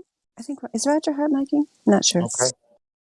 Roger. Ja, dat zal wel een uurtje 4 zijn, al 5. Roger. Oké. I'll just mute him. He can unmute himself when he comes back. Yes, no, but I'm not saying I'm unsympathetic. You guys think I'm unsympathetic to poor Alex? I'm sympathetic. I understand in this world, he thinks he will be made fun of. And I'm saying, why can't you be a leader? Why can't you be a thought leader? Maybe people will admire you more than you think. But nonetheless, you're on a different account now anyway, and nobody knows what you're talking about here. Your friends, right? Well, I mean, You're underestimating the witch hunting that goes on nowadays, universities and such. Yeah, no, you're underestimating the amount of like weird looks that you would get if people find out that I'm even mingling with you guys. I totally could be underestimating that. I don't deny that. Yeah, no offense to you. Like you're literally like a motherly figure to me without being a mother to me, because I really appreciate you, but you gotta realize that fuck. Uh-oh, I think he burned Is himself. he still playing with fire? I think he's cooking. What happened? Are you on fire? No, I'm not on fire. I thought it was cold, and my fingers are gone. Again? Oh my gosh! You better get off here and go take care of that. Get some ice. Get some cold water. They say that doesn't work, but I say it does. Or some aloe vera would be great. All right. Anyhow, sorry about that, guys. No, you underestimate the amount of weird looks I would get, because it's not like I'm just a random nobody. I'm like representing my class. I'm representing my institute. I present my institute in the regional council. So I'm not just a random nobody that believes in flat Earth. And like, imagine people found out, he is leaning towards the flat Earth theory. Weirdo. It's weird, yeah. Oh, you'd have to get more. You have to get more confidence in.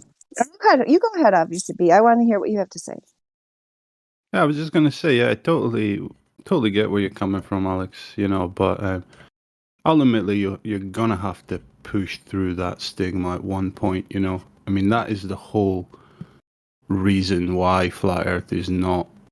It's growing, but it could be growing at a much more exponential rate. But that's what's holding people back, and we just all got to have the courage at the end of the day, just push through that, no matter the consequences, because there is no other way to do it. You just gotta. If I am gonna do it, I'm gonna do it. What's gonna come, Yeah, If I yeah. am You gonna do it calculated, according to your own how you see best. But one But I way mean, or another, you're gonna have to do use it. this account like every day because some people actually think that this is the only account I have.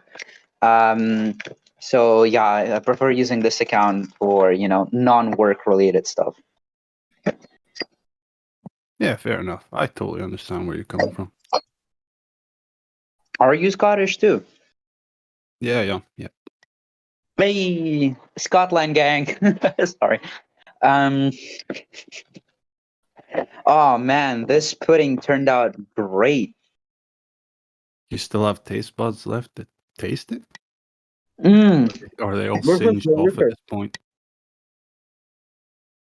You see, my friend,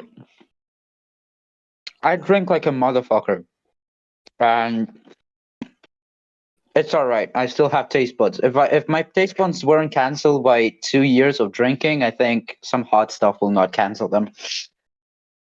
Oh man, this is delicious. It's sticky. It's crunchy. Awesome. But yeah, you do what's best for you. I'm just saying that ultimately you got to push through it eventually.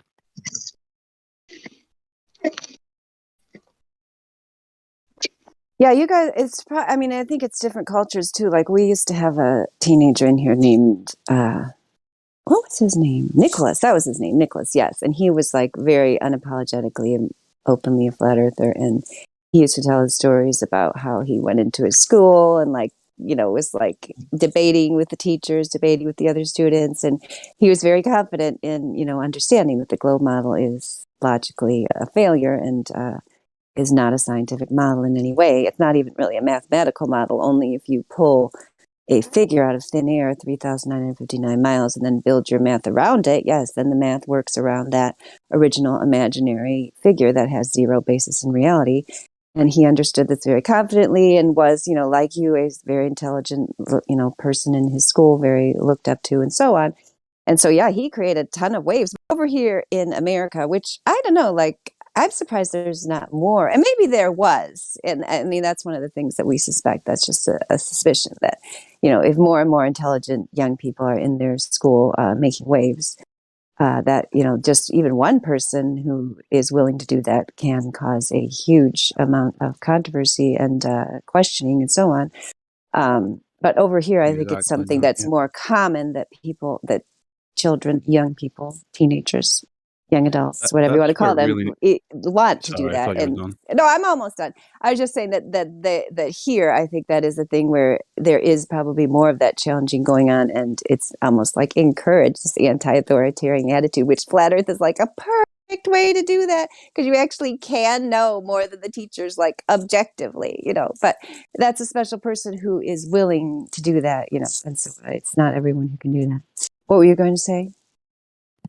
Just saying that, yeah, that's where it needs to happen. It needs to get into the schools and the universities, and need to get young adults standing up to their teachers when they're obviously trying to indoctrinate them with obvious pseudoscience, and planting the seeds in the teachers' minds as well, the professors and whatnot.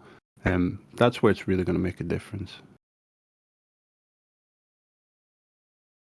Yeah, I mean, gosh, yeah, if I could go undercover as a teenager today, I'd be like having a field day. I already did that back then, and I didn't know nearly as much as I know now. But, it's just even asking questions that they don't know the answer to. Yeah, how was that 3,959 mile radius for the globe derived? Where did they come up with that number? What's the level of curvature rate predicted by that 3,959 mile radius? I mean, you them like, I could come up with a list of 100 questions. I'd be raising my hand every day. And, I'll get back to you on that. I'll get back to you on that, or whatever.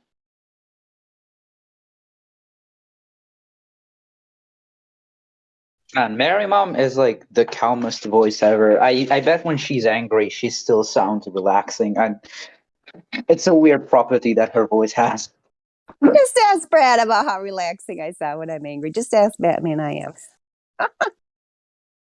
Or Roger. No, I'm just using it. Oh, somebody muted me. But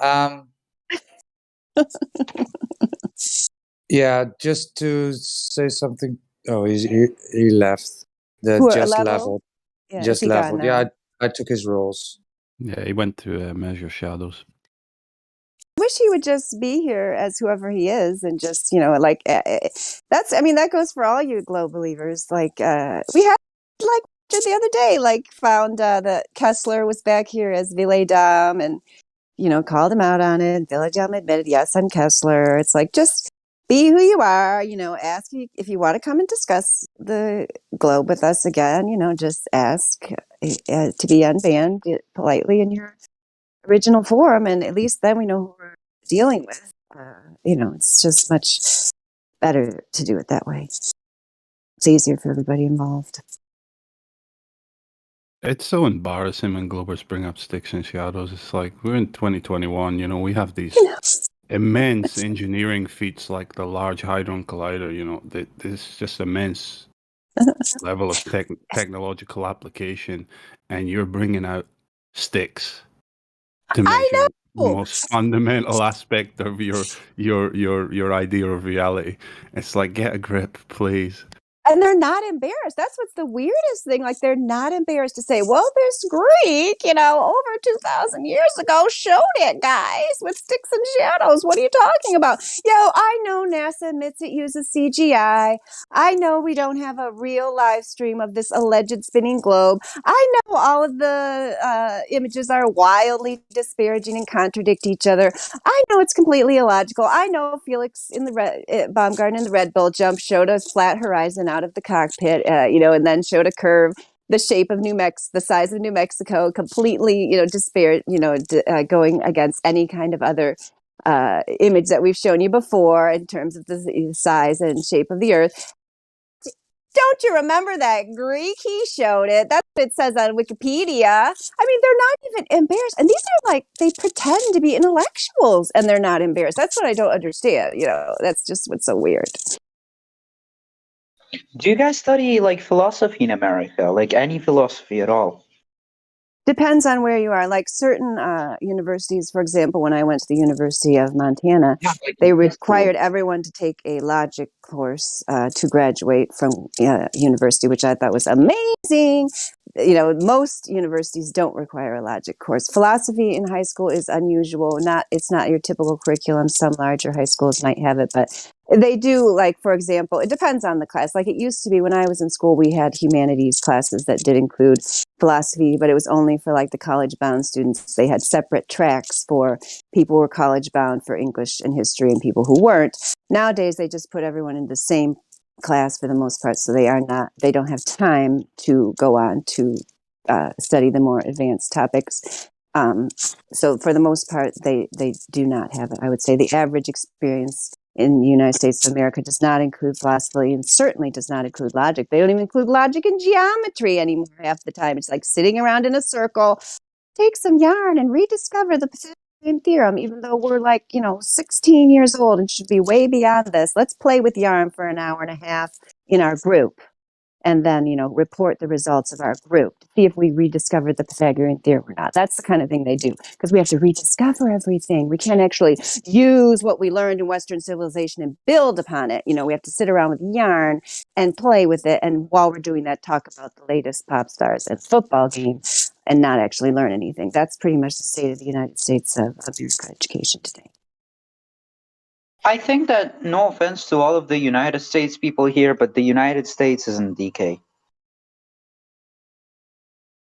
Find me an American who's Other offended by obvious that. things? Yeah, and yeah, I mean that. Yeah, obvious. Yeah, we are in way decay. We are so far down the decay. Yeah, there's hardly anything left to save. If you're like, if we're a tooth, if the analogy is a tooth, like, yeah, we are so decayed. It's kind of like, yeah, just yank it out and yeah, put a fake tooth in, or hope another one grows. Like we do see some of those news articles that eventually people, you know, who live long enough grow another set of teeth.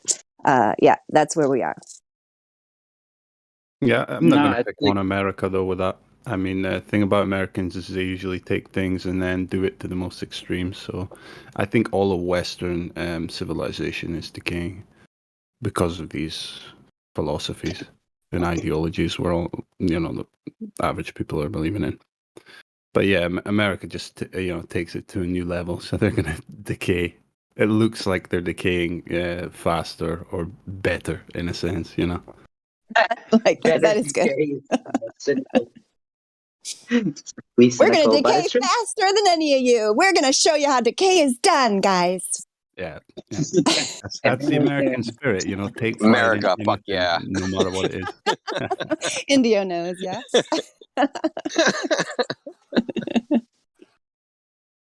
You We can guys do think you're everything better decaying. than everybody else.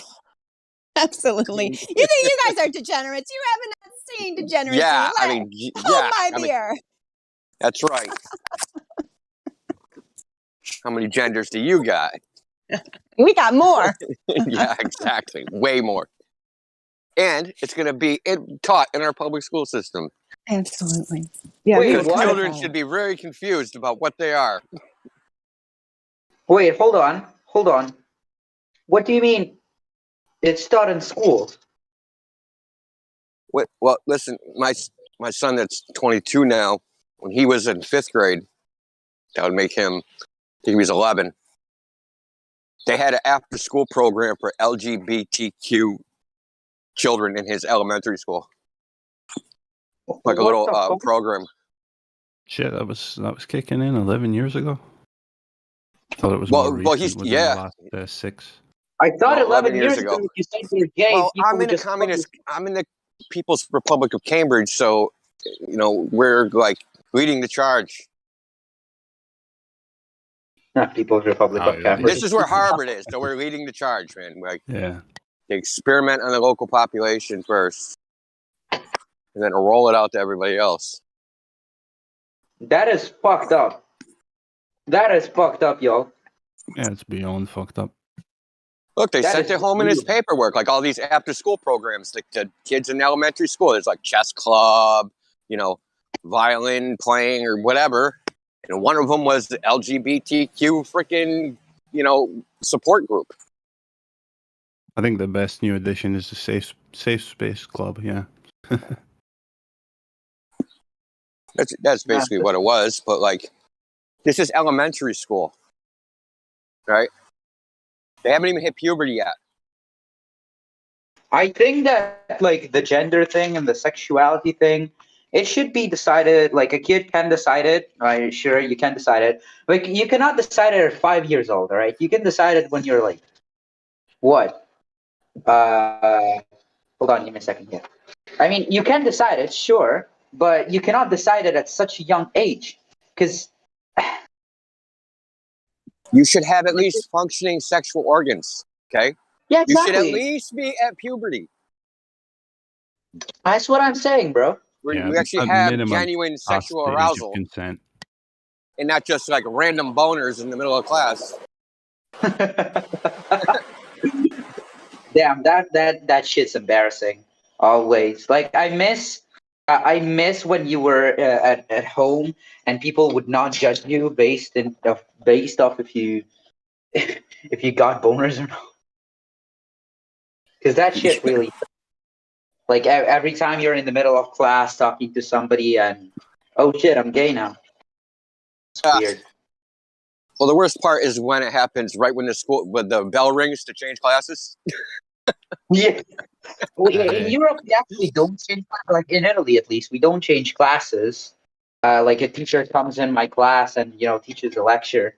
But yeah, that must suck. when you're out in the hallway and everybody's staring at you like, "Ooh, that guy's got a Yeah. balloon." That's why you got to strategically carry your books in front of yourself. I always resorted to the good old belt trick, you know. I was actually thinking of going to America to my last year, as an exchange student. But right now with everything that's happening in the country, I don't know if I want to go anymore because Have you been vaccinated?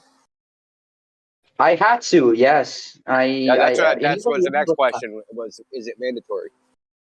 It is mandatory. Okay, it is kinda mandatory. Like, dear citizens of Italy, you can decide to not get the vaccine, to not get it, but you cannot go to school, you cannot go to bars, you cannot use the train, you cannot commute, you can't do anything, bro. So yeah, you can decide to not take the vaccine. Why not? Like, sure, here you go, but it's gonna bite you in the asshole. Yeah, it's heavily coerced. Basically that. See, it's just absurd. The vaccine is another clown world absurdity. It really is, because they admit, the manufacturer's vaccine and everybody else admits, the vaccine does not prevent you from catching COVID. It does not prevent you from spreading COVID, right? It only lowers your risk of a hospitalization, of having a severe side effect. Yeah, Now you're 17 years old. Your risk level of having a severe side effect is effectively zero, as it is. There's no point of you having the vaccine. Sorry to interrupt there. I initially got the vaccine because my mother, she has cancer. Like, she had cancer, and we actually had to cure her, stuff like that.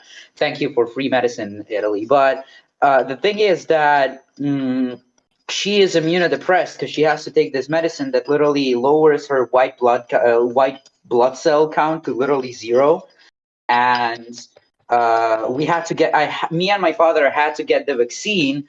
Otherwise, they would basically. You weren't paying attention. You weren't paying attention. Yeah, I wasn't paying attention. No, you weren't paying attention. The vaccine does not prevent you from getting COVID, and it also does not prevent you from spreading it. So, if you get the vaccine, can you still spread it to your mother? Technically, yes. Yes. But Okay. Technically, yes. Yeah. Just yes. There's just yes. Yeah, I know, but the Italian government, it's not me, it's the government, man. Well, I understand. I understand that. But the whole point is that this is theater, right? That if the vaccine does not prevent you catching it or spreading it, this is just the mandate is stupid because it has no effect on public health. It has no effect. It only has an effect on personal health. You understand? It only affects your personal health and whether you yourself end up with severe side effects from catching COVID. And that's the only thing they even claim that it does. And that.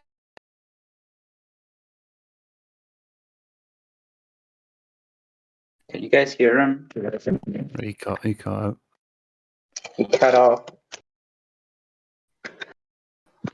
Indio, where you at, bro? They got him. It's actually not a topic we can. The government said for him. They got him. Yeah, it's actually something we can't discuss here. But wait, what do you mean? Well, servers got shut down, YouTube channels got shut down just by talking about the thing, right? So. Oh yeah, I always forget about the YouTube channel. Yeah, let's try to kill this noise. Can you just mute? But I'm going to caveat what I said with this is what CDC director said on CNN. He actually said it again recently too, that the vaccine does not prevent transmission and it does not prevent you catching it. So. India is the just spreading official on government information line. from the CDC. Yes, yes, I am providing official government information because I am a good citizen. Wow, what a good citizen! Thank you, Indio. Very cool. Yes. Yeah, Alex, were you not aware of the I don't know, heavy censorship basically surrounding this? I was not aware. I mean, no. Like in Italy, you can. I guess that means it's working. You know. You're in like He an probably information thought we gulag, have the. you Yeah, know? he probably. Did you think that we live in the land They of the free over censored the here in the home of the censorship. brave? That's hilarious. What was that, India? No, but like, I in said Italy, they you can censored the literally, censorship. Yeah. Yep. in Italy, you can literally go and protest the green pass, which is, the vaccine card. Basically, that's what we call it in Italy. The censorship is that if you say anything against like the narrative that is on TV, you're officially spreading misinformation. Facebook, YouTube, Google, and whoever else will delete your information. Yep. It's so bad. People like. They banned a dude from Twitter that's actually a science reporter for the New York Times.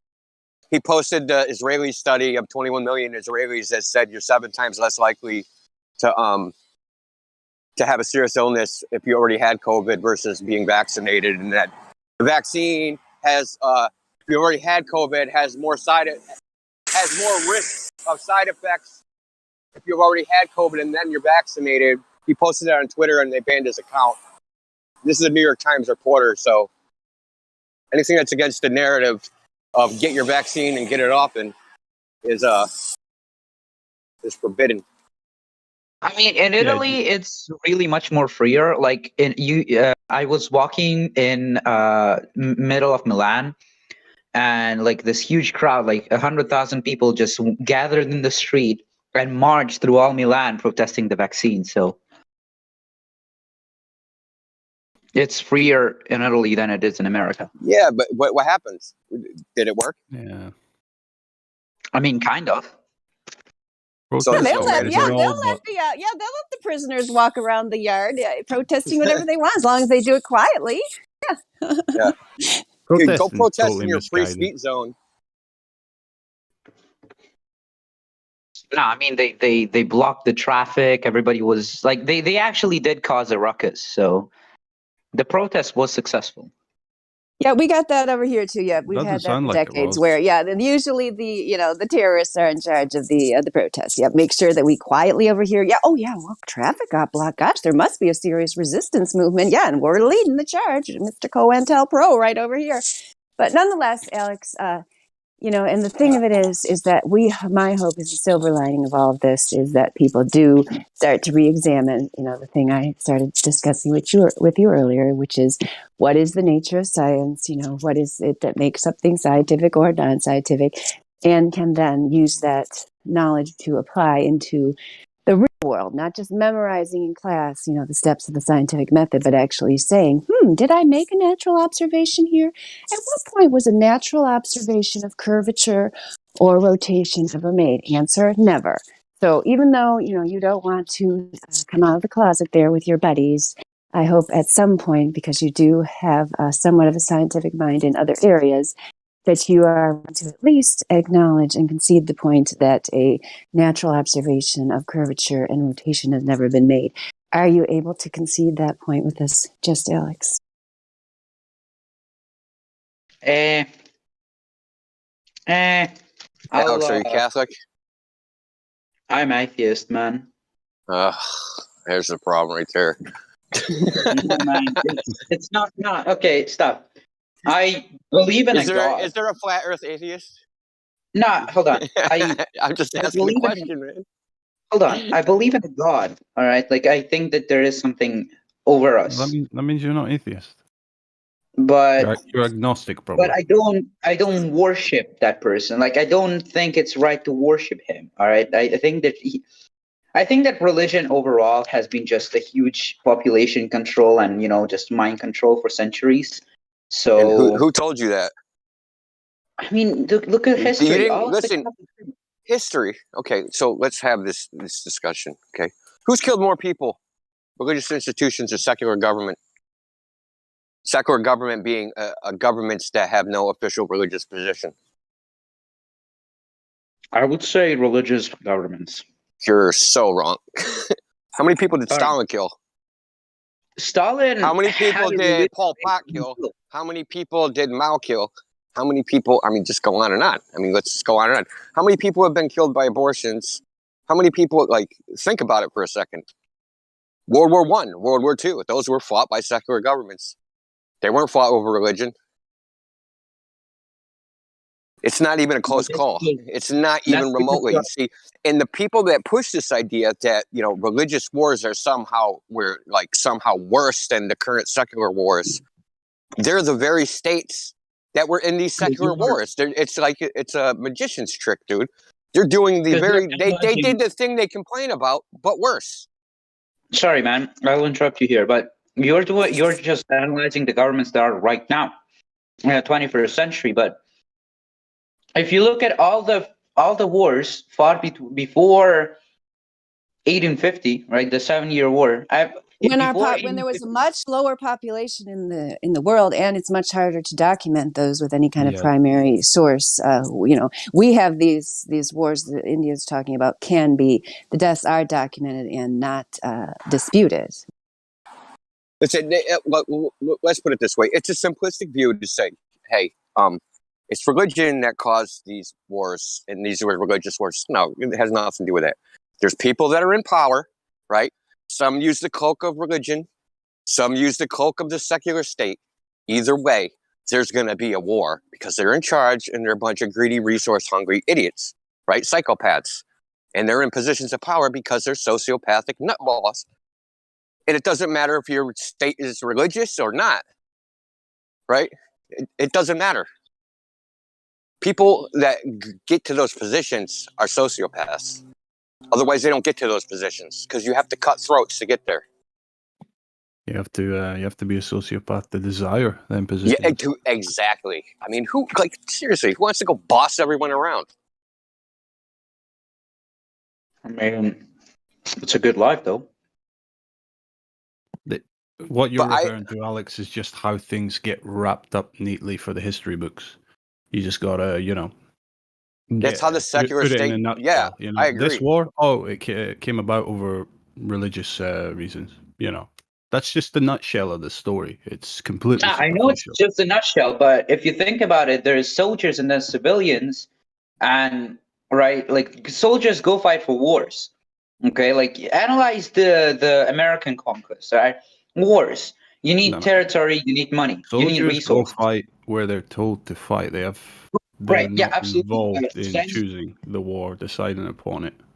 They follow orders. But then you have the small few that decide if there's going to be a war or not, and for what reason. Absolutely. Okay, look at the wars that have happened all over Europe in the Middle Ages, right? They were let's say they were all about population. They were all about like territory control. All right, fair enough, but they were also caused by religion. Like for example, when Hitler said, "Hey, let's kill the Jews," he said, "Let's kill the Jews because Jews were." They were Jews. They believed in the Jewish God and they came from the Jewish land. And he believed because of anti-Semitism, and anti-Semitism was based off of religion. So technically the 6 million people that died during the Holocaust, they were because of religion. Okay, you're very young and that is a ridiculously simplistic view. Ridiculously simple. Okay, seriously. What did they say at the time? What did the Germans say at the time on why they didn't like the Jews? The Jews had certain practices, right? They did certain things that the Germans that they thought was oppressive to their country. Like what? So, moral degeneracy. Yeah. What do you mean moral degeneracy? Moral degeneracy. So they had strip clubs, prostitution, things like that, right? In post World War I Germany, they had nudie films and pornography and all these things, and all the people that produced this happened to be people of the Jewish faith. Yeah, prior to Hitler, think. And there's other economic reasons, right? So Jewish control the banking system and an attempt to control the legal system, control the media. This is their perception. I'm not saying that this is true or not, but this was their perception at the time. It wasn't because they don't like the religion, like, oh, I hate Yom Kippur, fuck those Jews, let's kill them all. I mean, that wasn't it. It had nothing to do with their religion. It has to do with just the people that were doing these things just happened to be Jewish. So you see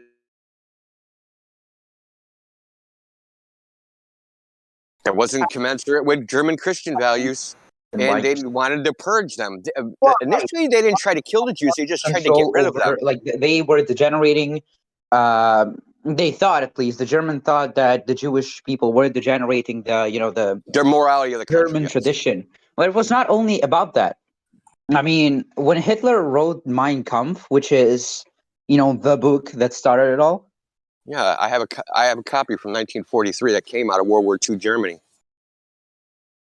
Can you say that again? I have a copy from World War II that came out of World War II Germany. It was taken by an American soldier out of one of their libraries. A copy of Mein Kampf. Right. So you would know that Hitler bashes the Jews in that book because in Vienna, when he was lurking around Vienna after he was rejected by his art school, in Vienna, the anti-Semitic movement was not because the Jews were degenerating Vienna. It was because the Jews basically were doing things that Christians weren't allowed to do, which is to deal money and to have killed Christ. And that's why Hitler started it all. Later, Goebbels, he made the whole claim that Jews are the impure Aryans and they should be killed. But it started all not because he thought that the Jews were impure, but because everybody at the time just happened to hate Jews. And this happens all over medieval history. Jews were hated because they were the killers of Christ. And they were. I don't think so. I think it's the actual practices of the things they actually do that why they're hated. I don't think, such as usury. You know what usury is? I know you don't speak native English. Usury, you know what that is? It's Latin, yes. So charging interest. So charging usury is a mortal sin in Christianity, and it's also a mortal sin in the Islamic faith. Right. That means you can't get a Christian burial if you practice usury, which is kind of funny because everybody does it now. It does, yeah. So, but there's no prohibition on that in the Hebrew faith, right? So that was the main problem. You can create yourself a. I mean, I could get way complex into this. I'm trying to figure out how deep I want to go into this shit.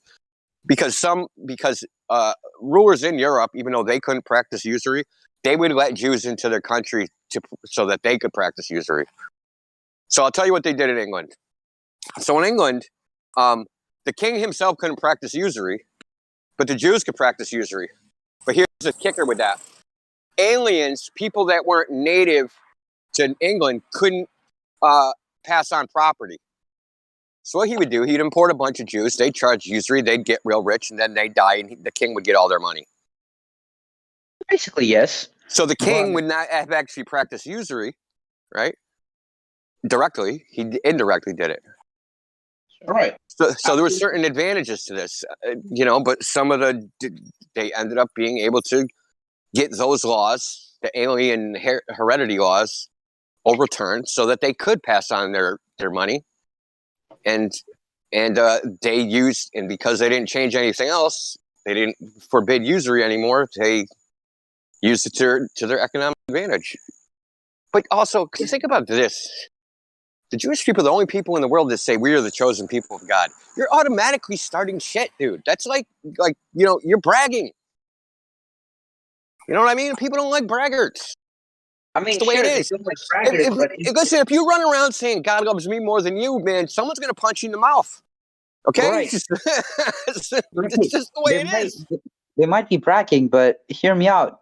Is it a real reason to kill 6 million people? It's not even 6 million officially. Yeah, okay. All right, it's about 6 million. How much is it? No, it's not. The only official tally? The only official tally by the Red. There is an official. There is an official tally. Okay, from the International Committee of the Red Cross for Missing and Displaced Persons at the end of World War II. They said it was 110,000 people. That's not possible. How's that not possible? Not possible. Considering the fact that literally 1 million people died in Auschwitz. Are we going to Bro. talk? You really want to debate how long does it take to cremate a body? How long does it take what? To cremate a body, to burn a body. It depends how many crematoriums you have. Okay, they had 3. They had 3. They had 3. Did they burn the bodies individually, like in Dachau, or did they burn them in bunches? Stack them as high as you want. You can't like just water weight, right? Right, an hour. We know from the physics, right, that it in an takes so hour. much energy to burn so much. It takes. Listen, we know how hot the hydrocarbons get. 1,500 degrees maximum temperature. We know that, right? We know how long it takes. Yes. How many BTUs of energy it takes to evaporate a corpse, right? So we know how long it takes to get rid of a body. You can add bodies, stacking them up and burning them all at the same time doesn't help you because you still need more energy. It's 1 hour. 1 hour to burn a body. From my information, it's 4 hours. All right. Have you ever assisted to a body being cremated? The way they do it now is like with an with an oxygen fed gas fucking turbine, which is basically a jet engine fucking blowing flame. Right. Even all right. Let's assume it was 4 hours. All right. I'll go with you. How long was Auschwitz open? How long? 4 million hours with 3 ovens. Do the math. How long was World War II? 1.5. Well, it would have to still be going on. Yeah. So yeah, I mean, to get back, like the whole reason we started talking about this, Alex, the whole reason we started talking about this is because of your claim that religion, has been the most damaging, and the thing that we're trying to get across to you. Well, we're trying to get across 2 different things. One is, don't just assume, check your facts, like we have kept going back to you about. And also some of these things have been, you assume that they've been verified in some kind of legitimate way, which Indio is trying to tell you. Is go back and objectively look at the, actual documentation. It does not indicate the same story which you're pushing. And even in official circles, they're not pushing that story. You are pushing it because you've been told that and you believe it, even though you haven't reached it. And so the point we're trying to make here is that you saying religion is somehow bad because they've, killed more people is just factually inaccurate, and it's not a good reason. I mean, we're not sitting here saying you should be or shouldn't be religious. You said you're not atheist, though we did determine that you should not keep saying that. If you believe in God, you are not an atheist.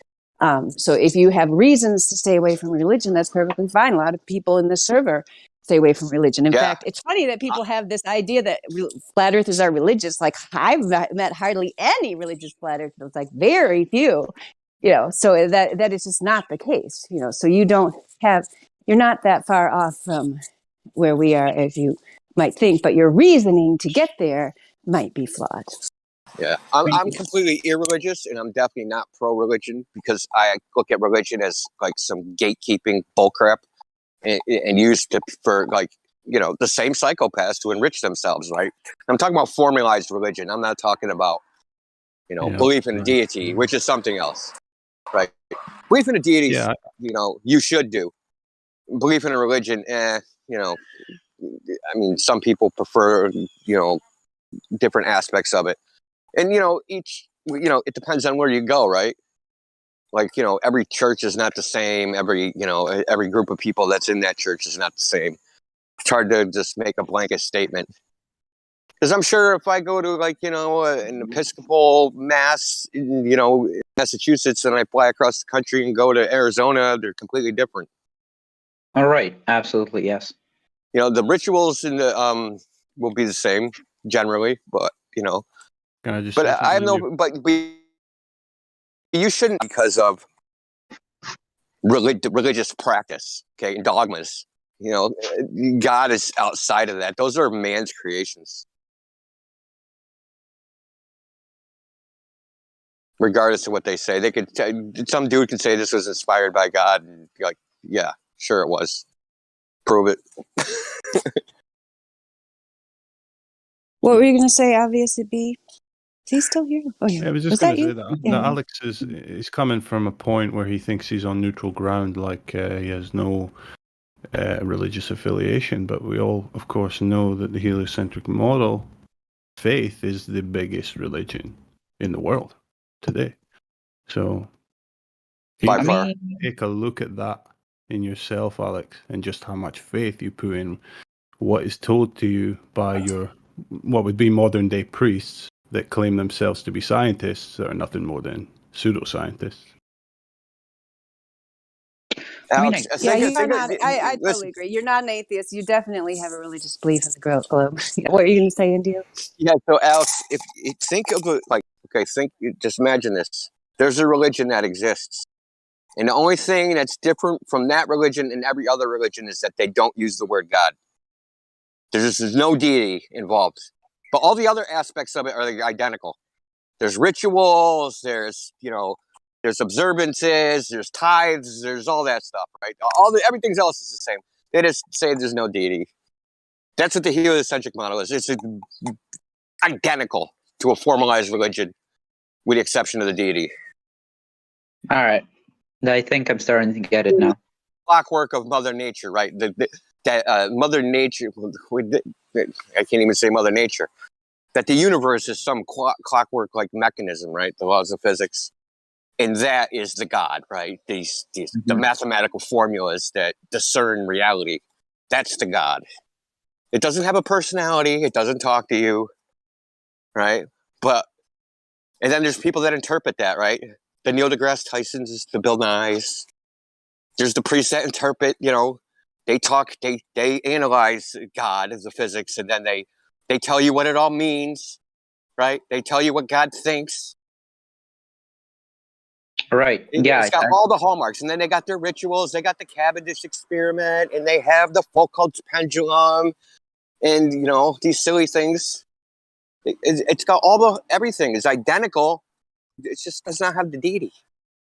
Yeah, and basically their deity is it's not identified, but basically that even though obviously if you accept there's a creator, then and that we are created beings, these individuals we're speaking of deny that fact, and therefore they hold up man as being not made in the image and likeness of God, as is has always been perpetuated as an idea by the Judeo-Christian philosophers, but that they themselves are trying to reach this godlike quality with all the AI and the I don't know, what do they call that thing where they're trying to keep themselves living forever, all that kind of technology. Transhumanism. Thing. Yeah, that's what I'm talking about. Transhumanism, all that. It's like they just can't accept that anything can be higher than them. So, like, if you are part of that religion, which I'm sorry to say that you are, even though you were inducted into it against your will, probably without your consent or conscious understanding of what you were being indoctrinated into, then you're always going to be striving for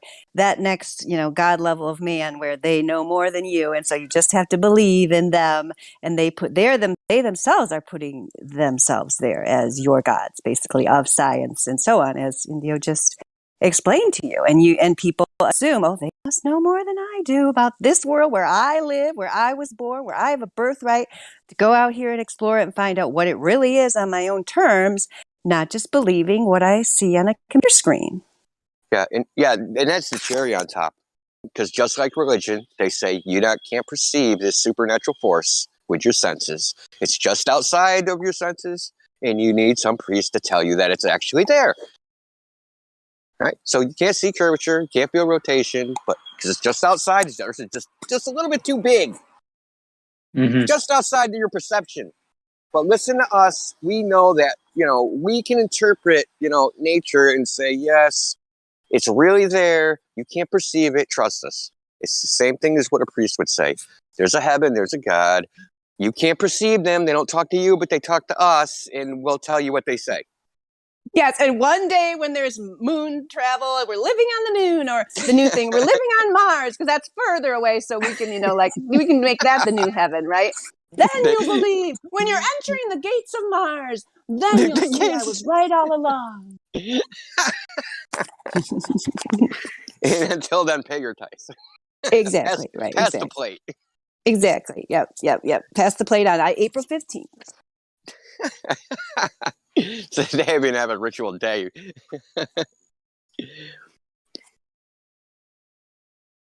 Because if they pass the plate and it's really good, they'll be able to build a big enough rocket to fit everybody on. But yes, we can all get to Mars heaven. We can all get to the moon heaven. They used to be sending us to the moon heaven when we were little, but now you get to go to the Mars heaven. It's even better. All right, I got what you guys are saying. Okay, so sorry, Alex, to bust your bubble. Yeah, it's all right. It's okay. I mean, you're lucky, man. I mean, in a way, it sucks to deal with a harsh reality, but you're lucky because I had to live 40 years with being deluded.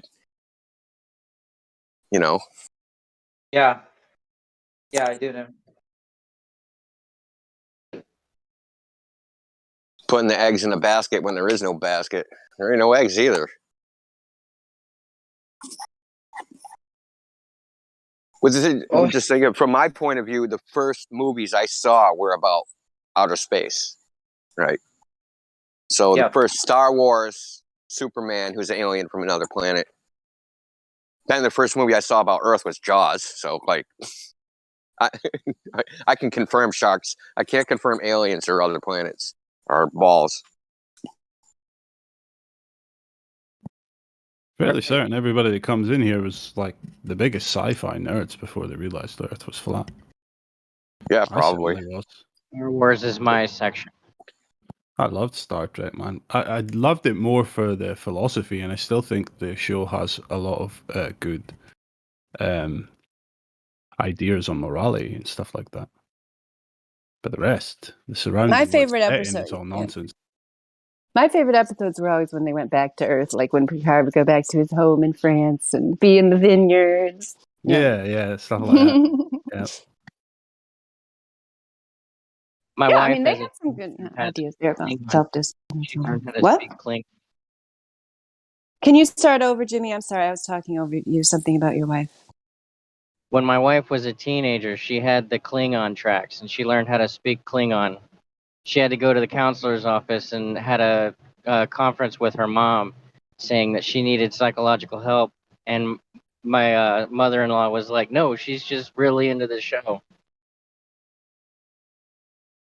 That is a great story. Yeah, I love that. That's dedication.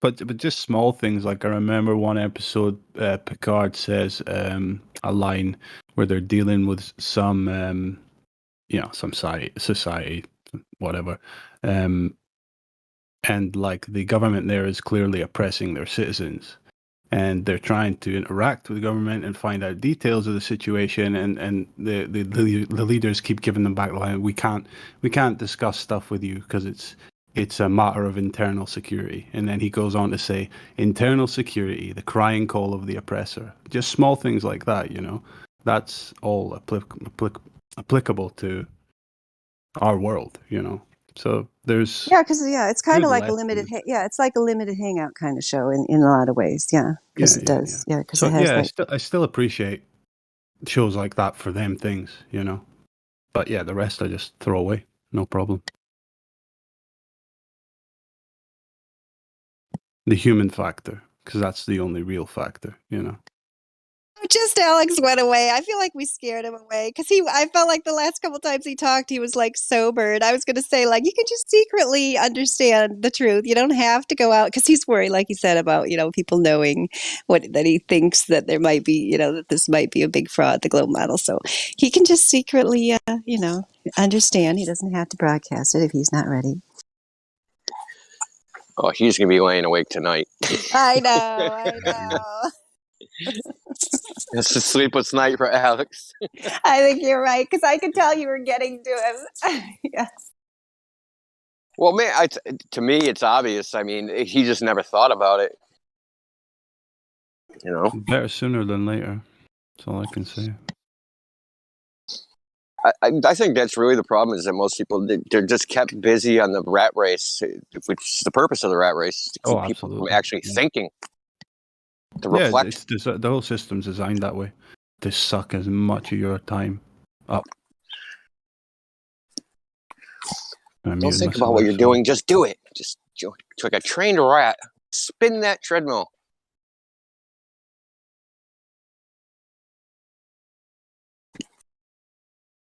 If we get up that treadmill for a second, we're taking your house and your car.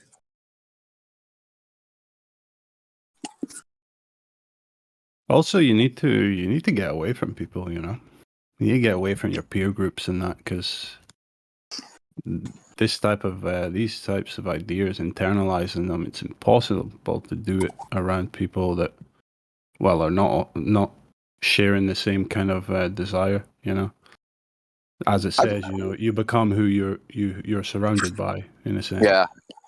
At least I at force that myself level to when watch you're normie more. shit. I literally force myself to watch mainstream shit because I want to know what the opposition is thinking. Nothing. You know, I want to get in Well, an they don't. enemy camp and know what they're thinking and see what people are being exposed to. Like, I got to know what they're being exposed to if I'm going to fight it, right? I have to know what propaganda tactics are being used on them to counter it. What have you discovered? Basically the same thing that people come in here just listen to what they say and lies. it's a ridiculous endless string of logical fallacies. Yeah. 3 out of 4 dentists say chewing Trident is better for you than chewing freaking bubble hubba bubba, you know, which is appeal to majority fallacy, which is they use in advertisement. Logical fallacies work to convince people of things. That's why people use them, even though they're flawed. Yeah, consensus-driven reality. Yeah, exactly. And it sounds good, and it helps me not to think. I don't want to actually use any brain power. That's the irony of the average person, is they are addicted to thinking, but just all of the most just wrong ways. Yeah. And pointless, Yeah. unfruitful ways. They don't know how to think. It's really the problem is that they've been taught basically irrational ways of thinking about problems and issues. And that's really what it is. I mean, when you use a logical fallacy, you are irrational by definition. Because there's rational thinking and irrational thinking. Rational thinking is logical thinking. Yeah, it just Illogical means thinking is yeah. irrational thinking. But when people say, when you call somebody irrational, they think, oh my God, they're saying I'm freaking Fruit Loop out of my mind, right? That's how they interpret it. Which is more proof that they're irrational. Because they don't even know the definition of irrational. Well, the opposite of rational is reasonable, and that's reasoned. So irrational is without reason. Yeah. I think it's the pride. You cannot admit that you have been believed something that is not true. It's too hard to say that okay, I was like manipulated or brainwashed or something like that. It goes against our pride, and that's where they attack. It's not pride. It's fear. It's fear ultimately. Pride is built on top of fear.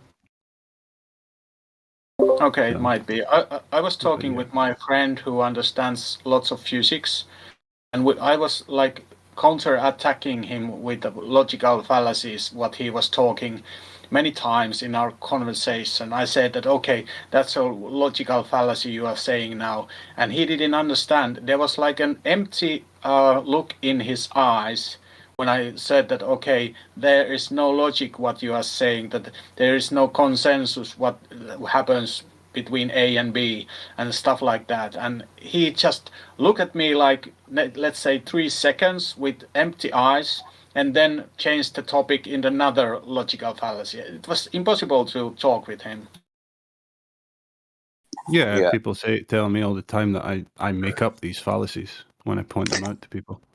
I didn't make them up. Yeah, they've been around for a couple You've never thousand heard years. them in your life because nobody wants to teach you them, because it's going to empower you to think more correctly, and you're going to discover things that go against the power structures. So, look, the best that thing Nathan is when they try. Oh, you go ahead, Daniel. Oh no, I was just going to say there's that. I'll look for that one clip where the one young lady is accusing Nathan Oakley on air of making up one of those. Was it begging the question? I remember that one. Yeah. That Go was great. ahead. Yeah, I was going to say the funniest thing is when they try to justify their logical fallacy by using another logical fallacy. Well, 9 out of 10 people use that logical fallacy, so I can use it. It's hilarious, man. Yeah. To me, it's just hilarious, man. Yeah, yeah. They just go back to their logical fallacy file cabinet and pick out another one for you. Yeah, if you get one. Yeah, it's like whack-a-mole. One very often used thing is that we have thousands and thousands of evidence of this, and then when I ask, can you show me one of those? No, we have thousands and thousands of them. Can you show me one of those? No, it's kind of repeating like parrot. It's just like a mantra. That's a proof. like That's tongues. a proof by repetition or proof by repeated assertion. Logical fallacy. X is Ad true. X is true. nauseam, X right? is true. Or proof ad nauseum. Or proof by nagging. It's amazing that people who tend to think they know physics and stuff like that. They have learned things that so-called science or scientists have said that they know by. They can read and memorize things. That's not intelligence or wisdom.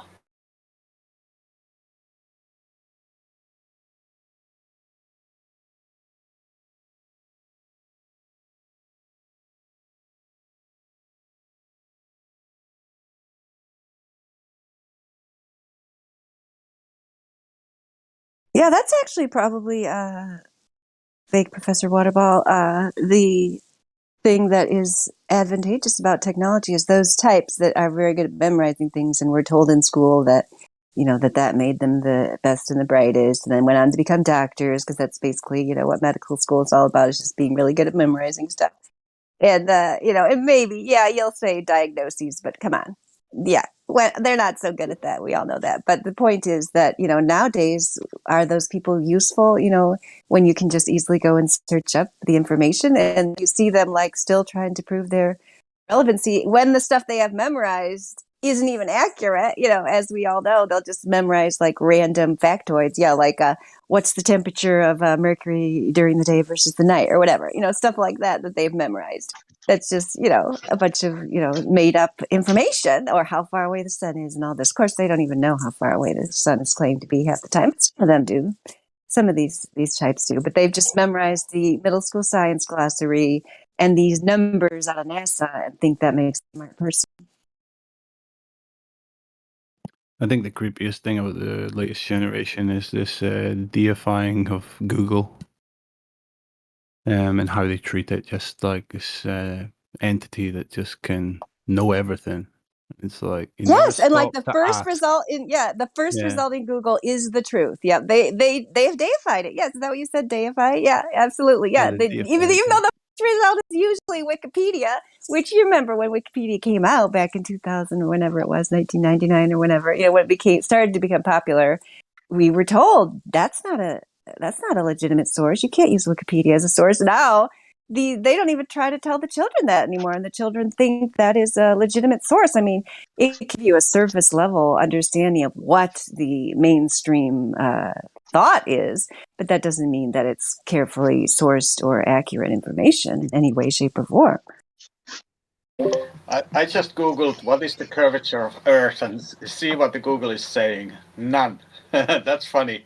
That's very funny. Oh, really? Because I still have it saved. I even have it as a meme that it said 8 inches per mile squared. So that's interesting. It says none. Oh, none. I see. None is the first result. I like that. That's nice. Yeah, it's so funny. 33 million results. That's interesting. 33rd, again, 33rd. You know what that means. I mean, come on. How can it more be obvious? And okay, people say it's coincidence that 33 is always in there when they put it right in front of our noses, and they don't. It's kind of funny.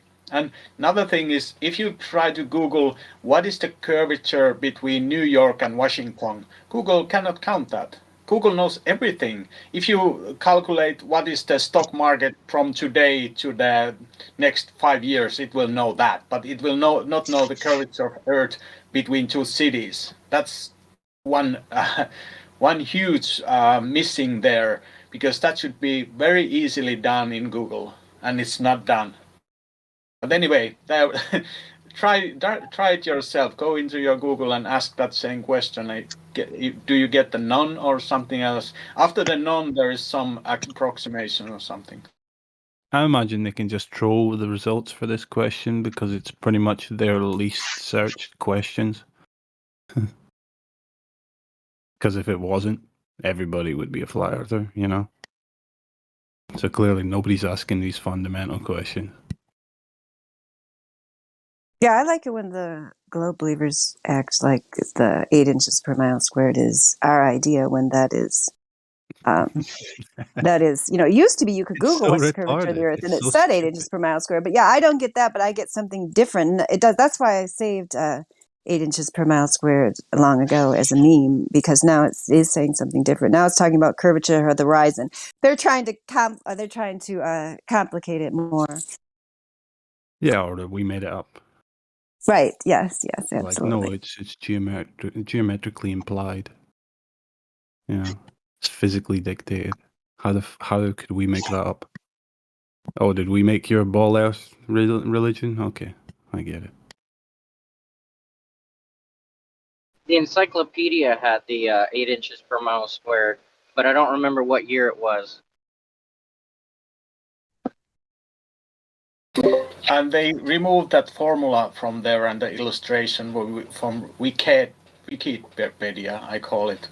It's wicked. I'm not sure how I pronounce it, but Wikipedia, yeah. Wikipedia. Wikipedia. Yeah. Yep. What is that search engine? Is that a Google as well? That's different looking than I have. That's Google. Yeah, you can see Google in the tree there in that image that I got from well, I put that in there in April, but it was like that for a while. But I'll show you what it showed when I was doing it today. It's totally different. Did you get your result on the computer, Fake Prof Waterball, or was it? Yeah, I did it on just seconds ago. I did it in my Google Chrome. Okay, yeah, because I should go look on the computer, because on the phone it doesn't do that. At least it didn't this time do the results, but see how number of results, but see how it has a different thing than it used to have. It used to say the 7.98 inches per mile squared. Now it says curvature is the reciprocal of the curvature angular radius in radians, and a curvature of 1.0 appears as a circle of an angular radius of 57.3 degrees corresponding to an altitude of approximately 2,640 kilometers, 1,640 miles above Earth's surface. There you go. That's what it. Now it doesn't even give you the 8 inches per mile squared anymore. Yeah, I posted now the whole image. What is giving me actually? I was the first result is the none, and then it's giving some readings after that. But yeah. Oh, and then it gives you Mr. Super Guy's. It gives you Mr. Super Guy's favorite Wikipedia article, the Spherical Earth article, where it talks about Columbus proved the globe and stuff. So much ridiculous stuff. Mr. Super Guy, you guys remember him, Major Glober. He used to come in here and constantly post that article. If we said, "What's your best proof of, the globe?" He'd post the Wikipedia Spherical Earth article, and then we go through it with him point by point. Good times, good times. Yeah, I take it he still didn't get it. No, of course not. No, then he'd come back a month later, as if that had never happened, and we'd say, "What's your best proof of curvature?" Wikipedia Spherical Earth article. Amazing. Yeah. I don't know what happened to that guy. Somebody probably banned him. He was a Brit. Oh, great.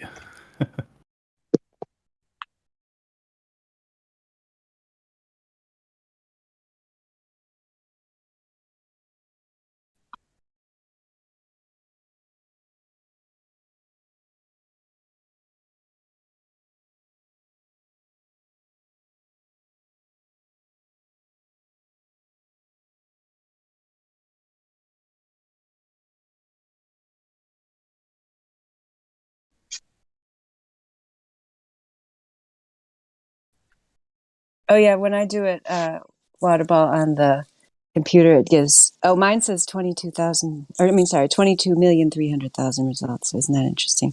Then it gives me the Earth curve calculator, and then it gives me the Spherical Earth Wikipedia article, Mr. Super Guy special. I wonder just how much of anything the average person could answer if you removed Google from their life.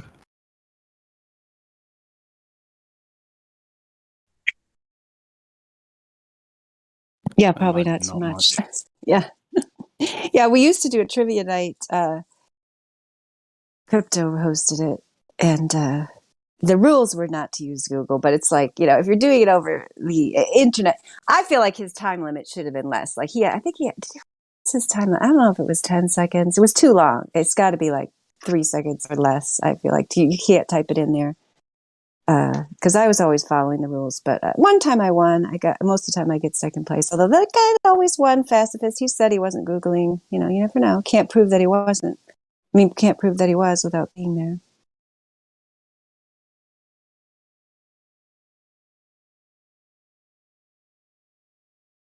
This is funny. I just tried with incognito. I opened my Google Chrome with the incognito window, and I get a little bit different result. That's interesting. No, I just gave you my results similar to yours. But I used the contraction, though. You used the commander data non-contraction. Probably that doesn't make a difference, though. It's all fantasy at the end of the day, so that's right. Who Absolutely. Yeah, I mean, it's only interesting because they are complicating it more than they used to. Because they used to say 8 inches per mile squared. Now they know that's been disproven, 27 ways from Sunday. So now they have to complicate it more to try to confuse people more. Soon it'll be the Earth's curvature is whatever you feel it is. That's right. Just trust us. Just trust the And science. don't let Don't anybody check it tell out. you otherwise. Exactly. Because they're just a bigot. Yeah, exactly. The Earth can identify with whatever curvature it wants.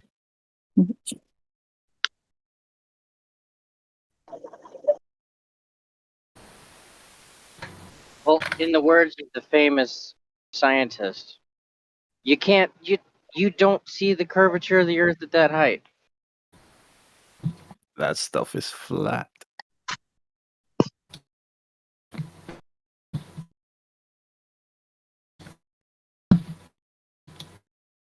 I did get a different result when I used what is instead of what. See, they're judging me because I used a contraction before.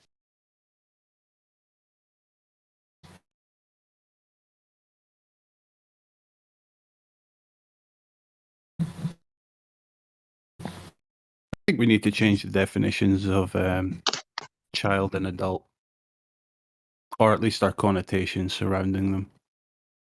I think that's a big problem in the world. So like people think, oh, you successfully pay your bills month after month. You have your own house.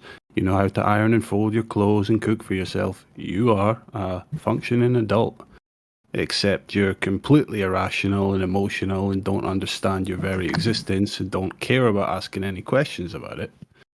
But you are a functioning adult, Does that make any sense to people?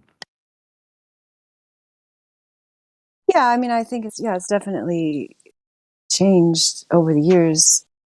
And I don't know what it's like where you are, but yeah, it's totally possible to reach the age of so-called maturity without having to actually take any real responsibility at all in your life. So you have many people walking around as children in adult bodies that basically are just responding emotionally to things, and not only just responding emotionally, but like responding emotionally at the level of like what would in the past have been like a 6-year-old or an 8-year-old, because that's how our society is rewarding that behavior and is not they're not only rewarding it but encouraging it and discouraging rational thought, as we discussed earlier. Whereas in the past, a child who thinks they're the center of the world and everything should revolve around them would eventually, by the time they're adult, be kind of convinced otherwise, are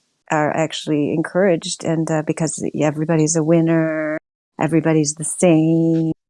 If your feelings are hurt, the world's to stop for you and change how everything's done for your feelings, whether or not they have any basis in rational thought or rational reality. And because that's happened and people have allowed themselves to be catered to, they've not only allowed themselves to become a victim, they celebrate their victimhood status and think that is something to strive for, to be the greatest victim. And sadly, even though they think that somehow is affording them rights and privileges, in fact, it is, disempowering them and not giving them the tools they need to actually succeed. It's keeping them in a subservient position of victimhood where they just sit around and wait for things to be handed to them. And if they whine or, complain loud enough, then indeed they are handed to them. Yeah, you said it. That's exactly it. So yeah, it's very sad. Anyone listening to the stream that's not quite here yet, but is on the pursuit of trying to understand why the world is in such a mess, one piece of advice I can give is if you just realize that most of the people you see walking around are very much just terrified little children in adult bodies, it'll all start to make more sense,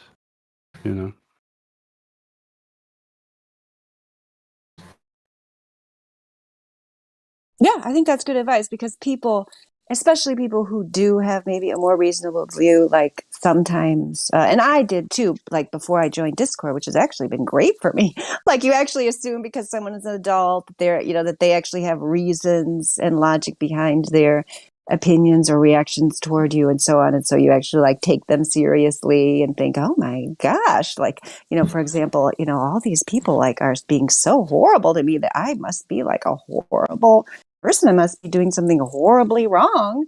And no, it might just be more about them than about you. Not to say that if everyone in your life is reacting to you negatively, maybe there is something you could change about yourself, and I have changed things about myself. I've changed my delivery, for example, and I've also stopped being open with everyone, realizing that no, not all these people are grown adults just because they have reached the age of 18 or something. So if you're dealing with children, then you start treating them like children, but you don't have to tell them that's what you're doing, right? You don't have to tell them that. And then they'll never know. And then because they'll actually like that. They prefer to be treated like children because that's what they're used to. That's what they're comfortable with. That's what the government does for them.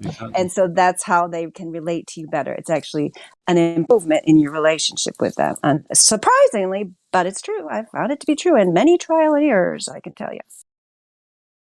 That's what you see when there's a debate happening here with a staunch Glober. So you need to treat them like a child, You need to talk slow to them. You need to walk and take it back to the very first step, and walk them through it slowly.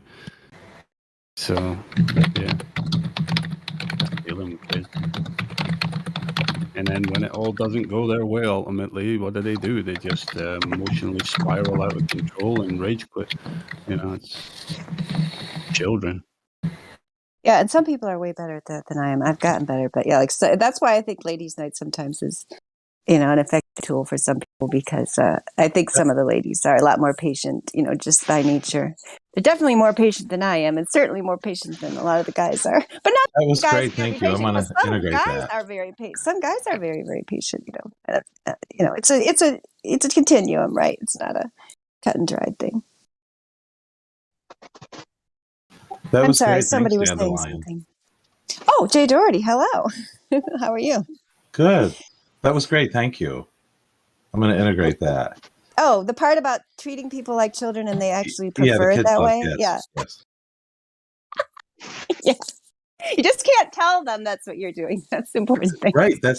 I needed to hear that or something. Isn't that funny? And then you'll occasionally run across another adult, in an adult's body, and you'll be like, wow, this is very exciting. Another adult I could speak to, and they're few and far between, but then when you find them, it's exciting. Like there's many of them here on this server, I have to say, but, in the real world, maybe not so much. Yeah, that's why it's such a shock to the system when they come in here. It's like, holy shit, I'm in a room with like 20 real adults, that know how to articulate themselves and formulate their thoughts and make sure they're not being fallacious and ridiculous, And just it's an intellectual an alien world. Sorry. No, you go. You're good. Yeah, I'd finished. I was agreeing with you, if anything. It doesn't make a lot of sense. I'm interrupting you to agree with you, but. Oh, no, I was just about done, so. Can't remember now what I was going to finish with. But yeah, they just get a, shock to the system, and being in here's well, it's got to be an like being in an intellectual. alien world for them, you know. Okay, now I'm done. On you go. All good, but they come in here and they just must be, intellectually, blasted.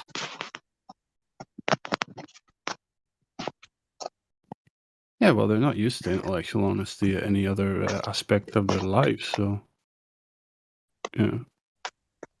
they certainly do get And the baffled by it. honesty, right?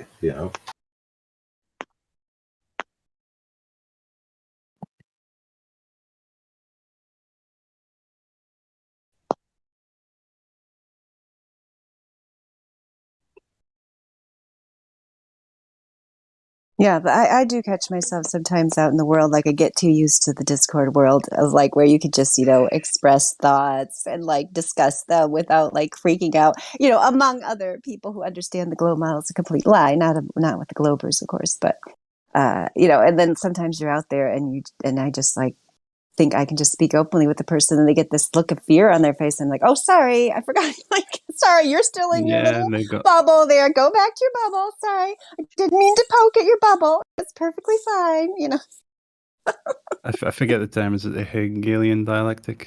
The limited, the narrow band? Yes, because these are, like a lot of the people I know, a lot of the people I know are like I don't know what to call them. Like they're semi-aware of some of the like control issues and that kind of thing. But they still think, if they elect Trump in 2024, everything will be just fine then, And so I'm like, oh yeah, I forgot you got your Trump 2024 sign in your yard already. Like it's fine. Yep, Trump's going to save you. That's fine. If you need to think that, like, I'll just leave you to your thoughts. Children, just children, man.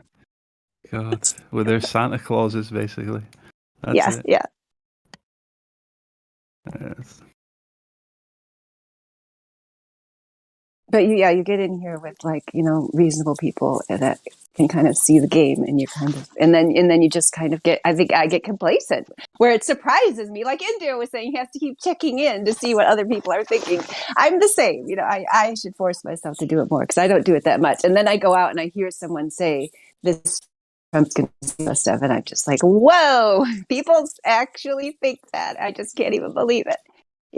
Got to keep myself more in touch with the common man here. Because you guys said it, you become who you're surrounded by, and I am surrounded by a bunch of children. So I guess that means I'm going to become a child. Yeah, we all are. but we're aware of it, obviously. So. I mean, I'm also surrounded by like physical children. But the physical children are better because they actually are open to stuff, and they actually like I can have better conversations with most of my children than I can with most of the regular adults out there. At least they understand what's important: going outside and playing, gardening, music. They are still playing. I dare I say playing? Say it again. Yeah, they're still open. They're open to life and possibilities. And they've got you as a mother, so I'm sure they're learning all the right things. Well, I do my best. The oldest one is a teenager. We have our struggles, but I still do my best. I think that's just part of it, the grouchiness, right? That's the thing that drives me the craziest. It's just the general grouchiness. But I think that's just part of being a teenager. Yeah, again, it's a lot harder than what you and me remember it to be like in them years. Yes, right. Yes, because even though, things were, still, things have been crazy for a long time. They weren't as crazy, right? Yeah. Yeah, but just think like the pressure they're under. Forget like flat Earth or any like controversial ideas. Kids in schools now, one wrong video or photo or something and your whole reputation goes down the drain and stuff like this, And so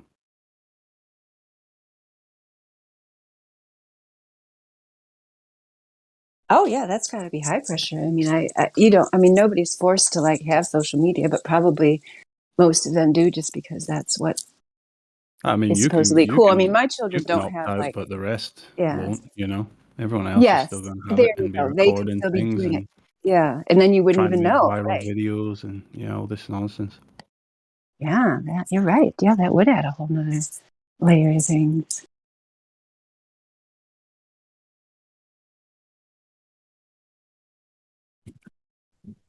I talk about flat Earth at work, so no one can try to give me that card.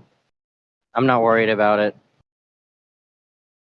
Yeah, that's cool. That's like Chocolate saying, which we haven't seen him around here for a long time, but he used to just like always have kind of the live stream on at work and be just talking about it, talking here with us, while he was at work. And he was just kind of known as like, the crazy conspiracy guy. But he said also, as does seem to happen, that people would come to him like, one-on-one, they'll talk to him and know like, oh, he's probably might give me the straight scoop on this thing or that thing. So like, even though in public, people might think one way, in one-on-one or in private, they might realize like, oh, maybe I do need some more information about this. And here's the person I know I can go talk to. I don't know if you had that experience, Jimmy. Yes, ma'am. My supervisor, he seems he's jumped on board. I can't remember the person who he came across, but he's got like these I think it's like, I don't know, somewhere between like 5 or 10 part series. He talks like this and he has all of the information about the buildings. Anyway, he heard about him, and then whenever he was driving me around and we were learning, and I was learning the trade, I was talking about flat earth then, and he had it like on the back burner, like, yeah, I've heard some things about that and it sounds like it would be plausible, but I don't know yet. And then like 2 months ago he was like, dude, you remember when we was having this conversation? Well, I found this guy and he was explaining all of this, and I was like, yep. And then I got a coworker who, whenever I told him that I was a flat earther, he was like, wow, you actually think that? And I was like, yeah. And I was like, here's some examples. And he was like, you know what? I'm just going to let you have it. And then every now and then, whenever I'm on the phone with somebody or I'm writing with somebody and he calls that other person, he's like, is Jimmy in the background? Hey, the earth isn't flat. And I was like, well, you can't prove it. And then, well, it's a running joke between he and I. And I tried to give him the 3 points, but I got 2 points and I couldn't remember the third one, which is you got, how does a gas pressure system exist in a vacuum? How is it a ball if you can't measure a curve? And then I can't remember the third point. Rotation. Say again? Rotation. Yeah, you got to go back with that one sometime. So you can be a real 3 points participant. Yeah, but his stance is, I really don't care what the shape is. It doesn't pay my bills, so I'm not really worried about it. And I know what you're saying. You get some people like that where they can't really dispute it, they can't really refute it, they don't really maybe understand it, but then they go to the what does it really matter? Yeah, because that's all they got. Yeah. Tap down to the lowest. Yeah. At first, he was giving me the typical answers like, well, we had gotten on the Bible topic, and he was like, well, sometimes people take what was said in the text and they misconstrue it, and then eventually no one remembers what's going on the original thing about it. And I'm like, exactly. That's why when it says that there's water under the firmament, the air is a fluid. And I'm like, look at the clouds, they're all making waves. And he looks up and he's like, well, I set myself up for that one. And but yeah, he went on the typical responses, and then eventually he just reverted to the I don't care. But I gave you the value roll. I gave you the value roll, Jimmy, for your bravery going out there in the world and talking to people, because that's great that you're doing that. Thank you for sharing that with us. Thank you. Well, I had figured this out in the Army. It started off with me looking into the fundamentals of electricity, because I wanted to get an electrical engineering degree, but I didn't, because I got rabbit trailed on my awakening, I'll say it at that. And then I went from Fort Hood to Korea and then to Fort Bragg, and every brigade that I was in knew who I was. My wife, I got out of the Army, and my wife reconnected with one of her Fort Bragg friends, and he was in the next battalion. and she was talking about, descriptions for me, and I was like, tell him I'm the flat Earth guy, and he was like, wow, you're married to him, and so every day I would go into work, and whenever it got quiet, I would bring up, let's talk about the flat Earth, or let's talk about the Bible, or something along those lines. And I had this 3-year long conversation with this anti-theist, and he eventually became agnostic. And he got out for reasons. And I left the army shortly after that. But yeah, and I'm not quiet about it at all. I've had a few conversations with people at like an Outback. My job has me travel, so I eat overnight when the places I stay. Outback has a bar, Applebee's has a bar, so I usually sit there and I'll have a conversation with somebody while I eat. And yeah, you just got to get comfortable with it, and you can talk about it anywhere.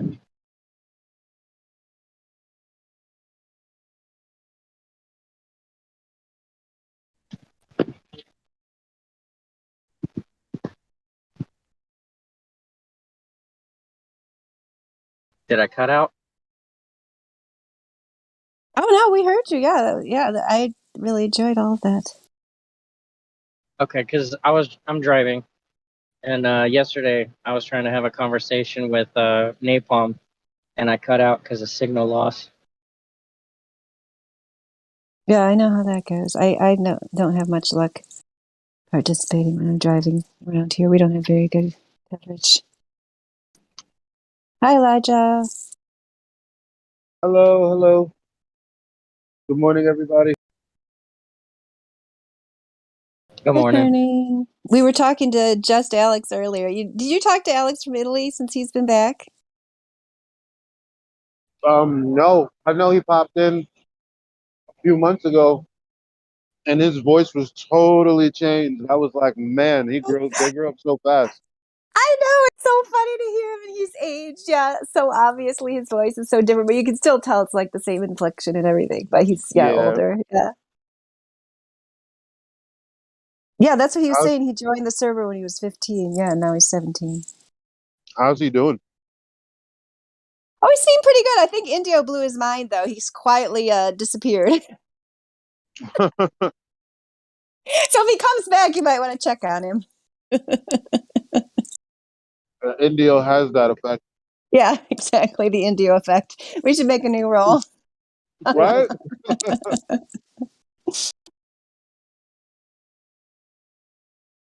Yeah, he's off in a corner contemplating the universe. What did Indio tell him? Oh my goodness. What were we going to get to? The religion is a control system conversation. Yeah, it was that he's in the globe religion. Yeah, that because he said he was an atheist. Yeah, I kind of started off with that. I think he's sort of battling conforming. Oh, he talked about that. Yeah, absolutely. That he's on this alternate account because he doesn't want his friends to know that he's even talking to flat earthers. Yep, we covered that. Yep. Yeah. He's a flat earther. He can't. He doesn't know how to belong. Absolutely. For a young person, that's kind of important. I get it. Yes, and these other guys were much more sympathetic than me. They told me I had an old lady attitude toward him. Oh no. They didn't say it like that, no. But they are sympathetic to the peer pressure, which I understand. It's been a long time since I had to deal with peer pressure. People who are less, who are not as far removed from that understand it better. I get that.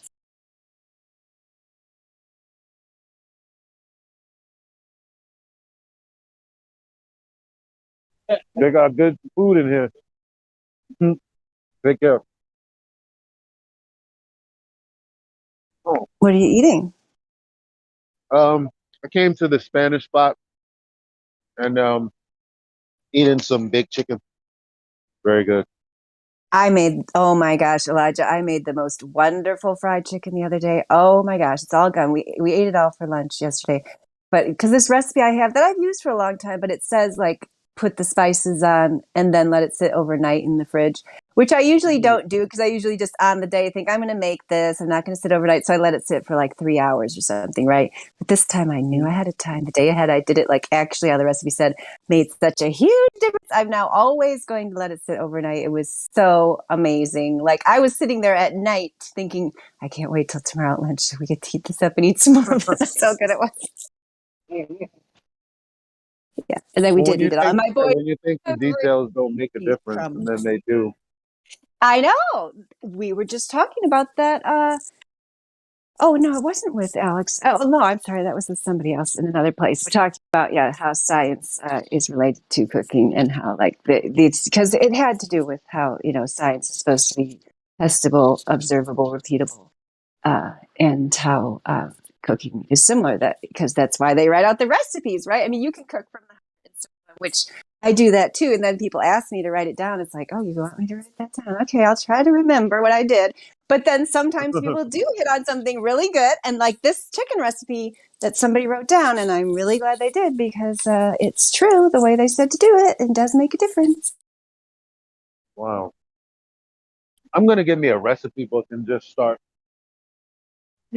trying to throw down in the kitchen. Everybody in my family, my sister, my brothers, my father, my mother, they can cook. I'm the only one that can't. Oh, yeah, you just have to, I mean, it's just like anything else. You just have to get started and then practice, And and for a while, like using a recipe is definitely the way to go to start with. You can't really just like start out necessarily winging it, but then, No pun intended. Right, exactly. Yeah. But then eventually, when you can get to that point where you can, kind of make your own recipes, then that's really fun too. Because, I made this chicken salad one time and I spent so much time on this chicken salad because most people just take the chicken from the can, to make chicken salad because they think, oh, put the mayonnaise in there. So it doesn't really matter what kind of chicken I use. But this chicken, I made it on the grill. And then, and then I had also marinated it ahead of time and so on. Like I spent so much time on this chicken salad. But then I took it to a potluck and people were like begging for the recipe and so on because most people, nobody makes a good chicken salad anymore. They either buy it from the store or they open a can of chicken and put it in there, So like, because it was like a huge effort to make this chicken salad. I had to marinate it ahead of time. I had to grill it on the grill. I had to cut it up. And then I had all the fresh vegetables and all that to put in there, chop it up. It took forever to make it, but it was worth it. When people ask you for the recipe, it is worth it. Yeah. Because they really appreciate what it. did you But then do they're with never it? going to make it. These other ladies, I mean, there are other ladies who have like tons of children. They're like, I'm sure once they looked at the recipe, they're like, oh yeah, I'm not going to make that. I'll just wait till she brings it to the potluck again. Because I haven't made it again since then either. But maybe I will one day. But it's good to be the MD of the, when you have like a kid get together or something and you bring something, and everybody's like, who made this though? I'm sure that's a good feeling. Yes, it is. I'm not the only one who does it. Yeah, I've talked to Indio about this before. It's kind of become a competitive sport because we do have this, and we have actually, the secret is Elijah. One day last year, I got an email inviting me to a ladies' night, which I found absolutely hilarious because it just so happened to coincide with that our ladies' night here on the server was getting quite contentious and like difficult to be around and so on. And so I thought, I'm going to go to the real ladies' night. I'm so excited and talk to like human beings and eat real food. And so, and this was right when people were starting to just like come out from hiding, right, from their hibernation. And so, but we were meeting underground still, right? Because you didn't. Yep. Too many people. But anyway, I would love to hear you like on Amazon, like an Amazon children's book or something. Like, oh my goodness, I love your voice when you get animated. Yeah, I did one time record a whole bunch of. I used to tell Aesop fable stories, and I had my thing on YouTube when I had my YouTube channel, but I took them down because it was just like too much commentary about them. But the commentary was positive, But anyway, So back to the ladies' night. Yes. So it has become a competitive sport, this potluck, where your way that you win is for people to actually they get their anonymous plate of they don't know who brought what, and then they're at the table saying, "Who this?" And so now the potluck just keeps getting better and better every time. It's like people are embarrassed to go buy something from the store. Almost everything is homemade, and they bring their crock pots, and it's some of the best food I've ever had. It's really good. Yeah. Competition works.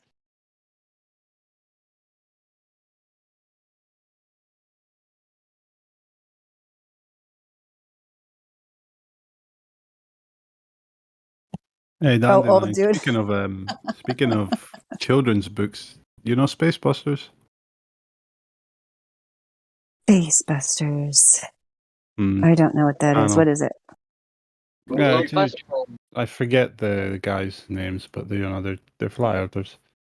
But they just put out a video. They're making a children's book type thing series, like a cool. deprogramming for children, basically. I'll DM you. You brought it up, and Elijah was saying, "Oh, you should do children's books." I have not seen that. Yeah, I'd like to see that. Yeah, thank you. I'd like to see that. Yeah, I mean, I think it is deprogramming is necessary, for older children.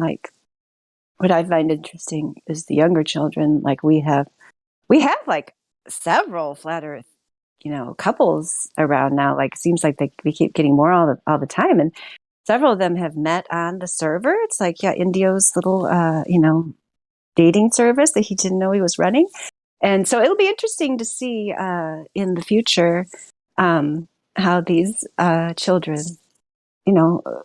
how they grow up differently when they don't have to be deprogrammed, right? Because you don't even have to necessarily teach them anything special, if they never are being taught the globe model, and you might even at some point teach it to them oh, this is what people think, or this is what they're pushing, and here's the reasons, and so on. You could explain it to them intellectually at some point, assuming society continues on the way it is. You can't just hide from them the fact that people think they live on a globe. That's obviously they're going to encounter that. But if you introduce that after a certain age, it'd just be interesting to see how those children react to it differently than who kind of been introduced to it from birth and have to kind of be shown that it's not the case. I have a question. When he was talking about Space Busters, are you talking about Globe Busters? No, Space Busters. Okay, I'll have to look them up. Yeah, I got what he said. I never heard been of on them either. Globe Busters quite a few times. I heard that, by the way. Yeah.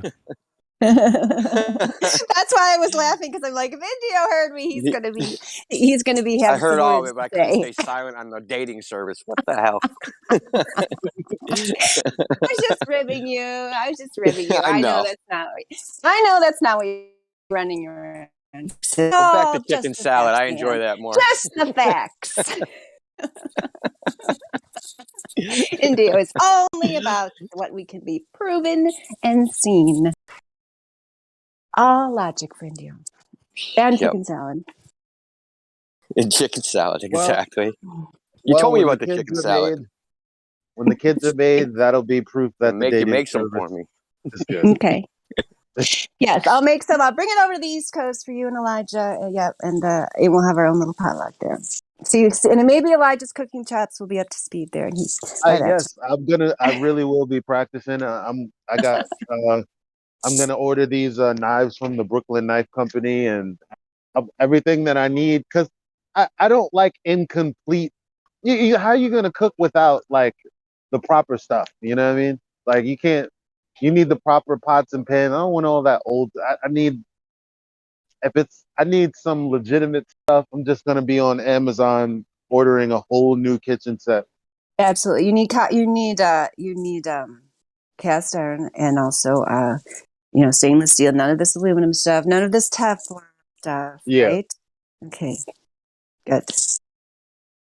I mean, I have this copper pan, which is a new thing my mom gave to me that's supposed to be nonstick. That it is more nonstick. It's not like Teflon where you see the stuff actually ripping off of there, like scratching off. Do you know that's in your food? Because you could see it doesn't have that. So hopefully it's safe. I don't know if it says it is, but who No, knows? yeah. Might. Once upon a time, I got like a good pot set that like it looked kind of like little rock pieces at the bottom. I don't know what you call it, granite maybe. I don't know, but it never stuck, and nothing ever stuck to it. And that's something that I'm looking for. But I heard someone say that there's chemicals in there or something. I don't know. I just want to go with the most with the safest option. Right, because cast iron, yeah, I mean that's the thing. If you treat the cast iron right, it does it. I mean, maybe it sticks a little bit, but the sticking that it does is like the part of the experience, like scraping up the brown bits from the pan and making it flavor into the soup, and then that's that. Because cast iron, you don't really need nonstick if you have cast iron, if you season it properly and use and cook properly and so on. Well, we've actually been using a lot of like ceramic clay stuff, pots and pans and shit. Oh, all right. And that you've had luck with that, Martos? Yeah, sure. I mean, it's just like something that heats up food, right? Pretty much. I mean, it depends like what kind of stove you got. If you got like one of those induction stoves, yeah, that's not really gonna work, right? But...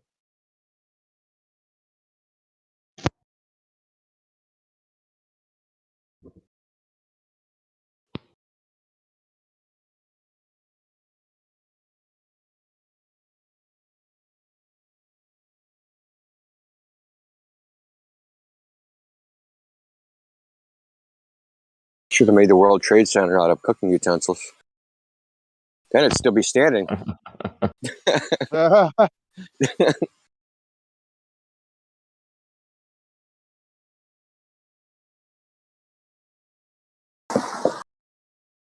I'll never forget that somebody doing the whole Jenga thing.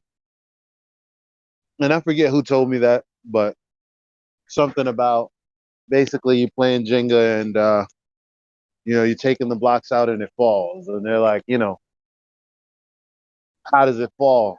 And they're like, over, and it's like, what if you take a Jenga piece from the side, okay, maybe not from the side. What about what about from the bottom? I mean, like not from the middle, but from the bottom. And it's like, oh, it still fall over regardless. It's like, yeah. So what's up with the towers then? So there was a YouTube video. I can't believe the guy did this. He paid a machinist to make him I think it was a 1 million scale model of the World Trade Center because he had a Matchbox 747. Yeah. So he got it to the same scale as the Matchbox 747. He had this built, and then he made a video so you could see like the size of the airplane compared to like the size of the World Trade Center, and it's like a toothpick compared to like a human body. It's not even close. This guy paid like $2,400 to have this thing built just so he could make a YouTube video. Yeah, wow. But it was pretty cool. I should try and find that again. This is way back in the day. I wonder how much money that YouTube video made him now, though. Probably not a lot, because I think the last time I looked for it, it was gone. This is back when it happened. It's probably like within 5 years of 9/11 happening. I'm gonna try and find it right now. Well, yeah, because when you see when he had like the airplane glued to like a chopstick, right? So you just take the he'd get it in camera just so you could see the sides of the plane like compared to the sides of the building. It's like not even close. Like you think this little BB could like take out this huge building? You're out of your mind. I can't believe 200,000 tons of steel. Just the steel was 200,000 tons. That doesn't even include the sheetrock. Think about how much the sheetrock weighed. And no one during that time pressed the government. Well, I can't say no one. There were some people, but like I'm talking about the majority of people didn't go, you know what? Nah, we're not rolling with this story. You know, they went with all these daytime talk television shows where they're I don't ugh, ugh sick of the world, man.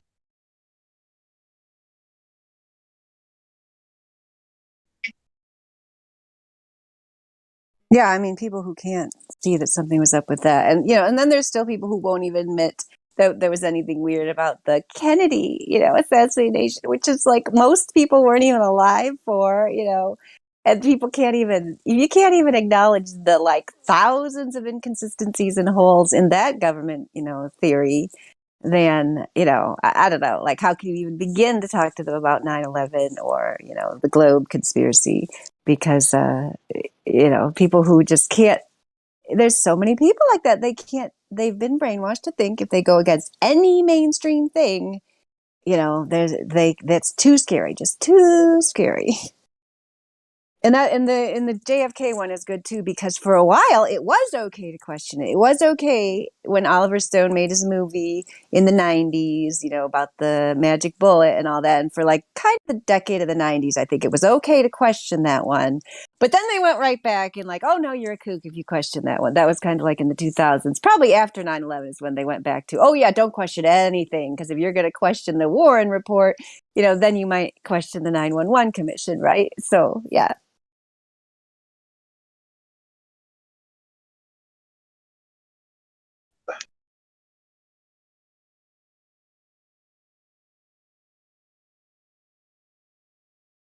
It's a shame how cowardly people are. I mean, hell. I mean, I'm sure there are things that at least get to the movie scenario where they come to your house in an unmarked car and they intimidate. At least get there. People are just scared of nothing right now. Yeah, because they do put out these stories that people who question are getting getting captured or whatever, which we all know that's not the case. A lot of us have been doing this for years and we haven't been captured yet. I mean, like, but they don't actually have to capture anyone. We've talked about this before because they just put out a story that somebody was captured, right? Like Alex Jones did that back in that's probably about 10 years ago when Facebook was just getting started, when he put out a story about this ex-military guy, and he showed actually a video of them coming to his house and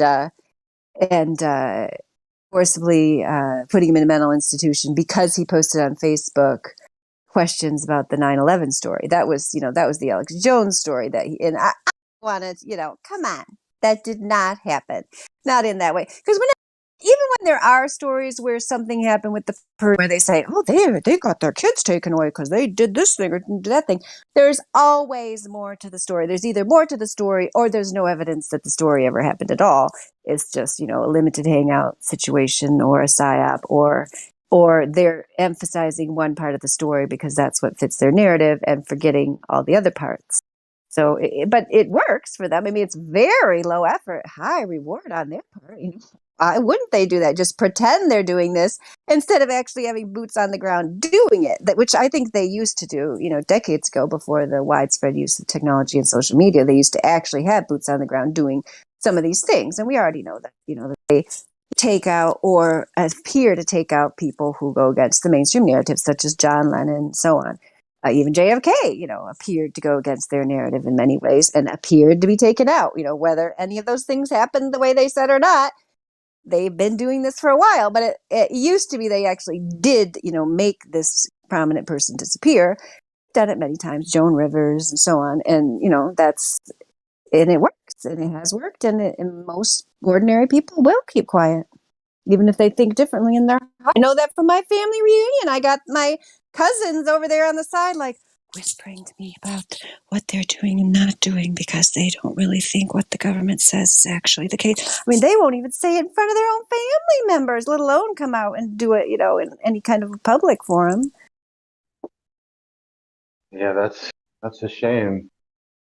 Well, I mean, the people in my generation that grew up on Kazaa and LimeWire and all of this. How many times did we get threatened that, oh, somebody's gonna come to your house and they're gonna fine you up to, and however many dollars it was for watching free movies. Like that was a major scare for some of us, and they even sent letters. What the hell is Cablevision doing, sending me a letter for you don't know own my fucking my internet service? Like what are you doing sending me letters? And that's all they did was they would send letters, and yeah, some of my friends got like 3 and 4, and nothing ever happened. They watch free movies to this day. Yeah, what is that MP3 company where people actually did get, I think, sued? That was like in 1998 or 1999. Now I can't remember what it's called. It was a big story at the time. That was about like downloading free songs. Was it LimeWire? Something I like think it that. was something else, but it probably is the same kind of idea of what you're talking about. Now I can't remember what it was called. I know what you're talking about. It was Kazaa, man. Kazaa got sued, right? Maybe it was that. I don't No, remember. it was another. Let me look it up. See if I can. Napster. Napster, exactly. Yes, Napster. that's the one I'm thinking of. Napster. Thank you. Yep.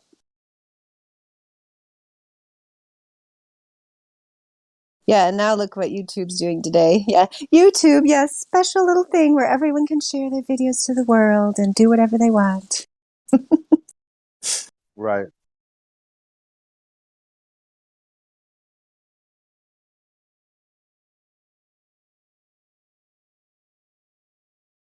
That's what it was supposed to be. YouTube, right? It's supposed to be like America's Funniest Home Videos, but all, privately done. You can just express yourself freely on YouTube.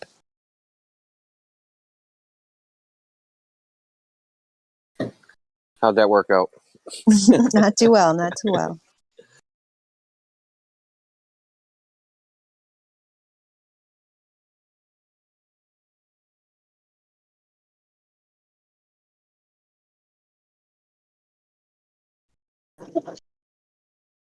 It actually worked out pretty good for the purpose that they had. You get the populace to brainwash themselves.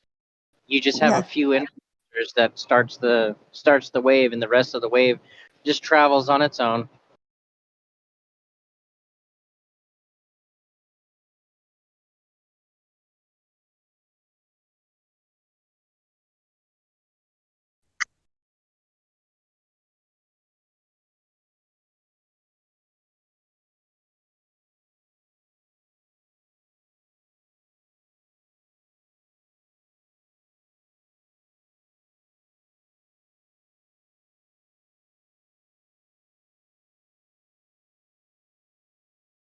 Mic check. We hear you, Roger. Okay, cool. How you doing? Yeah, I'm fine. Fine.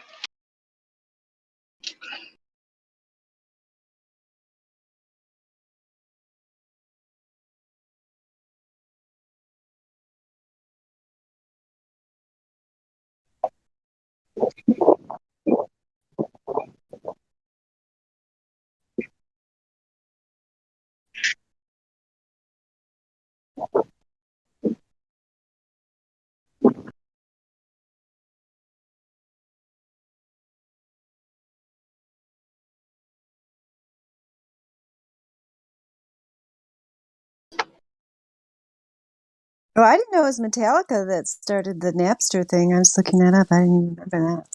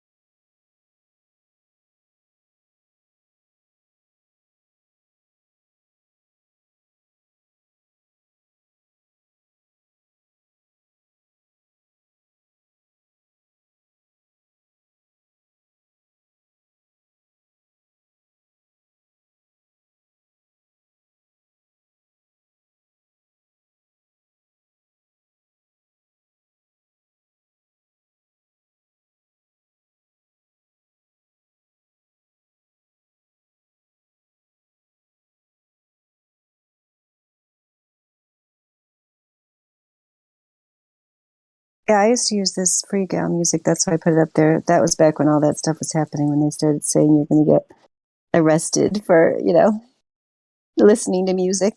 And then back then, I don't know what it's like now, but back then you could download 2 free songs. Was it a week or a month? I can't remember, but I used to always make sure I went in and got my quota.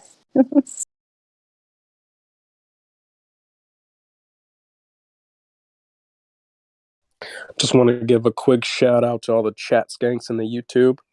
We got Tulin, Joshua, Ben. Guys, if you want to come in and debate your religion, you're more than welcome to come join. Don't be shy. Oh, yeah, please do. So Creation Bear, you're telling me these are all globe believers that are in the YouTube chat? Oh, yeah. Somehow, day and night. We're going back to 2014. That's the strongest proof they got. Sunsets prove R, apparently. That type of stuff. No proof of anything, of course. Yeah, and for the most part, those types, although maybe one of them will prove me wrong and actually have the gumption and the courage to come in here and actually discuss in real time their beliefs with real people, as opposed to setting up straw man arguments in YouTube chat, hiding behind their keyboard and not actually being able to defend their religious belief unless they're arguing with themselves. So it'd be cool, yeah. Wouldn't it be cool if one of them actually came in here and put their money where their mouth was? I have any of them ever done that? Maybe occasionally, but very rare, very rare. Well, guys, you seem awfully confident in the chat. So if you want to bring that same energy, come on through. I think Syzygy has come in before, right? Isn't he usually in the YouTube chat? That name sounds familiar. I think you might be right.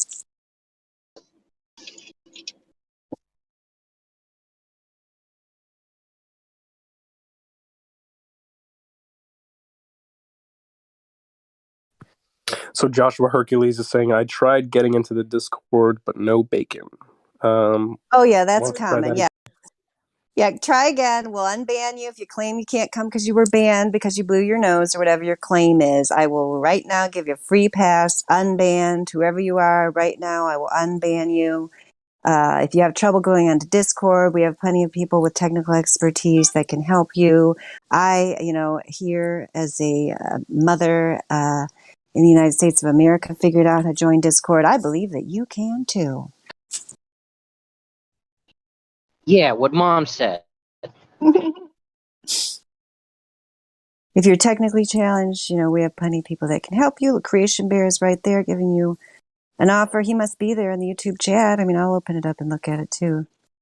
If you're having technical difficulties, just let us know what they are. Whatever your reason is, I bet we can solve it. People join Discord every day. I wonder how many people join Discord every day. Lots, I'm sure. Yeah, we got guys like Ben in the chat, very desperate, trying to seem confident, but when it comes time to actually, defend your religion, all that confidence goes right out the window, doesn't it?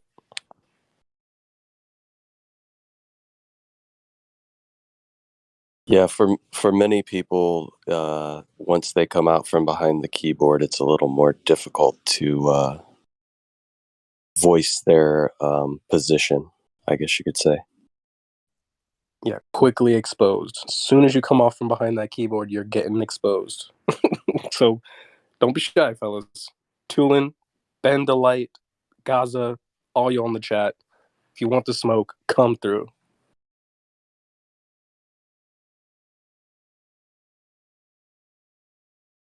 And if not even one of you will come on here and speak on the microphone in the live stream there where you inhabit the chat, there's something wrong there. Like, what is your purpose for inhabiting a chat of a live stream that you won't even come on and participate in? It's there's kind of some red flags going on there. And I'm perfectly, sometimes they'll say that one guy, I'm sure they just come back and change their names. I can't remember. One of the guys that used to be in the YouTube chat there that I asked him to come and do a one-on-one debate because their next excuse is, I'll just get muted and banned. People will overtalk me. They've got 1,000 reasons why that haven't even happened yet of why they can't even try, right? I told them I'll mute everyone else. Nation stands. Any one of you, I will mute every other person except for who you are debating one-on-one. And I will also enforce, if you want to debate Creation Bear, Roger, anybody else that's in here, obvious be Napalm, Martov, if those guys have time. I'm not saying they have time, but if you want to debate one person, I'll sit here and moderate the debate. Make sure you have fair time. I even have a stopwatch, which we can give you fair time, and then go back and forth in such a way. If you would like to have a formal debate under controlled conditions, invitations open from now to the end of time, as well as I'm around, but we usually can find someone who would be willing to give you the same conditions, because we would like to make the platform as fair as possible. We would love to hear your best proof of either curvature or rotation or gas pressure without a container, any of those three things. If you have any kind of scientific evidence that you would like to produce your best argument for the globe, please come in. We're here 24/7 in the YouTube live stream for which the chat was created.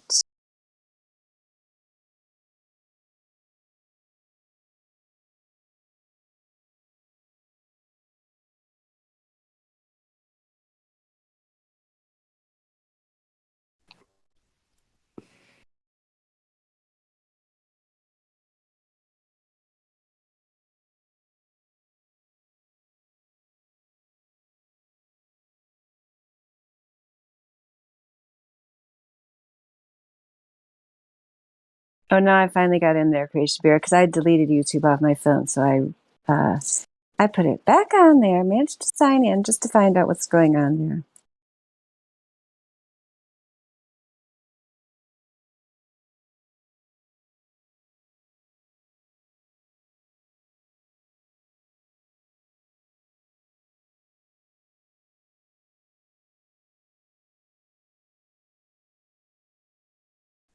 I mean, what is there to be afraid of if you truly in your mind believe that this can't be real?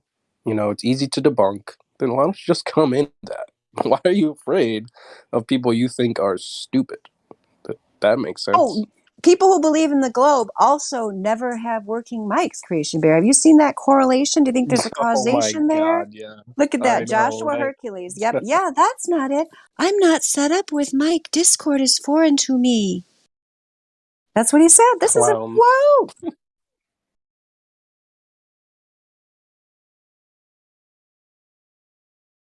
Oh, Ben Delight, please come on in. If you have a phone, it has a mic. Discord is an app that you can put on your phone. It's not difficult. It's 2021.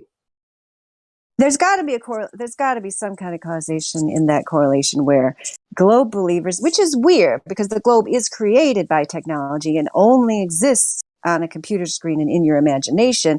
But for some reason, people who believe in the globe are also technically challenged, have no mics in 2021, can't figure out how to join Discord, don't know how to get to the live stream. So it's very strange. Like, you guys are Luddites, but you believe in the globe. That's very unusual combination. Like, I really want to hear about this. You're Amish people who believe in the globe?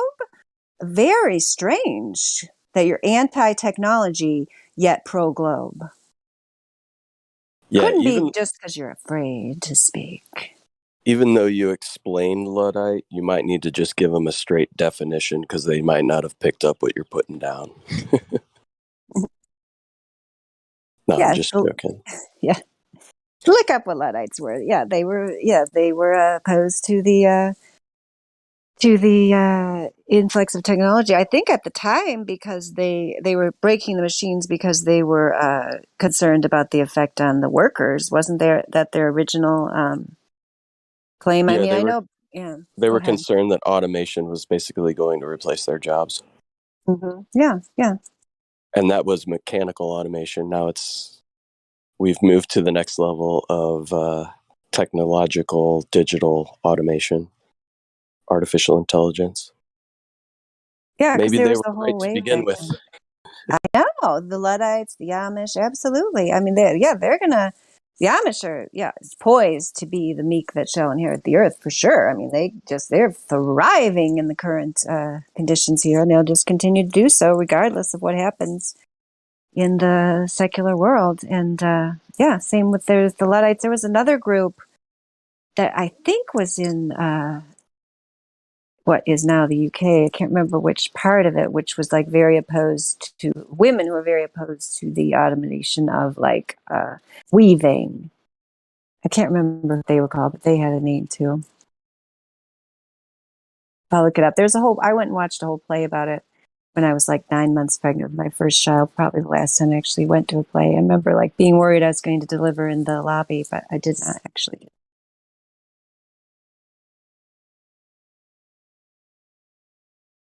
So would you say they could feel the takeover of technology looming? That's a good one. Yes, very good. Yeah, so I feel like there's various levels when it comes to debate, and the very lowest level is strictly via keyboard and text, right? Then you kind of step it up to voice, and then you can kind of step it up to video and voice debating, and then there's the ultimate of one-on-one face-to-face. And the people who are the least confident in their intellect when it comes to debate generally don't move up from the keyboard. At least that's what it seems to me takes place. That was a very polite burn. Yeah. Yeah, and then you have the next level, right, Mrs. Gibson, of like actually not only being a video, but going out in the actual world, you know, and talking to people. Yes. Yep. That's the ultimate level, because if you get out of control and say things you shouldn't, there could be physical consequences should you not be respectful.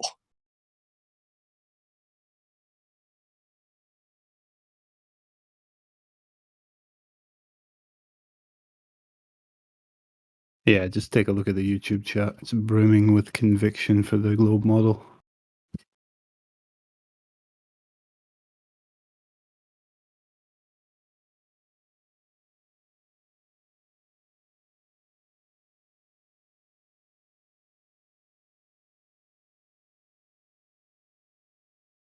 Maybe the YouTube chat is people that just can't get past the lobby or the VC check-in.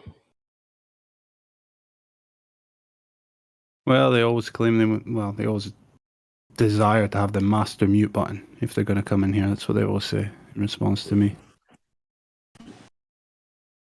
But I think YouTube chat's like 75% just paid shills and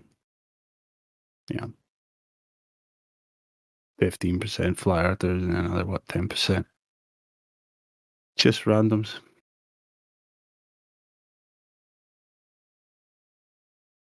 It's like globe damage control. They think they can. It is the worst damage control ever. Say that. Right. It's the same faces in there. There's like Trillion doesn't know where she even is, and then Ace trades. Let me point out your thinking error trades. You know, it's like he just says the same thing over and over.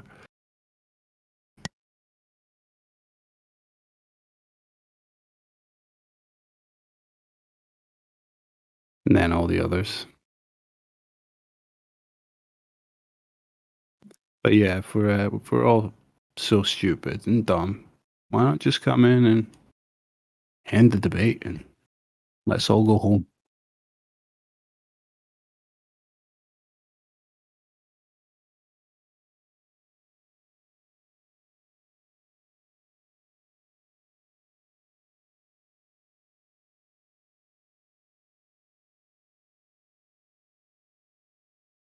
I mean, for me, the real debate just happens on the server.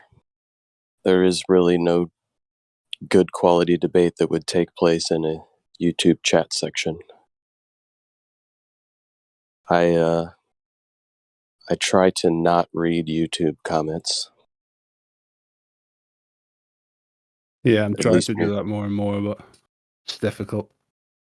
Yeah. Are they coming around or not? Just hopped up. Well, your friend Kessler syndrome's in here, Roger.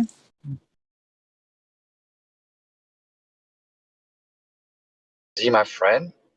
No, I don't we think have so. He's your we have a nemesis. relationship. Is Roger your nemesis, Kessler syndrome? Yeah, I wouldn't call my nemesis. I say we have a back and forth relationship, right, Roger? Kind of do, yeah. Yeah, I think we respect each other. We might not agree on No. everything. Respect? I don't know. Yeah, Well, you gotta earn that I'll go respect for it, back, yeah. Kessler. I You don't gotta mean to earn- disrespect you. That's fine. I may do it unintentionally, but I don't intentionally disrespect. At least I hope I don't. But yeah, I'm not really. I was just sort of listening to the conversation. I wasn't really wanting to talk that much. No, I had a call, but are they coming? Are the guys coming from the YouTube chat? Is that what's happening? No, Roger, No. they're obviously way too scared. You know, they don't have any confidence in their religion, so it's easier to just peck from a YouTube chat, you know. Skank it up in the chat. What's happening on the little YouTube bit chat? better. Sorry, what was that, Kessler? What? Someone's coming from a YouTube chat, did you say? Yeah, you know, I'm just reading along in the YouTube chat. There's a lot of guys that rack up quite a bit of flat Earth time, you know, that aren't even flat Earthers. It's funny that these globe Earthers are racking up more time in flat Earth than actual flat Earthers. That's really funny if you ask me. I have like 0 minutes in any globe Earth server, so that's hilarious. But it's just funny to read along. One sec. It's funny to read along in the chat because you get things like sunsets prove R. And what do you think about that, Kessler? Is this the live stream or whatever? The Discord live stream? Correct. Ah, right, yeah. I'll go over and check it out, see what they're saying. I mean, yeah, but what do you think about that? Sunsets prove R. Sunsets prove what? R. Radius. Mm-hmm. Well, I don't really want to put their words in the mouth. I don't really know. I mean, you can scroll back. I mean, I'll look here, but it's literally just that. You know, I didn't change the words or anything. It literally says sunsets prove the R. red. Yeah, come on, Kessler. You're their hero. You're the only one of their globe-believing group brave enough to actually come in here and speak to us. Like, you're already like 10 miles ahead of them. Don't let them down. Don't be thinking, oh, I got to go check what they're saying. No, you are the superior human being here, actually willing to have a conversation, not just hide behind the keyboard. Now, come on. They're making you look good. So don't let them down. You are supposed to be their leader. Explain how sunsets prove the radius. Or if not that, then how would you prove that the radius of the Earth is 3,959 miles as claimed? Well, I'm not really sure how they would do the working out for that. Obviously, you probably have to probe them a bit further. I mean, they could probably use like, I mean, if you were, I don't know. I don't know how to hypothesize if I was to do it myself, methodology wise. It's not really something. Yeah. So Ben says I'm it involved again. 52 minutes past the hour. Yes, sunsets prove R. I'll say it again. Okay, so let's walk through this, Kessler. How does that work? That's not my claim. You have to ask him. Let's just get in the mind of a glober and think about it for a little bit. How would that work? That would be just getting into the mind of, I guess. Well, what percentage of the population would you say globals? Perhaps. Zealot, yeah. Well, whatever you may think of other people online. I mean, I think the best option would be for him to sort of hop in here and give him his fair speech and let him explain. Maybe. Yeah, I agree with that. Ben, shout out They're to inviting Ben him here Delight. all day long. Oh, how can Yeah, you if you guys would not know? come It's in, so obvious. The sun just clearly disappears behind the curve of the Earth. And if you can time when the sun disappears behind the curve of the Earth, then you can just validate the radius. That's what they would say, probably. Yeah, just get him in here, get him to explain his point, or just I guess if you can settle with him typing his point out, maybe. He's too scared. Is that Ben Delight creation? Yeah, Ben, you know, a clown. He's never coming in afraid. here, man. He's never gonna come in here. Or is he like often in the chat or something? Yeah, only Oh, in he's chat, in really. there every day. Is it? Yeah, he's a little scared of people who he thinks are dumb. It's kind of funny to be afraid of people you think are stupid. So, Ben, you're a clown. Yeah, a few days ago he was invited, but he said that he got banned by somebody and he wasn't going to come back in to get banned again. Oh, I Did he just get? said I would unban them and unban any of them anytime, and I'll give them somebody else might come along and ban them. That's true, but if I'll just come in for an hour. I'll keep you unbanned. I guarantee for an hour, at least, to enough time for you to prove your sunset theory, and then you can leave the server if you wish voluntarily. It probably got banned in lobby. To be fair, it's a battlefield in there. I always say that none of them are going to come in here because they don't want to reveal that it sounds like a call center behind them. Yeah. Oh, what is a Same pig? trolls sitting in the same room with each other, that's why they don't come on mic. Yeah. So I got a background reduction on my mic. You can't hear all the other globers. Yes, there's a lone wolf. Yeah, that's why he's brave enough to come in here on the mic. I just want to get a consensus from Kessler. Do sunsets prove R? I've never really thought about how they could. I'd probably have to go away and look at what if I had to make any assumptions and all this that, and the other.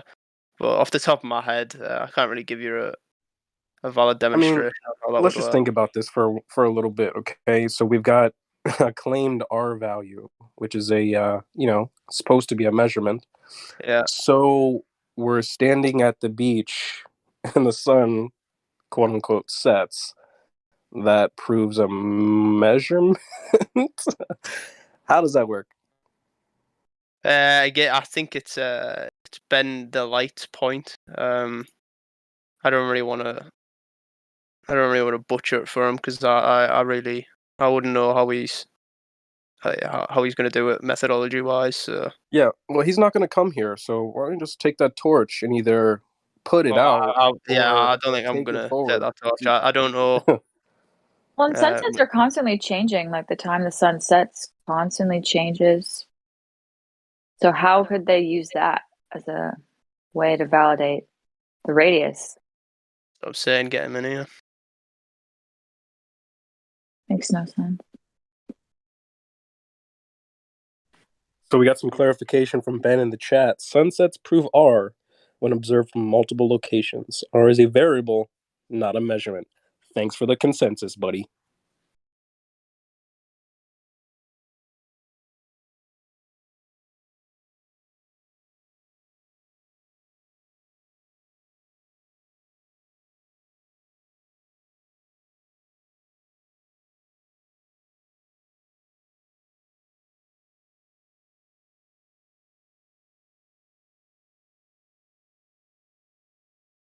Did he really say that R is a variable? That's why he's a clown. Doesn't even know his own religion. Does Al-Biruni watch the sunset or horizon? He doesn't know what a variable is. But that guy Al-Biruni who realized the radius, but he watched the sunset. Yeah. So if you observe the sunset at different points, that's what he says. That's how you. And if you watch sunset, then that number 3959 is coming like from where? From air, from the sun. That value, or from the head, from brain. How is that possible? How we reach that value watching the sunset? Well, and how do you know the sun is actually there and not just the apparent location of it being there, being magnified by the atmosphere? How do you know? But they don't deal in refraction when it comes to the luminaries. Sorry. Only our Depending laser on where the sun is, that's the time you have. It gives you the time. But it could be it's not refracted. just- Whoever not said the that point. brought up a good point. No, How I come- was how saying come the that they sun don't doesn't The get apply. point where you see the Yeah. sun, it sounds crazy because it's all about time. I find it interesting that he said R is a variable. Is he trying to say that the radius value varies depending on where you are observing the sunset? Is that what he's saying? No, he's implying that it's interchangeable with something else. So that's what a variable is. Either way, it makes him sound retarded, so.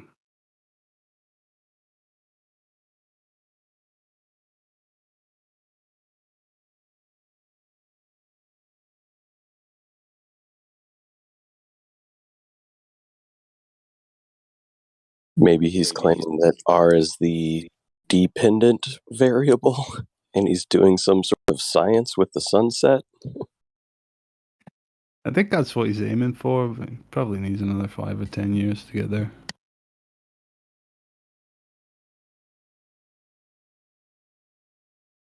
But maybe sunset is proving that Earth is curving, and then you calculate the value. Well, even if he's claiming that R is a dependent variable and he's trying to do some type of scientific experiment, you wouldn't be able to prove R by having it be your dependent variable. What is phenomena? Sunset. Oh my God. Dependent variable is the radius value. Independent variable is your location. That would be what I'm thinking he's trying to do, but that wouldn't prove the radius One of because the the independent radius. variables. You got the Atmos as well. He's saying at sunset, the sun is observed directly overhead on another location. Get it, guys? So profound. No, the sun is just a local light source, dude. So when it sets, it just is like moving further away from you and now over another location. So that totally works on a flat Earth. Yeah, it's kind of like saying on a 10-mile stretch of completely flat road, when I see the furthest light post and I travel backwards and that disappears due to perspective, somebody could be standing under that light post and it's directly over their head. Ergo, this 10 miles of flat road is now curved.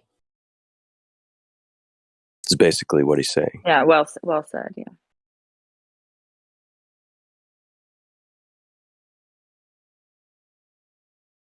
Yeah, they get mixed up with this idea that if you're on a flat Earth, you should be able to see the sun any location on it. What they don't realize is the sun itself is the brightest, most powerful light they've ever known in their existence.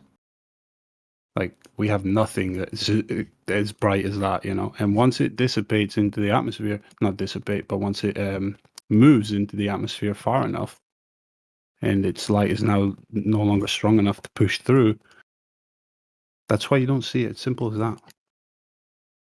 For them, that is. I'm speaking to them. Light attenuation.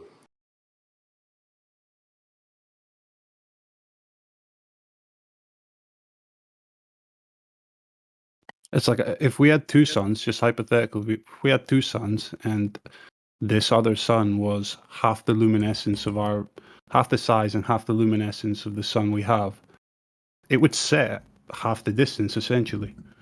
Is that right? No?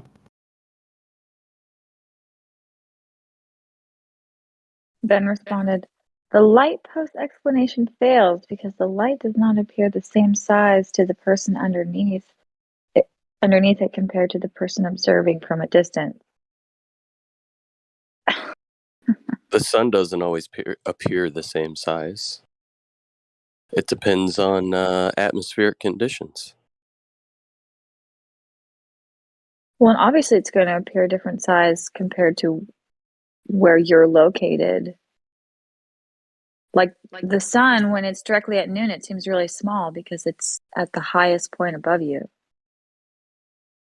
That's why it seems small, because it's like right above you, but it's high up. As it merges with the horizon, it can look bigger because of the atmosphere. It can look more swollen. But Yeah, how do you no, explain if you have a high enough vantage point, it's shrinking on the horizon, though. It can't do both, right?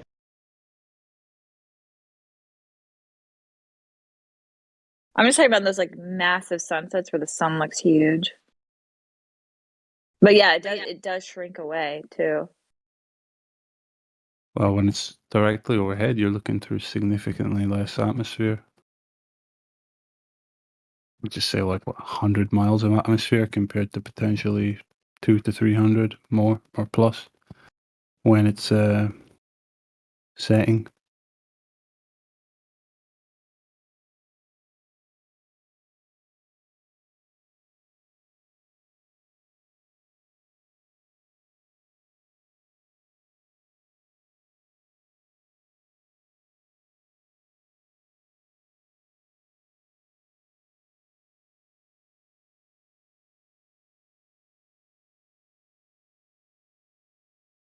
I sometimes think about the possibility that the sun during sunset, as it gets further away from you and begins to disappear, I always think it's a possibility that the distance that it is disappearing from your vantage point is very close or equivalent to the distance that it may be from you when it's directly overhead. That's a possibility. It's not a claim. And I don't have any evidence for that. So the sun remains the same distance away from you at all times.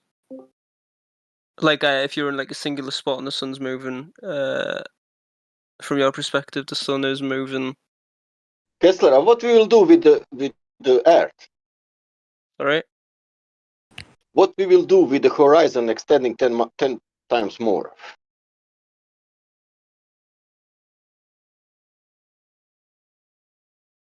Horizon should be 1.22 miles and it's on 10 miles and even 20 miles. Why is that happening?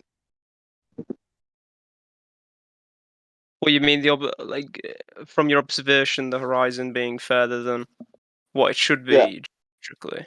Yeah. Well, there's interference in that observation, right? What? There's interference. What's that? Well, how light propagates through a medium. Mm-hmm. So when you use those calculations of where we should see the horizon, that is not accounting in that interference.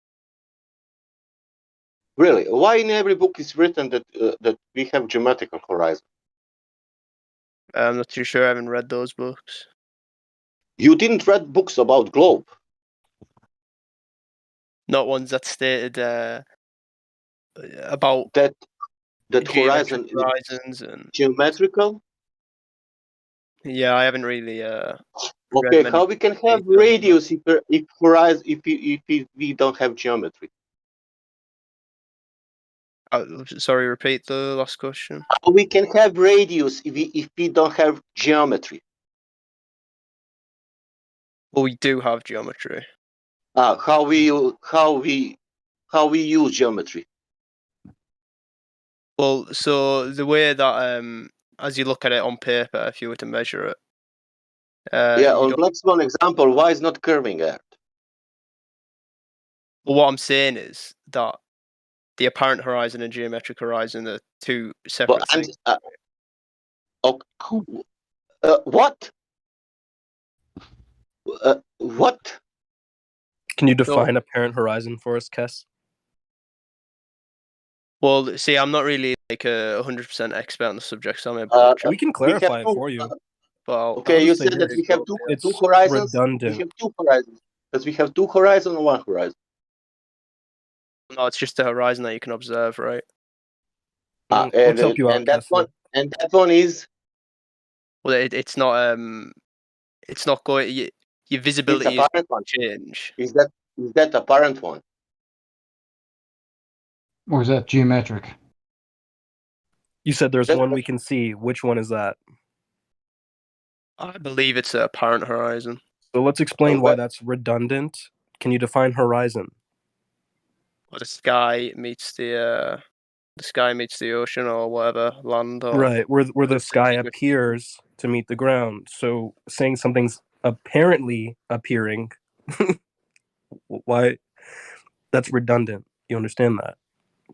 An apparent appearance.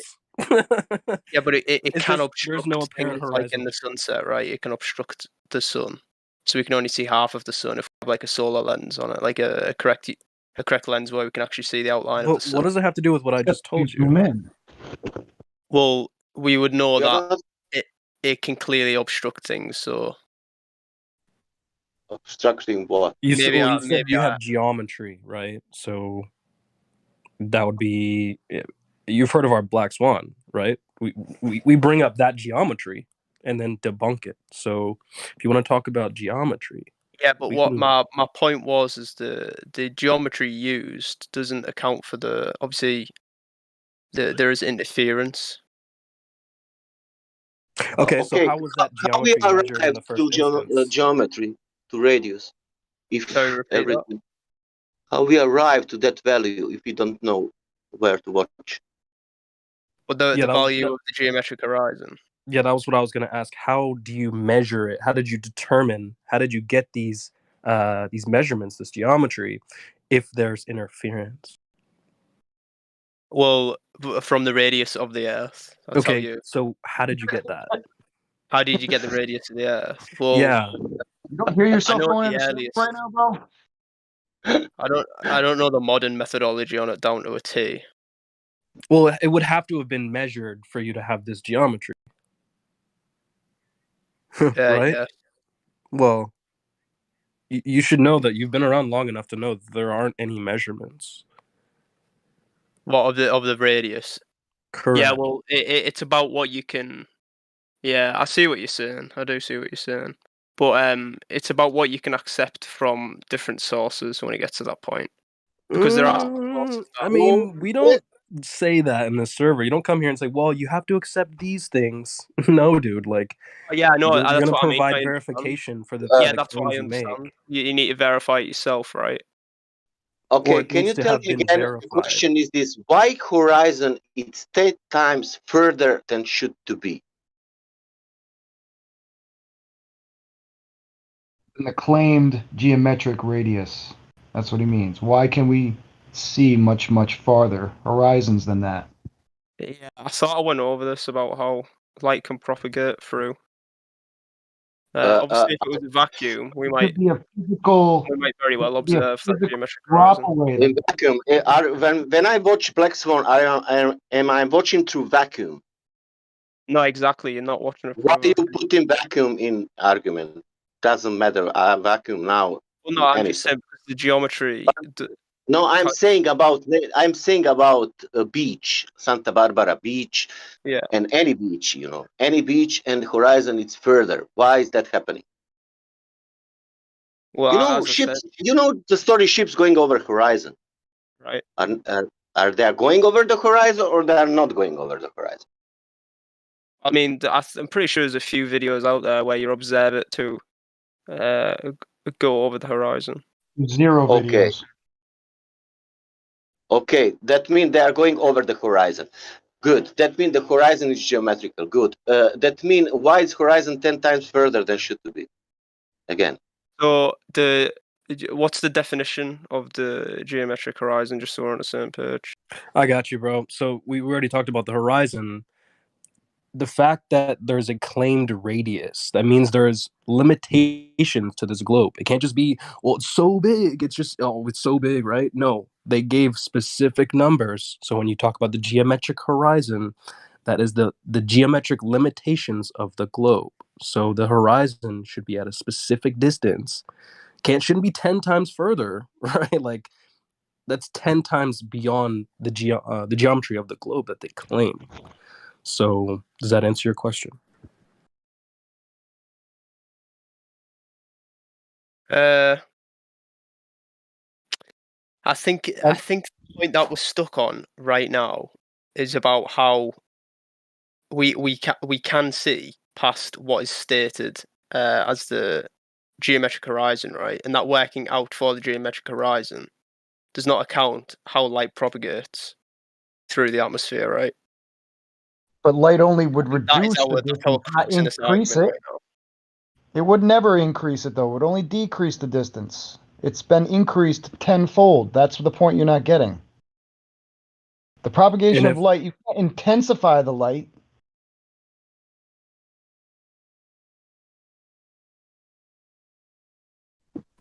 And if some of this quote unquote interference is refraction, that's based on an R value, which hasn't been measured. So we're stuck here. Yeah, it gets back to a crux. If you want easier, if I take a boat from that Santa Barbara beach, small boat, and if I go, like, that small boat, like for tourists. Like a sailboat or something, yeah. Yeah, but small, for 4 person, that one for fishing. Boat, yeah, right, yeah, I got that. Okay. And if I go in direction of the oil rigs, do you know what will happen? Direction of the what, sorry? Of the oil rigs. Oh, right, okay. Do you know what will happen?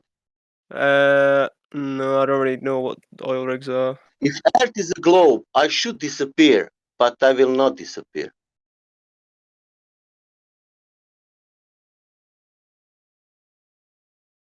Yeah, well, I mean, I try my best to sort of answer a few questions, although I don't know much about the topic If you want to be Mirage, we can make some good example. One guy wanted to be that. You can put some guy on an oil rig, and we can shoot him, because if he's on oil rig, this is like refraction, he's not there. He is refracted after 1 mile, and we cannot shoot him. Chicago is Mirage. If we go to Michigan Lake with the military, and if we want to attack Chicago, we cannot shoot, or we can shoot in that buildings and nothing will happen because it will pass. This is only Mirage. Is that true? So I'm not Can we really. make some experiment and shoot some projectile in that building and see if he will pass that building? Because if it's Mirage, it will pass through the atmosphere. One straight rocket, Yeah, I don't really have or much one airplane to go, or to go with the drone. Straight drone. If I don't know if can drone go 60 miles. Let's go 60 miles and see if that drone will catch the air or catch the building.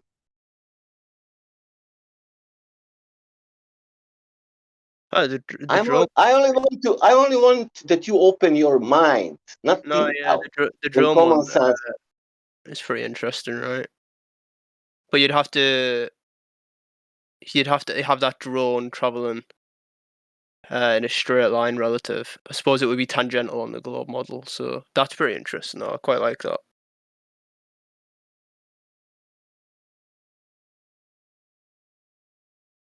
Difficult to do, but it would be very interesting. And you have photo, Guinness photo record 270 miles.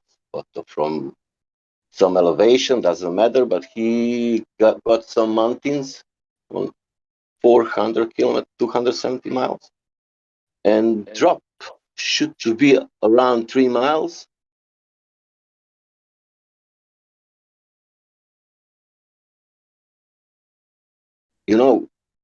Doesn't matter now horizon, because the drop should be, because Earth is sphere, should be 3 miles. We see all that mountains. You should see like a maybe top, maybe a little bit of top, and that's it. We see all of that. And that guy was not flat earther. It was the guy who made the Guinness record for distance, for photo. Yeah, how to say.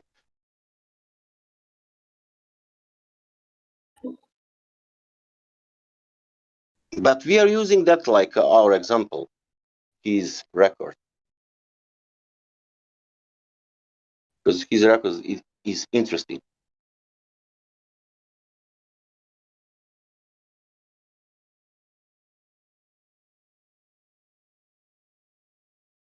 and you have like a 1,000, 10,000 observations showing no curve, and you have like a 2-3 videos showing like a, because atmospheric refraction was so big, or I don't know, and the, or waves or blah blah blah, and then people claim, oh look, this is the curve.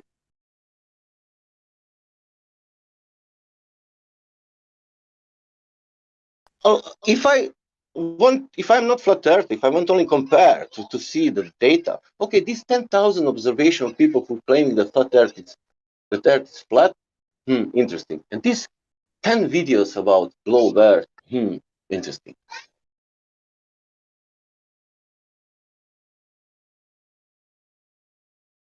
Let's say that it's my first day of knowing something, that I'm on the fence, let's say.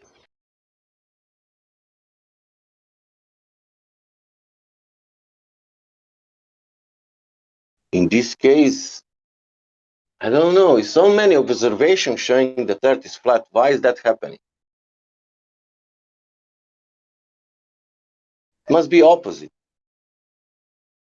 Totally opposite. You should not see anything flat. Do you want to see from the aeroplane? From Tolan, when he used the red, infrared photo? You can see only about 1,000 miles. Okay. Just a sec.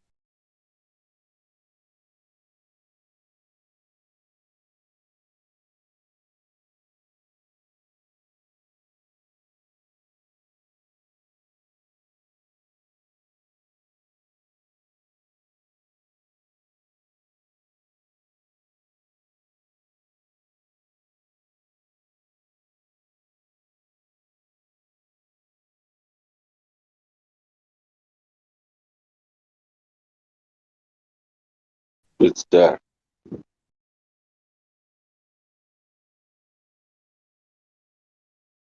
Look at only that picture. You don't need to watch even video. Look at the picture.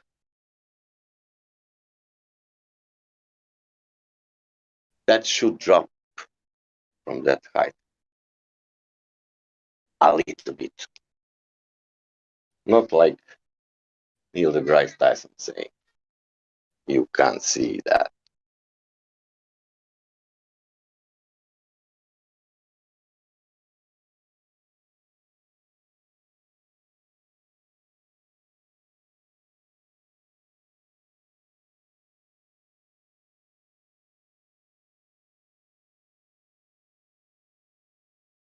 Sea level everywhere. Not only in USA, not only in France. Everywhere is sea level. If everywhere is sea level, what that means? How you measure mountains? You have mountain in middle of the continent. How you measure in Africa? Are you measuring from Atlantic or from the other ocean? Sea level. From which sea level you taking the measurement of mountain?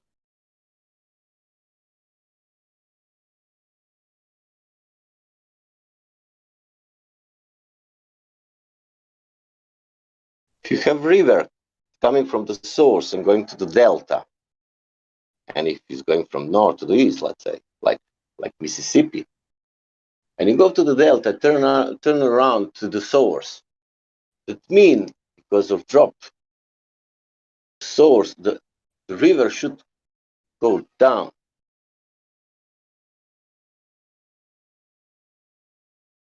somehow, almost here. But that's only mine common sense. Listen this, ISS 17,000 miles per hour speed. Earth, orbital speed of Earth, 66,000 miles per hour. In one day, ISS passing like a 4,000 miles, and Earth 1.5 million miles. How ISS reaching the air? In 24 hours, they are like 1 million miles difference in distance. Only math is saying that. I don't know. I like to count.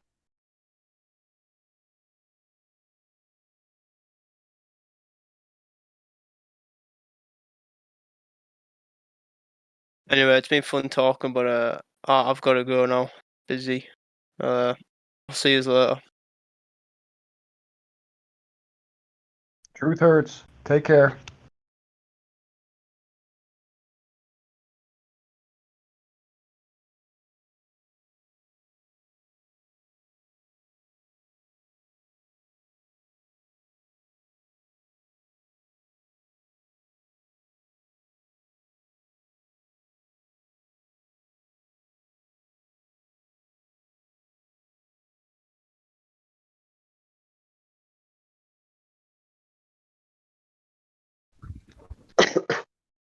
In 5 years, when infrared technology is even better, I wonder what the excuse is going to be as we see even farther and farther and farther. Yeah, that will be great because that will be true. We will have better and better technology. We'll see further and further.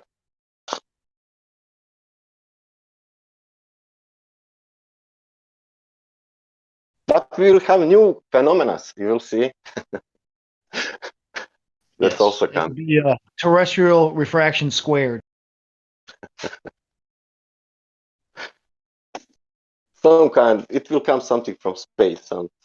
Something radiating, and because of that, it's that. What I think is going to happen is going to happen like when Tesla tried to recreate wireless electricity for everyone, and J.P. Morgan shut them down. I think because we're making a big hit with the equipment that they gave us, they're going to dumb it down a little bit until no one remembers.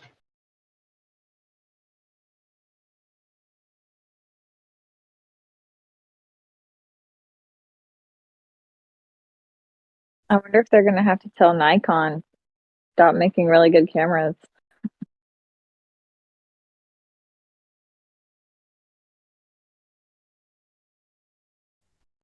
Well, he's right Better. though. They'll make a policy where they'll just start dumbing shit down or breaking in. They do it to us now. Everything has got a, you know, an engineered end date in it already. They make shit to break, so they'll probably just put up. They'll tell Nikon, all right, your cameras need to start failing at a certain distance. Make up a reason why. Otherwise, no more camera business for you.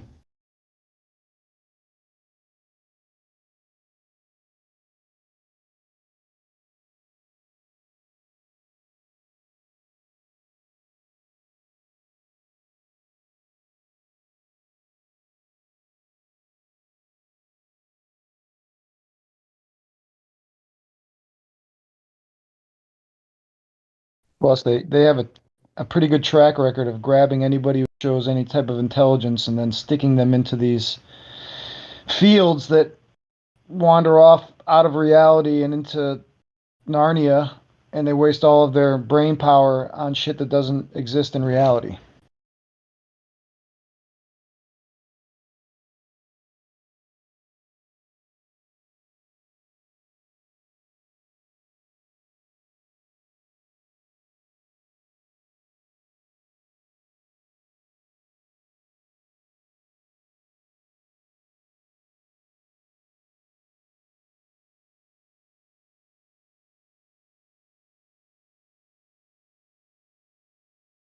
Have you guys going down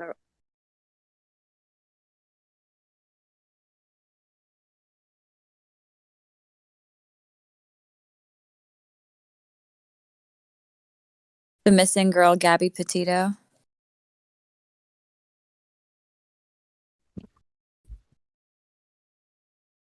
I think you were breaking up. We heard missing girl, but nothing before that. Sorry. I was going to say, have you guys gone down the rabbit hole about the missing YouTuber girl, Gabby Petito? Yeah, but I don't really have to go much farther than she was a YouTube personality and her name is Gabby Petito. Small talk? Come on. Yeah. Give me-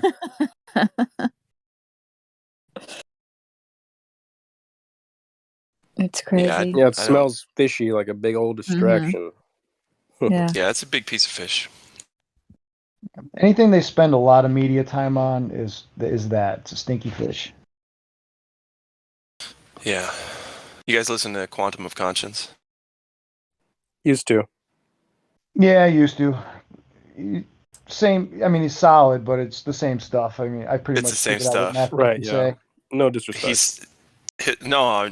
I know. I could hear that in your voices, but yeah, his latest one is just like, just anything from the screen, just laughable. Anything. It doesn't matter what the fuck it is, even if like it doesn't matter at all. Like you could say, oh, the tree on the corner of 7th Street today is turning blue. Like, you know, you can't believe any of it. And you know, he has this huge conspiracy picture. Let me try to find it. It's got like all the conspiracies in one.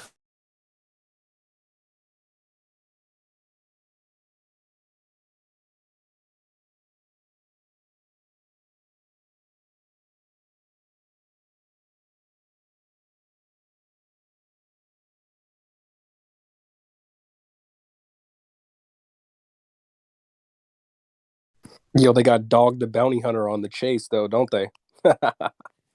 For who? Who's he looking for? Oh, he's got to catch that Gabby's boyfriend or whatever. Oh, on that cat, you really?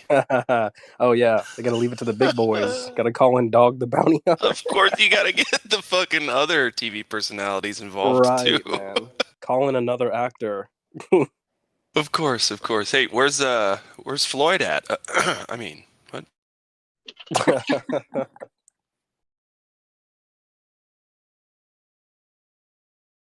They really should just hire Boba Fett to find him. Yeah. You get Greta involved. Fuck it. Let's just get weird.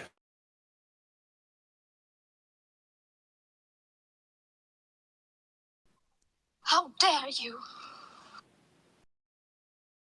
Hey, Greta. Yeah, we're gonna mix Black Lives Matter with the climate stuff. Are you okay with that?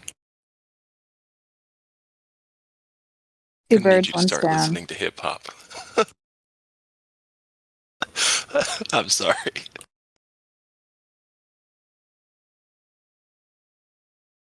It was actually kind of funny. I saw someone the other day with a mask on that said, "I can't breathe," like as a salute to BLM. And I'm like, you can't breathe. The irony. Yeah, I've seen those. It's disheartening.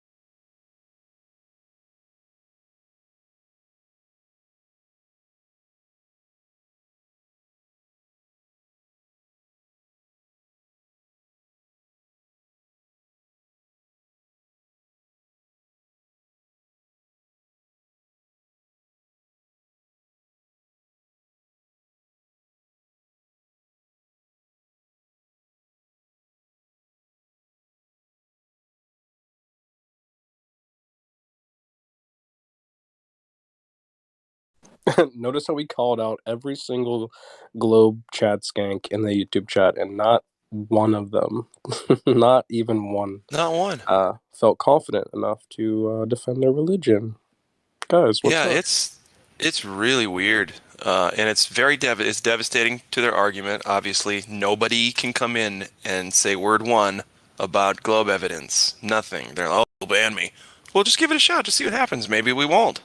Like, it's no. If it were a Globe, I would be fighting my way in here to try and get you people to stop being dummies. Right? I don't know. Glad you see the whole I need the master mute button guy. Yeah. Imagine that. Okay, buddy, you can have the master mute. No problem. Yeah, Ace trades in there like he's like, well, I need the master mute. And I go, have you ever even been in the VC? He's like, no. I'm like, what the fuck? Oh my god, dude. He's just with his Imagine friends, me you going know. to imagine me going to Gamma Pandas and being like, well, I need the master mute button. Like, dude. Oh my god. Oh my gosh. For defending the ball, y'all ain't got too many. Like, don't worry about it. You don't need the master mute button. The floor is yours. We'll all go on mute while you talk, buddy. Where is the server link for the Gym Panda? I never was there. I'll drop the link for you if you want. I want to be banned.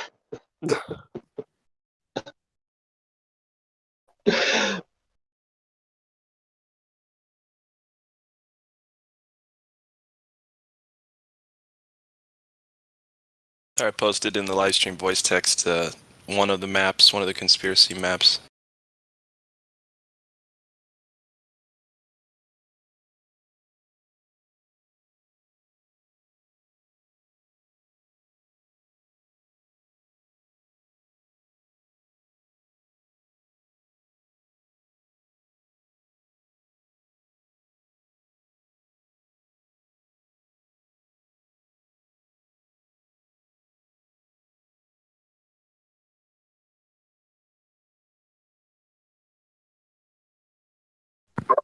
Yeah, I just dropped Gamma Pandas server in the chat for you, Sasha.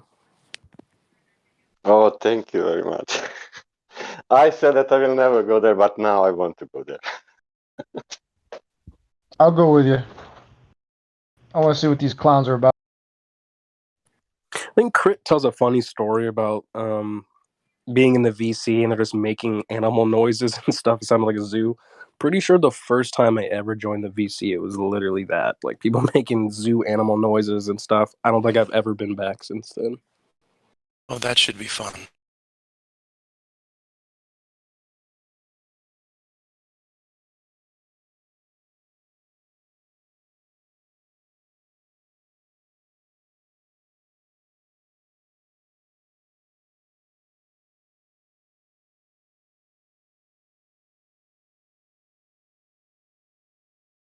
Apparently there's a solar flash in our future.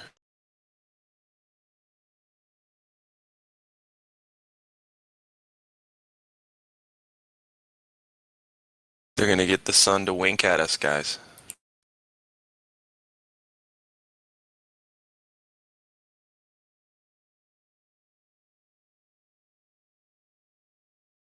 Is that Ra or Horus? I can't remember. Ra.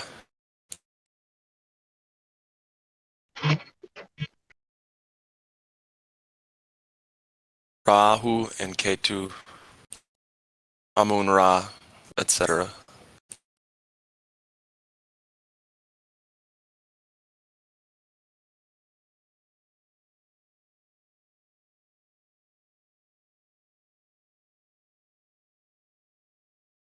Then Israel is Isis, Ra, and Elohim. And then the IHS that you find the Catholic Church is Isis, Horus, and Set.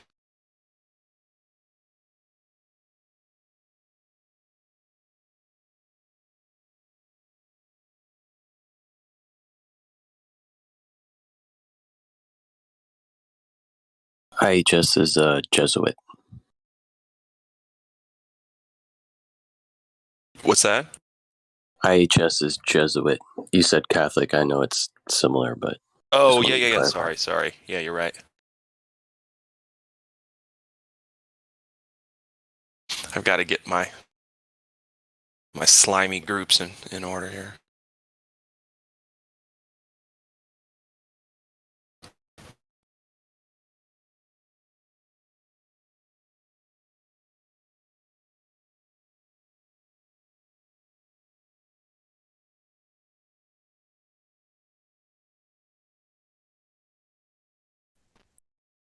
Well, if you was talking about the United States Army, would you be talking about America? No.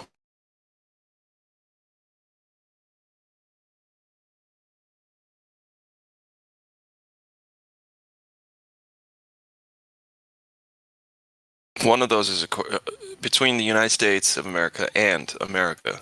There's a difference between a corporation and something else, right? Am I off base? Are the United States the legal fiction, or is America? I don't know. Cuddles would know. Well, the problem is we tend to call the United States, we call that America, even though there's North America, South America, and many different countries contained within those two distinct Americas. So that's confusing. Right. What about Central America? It connects the two. But you're right.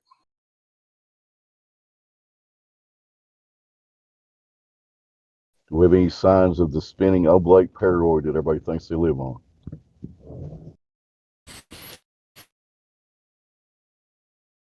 Take that as a no. Y'all continue. My teeth and our ambitions are bared. Be prepared. Thank you, Scar. Thinking. All right, there's conspiracy map number 2 in the Livestream voice text.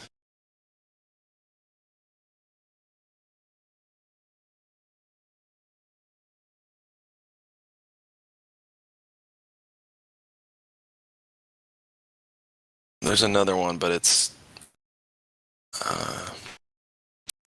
yeah.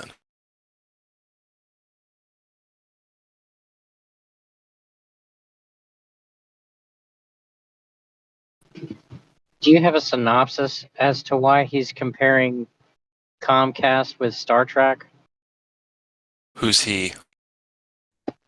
Your latest. Oh no, I'm sorry. This is not Quantum of Conscience. He just found all these maps. He found 3 of them. These are 2 of the 3, and his video is about conspiracy maps, quote unquote, giving the reality away, like obviating that it's all set up and it's all kind of contrived. Okay, that You know what I makes mean? sense. Yeah. Yeah, these are not his maps at all. Don't get it twisted. If anything, because he says you just throw a dart and any of these, one of these conspiracies has 1,000 or more attached to it. You know, like just say Antarctica, and then you could spend a whole 10 years researching Antarctica and everything, all the implications of all the secrets and all the blah blah blah.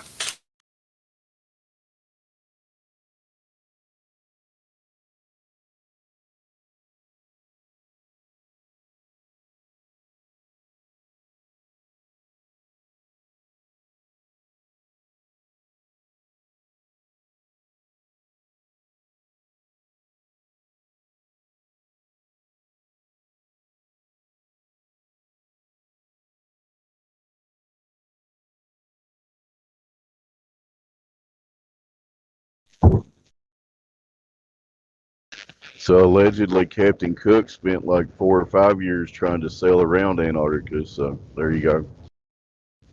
Yeah, and Byrd too. Does anybody still believe the Admiral Byrd stuff? I don't know. I think there's nuggets of truth in it. Who knows? Yeah.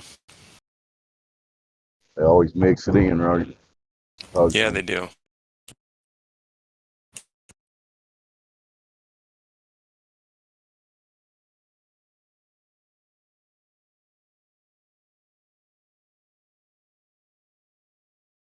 You know, even the Captain Cook story. Supposedly, if you believe the story, after he got back, it was like 4 years before they released his logs. So who knows what they did with those? You know. Yeah.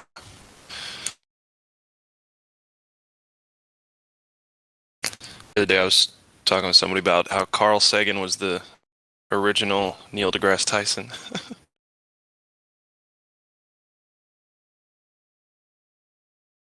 Yeah, that's true. And I've thought before, like, who was before Carl Sagan? I guess he was like the first.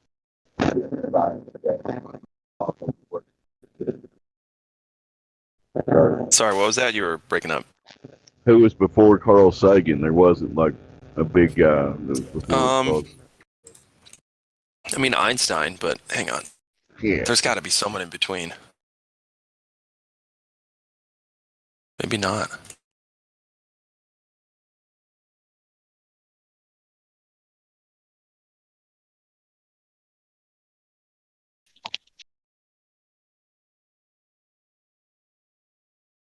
I guess not. Carl Sagan kind of came around when television was coming around, so he was like he was the first big TV guy, you know. That makes sense. Billions and billions, yeah, man.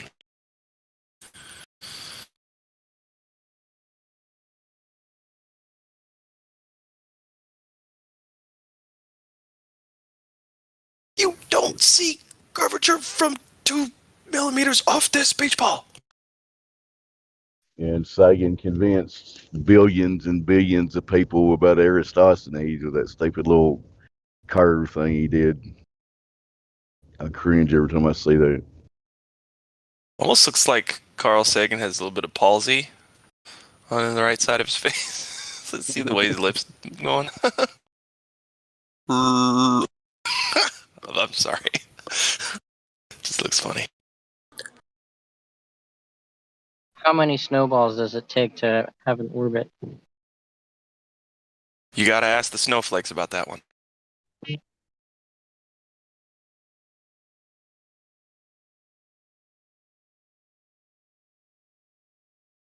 I'm sorry. I don't know how many. Did I ruin it for you? No, one of Carl Sagan's things was there was a system that had orbiting snowballs. No way. Yeah. Oh, I love it. Crystallized unicorn urine is the Saturn's rings, I think. Crystallized unicorn urine.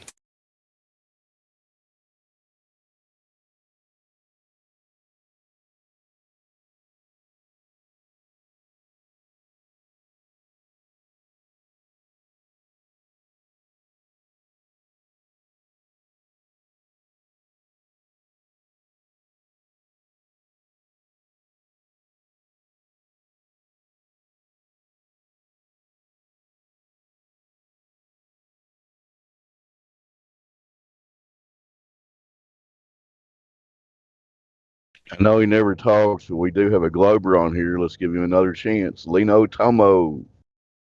One shred of scientific evidence for the spinning spaceball monkey religion, please. Go.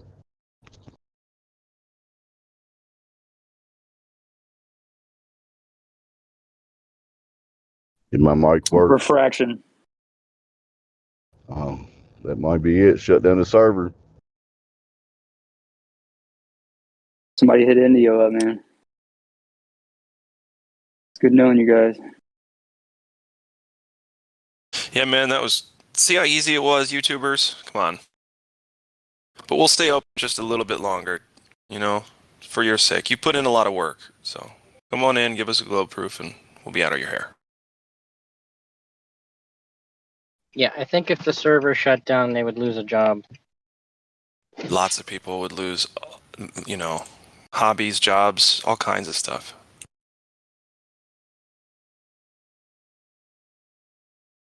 Well, what did you when you got divorced? What did you do when you got divorced? Well, I started yelling at flat earthers on the internet. My name's Phil, and I'm an alcoholic. Yeah.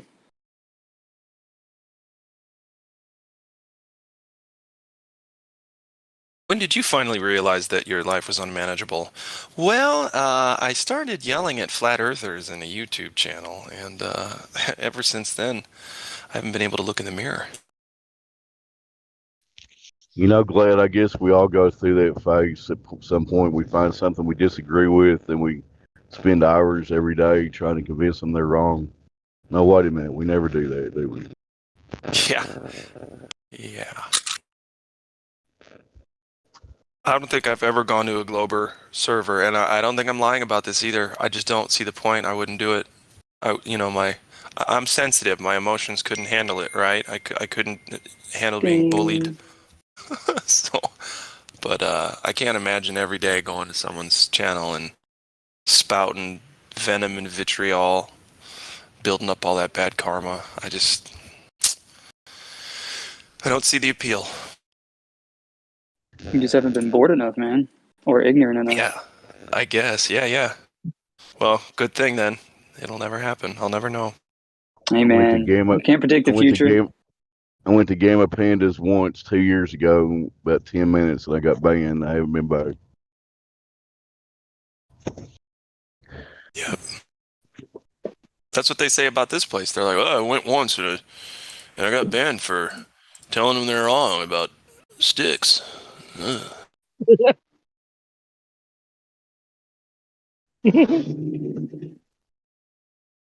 Then you get called cowards, even though they won't come in and defend their mere beliefs. I'm the coward, but I'm the one asking you to come talk to me. What a world. Such a hypocrite. Yeah, I know. I need to work on it.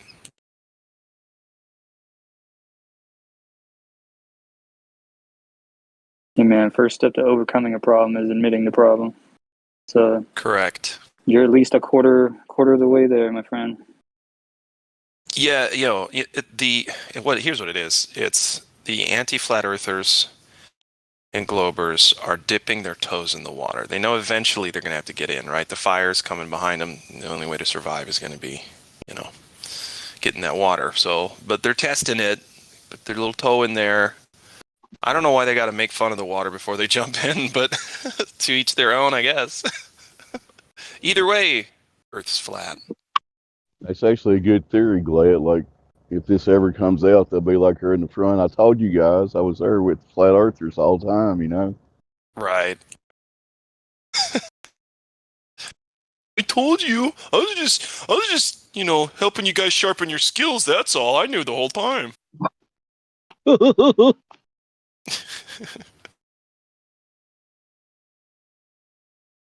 wonder how many of them have actually come to the conclusion, same as us, but refuse to admit it publicly. And they're just so far in it, they're stuck. It's the closest they can get to being flat earthers without publicly having to say or admit they know it's flat. Yeah. Like, I just want to hang out with them. If I have to argue with them to hang out with them, that's what I'll do. I mean, dude, when you're stalking a girlfriend, what do? Try to hang out with her friends, right?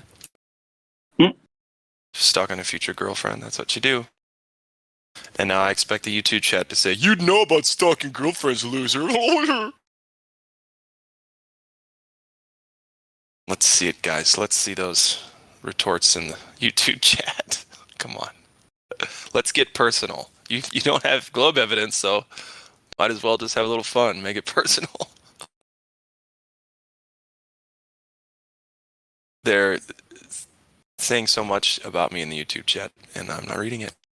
But I see Glaflobe in deep orange. Handful of times in there. You guys, I'm not going to talk to you. It's silly. It makes us look bad when I do. Because we can't get you to come in here and talk about globe evidence. That doesn't look good for me.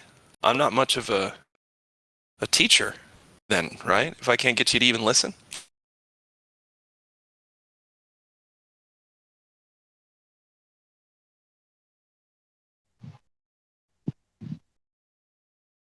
There was a conversation I had with my friend before he got out the army. He was trying to explain how the thermosphere was so hot yet so cold at the same time. And one of the guys who's not even part of the conversation was like, that's dumb. Exactly. Yeah, it's kind of like, why do you like ketchup so much? Glober says, because it's mustard. Like, okay.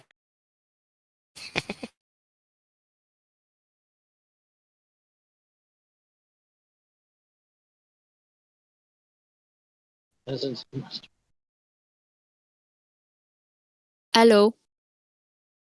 Hello. What's new? We got PC Principal in the house. What's up, Batman?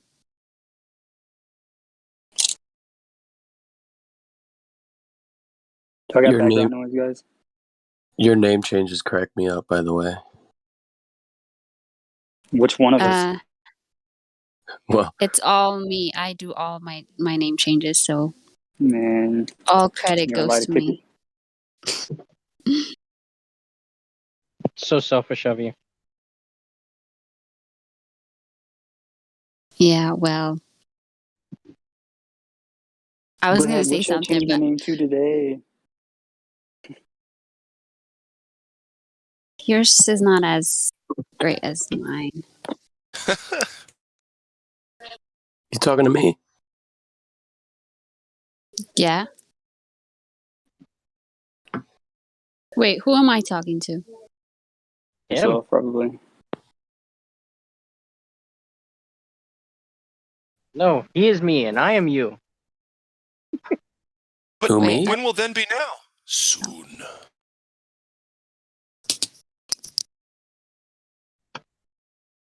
Sorry, go ahead.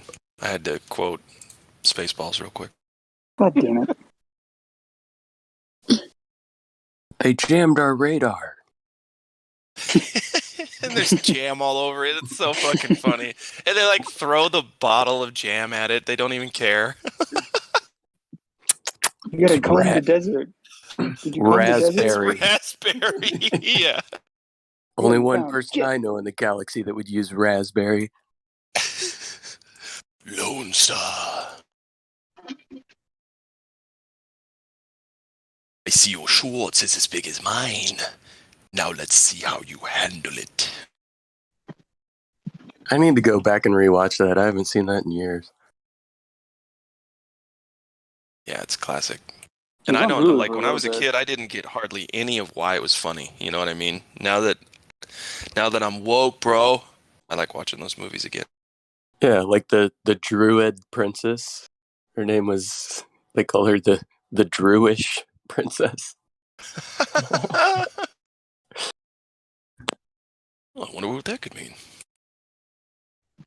That was what's her name? The comedian that was always on what is her name? Joan Rivers. Joan Rivers did the Yeah. voice. Yeah. Oh, right. She had this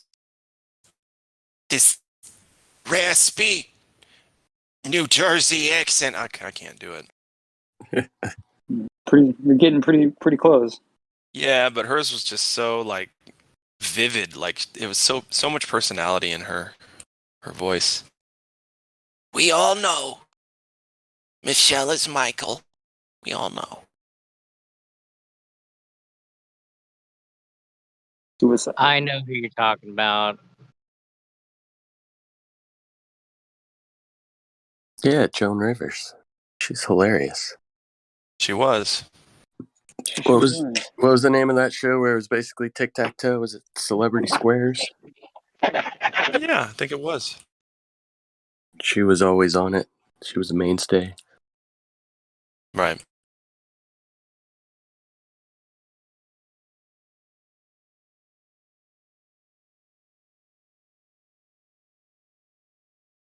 Mm-hmm.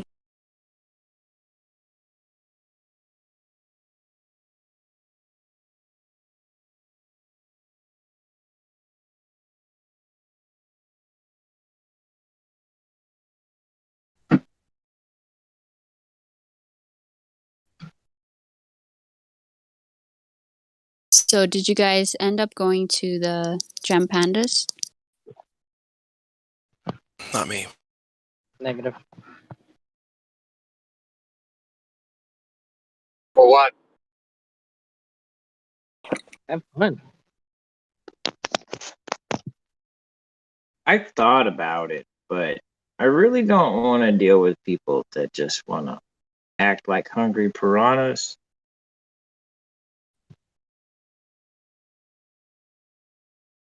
Yeah, it'd be one thing if they were on the right side of truth, but they're not.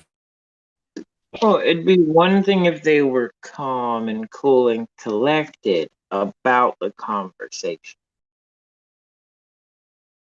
Yep. I've yet to have a conversation, at least online, with a Glober that's not flipping out, losing their minds.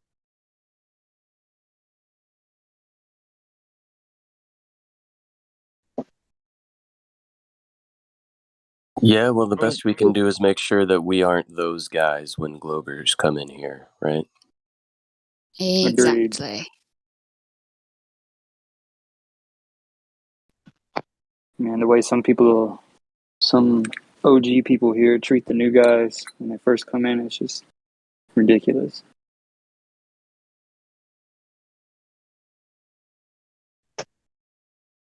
It can be brutal, but remember they had the arena. I don't know if they still have this here.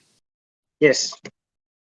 Well, that's different with the arena, though. I'm talking like just straight up joining the server, wanting to talk on the live stream because it's the live stream, and then they just get shit on because they don't know as much information as the guy previous. It doesn't happen all the time, but when it does happen, yeah, it's noticeable.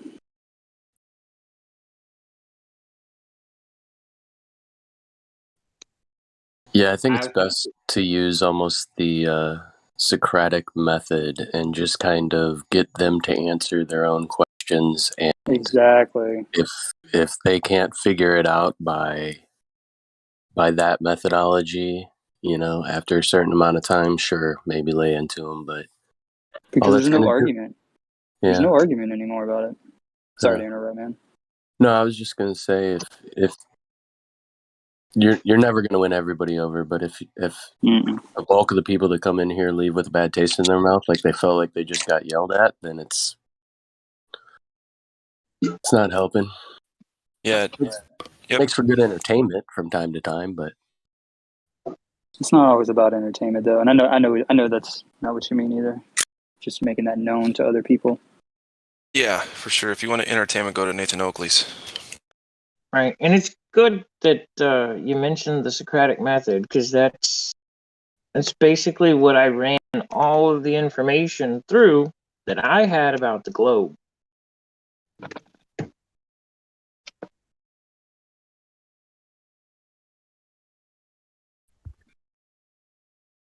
If the information that you have cannot pass, which I don't even know if I want to give it to Socrates because he just coined something that basically is just common sense, or at least it was then.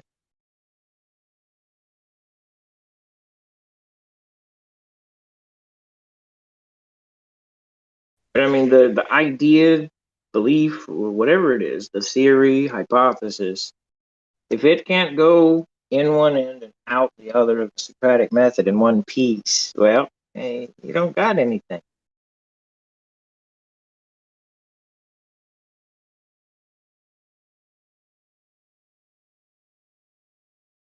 yeah, I find that even in like personal face-to-face interactions, people like to just kind of throw out, I guess you could say, platitudes, for lack of a better term. Just kind of speak in generalities, and I find when I question them and try to get them to drill down on those points themselves, they start having to do mental gymnastics, and to me that's more productive than just trying to throw out a counterpoint or tell them how they're wrong. Let their own brain realize how wrong they are. Yep, if they'll allow themselves to experience it, yeah. Well, like Kessler's okay, guys, fairly calm man, but we had the same conversation on live stream like last night with him that we had like 6 different times in chat. It's still the same thing. Like he's still on who and where and what. Sounds like Yeah, a personal problem. That's what Globies do, right? They just forget the last conversation, a goldfish.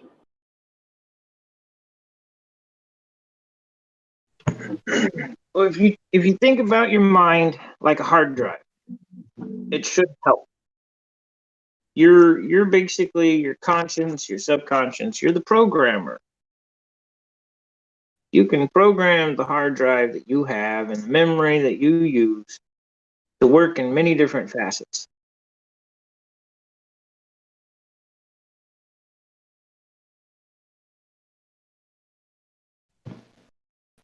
Just the information sometimes just gets stuck. They don't wipe the RAM. Why the guys will go, oh, well, refaction. Well, hold on, that's a RAM thing, and that's from previous, idea, but it's still stuck in the RAM. Clear the RAM and come back.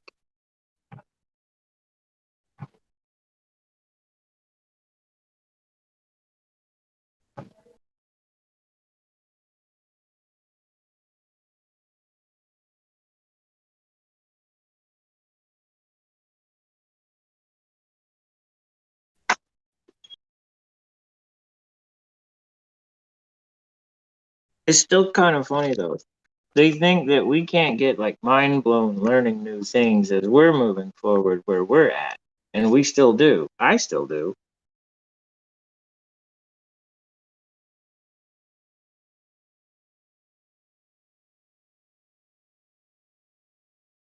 Yeah, I do as well. It's just not getting my mind blown by complete fantasies and cartoons, which is kind of what their side does. They're like, ooh, they gave us a new picture.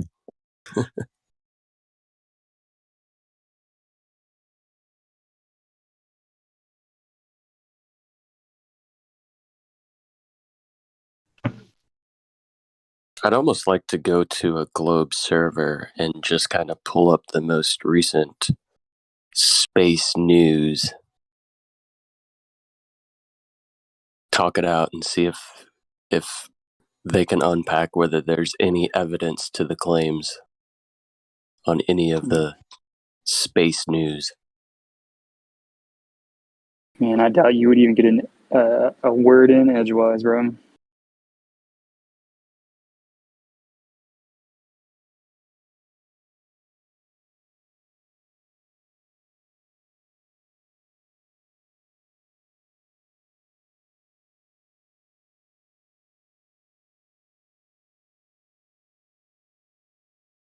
I guess it depends. There is always hope. Sorry, I totally waited until you were gonna talk. No, it's all Asshole. good. That I am. But there's always hope for the Globies, right? We've all been there, so Or have maybe we? not for Matthew though. I don't know about Matthew.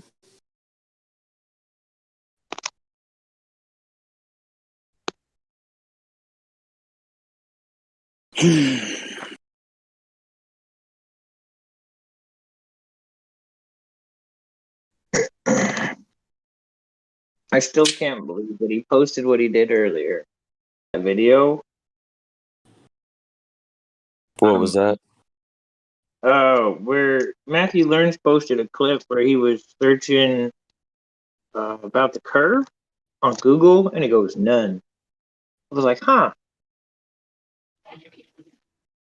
But I guess he might still be a Globy. Oh, but it's funny that he's posting stuff that shows that they don't even have anything. But he admits this. He admits that it's all the belief. So I like Matthew because he's honest, you know. Most of the time. Yeah, he Maybe honest to us, but not to himself. Right. exactly.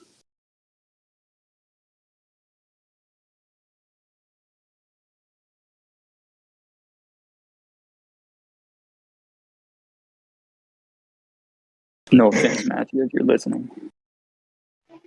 Right. But the whole point with all of this is that things can be proven, no matter what it is. It can either be proven positive or it can be proven false. And that's the whole point. Sounds like we're That's getting all. to the cogdis definition.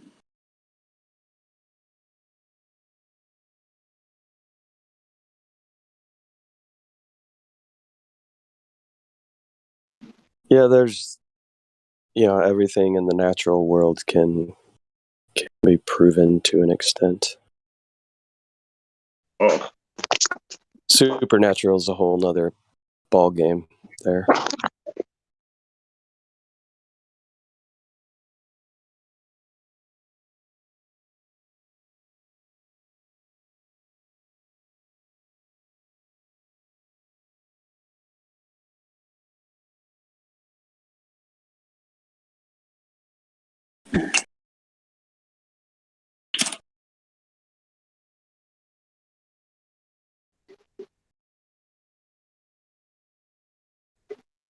I see you have another name change. All work or all play, no work.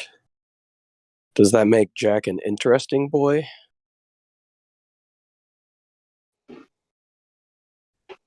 No, it makes Lulu a tired girl. Do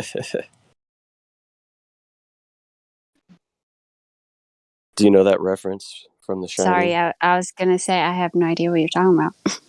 What? Oh, okay. Now that you say it, I get it. Oh, The Shining. Yeah. Now I know. You go look that shit up on YouTube like right now. Typewriter, all work and no play makes Jack a dull boy. Yeah, I remember now. I don't remember movie quotes on top of my head. I'm not a movie. What do you guys call it? A movie buff. Movie buff, So yeah. yeah. So Me neither, but I have seen that one. yeah, me too. Me too. But I just yeah.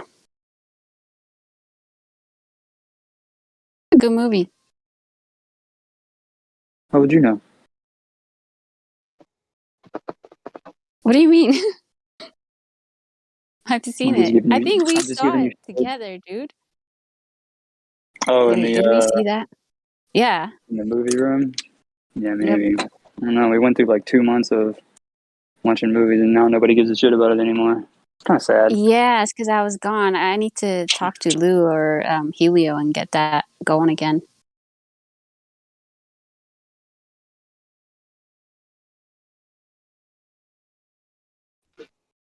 I thought it